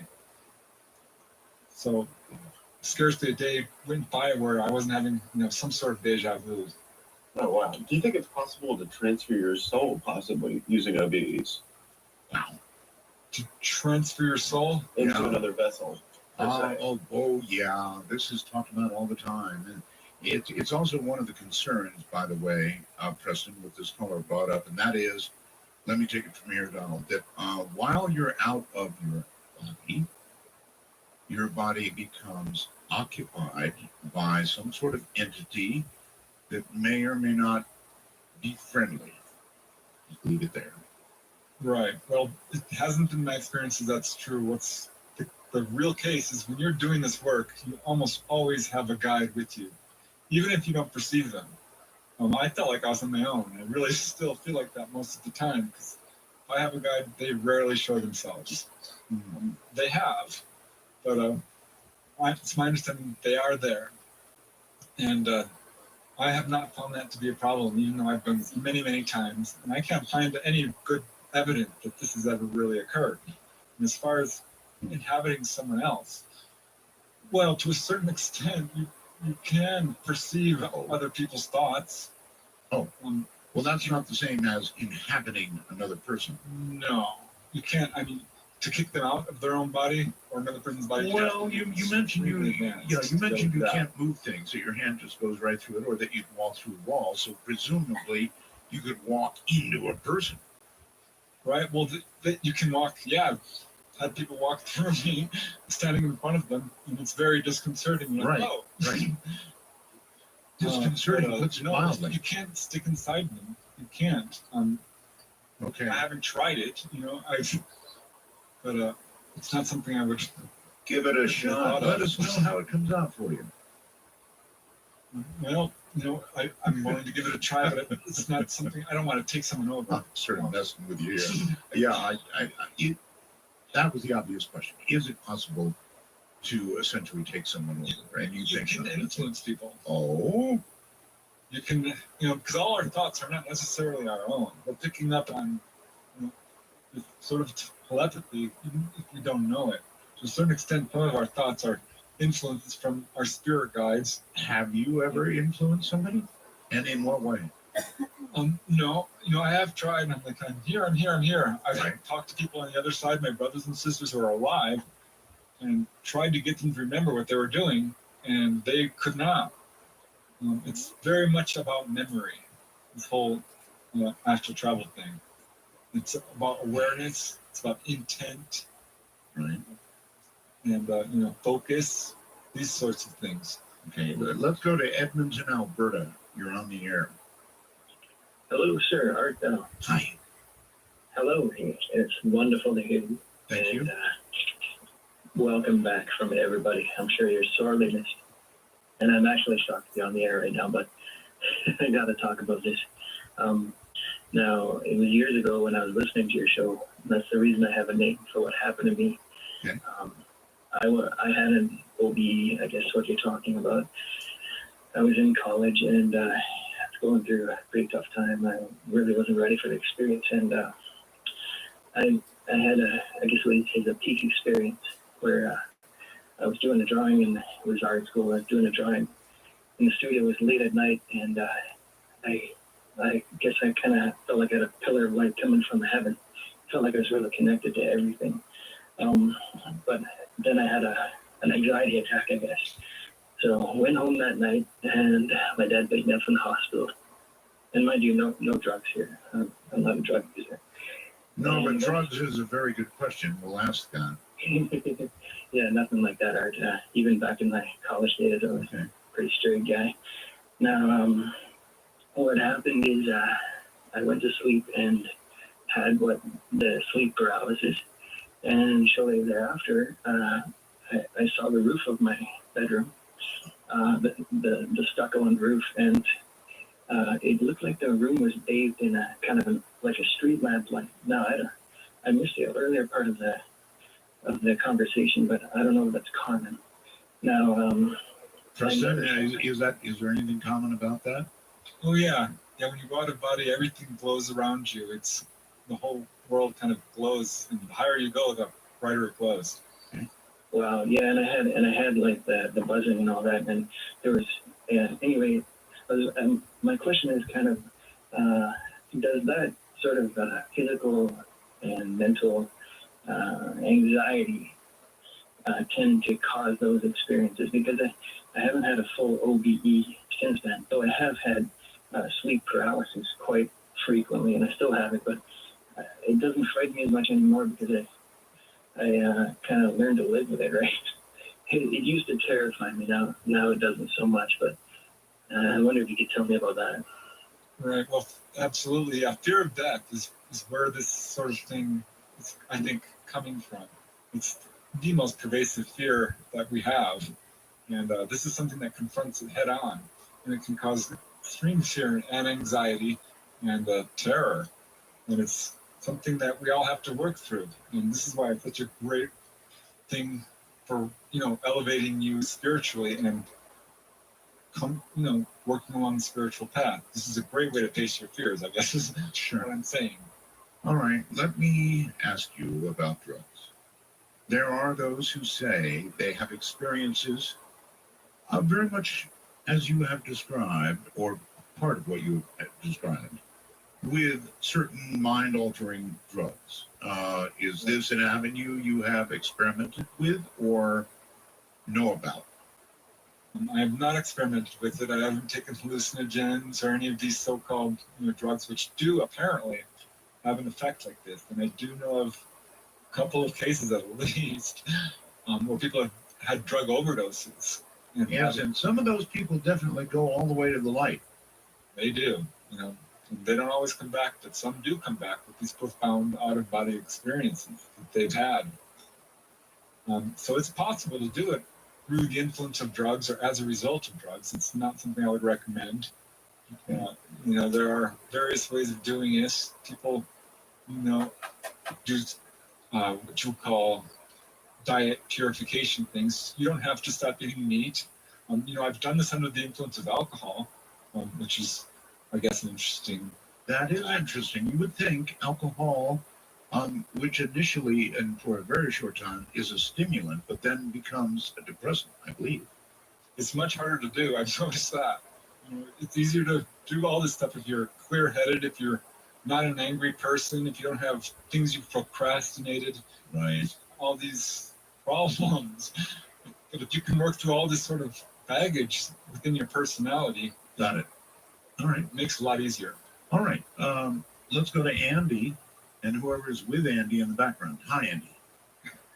Hello, Art. Yes, it's my baby's awake and my wife. That's who you've been hearing in the background. That's all right. Where are you? I'm actually in San Diego County, California. Okay. Well, on the air you are. Yes, actually, I don't know how much time you allow per caller, but this subject really speaks to me. It's something that I've experienced my whole life, really. Just to give you a little bit of background on me, I was born and raised in Haiti, so English is really my third language, I would say. Okay. And growing up, I've always had this experience of being outside of my body to the point where, as a child, I thought that was normal to leave your body and have different experiences at night. My goodness. And so it was so common that you was normal. Yes, to me, I thought it was something that everybody had experienced to the point where I tried it in real life, per se, and during my dreams, I would fly all the time, and I tried that while I was awake, and I hurt my knees as a child. Really? Yes, I tried to fly in the hallway in my house, and I landed on my knees, and I hurt myself pretty badly. To me, that's how real it felt. The point where I tried to replicate it when I was awake. So you were fully awake when you did the bad deed to your knees. Yes, I was about maybe 10 or 11 years old. And Pretty good question. Let me ask Preston about that. Preston, if you can't distinguish between when you're out and when you're in, then you could do something really awful like that, right? Well, it's interesting you bring this up because there's a number of cases where people have tried to fly as kids and they were successful. I wrote a book called Human Levitation, and it recounts a dozen cases like that, and 300 plus cases across the world. Well, we could do a whole show on that. I've been wanting to fly all my life. We can physically do that. This is something we can do on the other side, and sometimes the abilities from the other side translate here. Yeah. Natural instinct But is if you to get it try them wrong, out the and do knees it. hurt. If you get it wrong, you hurt your knees, right, Caller? Right. Yes, honestly, it felt real to me. It felt like I could do it at the moment. And when I did try it, it didn't end up really well for me. But Okay, so there you go. yeah, I guess. I'm sorry, I messed you up there. Repeat what you just said. Yes, one thing I wanted to ask your guest, Mr. Arbel, is that sleep paralysis is something that I've experienced all my life, along with all these wonderful experiences. Right. And just to give you a little bit more about myself, I am currently an active duty member of the United States Marine Corps. Okay. And one time I was on the range in one Marine Corps base. I won't say which one, not to give myself away, but I was sleeping there at night, and I had the sleep paralysis experience. And again, I felt the adult presence that most people feel when they are in sleep paralysis. But this time it Don't didn't even really think go about it, away Hunter. after a while, like it usually does. It persisted over the just night, cleaned up your and mess. I felt that presence over and over again, and I was very distressed. Every time I woke up, I was paralyzed, and I felt that dark presence around me. Hey, And I felt like at No, one come point here. there was a very No.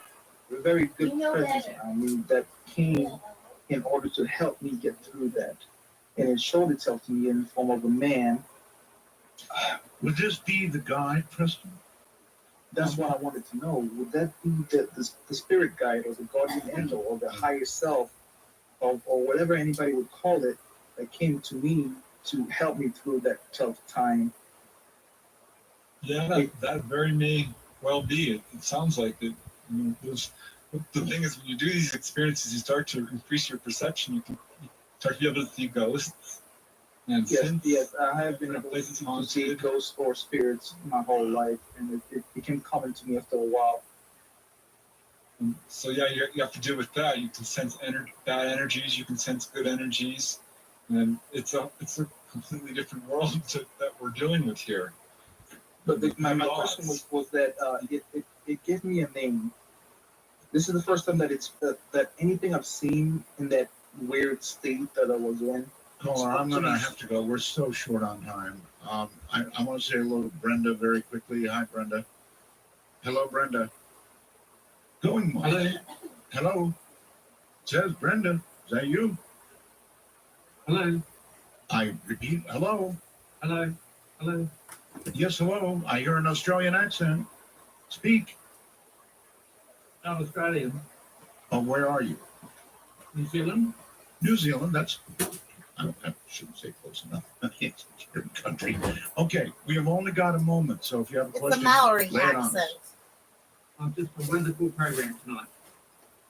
Well, that is so very kind of you to say. Thank you, and I will end it there. And once again, since we're about at the end of the show, give us your website, ways to learn more, because that's what people want.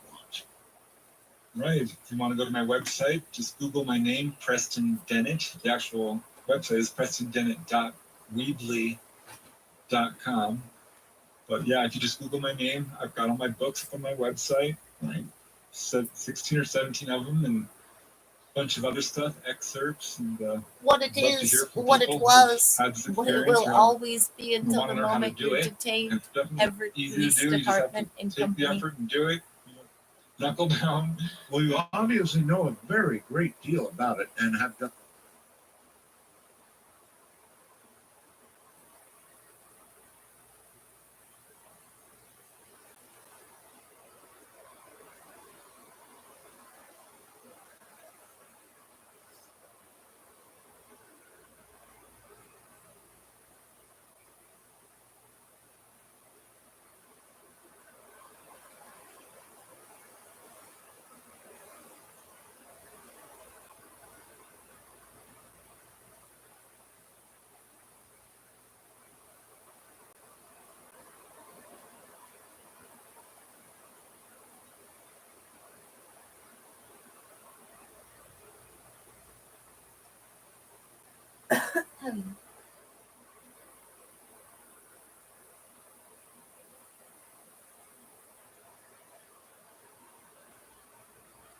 The Everett Police Department, while I slept, have set up the HP Chromebook so that they can shut off the visual but not the microphone on the camera with the click of a button on the HP Chromebook.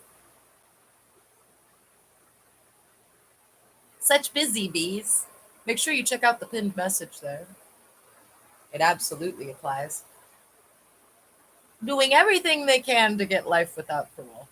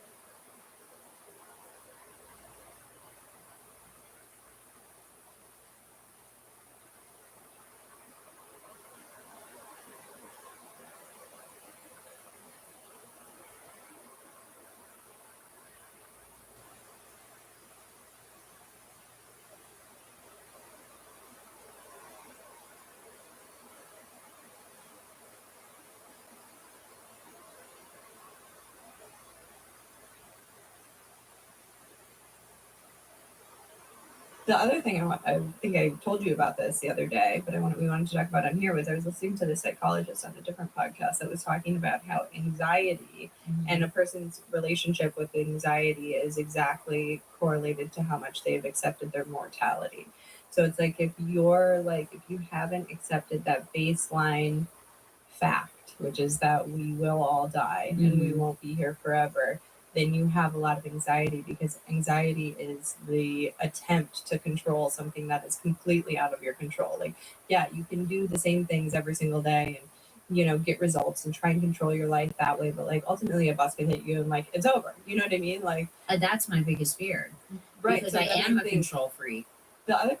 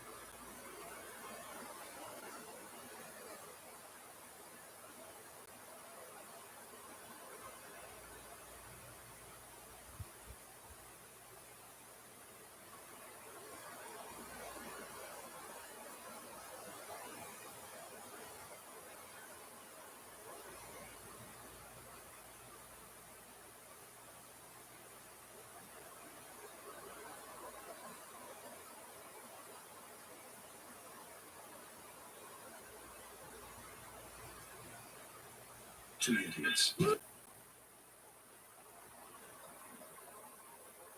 Two are bad friends. Who are these two idiots?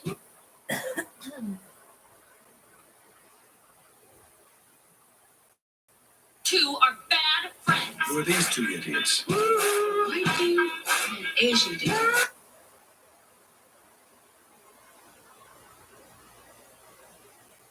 I have to finish this paper. I'm swamped. No one told me college would be so damn. Just get Grammarly.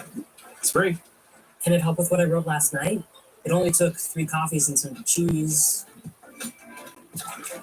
Grammarly will catch all those spelling and grammar errors, and You two are bad friends. Who are these two idiots? White dude and an Asian dude. You two are disgusting. Well, you two or something. We're bad friends. I can kill a gorilla on my own. I don't need 99 other men. He's doing this because there's a guy who's wearing a shirt that said, I'm not a gorilla, but I can beat off 100 men. Not that based on that. I saw that. That's what we just talked about at lunch. Yeah, but there's these memes and stuff going around about 100 men versus a gorilla. You could not. 100 men versus a gorilla? Yeah. We'd lose. Is that how big a gorilla is? That's not how big it is. Oh. I mean, how many? Okay, let's go all animals. How many men would a Yorkshire Terrier? Like a grown adult male, just one. One, but not Brad. How many kids? But not Brad Williams. No, BW. He'd be taken down. How about how many people would it take to fight off a Doberman Pinscher? Ooh. I saw a guy manhandling his dog this morning, speaking of which, and it really pissed me off. Why?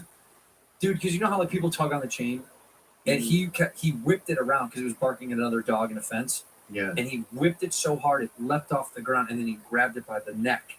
And that guy, write his name down. That's uncalled for. No, a pit bull. He had a pit bull. I hate when animals are treated that way. I don't like it at all, man. It pissed me off. There's my dog in the window.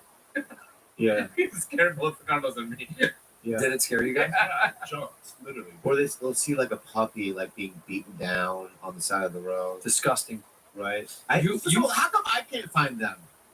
You know how there's this show on the internet where I can't find kittens or anything. You know, there's show on the internet where they catch. There's a guy named Colorado Pet Patrol. He like bait people that are trying to interact with underage people, and then they beat them in public. They like beat the life out of them. Why can't we bait people that are abusive to dogs and beat them in public and stream it?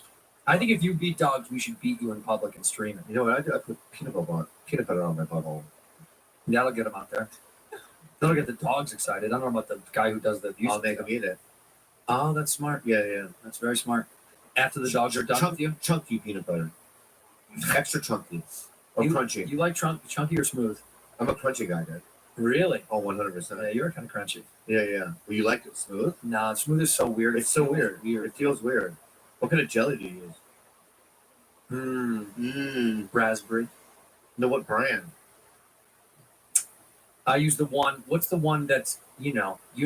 Yeah, it's the one that looks like a mom and pop. Yes, that one. Who is that though? I don't know. even know. We just buy it. We buy it because it looks so like So cottagey. fancy. Yeah, cottagey. yeah. By an old white lady. Yeah. I'll make you some jam. Yeah. Where is it? Smuckers, right? No, man. We're not Smuckers. We're not Smuckers guys for sure. That one, the first one. Go up top. The first one. The first thing. Okay. That girl. That's what I use. Who is this woman? This one. Bonnie Mayman. She's got a skill set. That one. Huge rack, Bonnie Mayman. She's just an old fat white lady. I'll make you some strawberry preserves. Yeah, that's a really good one. Do you refrigerate your jam? No, I don't think so. Yeah. Do you refrigerate your peanut butter? No, and I don't. I definitely don't refrigerate butter. People that put butter in the fridge, weirdo. Leave it out. Leave it out, you weirdo. Let it get soft. Yeah. Butter should generally be refrigerated. No, that's not true. Yeah, I think that you're wrong about that. I was going along with you. I'm like, butter. Butter lasts longer in the fridge, but you don't have to put it in the fridge. Yeah. You know don't. what? Look it up. There's another thing you should put in the fridge. Sashimi. Leave it out. Leave it out for a month. Wherever the sun is coming in your house. Yeah. Big slice of tuna in your front, just in the front. Recommended refrigerated jelly, especially if it's not high sugar variety. I'm gonna tell you, I don't oblige you any of it. I drank spoiled milk yesterday, and I'm fine. Really? I did. I'm not kidding. I had cereal. I looked at it. It was like 7 days past when it said don't drink. Was it curdled? Tasted fine. I mean, yeah. my fart smelled weird, but who cares? I do. Your body is. I'm lactose intolerant. Oh well, you can't have it. Curdled milk, forget about You're it. lactose intolerant. Yeah. You're Korean and Jewish. Yes. That's what I had for breakfast. Yeah. Yogurt. You had yogurt. Yeah. Okay. By the way, yogurt isn't that curdled milk? There's nothing wrong with drinking spoiled milk. Thank you. It doesn't taste good. But it doesn't do anything to you. No, you're How old? How old? Drinking milk can be dangerous. It's so good to have doctors in the house. Yeah, like we're on Rogan's show. Just giving out medical advice. Two fucking idiots giving out medical advice. Does your mother have titty milk still in her breast? Because I'd like to try it. We know yours doesn't. Yeah, I You see know. those fried eggs hanging off her chest. Things hit her belt. Dude, you know what's so Your funny? mom goes, "Are you looking at my boobies?" No, you know what's No, so, no, look at your face, not your fucking belt line. Yeah, you went mean with it. Are you looking at my boobies? No, dude, you're going mean with it, dude. You started it. I just said, are there? Like a scientific question. And Clearly you there's not. dug into my mom. Clearly there's not. You know milk goes away. Yeah. How long does breast milk stay in a woman's breast after giving birth? After they Holy crud, it looks like Globophone might be letting me work. Oh no, it said I failed the anti-robot verification because of Unit 207 blocking calls to the sheriffs and the FBI, like they've been doing for almost 365 days. In less than 2 months, it will be 365 days.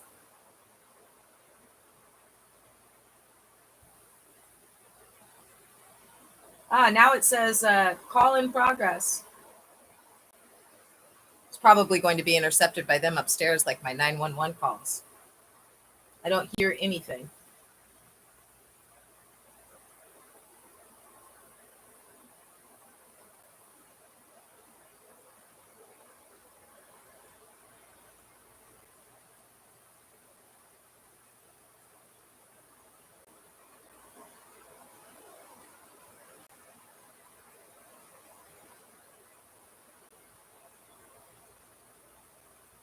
Now it says call disconnected.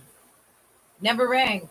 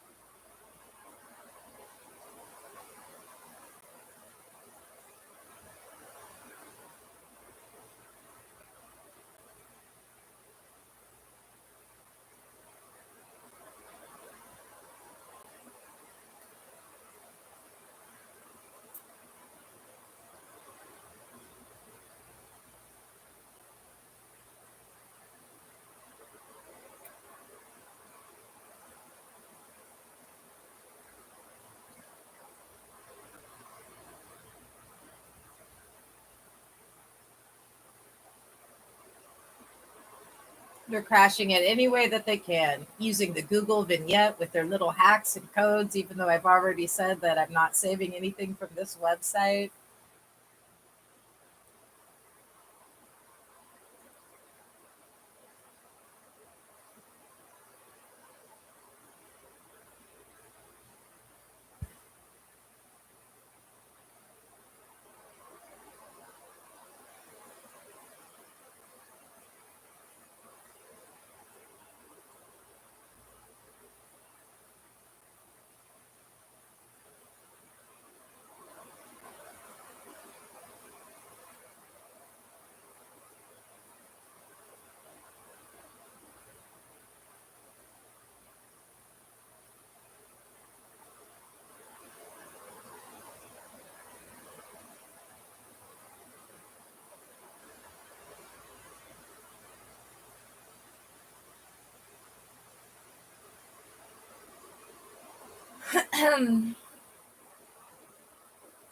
Hello, if you can hear me, Unit 207, i.e. the Everett Police Department, has been illegally detaining me for over 300 days. Oh, it says call disconnected again. Again, there's no rings coming through on my end. And as you can see, they're having a field day over here on Task Manager with their little hacks this morning. Also worth noting, they changed their big plans for Thursday to Friday. Friday night.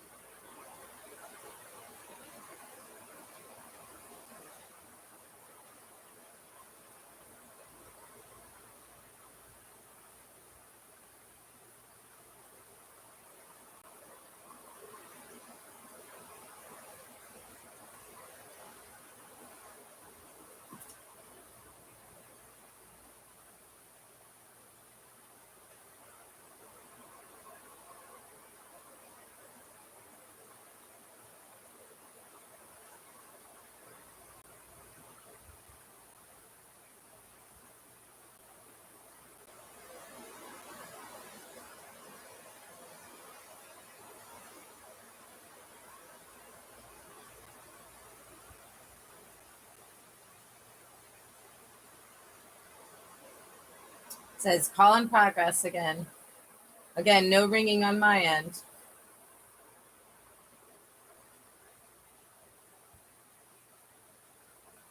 $6:57 a.m.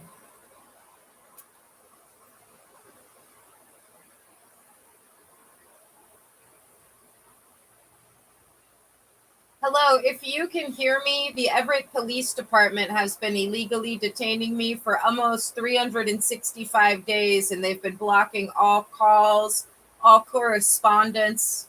It says call disconnected.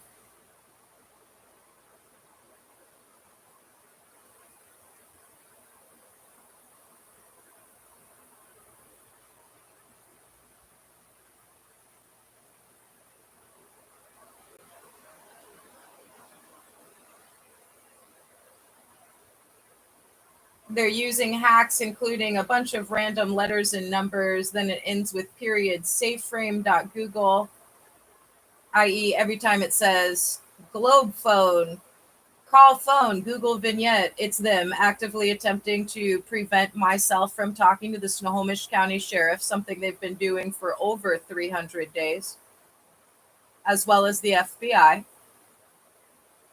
Because the sheriffs and the FBI are the ones that are putting them in prison. That's why. And they know that.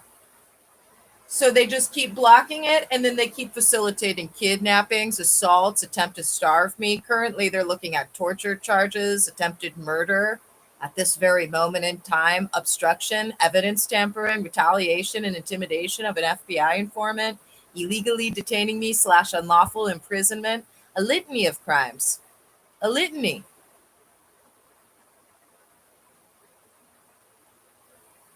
And it's only 6:58 a.m.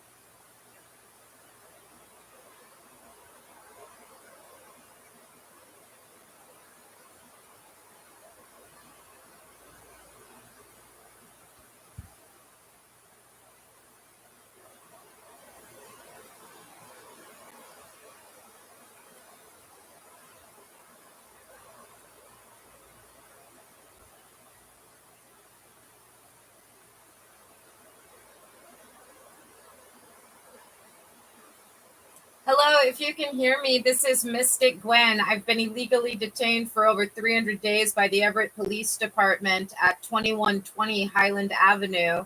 They've been tampering and obstructing my ability to contact the sheriffs or the FBI for this entire time while perpetrating a series of felonies. I cannot hear you. Call disconnect. No ringing or anything.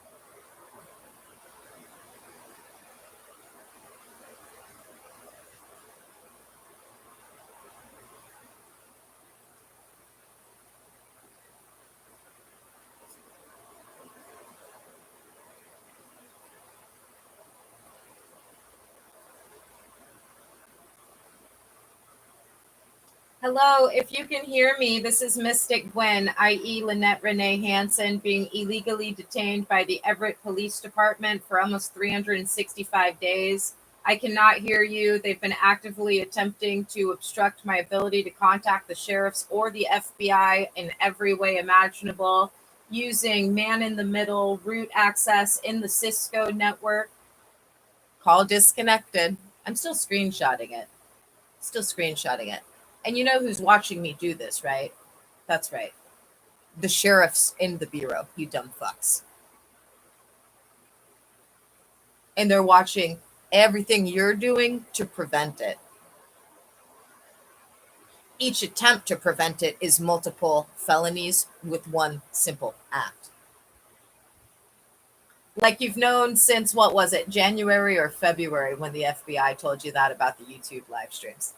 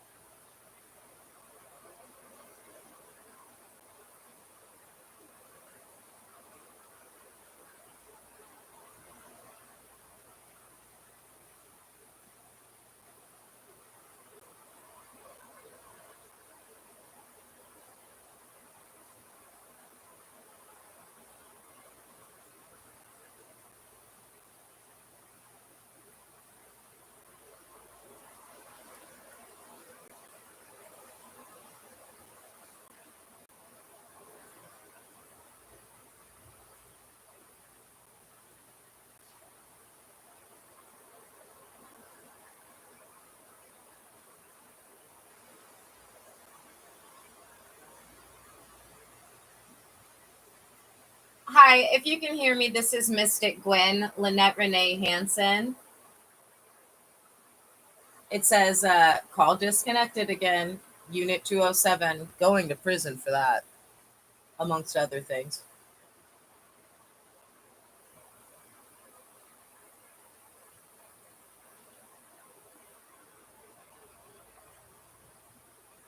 Stop breastfeeding. That's right. You know your mom's titty. 2 years. You don't have cessation. You don't come down your mom's titty. Mac and cheese dust. The cheese dust.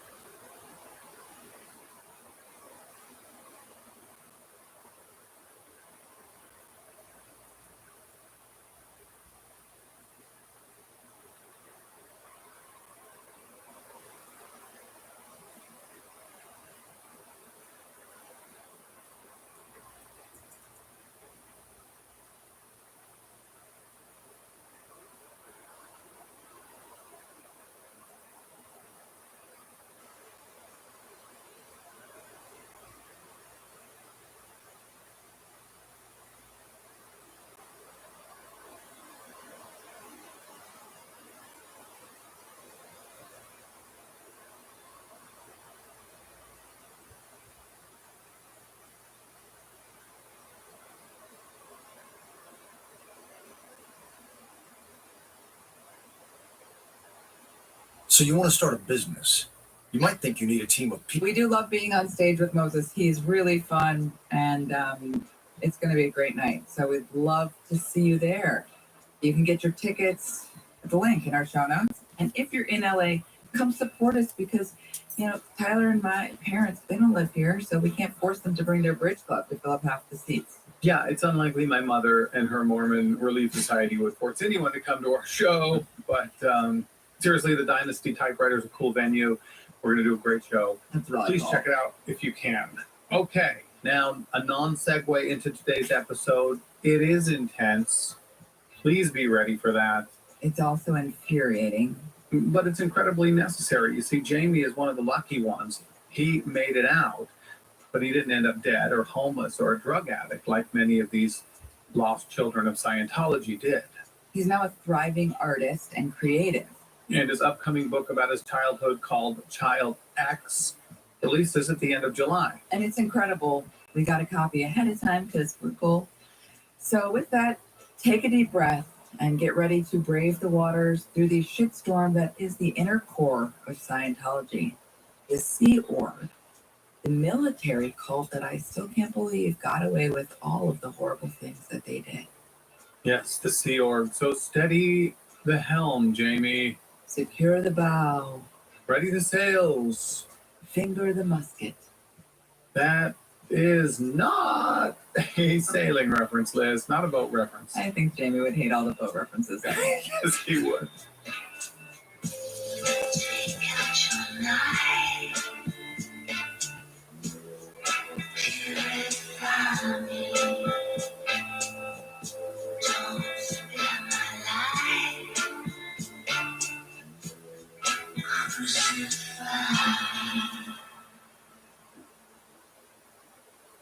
There's a very unique, sadistic thing that goes on in Scientology. I mean, I grew up in the inner Navy, the inner clergy.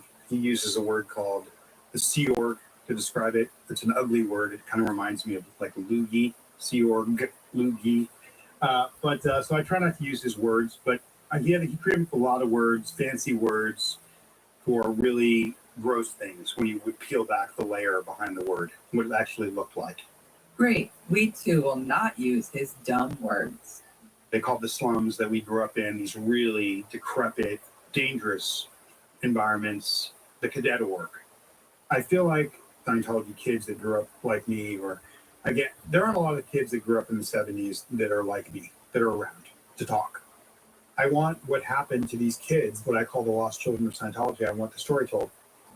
To understand Jamie's story, we have to go way back. Before science botchery, before L. Ron the Khan. Because we're going to listen to Jamie's generational family story, which is quite remarkable. But, my family was a family of kind of light-skinned black people, and I can trace my family and their success back to freed slaves. My family escaped slavery and did these astonishing things. When my grandmother was growing up in the Jim Crow South, she had green eyes like me, and when they would travel, because her father was a doctor in this town, in the 20s, she would pass as white to get takeout. My grandfather, he was the first in his family to leave the South. They met at Meharry Medical School, which is a black medical school outside of Nashville.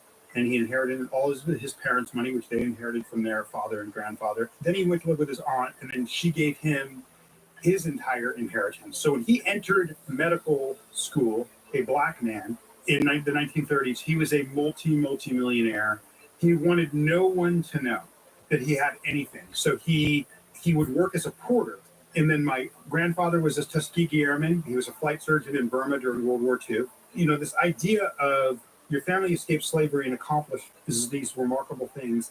And then in a generation, you're born a slave. Like, what is a slave? Well, a slave is somebody where they take your geography away, they take your history away, they take your language away, they take your identity away. If you look at what my great-great-grandparents endured, it's not so different than what I endured. And then looking at yourself and having a realization that you were a slave and were enslaved for your childhood is not an easy thing to face or see about yourself. So how does a brilliant, privileged black family go from generational triumphs to generational trauma? My mother came from a very affluent black family on the East Coast of the United States. She's 11 or 12 years old, and she gets type 1 diabetes and barely survives. So here's a young girl that is dealing with mortality at 11. At 12 years old, her father dies. She was a daddy's girl. My belief is that she just fractured. And then you have the 1960s, and people were just exhausted from the Kennedy assassination, Malcolm X, Martin Luther King, Bobby Kennedy, Vietnam. And there's a real feeling in the 1960s that the world would just be burned in nuclear fire. And so this whole generation of people just went, fuck it.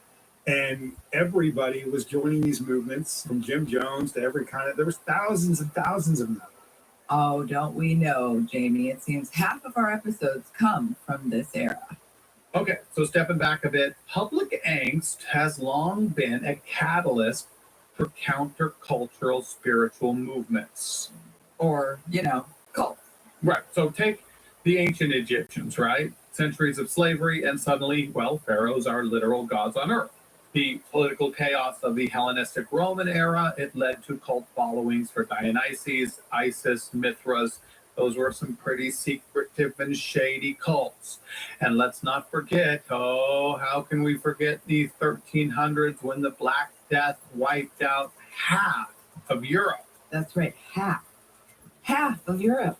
So cue the roaming flagellants whipping themselves. You've got apocalyptic prophets and sects promising salvation through pain. Very eat, pray, die. Fast forward to the economically challenged 19th century America, specifically the burned over district in upstate New York. That one patch of land gave us the Shakers, the Millerites, the Adventists, the Spiritualists, and my favorite, my former home, Mormonism. And then the trials of the 60s, well, they gave us Jonestown, Children of God, Manson, Rajneesh, Heaven's Gate, and Scientology. Scientology. And today, anyone looked out the window recently? Because, yeah, we got angst. Climate crisis, political chaos, COVID, existential dread. Cue the next round of cults that are going to keep popping up. I mean, honestly, it feels like the other half of our episodes were born out of the pandemic. Am I right? I mean, season 26 of Was Ain't a Cult is going to be lit. So Jamie's mom, yeah, she wasn't immune to this spiritual fervor that was happening in the 1960s. You love to use fervor. Fervor. You don't get to use it often. When else can I use the word fervor? Like, the fervor over breakfast was great. It sure was. The fervor over Oasis was really strong.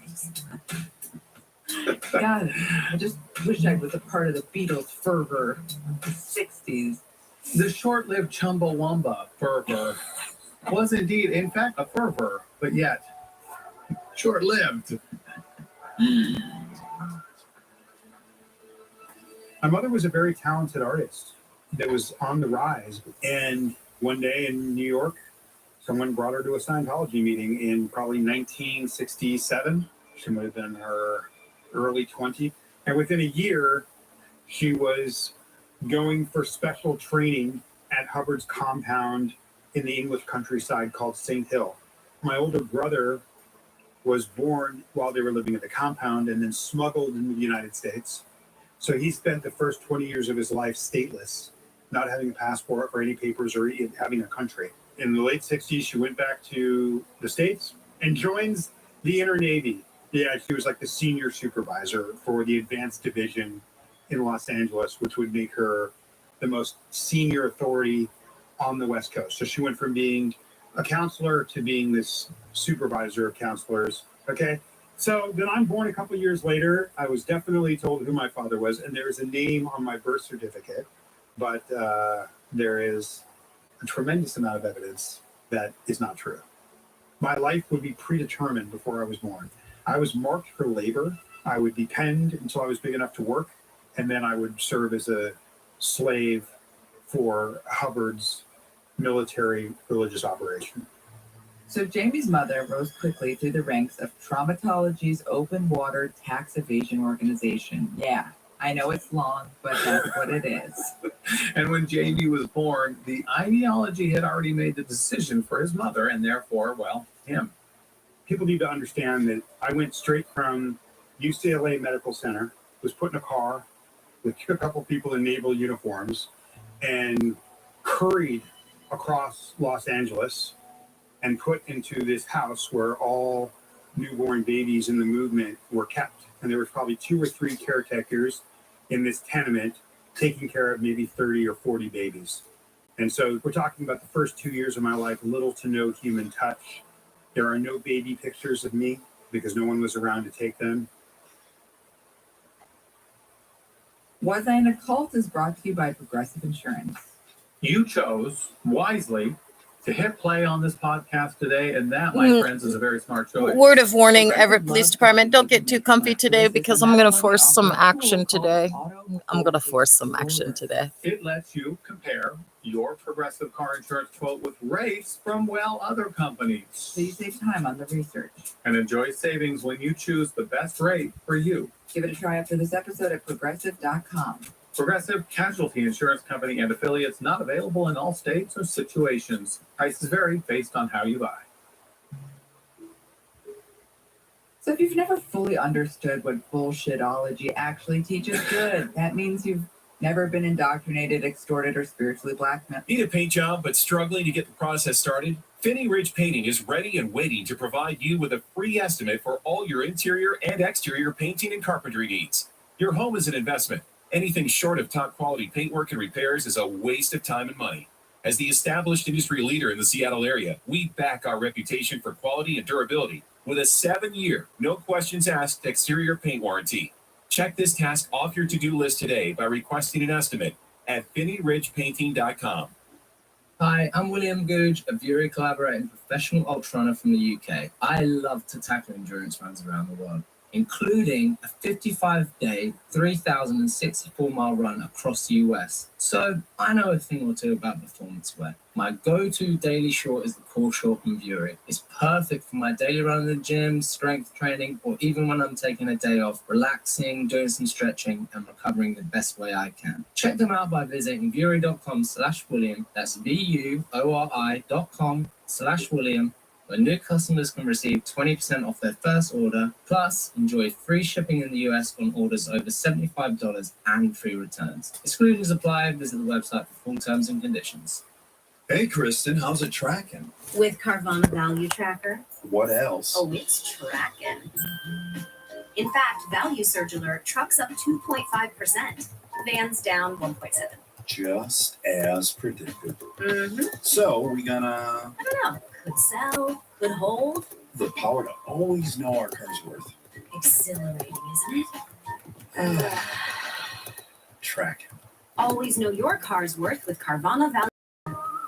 Mailed into a lifetime of servitude.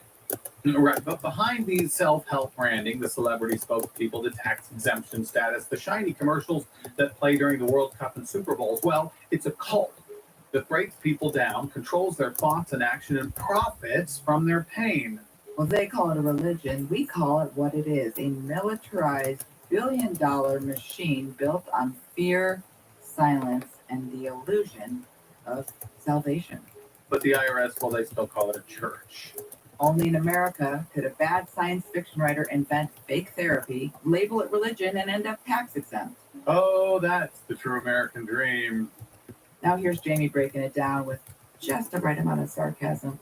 And yes, Tyler, I'll be sure to take notes. Oh, is that what the crayon is for that you're holding? How to be funny dryly. In 1950, Hubbard released a book in Astounding Science Fiction, but it was being printed as nonfiction in Astounding Science Fiction because he was the known science fiction writer. He comes out with this book called Dianetics. I call it Diuretics. Okay. I call it Diuretics and Slimetology. Yeah, in this book, he has this new form of therapy. And, you know, this was right after World War II. There was a lot of people coming back from the war with post-traumatic stress. They didn't even know what post-traumatic stress was back then. And there was no real solution.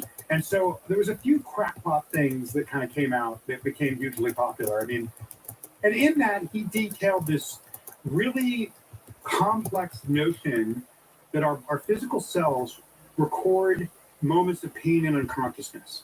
So all the things that are recorded when you're in pain, then when you wake up or you're no longer in pain, those things are the things that are making your life bad. So he developed a process where you could talk through and relive these traumatic incidents. And that by going over them 10 times, 20 times, 30 times, 40 times, they would dissipate and then you would just be purely yourself. And Hubbard was a guy that wanted to make money and he didn't like taxes, right? So he developed what's called Scientology in the machine to allow people to clear the painful incidents from their past lives. The origin is that we are all immortal spiritual beings that have been around for trillions of years. We've lived billions of lifetimes, okay? And we were in our native, what he would call native state, in our original state as spiritual beings before we got trapped on Earth. We've lost our awareness and fallen down to a flesh body, a meat body, trapped in it, and gotten into a cycle of birth and death, imprisoned on Earth. Before that, we were all gods and had godlike powers. And then something happened where we got degraded into our reduced state now. So once he evolved Scientology, he developed what he calls the bridge to total freedom, which is that you go up, you do all these steps. And the idea is that if you do all the steps, you can return to being your godlike state. And it takes years. It may take you $500,000 and 20 years to go up this thing. It's a lot of stuff. He started the sea project where he would go out on the ocean and do this kind of love boat sci-fi religion, militaristic, heavily militaristic religion. He started that in, I think, 67. And he makes it seem like, we need to do this sea project to save the planet. Really, I think he was probably running from the authorities and the tax man. And because Hubbard was in the Navy and he was a commander of a ship. And so he brought this whole Navy structure, including all the uniforms and the organizational charts and the ranks and all this stuff, and into the religion. And it's run like a Navy. Like everyone's wearing Navy uniforms in the middle of inner city Los Angeles. They would take Scientology and basically take over the world, clear the planet, turn it into a Scientology world where nobody had reactionary minds with trauma in them, and that everything would be this blissful place. So this church of pseudoscientology says trauma is stored in the body and must be cleared through relentless, expensive counseling. But what about the trauma it causes that no one clears, that no one even acknowledges? So the idea is we have to get rid of everybody's inner trauma one by one, all 6 billion of us. Well, that was going to take a lot of work and a lot of manpower. So our parents needed to be on the job, studying the doctrine so that they could deliver this counseling and then doing the counseling. Okay, so Hubbard had this concept called the greatest good for the greatest number. So this is a very powerful concept within Hubbard's doctrine. And so the idea is you maybe have to sacrifice your relationship with your child in this brief moment so that we can spend more time actually in bed. That's like living 30 years in your bed. Right. That's crazy. Plus, studies have shown that cooling natural bedding can improve sleep quality. And we really got the 100% organic cotton signature hemmed sheets from Boll and Branch. And guys, these sheets are incredible. I get into bed now and that exhale is, oh, so sweet. Because they are made from 100% organic cotton. They're super breathable. They're super soft. And actually, they actually do get softer with every wash. It's true. Unlike Tyler, who just gets crankier with every wash. Yeah, I decided not to wash then. And Boll and Branch lets you test them for a full 30 nights risk-free.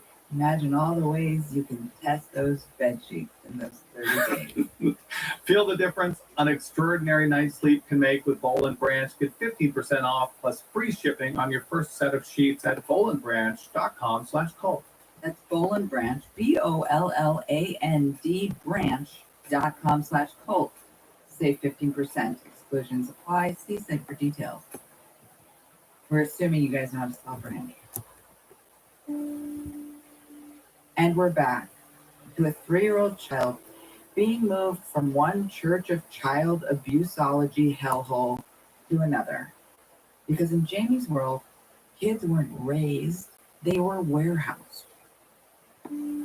So then at 3 years old, I leave the baby factory in downtown LA and I arrive at this brick building, this tenement on Melrose Avenue in Venice, which I call, basically the House of Horrors. And that's where I'm more conscious, and that's where hell begins. And I'm put into a dormitory. We're stacked in these dormitories in slum room with mice and roaches everywhere, no air conditioning. The bunk beds are packed in together, stacked 3 high. I'm put on the 3rd bunk because I can't fend for myself as a 3-year-old. No railing, nothing. I had constant dreams of falling, and there'd be several times a week where I would wake up on the floor.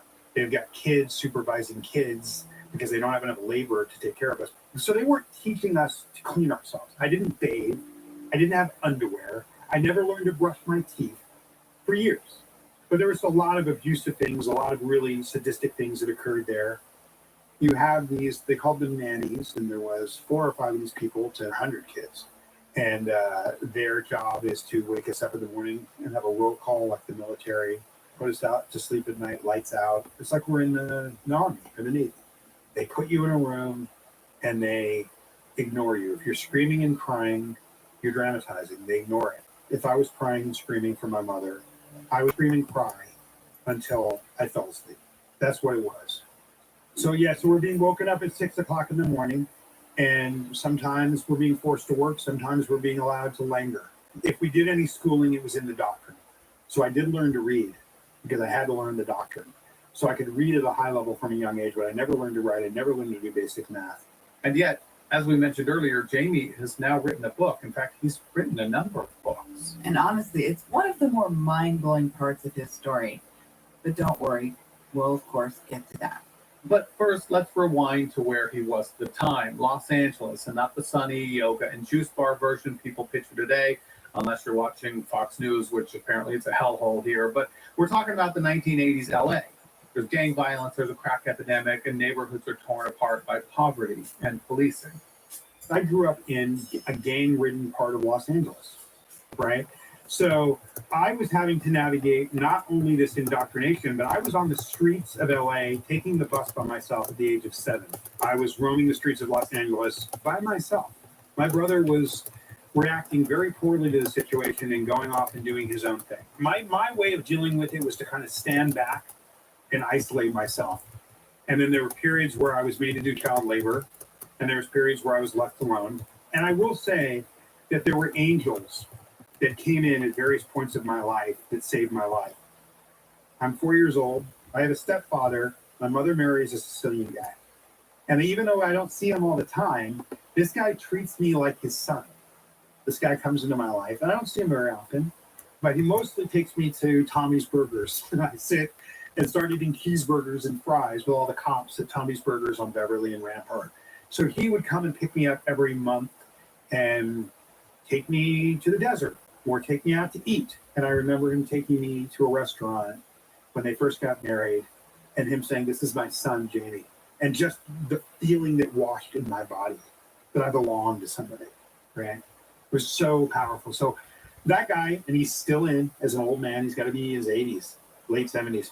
He saved my life. If that guy doesn't come into the picture, and so anyway, 4.5 years old, every few years, my grandmother flies me, my older brother, and my stepfather, my mother, to New York. It's day one. Rosalind, I'm going to give Jamie a bath. Sounds good, Mom. Okay. She goes, takes my clothes off, puts me in the bath, looks down at me, and because no one looked at my body. My mom never bathed me, not once in my life. And she saw something and screams for my stepfather, "Get the fucking car, get the car," and grab me. Do people cry in this show?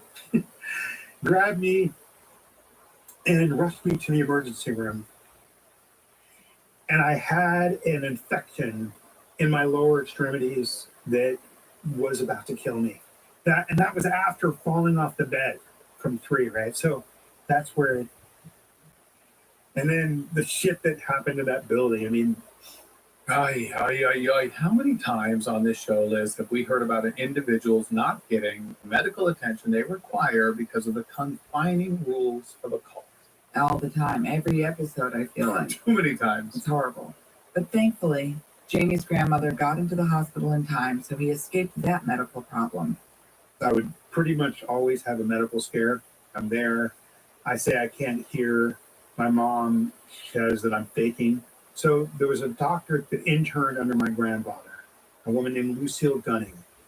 And my grandmother convinced my mother, "Well, let's just go see Lucille. She hasn't seen you in years," because my mom didn't want me going to the doctor.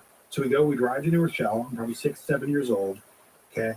We go to see Lucille. And she's very kind, tall, lanky Jamaican woman. She's looking in my ears, "How are you?" She's probably doing the prods and the lights and the ear and tapping me. And she says, "Okay, you hold on." Very gentle. And she says, "Dorothy, come here, please." And my grandmother comes in. My mom's lingering in the other room. And she says, heavy. "Dorothy, you're going to drive him to the city. And you're going to ask for this doctor, this hospital. And he's going to be going into surgery." I had an infection in my ears.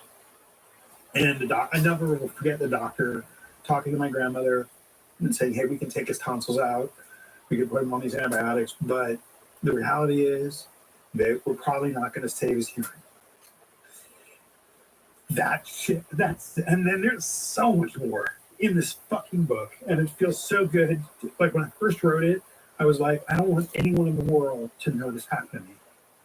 Now, I tell you, people knowing is better than it being in me. I had a tonsillectomy that day, and I had my adenoids taken out and tubes put in my ears. Eventually, the tubes resolve and they kind of rebuild. But until that happens, you can't have any water in your ears. So I wasn't allowed to shower for the next 8 years. Yes, 8 years. Again, Jamie's grandmother, well, thankfully she got him to the hospital in time, and yeah, I didn't lose my hearing. But when I think about watching that conversation in front of me, like I wasn't there, and again, how I'm processing that, because if you get sick, it's because you did something bad. There's a term in Scientology that Hubbard created called you pulled it in. Anything bad that happens to you, you've pulled in from the spiritual universe.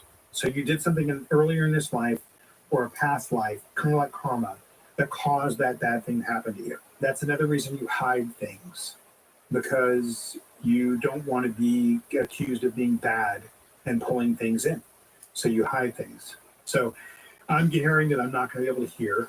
And what I'm thinking is, what did I do to make this happen to me?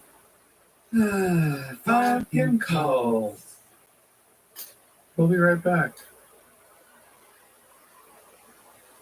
From the waters of Lake Erie, It was raising flags. He said, there's no way that fish should weigh 7.9 pounds. It's just not big enough. to a nondescript office building in Richmond, Virginia, home to a $700 million fund for children with special needs. If there were a cliche list of how to blow money that you just stole very quickly, this guy did all of them. To the ski slopes of Salt Lake City, where a former Olympic snowboarder landed on the FBI's most wanted list. Ryan James Willing is one of those interesting narcos who had 2 very successful careers, one legal and one illegal. We're pulling back the curtain on a fresh lineup of opportunists who stopped at nothing to get ahead. These are the stories of people who saw a loophole, a moment of weakness, a chance to get ahead, and took it. I'm host Sarah James McLaughlin. Join me for a new season of The Opportunist on May 19th. Follow now, wherever you get your podcasts.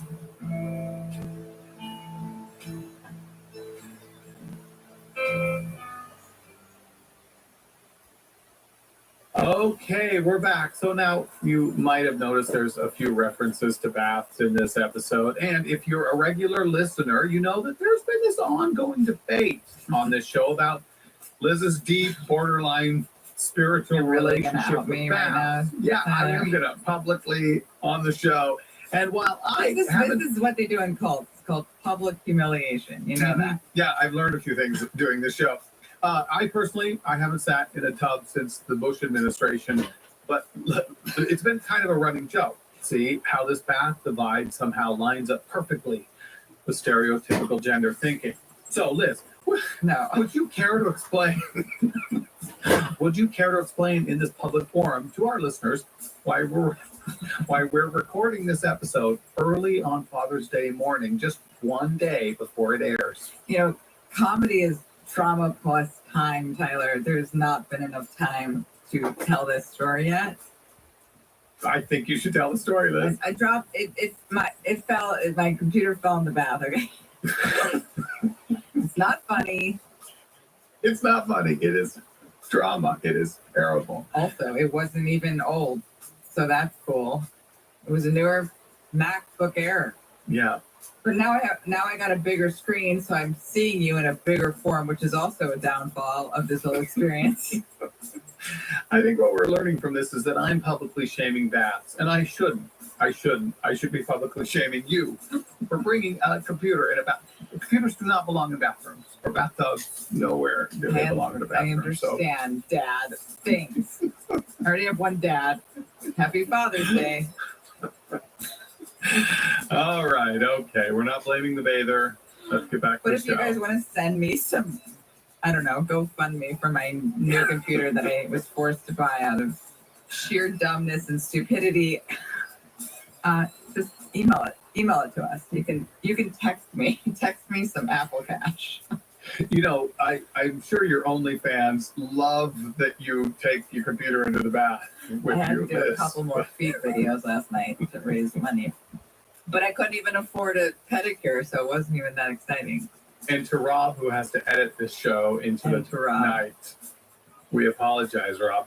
Take a bath, relax, edit it into the bath, Rob. It's a great place to edit audio. Let's get back to the show. Back to the episode, please. So, back to Jamie. Thankfully, he didn't lose his hearing, but what he did lose was the ability to believe he was ever safe or even deserved to be. And unfortunately, that belief would be reinforced again and again and again. Starting with yet another move to yet another cult-owned hellhole.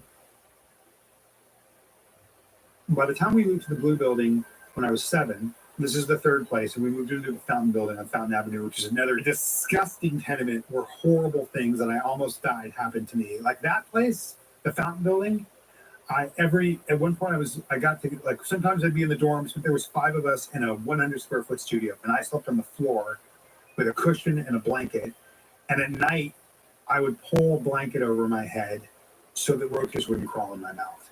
That was the nice place. They were just constantly moving things around. Okay, you're in the dorms for 6 months. Okay, my mom went off to Florida for a year to train to be a counselor, a machine counselor. And then she came back. They're like, okay, you have to live with your mom for a few months. And I mean, at one point, I remember I hadn't seen her in like 6-8 months or a year. When you're 7 or 8, like, you forget who the person is. And I remember someone came over to that salon and said, we're bringing you to see your mom. And I just remember thinking, like, I forgot what her face looked like, but I was like excited to see her. And they brought me over to this giant room in the Blue Building where they had these card tables. And my mother was on this thing, basically the re-education camp, the hard labor force, where people could spend anywhere from 3 to 15 years doing hard labor, where you're working 15 hours a day. You're not allowed to walk. You're not allowed to speak unless spoken to. You wear all black and an armband like Auschwitz. And so it was basically like going to visit my mom in prison. And, I sat at this calm table and was like, oh, it's good to see you. I've been bad. And I have to do this thing, this punishment, so that I can be part of the group again. And when I'm part of the group, I'll come visit you. So this is what it was. Hubbard's words that trauma is caused by psychological and physical pain is what stores itself in your body. And then he creates a system that all it does is induce psychological and physical pain. And then you're not allowed to cry because if you hurt yourself at 4 years old, you're told that human emotion reaction, they call it HNR, is a bad thing. What I began to learn was the idea is that when you're crying as a child, it's not because you just hurt yourself. It's because you've triggered this in utero event, a past life event, an earlier life event. And then you're also told you're a trillion-year-old god in a meat body. So get your shit together. All you just need to do is remember. So start fucking remembering. Get it together. And if that sounds bad, well, it is. But sadly, it's not the worst. Not even by a long shot. So the kid military was called the Cadet Org. It sounds like ROTC, but it was like the Lord of the Flies. And this 18-year-old sadist ran it. And so they started doing this thing where if you did something wrong, then they had public spanking. So they were like public beatings. And they would put us all in a room, and then they would order the parent who never saw their kid to strip them naked in front of all of us and spank them. But it was more like a beating and force us to watch as a deterrent. And it was so unbelievable what we were staring at. Like, we were so like out of body, like you couldn't believe that you were staring at it. We would laugh. That's how we would deal with it. We would laugh because it was just, we couldn't believe what we were experiencing in front of us. So it was quite something. And then you'd walk out of there and they'd turn on the lights and there would be a giant picture of Hubbard and a bronze bust of Hubbard and a wooden box where you could send letters to Hubbard. And as kids, we wrote him letters. And he had people, we thought it was from him, but he had people that wrote back and he would sign all the letters. And I would write letters like, hey, Ron, when am I going to be able to see my mom and dad again? And he'd be like, you're doing great. You're doing your job. I need you to keep doing what you're doing so we can clear the planet. Now, if you think that's crazy, check yourself or your shoebox, because how many letters did your ass write to Santa over the years? Right. That's Okay, what I that's thought. fair. That's what I All thought. right. Right. So here's Jamie. He's pouring his heart into these letters to L. Ron the Con, a man he believed was a savior. And then one night, it seemed like maybe, just maybe, a real savior had finally shown up. When I was 7 years old, I get woken up at 11 o'clock. There's a nanny grabbing my arm. Get out of bed, get out of bed. And I can hear just rockets. It's never happened before. And they say, we're all going over to the big blue building across the street. We're in this slum dormitory. And we're walking hundreds of kids over to this place at midnight. And like, where the building where my mom works, there's all these guys in suits going in and out. I don't really know what's going on. They take us to this park called Lebanon Hall, and they're just having us wait. And they're telling us that there's an inspection going on. And then the guys in suits start piling in there, right? So they move us to another part of the building. We were in stairwells till 6 a.m. And what I was experiencing was the largest raid in FBI history. And here's what was strange about that night. It was actually felt good because we got to do something to break from the routine. There were people around that were caring what we were doing. You know, they were being really nice to us, right? As they were moving us around with the FBI. I didn't realize they were FBI agents. I always thought they were inspectors. I mean, I think I saw a badge and a gun, but I just didn't, my brain couldn't process it. In that raid, it was discovered that a woman named Paulette Cooper, who had survived the Holocaust as a baby, who'd written a book in the early 70s called The Scandal of Scientology, that Scientology had framed her for bomb threats. This woman was going to prison for decades. In that raid that I was in, this is all documented. You can Google it, Operation Snow White. It'll come up on Wikipedia, and it'll show everything with references. It sounds crazy, but this is all real. And it was found out that she was framed, and she was never bomb threatening anyone, and she was exonerated. And that the weirdest thing about that raid is no one took a second look or gave a shit about what was happening to us kids. And my life just carries on as a form of psychological and physical torture. So yes, there was a raid. A criminal conspiracy was uncovered, and a woman's life was saved. But it wasn't Jamie's, not yet. No one looked behind the doors. No one asked about those children. The lost children of Scientology stayed lost, forgotten, unseen. But next week, Jamie, he flips the script. From a child the world forgot to a voice the world needs to hear. You'll want to hear how this one ends, how a man born into cult slavery finally finds his true freedom. I'm a 19-year-old kid in dress whites. I'm wearing a naval uniform in Central Florida. I have to pretend I'm doing my laundry and then make sure no one's looking, jump into a cab. I got to change cabs 4 times before I let this guy drop me off at a hotel area in downtown Tampa because they're going to track the cab. And meanwhile, looking over my shoulder, check myself into a hotel room under the name Mickey Mouse and pay with cash that I've been swirling under my bed. Now, remember, as we said, Jamie has written a harrowing book about this unknown ordeal entitled Child X. And while it is not currently out until the end of July, you can pre-order it now. Which is a great way to help our friend Jamie.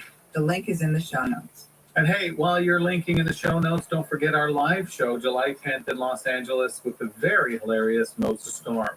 Because if you've made it through this episode, you deserve a little cathartic comedy. Am I right? We'll see you next week, and we'll see you at the Dynasty Typewriter in LA on June 10th. Am I right? And don't take a bath with the computer. I don't think you need to say that, Liz. They've learned. Somewhere out there, there's someone who's like, oh, maybe I shouldn't take a bath with my computer. That's not a good idea. Thank you, Liz. I've done it for over 15 years, and it's never failed me. Probably stop blow drying your hair in the bathtub too, Liz. Just letting you know. And cooking breakfast on that hot plate, don't do it in the tub. Don't. Everything's better in the tub.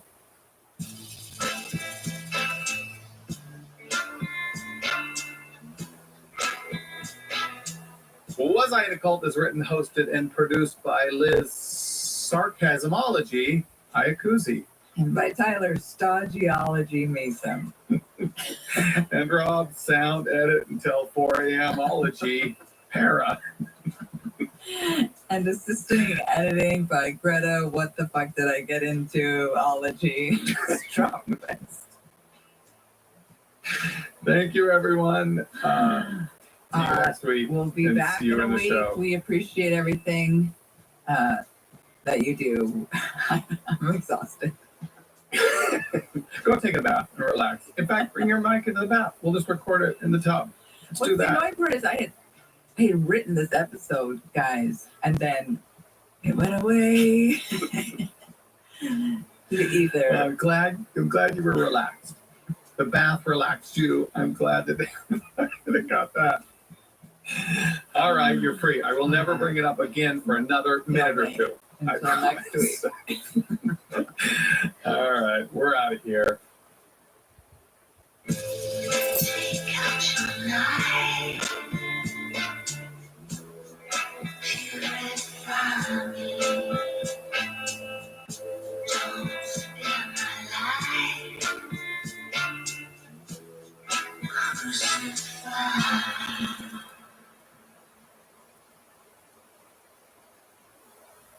This summer, Pluto TV.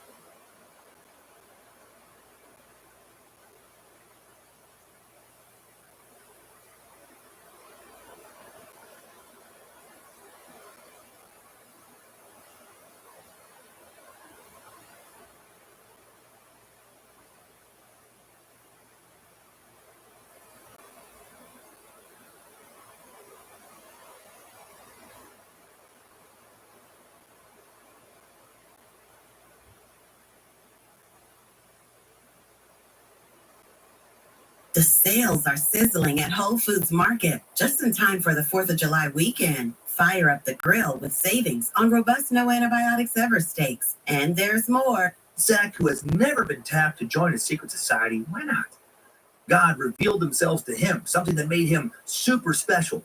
I can't believe it took so long for me to hear about this guy. When one of our producers, Sophie Evans, sent his information my way for him to be considered as a topic, I searched his name, checked his Wikipedia page, which is not a great place for in-depth research, but it's a perfect place to get a feel for a topic, and I only needed to read the first half of the first sentence to know he was right for Time Suck. Jeffrey Don Lundgren was an American self-proclaimed prophet, cult leader, and mass murderer. Sold. The story's wild. Even wilder than it sounds after that brief intro. Born in Missouri in 1950, Jeffrey Lundgren grew up in a household where his parents were both solidly middle class, also prominent members of a Mormon splinter group, the largest of the splinter groups, the Restored Church of Jesus Christ of Latter-day Saints. Jeffrey himself didn't have much of a thing for religion as a kid, but that would change. Would it ever?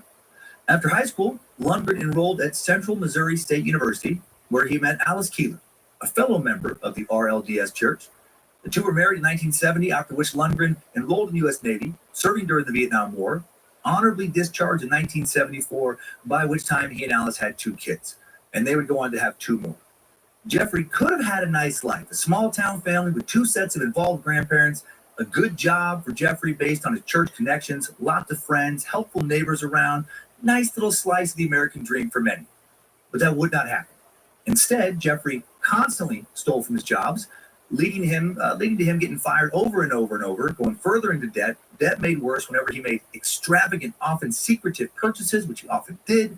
Meanwhile, Alice continued to believe that the man she had married, a man who was quickly turning out to be no good, was the prophet that she had envisioned when a camp counselor once told her in high school that she would marry someone important. And in the end, I guess she did kind of marry someone important, just in the worst of ways. In the early 80s, Lundgren and his family would move to Kirtland, Ohio, where he became a guide at the Kirtland Temple of the RLDS.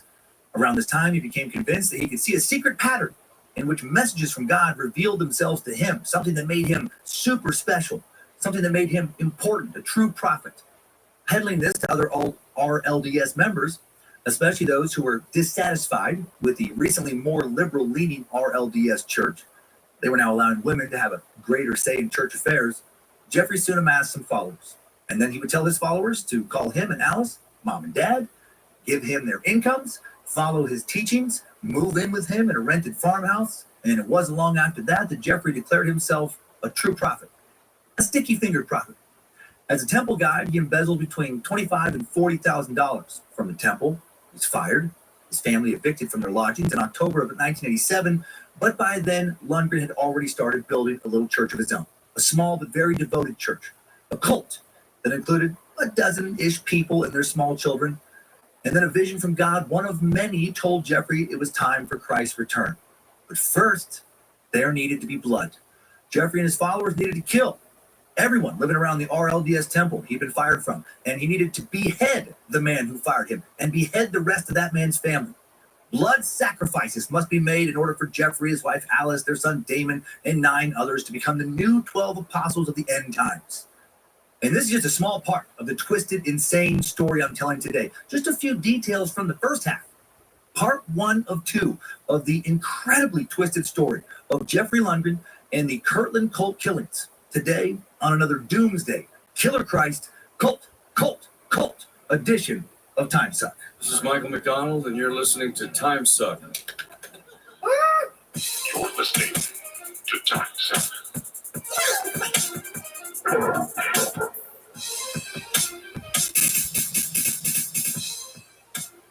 Happy Monday, Meat Sacks. Welcome to the Cult of the Curious yet again. Another interesting topic to examine thoroughly today. I'm Dan Cummins, the Suckmaster, sometime idiot of the internet, possible deep state puppet, Meat Sack who has never been tapped to join a secret society. Why not? And you are listening to Time Suck. Hail Nimrod, hail Lucifina, praise be to Bojangles, and glory be to Triple M. Thanks again to those of you who have come to any of my recent stand-up shows this year. Had a blast in Seattle recording this right after being there. Both shows so fun to Neptune. The Late Show, man, one of my favorite shows this year. Wow. By the time this episode drops, only 2 cities left for the Burn It All Down Theater Tour. Cleveland and Columbus. Come on, Ohio. Let's fucking go. We're going to be in Ohio for most of today's suck and next week's suck. And then it's going to be Phoenix, Bloomington, and Madison. Yep, Madison, Wisconsin, Bloomington, Indiana. You know where Phoenix is. Pumped to be working on new bits. Those shows always have such a fun energy to them. Links to all tickets at dancummins.tv. And then hopefully it will not be too long for the new special I recorded back in December to be Living Somewhere, where you can watch it. It was directed by a longtime friend of mine, very talented, awesome dude, Mike O'Dare. O'Dare worked his magic on the new survival series on Netflix, Outlast. 16 players working to win $1 million in the Alaskan wilderness, so check that out. I don't want to spoil it with more details, but, you know, O'Dare worked on it, so it's amazing. And then there's the show he created, Making Fun. This show, man, a friend of mine, their kids, it's like their favorite show ever. It's Making Fun. Expert maker of just about anything, Jimmy DiResta fields kids' ideas for delightfully pointless inventions, and then if he's in the mood, he'll build those with his pals. So go Mike O'Dare. So happy for him. Cool dude. A quick charity update. We were able to donate, thanks to the Patreon Space Lizards and Roberts and Annabelles over on Scared to Death, $14,014 to Sleep in Heavenly Peace. Sleep in Heavenly Peace, a group of volunteers who build, assemble, and deliver beds to families in need. You know, if you're never getting good night's rest, you're starting off every day at disadvantage. And this wonderful organization has chapters all across the U.S. If you want to get involved, you want to offer up your skills, you can go to shpbeds.org to learn more. We were able to add also $1,557 to our scholarship fund.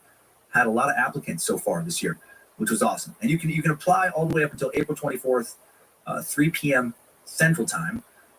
Easy way to get the application, just go to badmagicmerch.com, look for the Cummins Family Scholarship Fund on the top of the page, the link, click it, follow the instructions. And finally, just a quick merch announcement. Going a little more classic this week with the traditional monogram lockup on premium tees and hoodies available in a few colors. Kind of earthy vibe. I can see outdoorsy suckers enjoying this set. You can go to badmagicmerch.com to check it out. And now back to the realm of cults for this week's episode. The first of a two-part series on Jeffrey Lundgren. Safe to say the name Jeffrey was already ruined forever here in the Suckverse thanks to Epstein. If not, Lundgren is going to finish tarnishing off into oblivion. In some ways, we have covered stories like Jeffrey Lundgren's before, but not this one. I laughed harder so far during the extra research and just going through Sophie's research that I have for a topic in a long time. But we've done a deep dive into Mormonism, the Church of Jesus Christ of Latter-day Saints, which would form the basis of Lundgren's spiritual teachings, and touched on other fringe Mormon sects that have done people harm in that episode, like Warren Jeff's FLDS, the Fundamentalist Church of Jesus Christ of Latter-day Saints. We've also covered cult stories that look similar to how Lundgren structured his, going back to the Manson family and Spahn Ranch.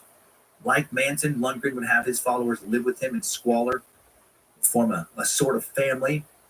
Like Manson, Lundgren would pressure his followers to murder as part of a doomsday prophecy.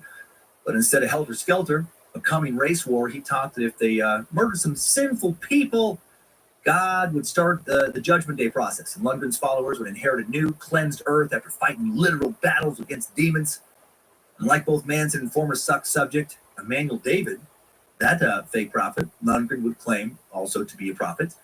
Like Emmanuel David, Lundgren lived mostly from theft and grifting. But in other ways, the story of Jeffrey Lundgren is completely unique. He was not born in poverty like Manson, didn't come out of a cult-like environment of his own, like with the FLDS. And instead, he was well brought up, church-going, but not extremely devout. As a youth, came from an established, well-to-do family in Independence, Missouri. Didn't really start saying he was anything special, like a prophet until he was in his 30s. Even after he started seriously putting together some cult leader-like religious beliefs, it would still be several years before the Lundgren family packed up and moved to Kirtland, Ohio with a few followers. His prophethood was a slow burn. And well, I could say more, but I'm going to stop. Don't want to spoil some surprises up ahead. I want to let this very little known, so fucking crazy story unfold with you not knowing what's coming around the corner.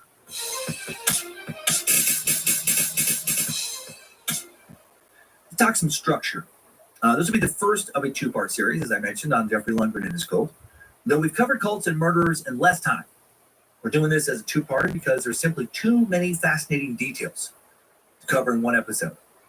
Sometimes just limited to the source material, and luckily with this one, we got some great stuff. Big thanks to authors like Pete Early, who wrote Prophet of Death, The Mormon Blood Atonement Killings, captured so many juicy details.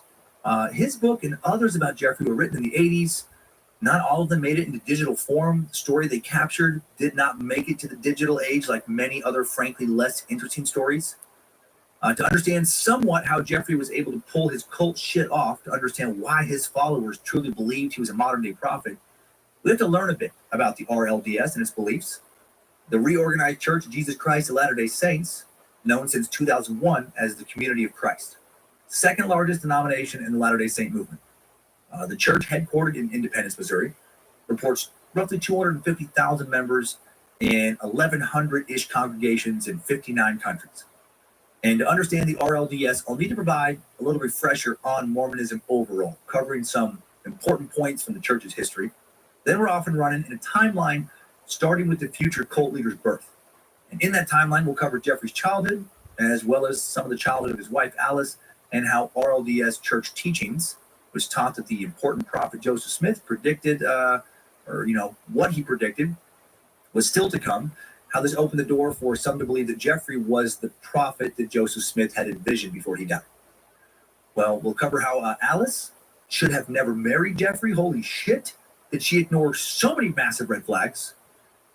Get ready for some super kinky sex shit that I am strongly guessing many of you will find upsetting. We'll cover their early days as a couple, Jeffrey's failed stints at multiple jobs, how Jeffrey started to study scripture more and believed he had unlocked a secret pattern through which he could speak to God. And again, I don't want to give away too much.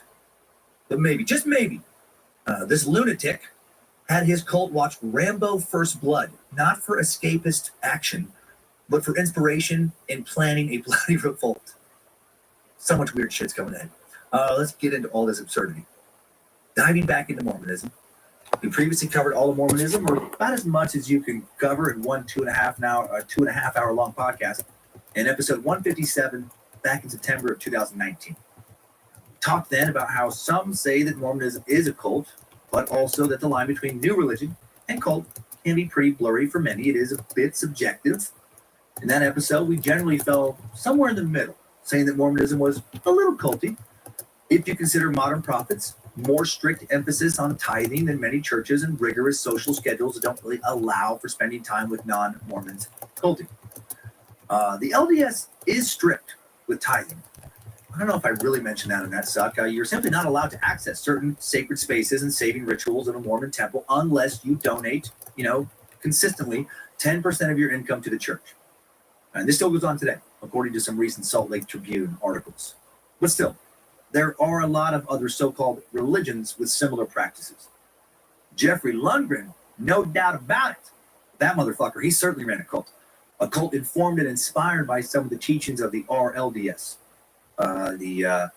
RDLs, sometimes referred to as a splinter group from the mainstream LDS church, but you could also make an argument that the LDS is a offshoot of the RLDS. Most Mormons belong to the Church of Jesus Christ of Latter-day Saints, LDS, headquartered in Salt Lake City, has more than 15 million members worldwide. Mormons believe in the crucifixion, resurrection, divinity of Jesus Christ, same as other Christian churches. Followers of Mormonism also claim that God sent more prophets after Jesus' death, making it different from most other Christian churches. One of these prophets was, of course, Joseph Smith, who would write the Book of Mormon, allegedly copying it down from some golden plates he found, and then publishing it in March of 1830. The Book of Mormon states that around 33 CE, after Jesus' crucifixion and resurrection, Jesus Christ appeared in North America and preached to the Nephites, a pre-modern Hebrew tribe who supposedly made it to the Americas many centuries before Columbus, who were in constant conflict with another Hebrew tribe that made it over, the Lamanites. And the Lamanites would eventually forget all about their Hebrew God and become ancestors of American Indians. And the Nephites, they would do all sorts of cool shit and be super righteous early Mormons, but then be slaughtered by the damn Lamanites around 400 CE. Luckily, before they all died in 385 CE, a Nephite prophet named Mormon gave his records of a ton of early American events, including Jesus' extra teachings over here in America, to his son Moroni. And then Moroni, literal last survivor of the Nephites, added more scriptural materials before sealing up what will become the Book of Mormon, what will be revealed to Joseph Smith in 421 CE. And what archaeological evidence is there for any of this? Zero. Literally nothing. Outside of the LDS Church and its offshoots, no one seems to believe the Nephites and Lamanites ever existed. The beginning of Joseph Smith's involvement with all of this would begin centuries later, of course. Joseph Smith, confused about all the infighting between different Christian denominations, claimed he went into the woods in 1820 near his home in western New York, in the town of Palmyra, to pray for guidance. When he's just 14, as he later describes it, he witnesses a pillar of light descending from heaven, followed by an image of God in Jesus Christ. This is called the first vision by Mormons. 3 years later, September 21st, 1823, the young Joseph Smith, fearing that he had, has fallen off the right path, prays for forgiveness for all his sins and follies and receives another vision, this time of the angel Moroni. And Moroni now tells him about a sacred book written on some golden plates buried on a nearby hillside. But Joseph is not allowed to dig them up until 4 years have passed on September 22nd, 1827. To read the tablets, Joseph Smith apparently has some magical spectacles and some precious stones called interpreters. Smith was no stranger to the use of stones called seer stones often. His dad was a treasure hunter who believed in basically sorcery. And seer stones were literal stones used by treasure hunters to try and receive relations from God, revelations to find buried treasure. Joseph Sr. and his sons spent part of the warm weather months treasure hunting using various divination tools, including seer stones, that when viewed at the bottom of a hat were said to convey special sight. Well, when Joseph Smith Jr. placed the right rocks in the right hats, he said a piece of something resembling parchment would appear, and on that appeared the writing. One character at a time would appear, and under it was an interpretation in English, all according to Smith, of course. And less than a dozen other supposed witnesses, according to LDS doctrine, would see some of this shit. And a lot of other stuff happens. You can hear all about it in the full episode of Mormonism. But the important part is that due to all these visions he's receiving, Joseph Smith says he's a prophet. And early Mormons affirm this, and Mormons to this day continue to believe this. The entire religion is based 100% in Joseph Smith being a Latter-day Saint, a modern prophet. In Doctrine and Covenants, basically a list of Smith's revelations, a core book of scripture in the Mormon faith, Smith would declare himself a prophet outright, with Doctrine and Covenants 28 saying, "But behold, verily, verily, I say unto thee, no one shall be appointed to receive commandments and revelations in this church, excepting my servant Joseph Smith, for he receiveth them, even as Moses. And thou shalt be obedient unto the things which I shall give unto him, even as Aaron, to declare faithfully the commandments and the revelations, with power and authority unto the church." And now, in saying that he was a prophet, Joseph Smith not only kicks off his new fledgling religion, he also permanently opens a door in this religion, well, at least open so far, for anyone else to claim that they are also a prophet, that they have had another divine revelation from God, and that they are, the one who's actually right, not the main church. A core tenet of Mormonism, basically from its outset, is that the LDS movement began with the revelation from God, which began a process of restoring gospel of Jesus here on earth, as in to be continued. And there is a belief that it continues today. This type of revelation could technically go on forever, or as long as the church exists, a term known as continuous revelation.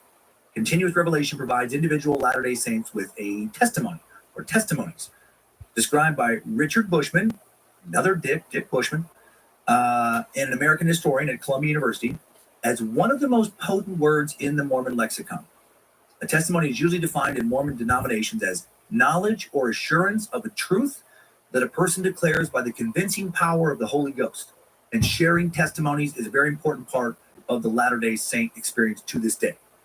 This was canonized for Mormons in something known as the Wentworth Letter, the last section of which was canonized as the Articles of Faith. The 5th, 6th, 7th, and 9th articles state the essence of Latter-day Saint belief concerning revelation. Starting with 5, we believe that a man must be called of God by prophecy and by the laying on of hands by those who are in authority to preach the gospel and administer in the ordinances thereof. We believe in the same organization that existed in the primitive church, namely apostles, prophets, pastors, teachers, evangelists, and so forth. We believe in the gift of tongues, prophecy, revelation, visions, healing, interpretation of tongues, and so forth. And finally, we believe all that God has revealed, all that he does now reveal, and we believe that he will yet reveal many great and important things pertaining to the kingdom of God.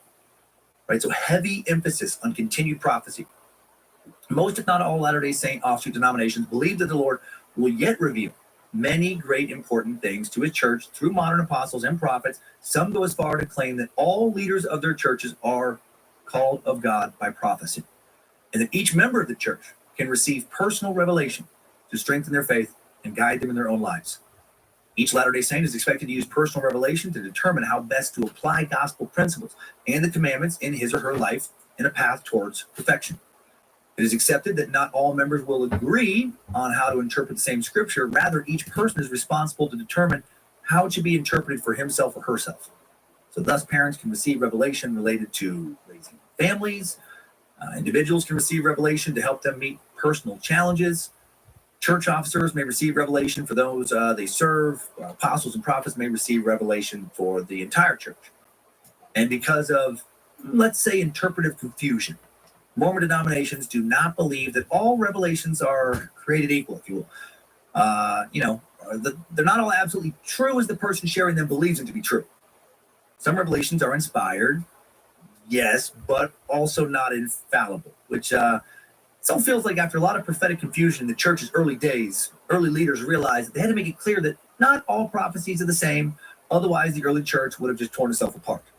And I bet this loophole, not that other Mormon loophole, was designed shortly after a few church members announced that they were prophets and then said some shit that almost no one else was on board with, or that would have ruined the church movement.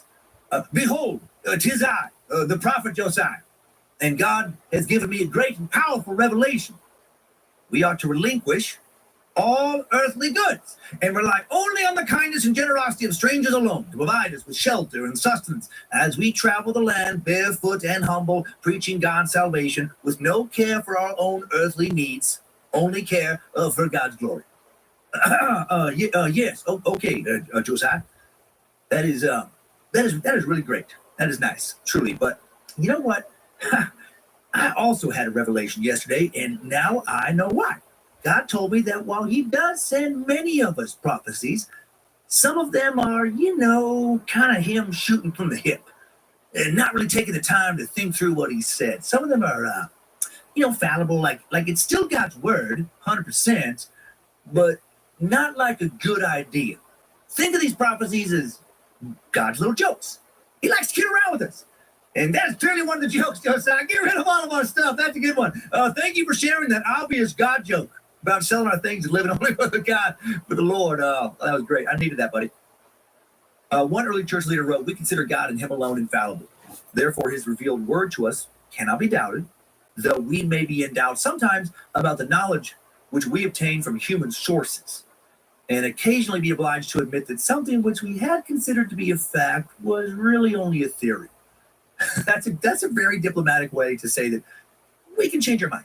If the culture determines that we're not in line with the culture based on what we thought God said, we can then realize that we kind of fucked up and didn't interpret things correctly, and we can change it. A lot of things get lost in translation. Telephone game, it's hard. Don't even worry about it. Brigham Young, Joseph Smith's successor, taught that the greatest fear I have is that the people of this church will accept what we say as the will of the Lord without first praying about it and getting the witness within their own hearts that what we say is the word of the Lord.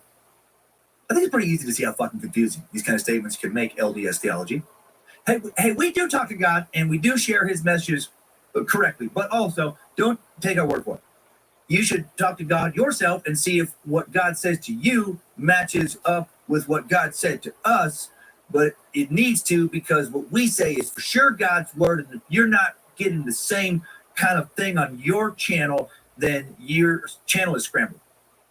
You know what? Shouldn't an all-knowing, all-powerful, omnipotent deity have a more clear and less confusing way to speak to his followers? I mean, it sure feels like it would be a lot cleaner if God just showed up on earth, spoke to all of us at the same time.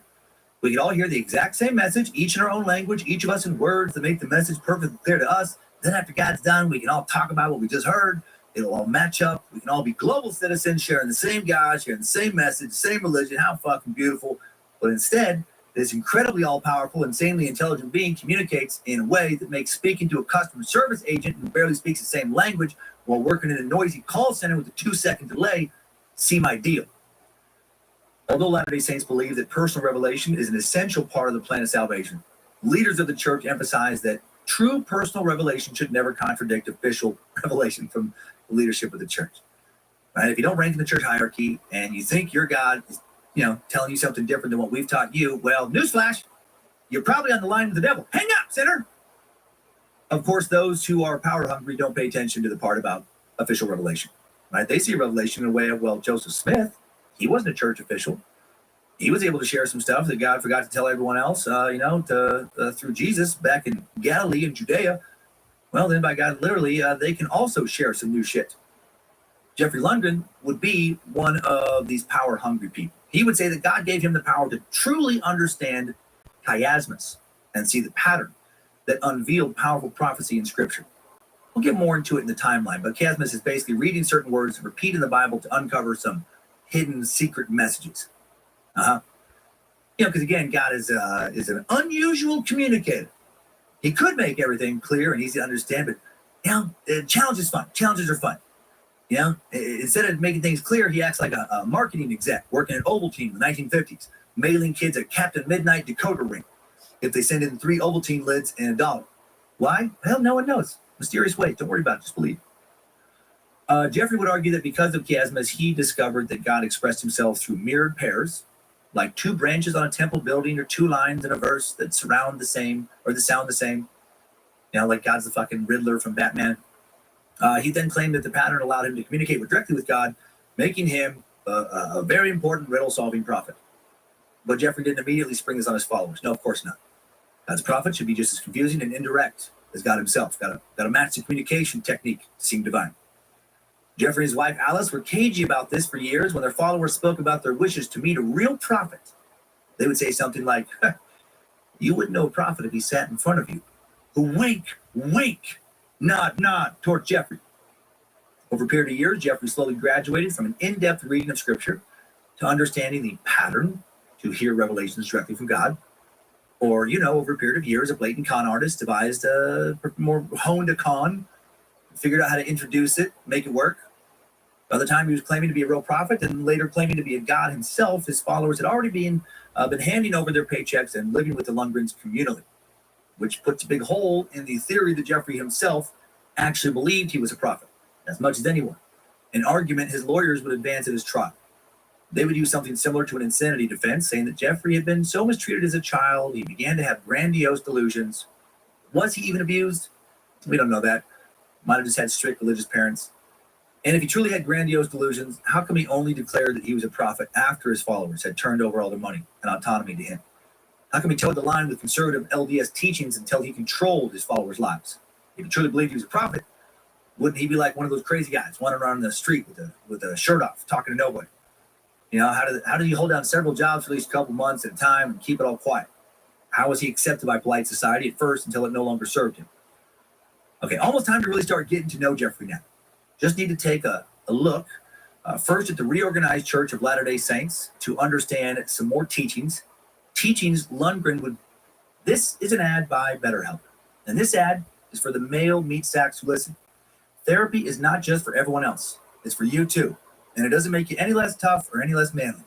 Men today face immense pressure. Be sensitive, yet still be strong. Be open with your emotions, but don't look weak. It's no wonder that 6 million men in the U.S. suffer from depression every year, and it's often undiagnosed. It's okay to struggle. Real strength comes from opening up about what you're carrying and doing something about it so you can be at your best for yourself and everyone else in your life. If you're a man and you're feeling the weight of the world, talk to somebody. BetterHelp is the world's largest online therapy platform, having served over 5 million people globally. It's convenient, too. You can join a session with a therapist at the click of a button, helping you fit therapy into your busy life. Plus, you can switch therapists at any time. As the largest online therapy provider in the world, BetterHelp can provide access to mental health professionals with a diverse variety of expertise. Talk it out with BetterHelp. Our listeners get 10% off their first month at betterhelp.com/timesuck. That's betterhelp.com/timesuck. Dreaming of a modern oasis? At All Modern, we offer the best of modern furniture and decor all in one place. Hand-vetted for quality and delivered for free in days. Discover outdoor dining sets, sofas, and more in every style of modern, from Scandi to mid-century. That's modern made simple. Shop now at allmodern.com. You enjoying your summer? Making fun plans? Beach time, barbecues, music festivals? You know what doesn't belong in your epic summer plans? Getting burned by your old wireless bill. While you're making summer plans, your wireless bill should be the last thing holding you back. So make the switch to Mint Mobile. With plans starting at $15 a month, Mint Mobile gives you premium wireless service in the nation's largest 5G network. All plans come with high-speed data and unlimited talk and text. The coverage and speed you're used to, way less money. Ditch overpriced wireless and get 3 months of premium wireless service from Mint Mobile. So while your friends are sweating over data overages and surprise charges, you'll be chilling literally and financially. I don't even know how much I've saved at this point after making the switch. Thousands? Millions? Okay, probably thousands. Definitely enough to buy festival passes, definitely enough to buy burgers and brats for everyone at the barbecue. This year, skip breaking a sweat and breaking the bank. Get your summer savings and shop premium wireless plans at mintmobile.com/timesuck. That's mintmobile.com/timesuck. Upfront payment of $45 for a 3-month 5 GB plan required, equivalent to $15 per month. New customer offer for first 3 months only, then full price plan options available. Taxes and fees extra. See Mint Mobile for details. If you'd rather get a root canal than shop for car insurance, you're not alone. Fortunately, there's a smarter, less painful way to shop for car insurance, and it's called Jerry. You heard me right. Jerry. Jerry makes things easy by handling the entire insurance shopping process in one place. It's a seamless start-to-finish experience from comparing quotes to getting covered. No endless forms, no jumping from site to site, no sales calls, just clear, personalized options you can trust with 24/7 support. Stop needlessly overpaying for car insurance. Drivers who save with Jerry save over $1,300 a year on average. So before you renew your policy, do yourself a favor. Download the Jerry app or head to jerry.ai/timesuck. In just a few minutes, you can compare quotes and coverages from up to 50 top insurers. Jerry, car insurance made simple, smart, and finally on your side. Based on drivers who switched and saved with Jerry over the past 12 months. Over 20% of drivers who switched with Jerry found a monthly premium of $87 or less. Not all drivers find savings. Build on to form his cult. Before digging into those teachings, this feels like a not too disruptive spot to take a mid-show sponsor break.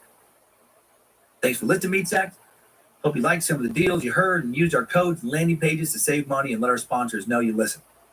Now back to the show, picking up with learning about the reorganized Church of Latter-day Saints to understand some more teachings Lundgren would build on to form his cult. Formerly known as the Reorganized Church of Jesus Christ of Latter-day Saints, known as that in Jeffrey's day, the religious organization now known as Community of Christ regards itself as the true embodiment of the original LDS Church, organized in 1830 by Joseph Smith. Importantly, it regards Joseph Smith III, the eldest surviving son of Smith, to have been his legitimate successor to the church leadership, not Brigham Young. Let's go back to 1844. The death of prophet and leader Joseph Smith that year left a fledgling religious group with a political power struggle, a power vacuum. Since the church's inception in 1830, Joseph Smith had been telling Mormons to follow him to Zion, this mythical land where they would be able to flourish and restore the kingdom of God. But he was having a hard time setting up that kingdom. He kept getting kicked out of all the places where Zion was supposed to be, like Independence, Missouri. In 1844, Smith announced his candidacy for the presidency of the United States, although he did not have nearly enough appeal to win. The very idea of Smith as president really got a lot of people nervous and increased anti-LDS sentiment. Meanwhile, a group of dissenting Latter-day Saints began publishing a newspaper that was highly critical of the practice of polygamy and of Smith's leadership. Smith had the press destroyed. The ensuing threat of violence prompted Smith to call on a militia in the town of Nauvoo, Illinois. He was charged with treason and conspiracy by Illinois authorities, imprisoned with his brother Hiram in the Carthage City jail. And then on June 27, 1844, an angry mob stormed in and murdered the brothers. And this immediately created that power vacuum. Smith had been guiding Mormons again to Zion for a long time, according to his own revelations about where Zion was. But now that he was dead, where were the Mormons to go? Who would take them where they needed to go? The answer for the mainstream LDS church was Brigham Young, an early convert to Mormonism. Brigham had come across the Book of Mormon shortly after its 1830 publication when a missionary sold a copy to his brother. He studied Smith's teachings for 2 years before being baptized in the Mormon faith in April of 1832 and 1833. After the death of his wife, he followed Joseph Smith's call for church members to gather in Kirtland, Ohio, where much of our story will take place today, arriving there with his 2 children in September of 1833. After Smith's death, Brigham Young proposed that the so-called Quorum of the 12 Apostles run the church. Along with him, and most of the Mormons who lived in Nauvoo, Illinois, agreed with him. The Quorum of the 12 Apostles is the second highest leadership body of the Church of Jesus Christ of Latter-day Saints. The first presidency being the highest, Young will be the first president. Young planned for a mass migration from Illinois to the valley of the Great Salt Lake, where he hoped Mormons could be free from the persecution that had already driven them from Ohio and Missouri. But some Mormons did not like this plan. Joseph Smith's widow, Emma Smith, chose to remain behind with her 3 children instead of following him to Utah. And other Mormons, believing that the next leader of the church needed to be one of Smith's descendants, stayed behind with her. And the so-called splinter group would eventually become the new organization of the Church of Jesus Christ of Latter-day Saints. They would hold their first conference in June of 1852. Then the RLDS Church would officially form in 1860 when Joseph Smith III, oldest of Emma's 3 sons, agreed to become head of this new church. And he would hold his position for 54 years. This Joseph Smith said in his inaugural address to the reorganization's General Conference that while he respected those who had gone to Utah, he thought they were being misled and were controlled by an authoritarian system which held them, if not against their wills, at least in ignorance of other more righteous possibilities. The RLDS claimed the same date as the LDS Church for its formal organization, April 6, 1830. Both will claim to be the OG LDS Church. Though the community of Christ shares a lot of tenets of mainstream Mormon theology, of course it does, since it started out at the same time, it also has important differences from the LDS Church. The first, biggest, most obvious difference, acceptance of Brigham Young's teachings. This is important to understand how Jeffrey's able to pull off his shit. In 1834, Joseph Smith declared that God would someday raise up a leader like Moses who would redeem Zion. And what does it mean to redeem Zion? Well, it took me a lot longer than I wanted it to figure that shit out. Holy hell, there's a lot of theology in Mormonism. It is the building of a new Jerusalem, the building of a holy city where Christ will come down to reign personally, and the curse of Adam will be lifted. Millennium will start in this city. This concept of Mormonism means for 1,000 years there will be a period of peace and righteousness in this great land. During this time, Jesus will personally reign on the earth. Satan will be bound, have no power over the people in Zion due to their righteousness.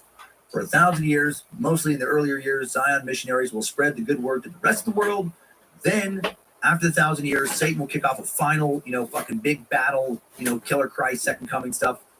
And in Doctrine and Covenants, Smith's Revelations, the Lord said that Zion must be redeemed by his power. And he called on the saints to use their power even to armed conflict and loss of life if necessary to redeem Zion. And again, that's important to understand what Jeffrey will do, right? Create Zion through bloodshed. Or what he will try to do. Back to the death of Joseph Smith now, well, many Utah saints felt that Brigham Young fulfilled a Joseph Smith prophecy about a leader that would rise up to redeem Zion. Young, they argued, had successfully led the saints out of bondage in Missouri into the new promised land of Utah, where he had redeemed Zion. He had given them a holy land, but such talk was heresy to the saints in Missouri. They considered Young to be a false prophet. Zion was supposed to be built in independence, and Joseph Smith had intended, never Salt Lake City. For the RLDS, it's always the 4-letter acronyms. I'm always like, well, it's counted the same way as the 3-letter ones. But Smith's 1834 promise of a new Zion had still not been fulfilled. They were still waiting. They are still waiting for God to send them this important prophet who will redeem Zion for them. And Jeffrey Lundgren will declare himself to be that very prophet. Right? RLDS teachings put the cult leader ball on the tee, and he took a swing. Not the first to do so, not the last. There are other differences that the early RLDS church has with mainstream Mormonism. During the 19th century, the LDS church strongly emphasized the practice of plural marriage as a requirement for exaltation. Although this requirement was officially abolished in 1890 as a condition for Utah statehood, funny how God's vision for his chosen people sometimes is thwarted, changed by American earthly politics, it was and is still taught that polygamy will be practiced in the hereafter. I don't think I mentioned that in the original Mormonism suck, and I'm not sure that a lot of Mormons even know this. But plural marriage remains very much a part of Mormon doctrine, enshrined in Scripture, practiced at least through so-called sealings in its temples. Many members believe polygamy will be reinstituted in the afterlife, and even the late Latter-day Saint Apostle Bruce R. McConkie, part of the Quorum of the 12 Apostles from 1972 to 1985, wrote that this holy practice will resume after Jesus Christ's second coming. Polygamy also exists in the here and now. In a sense, divorced or widowed men can be sealed, aka married for eternity, in Latter-day Saint temples to multiple wives, but women generally can only be sealed to one husband. Bummer, ladies. If a man gets a divorce, he can be sealed again to another wife without canceling the first sealing, while women are required to get that cancellation.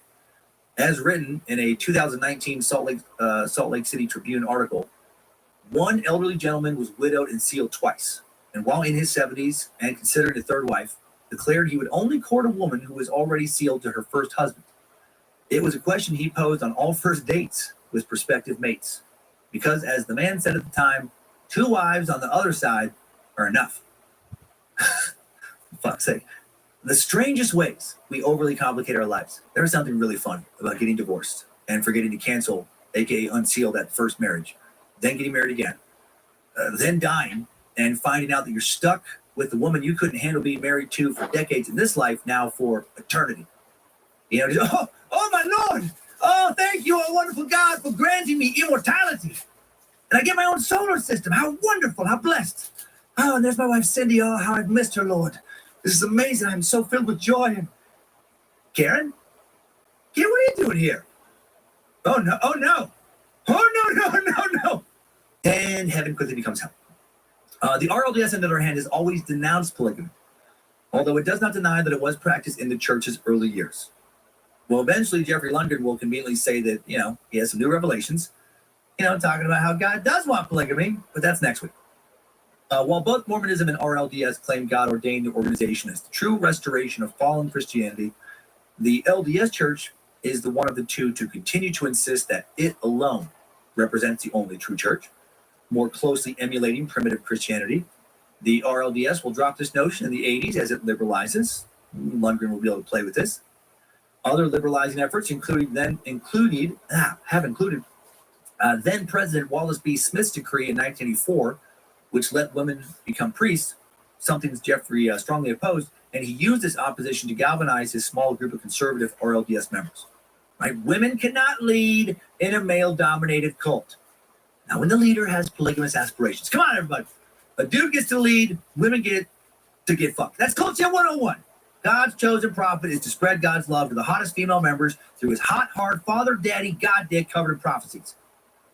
As these RLDS members gathered to discuss what the church they wanted to attend would look like, Lundgren saw an opportunity to gain the following he thought he deserved, becoming a sort of spokesman for the conservative RLDS movement in his temple. This would even bring him into direct conflict with RLDS leadership like Dale Luffman, an administrator in Kirtland, who found himself going head-to-head with a group of people who increasingly looked less like a Sunday school scripture study group and more like a cult. Before long, the group's opposition to Dale would crystallize into a plan to take over the Kirtland temple by force, after which the temple was to physically rise up to heaven as prophesied. All of the group members would get to meet God. Oh, fuck yeah, bro. Zion has been redeemed. The millennium has begun. And I think that's all you need to know about the RLDS and Mormonism to gain a full understanding, good understanding, I guess, of how Jeffrey was able to recruit who he recruited. So now, well, let's fucking go. Strap on those boots, soldier. We're marching down a time-suck timeline.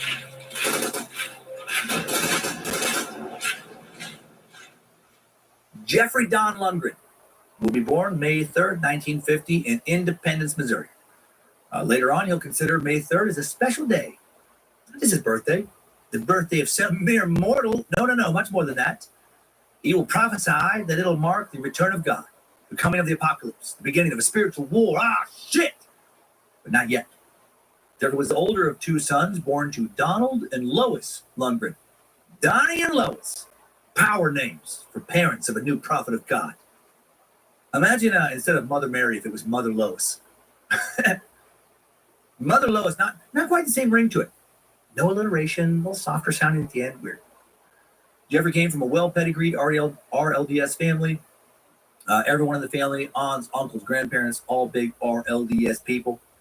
Lois's parents, Alva and Maud Gadberry, helped found 2 RLDS congregations in Independence. Of course, they did. Alva and Maud. How could they not do so much with these powerful names? Lois and Maud in one family. Alva and Donnie. Alva was a pastor at both. Maud ran the Sunday school programs. And then on the Lundgren side, it was Donnie's mother, Mabel, who was the religious stalwart. Oh, fuck it. Lois, Maud, and Mabel. Sounds like a trio of women the Golden Girls would have met in some episode set on a cruise ship. Mabel had converted from the Lutheran faith as a young mom and had seen to it that her kids rarely missed an RLDS service. Mabel later taught Sunday school for 30 years at the Slover Park RLDS congregation in Independence, one of the more prestigious congregations in town. Everyone called her Grandma Lundy. Adorable. Good old Granny Lundy. Then she always had some hard candy nearby. At least a few root beer barrels, butterscotches in her purse. Maybe some of that good shit. The strawberry hard candies with the soft, juicy centers. Strawberry bonbons. I guess that's what they're actually called, even though I've never heard them called that. Donnie and Lois had met at church and married in 1948. Don rose to the rank of elder, high-ranking post in an RLDS congregation. On most Sundays, he and Lois can be found sitting holding hands in the sanctuary. Adorable. Don spent his early years in rural South Dakota, where he learned to hunt and fish, and where also, according to a younger sister, Mary Bennett, Don had been a terror and a bully. Don had started a career as a construction worker, was put in charge of a work crew that installed microwave towers for a telephone company. I'd never heard it called that, but that's what the source said. By the early 60s, he'd been earning $100 a day, when the average salary in the nation was $100 a week. Fucking Donnie Warbucks, Donnie Dollars, Donnie Ducats. Donnie would make enough to later put up $5,000 to help his brother-in-law, George Cadbury, keep his formal wear rental shop open. Eventually, he would buy out his brother-in-law, put Jeffrey to work there.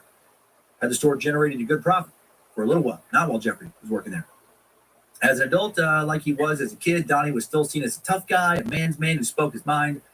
He served in the Navy, was a staunch patriot who detested slackers. I'm sure he fucking hated free-loving hippies. Damn long hairs, eroding the moral fabric of this great nation. Donnie would allegedly tell anyone who asked him that no one had given him anything. He'd earned his own way, all by himself. One of those guys. I did it all myself.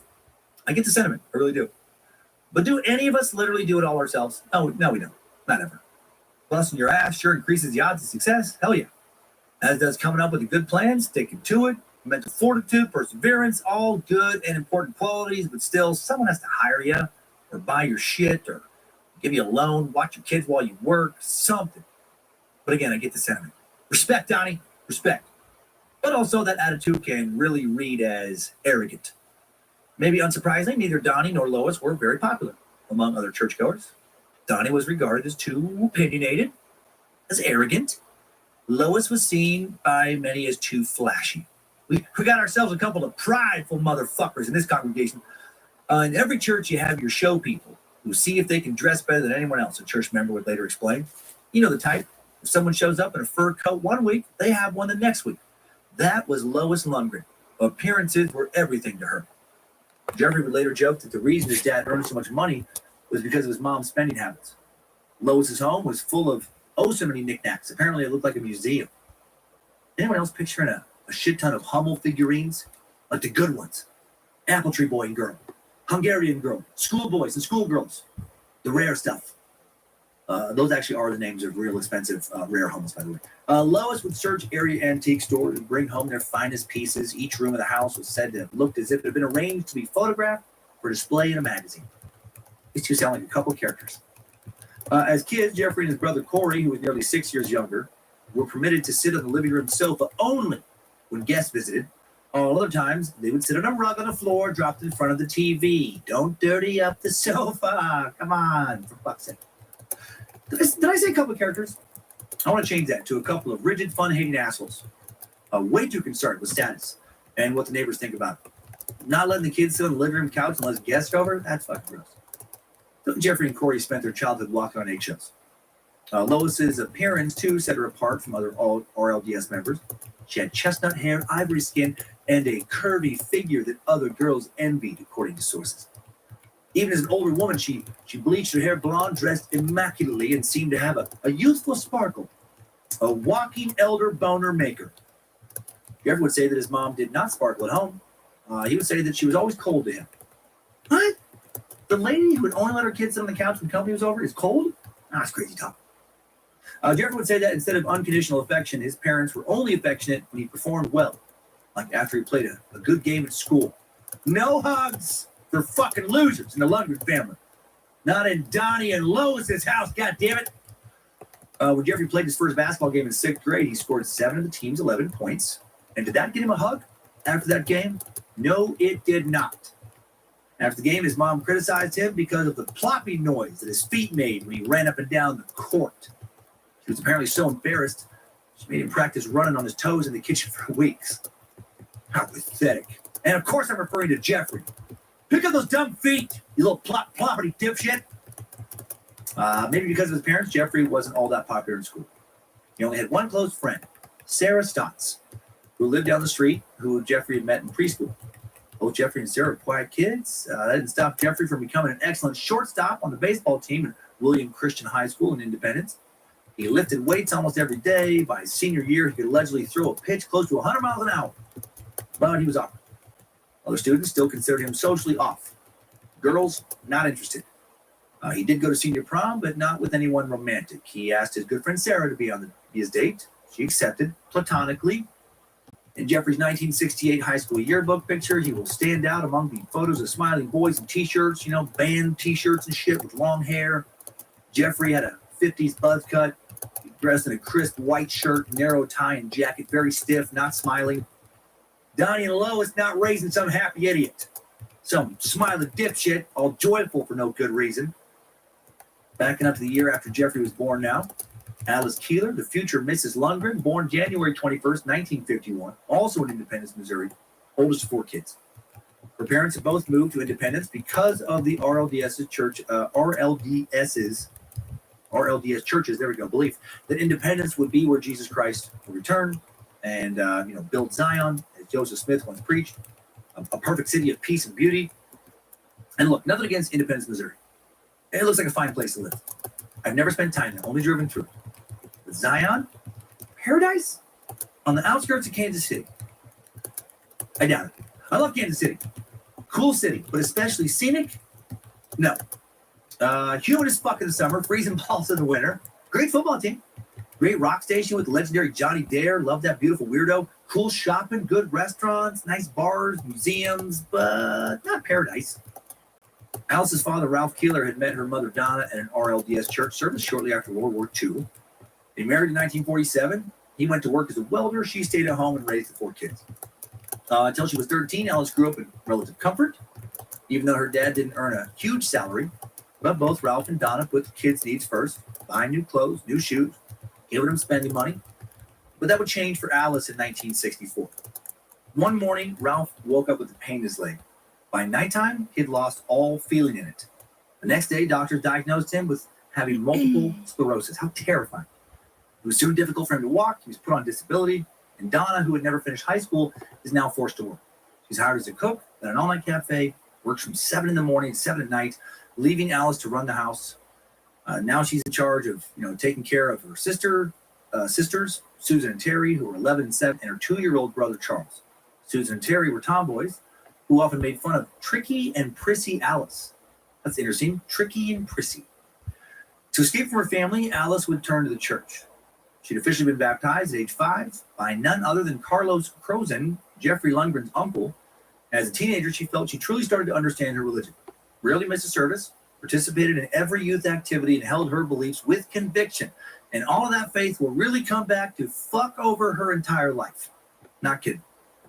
It would be a Friday in the spring of 1969 when she finally met Jeffrey Lundgren, the man she would soon come to think of as her knight in shining armor, the man she should have ran from, literally, if need be. Alice was a senior in high school, writing a paper about the origins of the Book of Mormon, wanting to use the library at the Central Missouri State University, at Central Missouri, which was 40 minutes away from Independence in Warrensburg. She cut a ride to campus with her youth minister. Finished up the library earlier than she expected, decided to go across campus to a 2-story house that had been converted by the RLDS into a student union. Alice spotted a friend, who then introduced Alice to her friends, including a young man in a neatly pressed white short-sleeved shirt with pinstripes. His shirt matched his blue corduroy slacks. He was wearing brown pennies loafers with no socks. He looked sort of ridiculous to Alice, but she was still charmed by the future cult leader. Can't be a cult leader and not be mysteriously appealing to at least a few people. They only talked for a few minutes. Alice returned home shortly after talking to him, graduated, spent a week at a church-run summer camp, but she didn't forget Jeffrey. One of the girls there had just finished her freshman year at CMSU and had gone out on a date with Jeffrey. She heard about it. Alice asked her about him, and the girl confided, "He tried to get me drunk and take advantage of me." Alice then punched that lying bitch in the mouth. "Repent, harlot! How dare thou speak ill of the new prophet of God?" No, he wasn't a prophet yet. So she, of course, never said that. Alice was troubled. She couldn't believe that the friendly boy she met would be so pushy, especially since he was RLDS, just like her. You know, supposedly holding out for marriage. Alice sounds pretty sheltered. Just, what? A young man was pushy about sex with a young woman? What? But what about his relationship with our Lord and Savior Jesus? During evening vespers, aka evening prayers at the camp, Alice decided to ask God whom she would eventually marry. At the bonfire, she prayed silently with the other campers. After several minutes of silence, one of the adult counselors stood up and began to prophesy. How fun. One by one, the counselor called out each camper's name. He was being moved by the Spirit, or just being weird and dramatic to prove he fit in and belonged, and he knew doing this would be appreciated by other church members. And he would give them messages from God. The man proclaimed, "Unto my sister Alice, thus saith the Spirit, I have seen your tears, and I have heard your prayers, and I will never leave you comfortless. I will direct your path, and I will hold your life in the palm of my hand, for there I have engraven you." Okay, cool story, bro. Now, very helpful, and not at all vague and meaningless. Though the guy didn't mention anything specific, Alice thought he must have been talking about her future husband. Or more specifically, that God was telling her about her future husband. Okay, I'm reading into this stuff, projecting. On the final day of camp, the group held a Sunday morning testimonial service, another opportunity for people to channel God's messages. The campers were told that the fellowship they had created had been acceptable in God's eyes, and that it was, quote, pleasing unto him. I'm glad God could find time to let them know that. "Dear Lord, I'm sure you're busy saving starving children in Africa and stuff, but if you could just..." No, not busy at all, Braxton. Keeping kids from starving, it's depressing. Ugh. A lot of work. I prefer to lounge around and listen to people worship me. I love it. I love to hear about how much y'all love and fear me. Really gets my dick hard, if you know what I mean. Don't stop. Keep telling Daddy how great he is, and I'll tell you I'm so pleased. Their state's patriarch, a member of the RLDS priesthood, called to give patriarchal blessings to people, also said that their generation was the one that would see the establishment of God's kingdom on earth, and they would be instruments in his hands. It's always the current generation, always the one coming up. You guys, you're the special one. You're the best. And the stake is an administrative unit composed of multiple RLDS congregations, same as LDS. And then the patriarch addressed Alice directly, saying, "And unto you, my daughter Alice, thus saith the Lord." I like that they have to add "thus saith," like, I've said this before, I think I said this in the Mormon one, but I love how they still talk in King James. Like, that's just how God talks. Like, the Bible wasn't originally written that way. That was like a medieval translation that ended up sounding that way because that's how some people talked at that time. It's just weird that, like, for a lot of these religions, like, they think that God is just stuck in, like, the fucking, Middle Ages or something. "Thus saith the Lord, thou and thee shall have that." Okay. But he says, "You shall have the answer to your prayers. You shall marry a companion whom I have prepared to bring forth my kingdom. And he shall be great in the eyes of these people and shall do much good unto the children of men. For I have prepared him to bring forth a marvelous work and wonder." Alice is amazed by this. She hadn't told anyone about her prayers for her husband, but thought that the man's words meant that God had been paying attention. Give me a fucking break. Every girl at this camp is praying for a husband, right? They've been bred, they've been pressured for that their whole lives, right? It's all about, like, the RLDS faith. Like, for young women, it's all about get married, get married, get married, get married, have kids, have kids, have kids. What?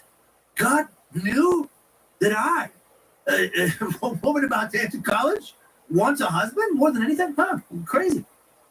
So then a few weeks after summer camp ended, Alice was asleep in her bedroom at nights, and she felt something pressing down upon her. She was being crushed by what she would later describe as an evil presence. The weight seemed to hold her down endlessly until she started to pray. When she called out Jesus' name, the weight suddenly lifted. What's going on here? Sleep paralysis? Demonic presence? Jeffrey trying to Cleveland steamer? That last thing will make sense later. She would describe her experience the following Sunday at the RLDS church in Odessa. Members congratulated her afterwards, saying that she was clearly destined to do great things for the church. Rejoice! Hail Alice! What an amazing future definitely awaits her. If it doesn't, if her life ends up becoming complete and total shit, which it will, it's almost like this prophecy mumbo jumbo doesn't mean shit. Alice would enroll at Central Missouri State University in nearby Warrensburg the fall of 1969. Go Mules and Jennies. They have different mascot names for each gender. Here in Warrensburg, one of God's most important cities, clearly, she would re-meet the boy she had met months before, Jeffrey Don Lundgren.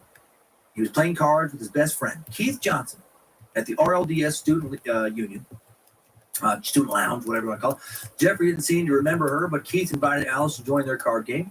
Afterwards, they all went to an ice cream parlor. How wholesome. Keith then said that he was having a picnic at his parents' farm that weekend. He had a date, but you know, Jeffrey doesn't. Wink, wink. Jeffrey asked Alice if she wants to go. Alice asked if there's going to be anyone else there. He said, that, oh yeah, 8 or 9 couples. Here we go. And since that seems safe, Alice agreed. But then, all of these other couples mysteriously drop out, leaving only Keith and his date and Alice and Jeffrey. And Alice grew incredibly anxious. What would Jeffrey try? Would he try to finger her? She'd heard about finger blasters. Her parents had warned her. Missouri was rife with dirty dude finger blasters back in the late 60s, early 70s. Thank God she had worn 6 pairs of panties that day and fortified her genitals with saran wrap. There would be no finger blasting. That's a sham of a picnic. No, she was fine. Alice and Jeffrey got to talking and finding out that their upbringings were very different. Alice had grown up poor. Jeffrey, comparatively, had grown up with every luxury available to him. Now, not that his parents were rich. They weren't, but, you know, firmly middle class, maybe upper middle class. Alice will later remember being a little surprised by one of Jeffrey's comments. Okay, it's about to be said, 9:05 "My mother a.m. doesn't like your PST. I'm ending this live stream and a new one will initiate She'll in think it's 90 much too seconds plain. or less unless the domestic terrorists of the Everett weird Police thing to say Department to have someone on other a first date. ideas. A really Ciao. fucking dumb thing to say. Even if you know it's true, why would you ever say that?